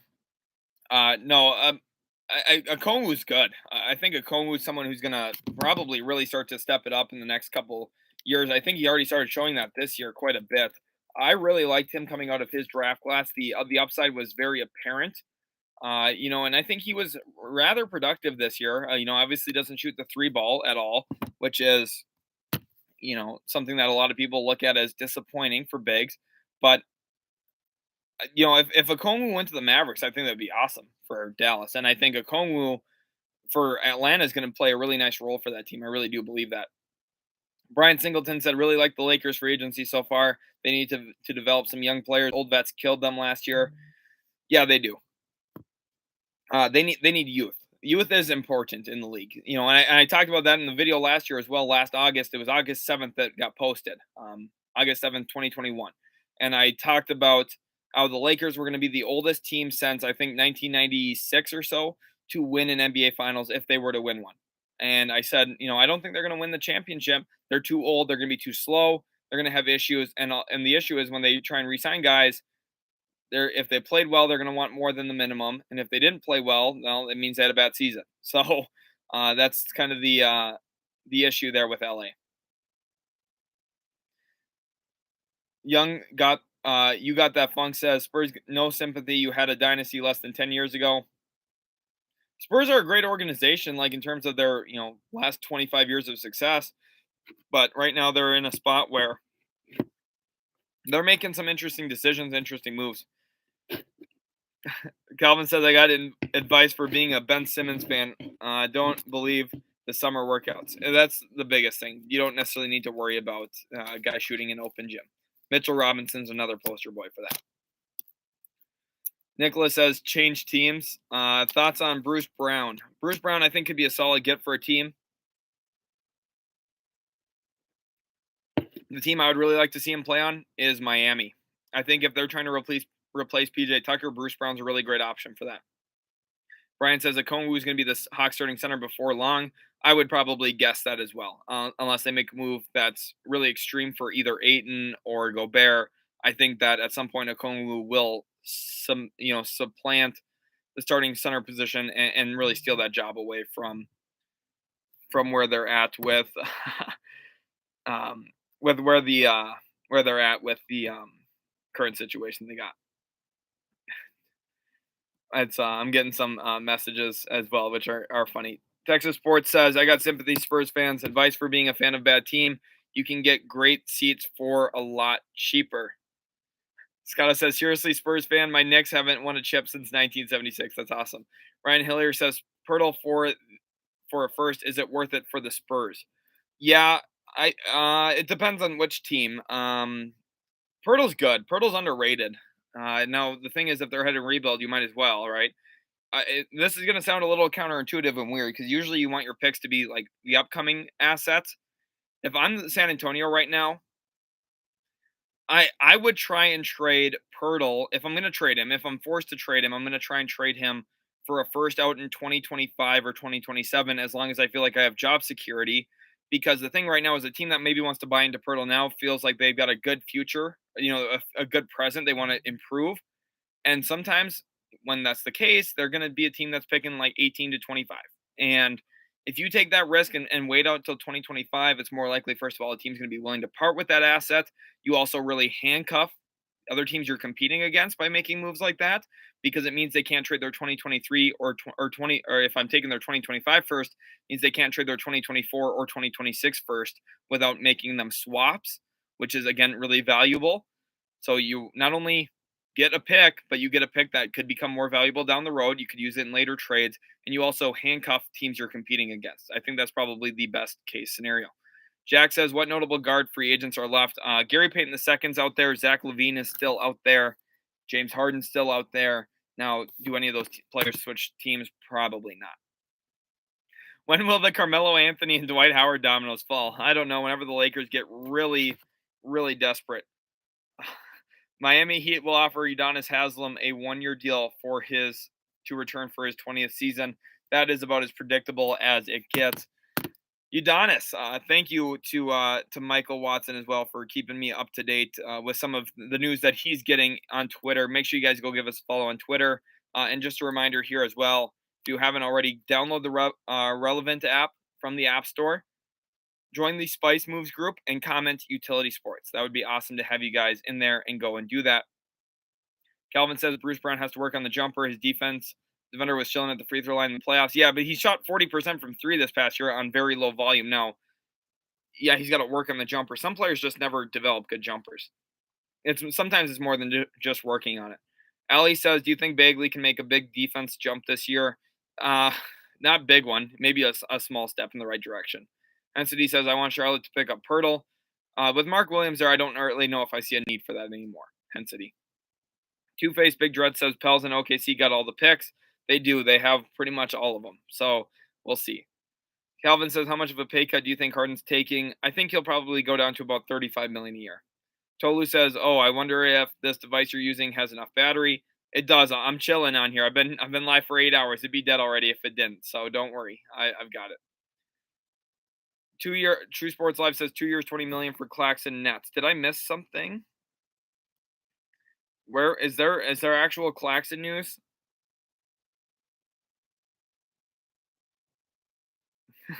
That's funny. I just saw Claxton. So Claxton 2 years, Claxton 2 years, 20 million, huh? Definitely not bad if that's the case.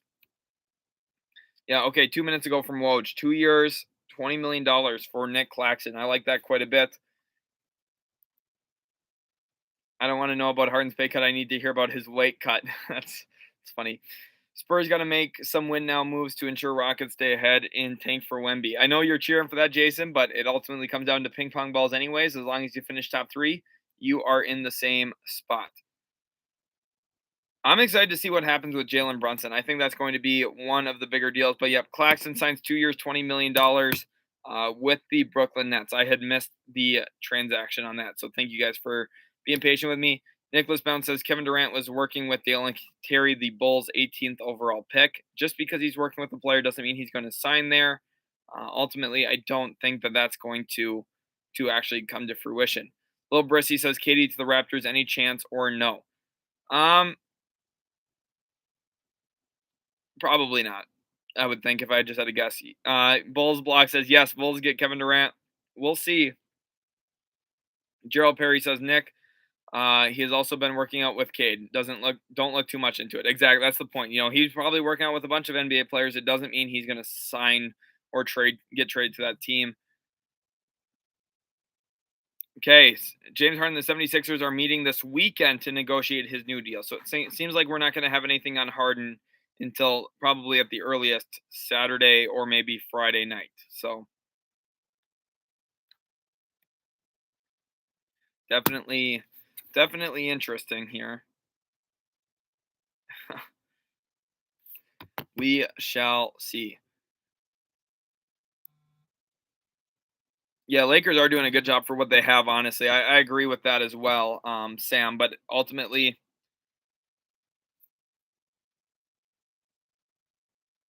I like the thing is they're in so much trouble that I'm not sure if it's even going to mean much.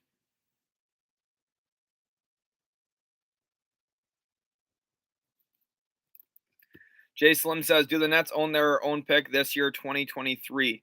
Spice moves. Let's go. Let's go ahead. Everyone, go in Spice moves right now. Comment utility sports if you haven't already. I am so excited for NBA free agency. Nicholas Bounce says, we're all here chatting. Don't look too much into that. True. We all are here chatting. Don't look too much into it. You never really know what's going to happen. Nick, Shaw here says, if you're the Nets, do you trade KD where he wants to go or where you can get the best package, even if that means a team like Orlando? For Kevin Durant, if you're going to make a trade, you know, if you're the Nets, helping him get to where he wants to go is good by the agents, but you also have to do what's best for your team, and everyone understands that. You don't just take a bad offer because it's where he wants to play. You need to get a good offer that makes sense for you, and I think that's ultimately what they're going to prioritize. Michael Orlando, what kind of pizza did you end up getting? I missed it. Don't worry, Michael. I've been actually waiting for you to order the pizza. I'm still here on the Domino's app waiting to make an order. So don't worry, Michael. You didn't miss out on it. Gremlin says Pirtle for 2025 first would give them 4 first-round picks in 2025. And that's exactly what I'm talking about, right? You could stockpile assets later. Like if you called me about a player right now, I'd be more willing to give you a 2025 first than a 2023 first. But realistically, stockpiling those later assets, which is probably something I would do as if I was a GM or someone in a management position making decisions, is if I felt like I did have good job security and the goal wasn't win now, and I was kind of taking over for a team that needed to build, instead of trying to get picks super soon, you trade for picks later. It helps you lose more right now, and you can add in good players down the road. And you never know where those teams are going to be that you're trading with 3, 4, 5 years from now. That's really the upside. Goran says anywhere we can see remaining players available. Sometimes it's a little tricky. If you just ask me about any players, we can talk it through. That's kind of what my plan was here at this point. Ashley says Portland isn't making any moves really, and it's a bummer. They've been quiet up to this point. We'll see. Sean here says, do you see the Pistons making any other move? I think they're going to actually roll most of their cap space over to next season. When you look at Detroit now, after they traded for Corey Joseph and Alec Burks, it makes a ton of sense for Detroit to save that money. Go into next offseason with a lot more cap space again. You're going to be able to roll over some of those contracts if you want to, if you feel like they played well. Otherwise, you can let them go. There's team options there for a reason. I think they did a really good job in that trade with the Knicks. Michael Orlando says, if I were Brooklyn, I'd want a lot of picks back and cap space for Kevin Durant and just try to hurry out of this train wreck as soon as possible. I get what you're saying, but the issue is they owe their own picks to Houston, so you don't want to be bad. You want to be good. So they're going to look for some players that help and some picks, which is a difficult thing to find. Nola versus the World says, you think Jalen Smith would be a good fit on the Pelicans? I do. I think his floor spacing, his ability to roll would help that team a bit. David says, over under what the Spurs trade Lonnie Walker and Pirtle. Well, Lonnie Walker is already a Laker, David, so you can't trade Lonnie Walker. Pirtle, I think over under, you would hit the over on that. He's going to make that move for sure. Daniel or Mighty says Pistons have one more shooter they'll sign. Yeah, I think they'll make some budget move or something. Not something anyone would consider really big though. Not like a headliner type move. Cole says, do you think the Rockets make any moves? Probably not. Maybe again a small signing. The Rockets just don't want to rush the rebuild. They just want to take their time. No reason to go make a big splash right now. RPR Lucid says everyone knows what happened with Miles Bridges. What happens to his career now? So obviously the domestic abuse charge is, first of all, terrible. You got to acknowledge that for what it is. It's a really bad action on his part and something that is going to have consequences. He's not going to get a max contract now. No team's going to be willing to offer him that. It might have even been questionable if he was going to get one offered to begin with. Now there's no chance. He's going to probably sign for 4 years, 80 somewhere, maybe even cheaper because of this. So 4 years, $80 million, kind of what I see, which in comparison to Anthony Simons, $20 million cheaper in total, $5 million cheaper a year. Pretty good contract, honestly. Nurk will re-sign with Portland, says Daniel G. I agree. Gremlin says that's because Harden likes to sign his contracts inside strip clubs, then make it rain. He does like to do that. He is that guy. Bucks and 6 says Shams has been destroying Woj. Yes, he has been. I would agree with that. And then UR Love says, what did Bridges do? He had a domestic abuse charge. So that's all I'm going to talk about that here. But that's kind of my thought. David Crawford says, thanks on the news on Lonnie. Didn't see it. If you are killing Woj today, brother. Well, thank you. Glad you are enjoying, David. Glad to have you in the stream. We've been live for almost 8.5 hours. So it's been a marathon, not a sprint, but we have been doing as best as we can before. My mind is a little mush right now too. So thanks for guys for dealing with me here. Isaiah says, let's go Bagley back to Detroit. Definitely a good signing. Ryan says, next time you see this man, he's going to run YouTube basketball. Jump in now so you can say you're in before. You guys heard it. Hit that subscribe button. Listen to Ryan and be part of what we're doing here at Utility Sports. I'm going to go check how many subscribers we're at right now. And we are up over 14,100. So that is huge. Huge thank you to you guys. And Goran says, where will Zach land? Zach LaVine is going to stay with the Chicago Bulls.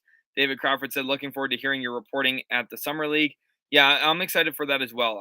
That day is going to be a big day. I'm going to try and watch as many games as possible the days that I'm there, and we're gonna, I'm gonna give some of my thoughts. I'll be, posting on Twitter, probably on my Instagram as well. Those links are in the description if you want to follow me on there. Maybe I'll make a video when I get back from Vegas as well with, oh boy, I was wrong about, or watch out for this guy type of video, which would be definitely some fun. I'm excited to see them in person.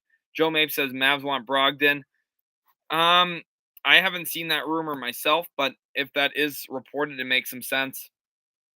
Looking for a player who can fit next to Luka Doncic and replace Jalen Brunson, that makes sense. Michael Orlando says, ever since Woj spoiled the Paulo pick before Adam Silver, he's been in my doghouse. Yeah, I feel that. That's the one thing I hate about Woj and the whole Twitter thing is they tweet the picks. I just wish they didn't do that, but they get so many clicks and views. That's why they do it. So you can't really blame them. Aiden Dudley says, "Can you see the Hornets getting anyone?" Um, for the Hornets, I don't think so. I think maybe just maybe they're gonna try and make a run at Kevin Durant. Maybe that's a huge maybe. I would be pessimistic about their chances. Or maybe something big for like Ayton or Gobert or something. But I think that's very unlikely. So go ahead, comment your favorite team in the chat. Dandy wants to know um, right now what's going on. Let me go ahead and check some other stuff going on the stream right now and everything. Hopefully you guys have been enjoying everything going on. Again, absolutely crazy that Kevin Durant is now at this point, wanting out of Brooklyn. It's absolutely crazy to see that. If you guys haven't already, go give us a follow on Twitter. I am really excited. As for the Brunson to the done deal here, basically, it seems like it's a done deal. So if I had to guess, I would say it's a done deal. Michael says Orlando Magic. Uh, Two-Face Big Dread says Mike gonna have to come out of retirement for Charlotte to have a chance. Yeah, they're gonna have to make a push there with MJ on their roster. David Crawford says, "What is your way too early projections for the Spurs for the four teams finishing with the worst NBA records?" If I had to guess, I think Spurs will now be in there. I think the Magic could still be in there again. Ryan says, "I'm out your man, bro. Keep killing. This guy's the biggest brain in ball." Thank you so much, Ryan. Appreciate you. Hopefully you have a nice night. Thanks for being in the stream today. Definitely really did appreciate it and all the awesome donations as well. Huge thank you, Ryan. And he says, "Y'all watch what's about to happen." So huge shout out to him. UR Love says, "Pacers, my team." X2 Soul says, "I'm a Bulls fan and I'm praying Karnisovas does something. We'll see." Probably Drunk says, "I need Karnisovas to do something or I'm going to lose it." Definitely Bulls fans with patience is their best virtue, as you can see. But I think, David, for like Spurs, Magic, and then there's other teams. It all comes down to the lottery anyway, so we'll see. Brian says, got. You hurry says ZC. Bulls block. We going to get KD. We are the Chicago Kings. We'll see what happens there. We will see. Jacob Lara says, "What's going to happen with Miles Bridges?" I'm not quite sure yet. I think he stays in Charlotte, though. And Domir the Dragon says, "Bucks had a perfect offseason so far. They've had a really good one. They've kept everyone in town that they needed to and added Ingles to it. I'm pretty happy about that." Michael Orlando says, "Orlando's going to be the first play in NBA champs this year." That would be awesome if they were. That'd be sick. Dontavius Stapleton said, "Yeah, as a Bulls fan, I can't take it anymore." Uh, well, he's wondering what's going on. Definitely patience. Just be patient, okay? Just hold on. I know we're an hour and a half into free agency. Just hold on. Everything will be just fine. You got that funk says, "Will Joe Harris get traded?" Potentially. And right now, I don't think anyone on Brooklyn's roster is safe. RPR Lucis said, "Any more moves going to happen tonight?" Yeah, there's going to be more signings tonight. There's going to be more trades tonight. There's going to be stuff going on. It's just we're at a lull point right now. This happens every free agency. I stream for NBA free agency, MLB free agency. The entire time is just a lull. The entire thing is a lull. But then even NBA free agency here, sometimes you go in little spurts where stuff happens fast at the beginning. Then some deals are getting worked on. Agents are discussing all the possible options for their players. and their clients, and they're going to figure out what the best situation is and let their player know, and the player's going to ultimately make a decision. Probably Drunk said after Garpax, I don't trust any front office. I can't blame you. Bulls fans had to deal with a lot there. Scotto says just don't eat a lot of whoppers like Windhorse. Yeah, no worries. I'm gonna try stay in my playing weight just in case I ever get that shot against Torrance. Mini Hoop Production says Timberwolves for Dame trade. Maybe. Well, not Dame. Sorry, I was thinking of another point guard. Sorry. No, Damian's not getting traded. The Blazers will keep Lillard.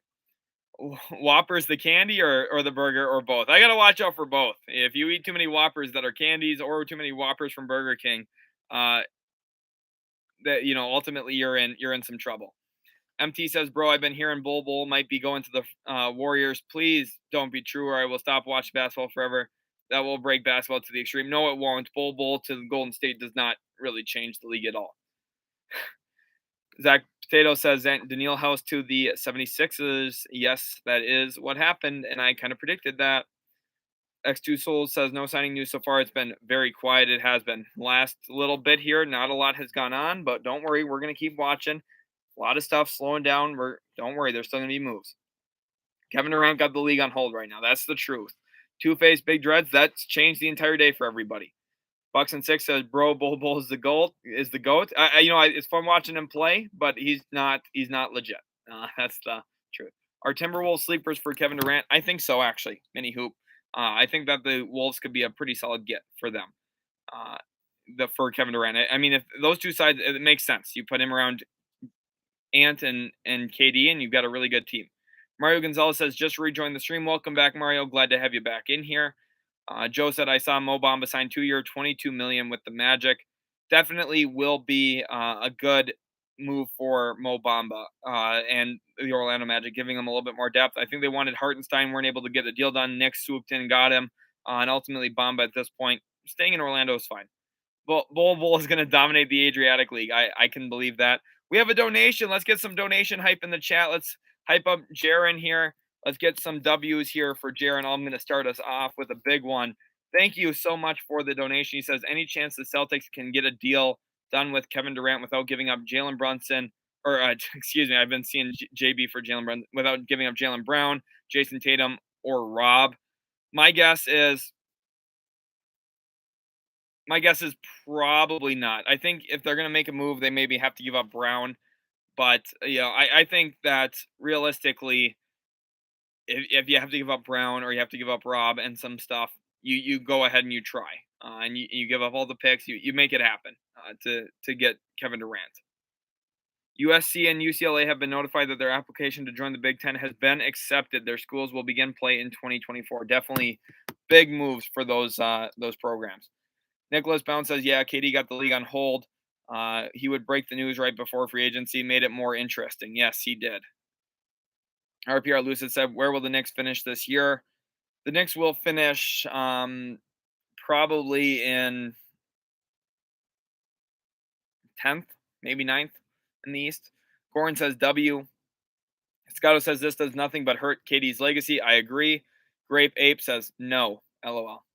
High level comment there. Casey says, you really think Wolves are sleepers for Durant? What do you think the package would look like? Well, you'd have D'Lo going back to Brooklyn, and you'd have 4 unprotected firsts, 4 pick swaps. Probably in there you throw in, Jared Vanderbilt.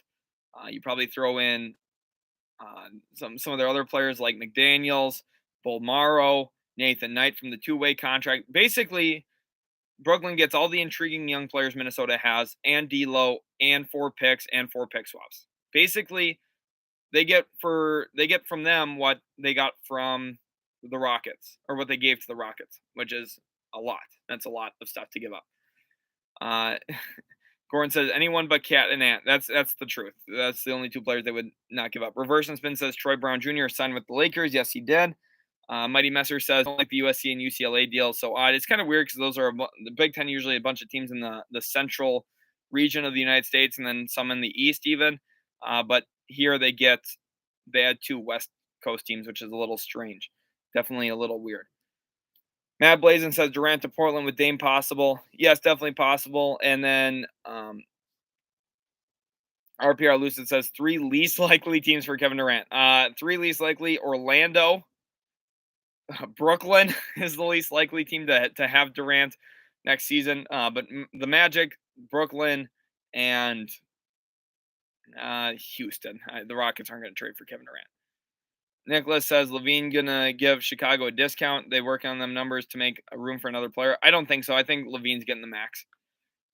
Jabril Gaming says, "Do you think that the Thunder are a play-in team?" No, unless they make something drastic happen. I think they'll be kind of hovering around that 12 seed though, which is close. They're getting closer. Opinion Wrestling says, "Do you think Brooklyn is going to accept the deal with most draft capital, or they might look at players?" I think they want both. I think they want a good player or two and draft picks. So, and that's a tough thing to get, and that's why I think that right now it's an open race for who's going to get him. Daniel G says, "Quit saying my Blazers. I don't want KD. I get what you're saying, but I would want Kevin Durant." Michael Orlando says, "Least likely Spurs, Houston, and Orlando. OKC to Detroit." Yeah, basically all those teams. I would love for OKC to get him. The feel good story would be awesome. Nicholas says Bradley Beal thinks they kind of overpaid him. Potentially. Mini Hoop Production says D'Angelo Russell, Jaden McDaniels, Naz Reid, Leandro Bolmaro, and 4 picks for Kevin Durant. Yeah, right, something along those lines. Something there. Magic will be bad for a while. Do you agree? Yeah, I think so. The Magic are a ways away still, but it's okay. They're getting there. Lil Brissy says a little off topic of free agents, LOL. But do you see Koloko getting minutes being Raps? No true center, or you see those minutes going precious? He developed nice through the year. Boucher that. I think that it's going to be again those young guys. Koloko is going to eat a couple minutes, but he's not going to be like the primary center or anything. Joe Mave said, "I'll trade you a Whopper Jr. for Ben Simmons." That's a pretty good deal for me if I'm getting the Whopper Jr. and getting off of Ben Simmons' contract. No, I'm just kidding. Goran, best 76ers best free agency so far. They've been there. I think the Bucks have had a really good free agency, even though most of theirs was keeping their guys. I think that was essential for them. So overall, pretty good. And I think at this point they've done a lot of good things. Nets went from a good, young, exciting team 3 years ago to this mess. Yes, they did. And it's a disaster, and the Rockets are the team reaping the benefits, which is crazy. Gamer says, "What do you think will happen to Jalen Smith?" I think he stays with the Pacers. Simmons about to average 30 and 10 next year. If that's 30 games missed and 10 times complaining to the media, then yes, you're right. He will average that. W for Jaron. Thanks, Mario, for putting that in there. Super Siete says Fultz. We'll see what happens with Fultz. Whopper Jr. will play way more minutes than Ben Simmons. He honestly would. Uh, Ryan says, "Yo, can Jidel outdo you in trivia?" To be honest, I'm not sure. I know who Jidel is. I've seen him a little bit. I've never watched his videos, so I don't know what Jidel knows. My guess is he has a lot of subscribers, so I would guess a lot. But I'd like to compete, I guess, if that's a thing. Ty Harris says, "Why do you keep skipping when we mentioned Washington Wizards?" I'm not skipping the Wizards. They're a good young team. They've got a lot of talent. Bradley Beal stays there in Washington for now. We'll see what happens. I don't think that Kevin Durant is in play for Washington, though. I really don't. I think, you know, do they have the assets to make it happen? Yeah, but I don't know if that's going to happen. I would like it. I would like the feel good story, but Ty, for what I'm saying here is I just don't know if the Wizards are going to be big players in a deal. Mini Hoop Production says, "What about Kemba to the Wolves?" Not sure I like either. I think Kemba's going to end up with the Lakers. JJ wants to know a realistic contract for TJ Warren. Same thing as what Victor Oladipo got. 1 year, $11 million. That's what TJ Warren will sign. Alan says Nurk re-signing might be a done deal, but stuff might be going on behind the scenes. Yeah, there's always stuff going on behind the scenes that we're not seeing. There's a bunch of questions coming in right now. I do really value all the questions. What we're going to do here is just take a little break while there's no news coming out. I'm going to take care of some stuff. Let me know right now. Okay, Juan Toscano-Anderson has signed with the Lakers. We are going to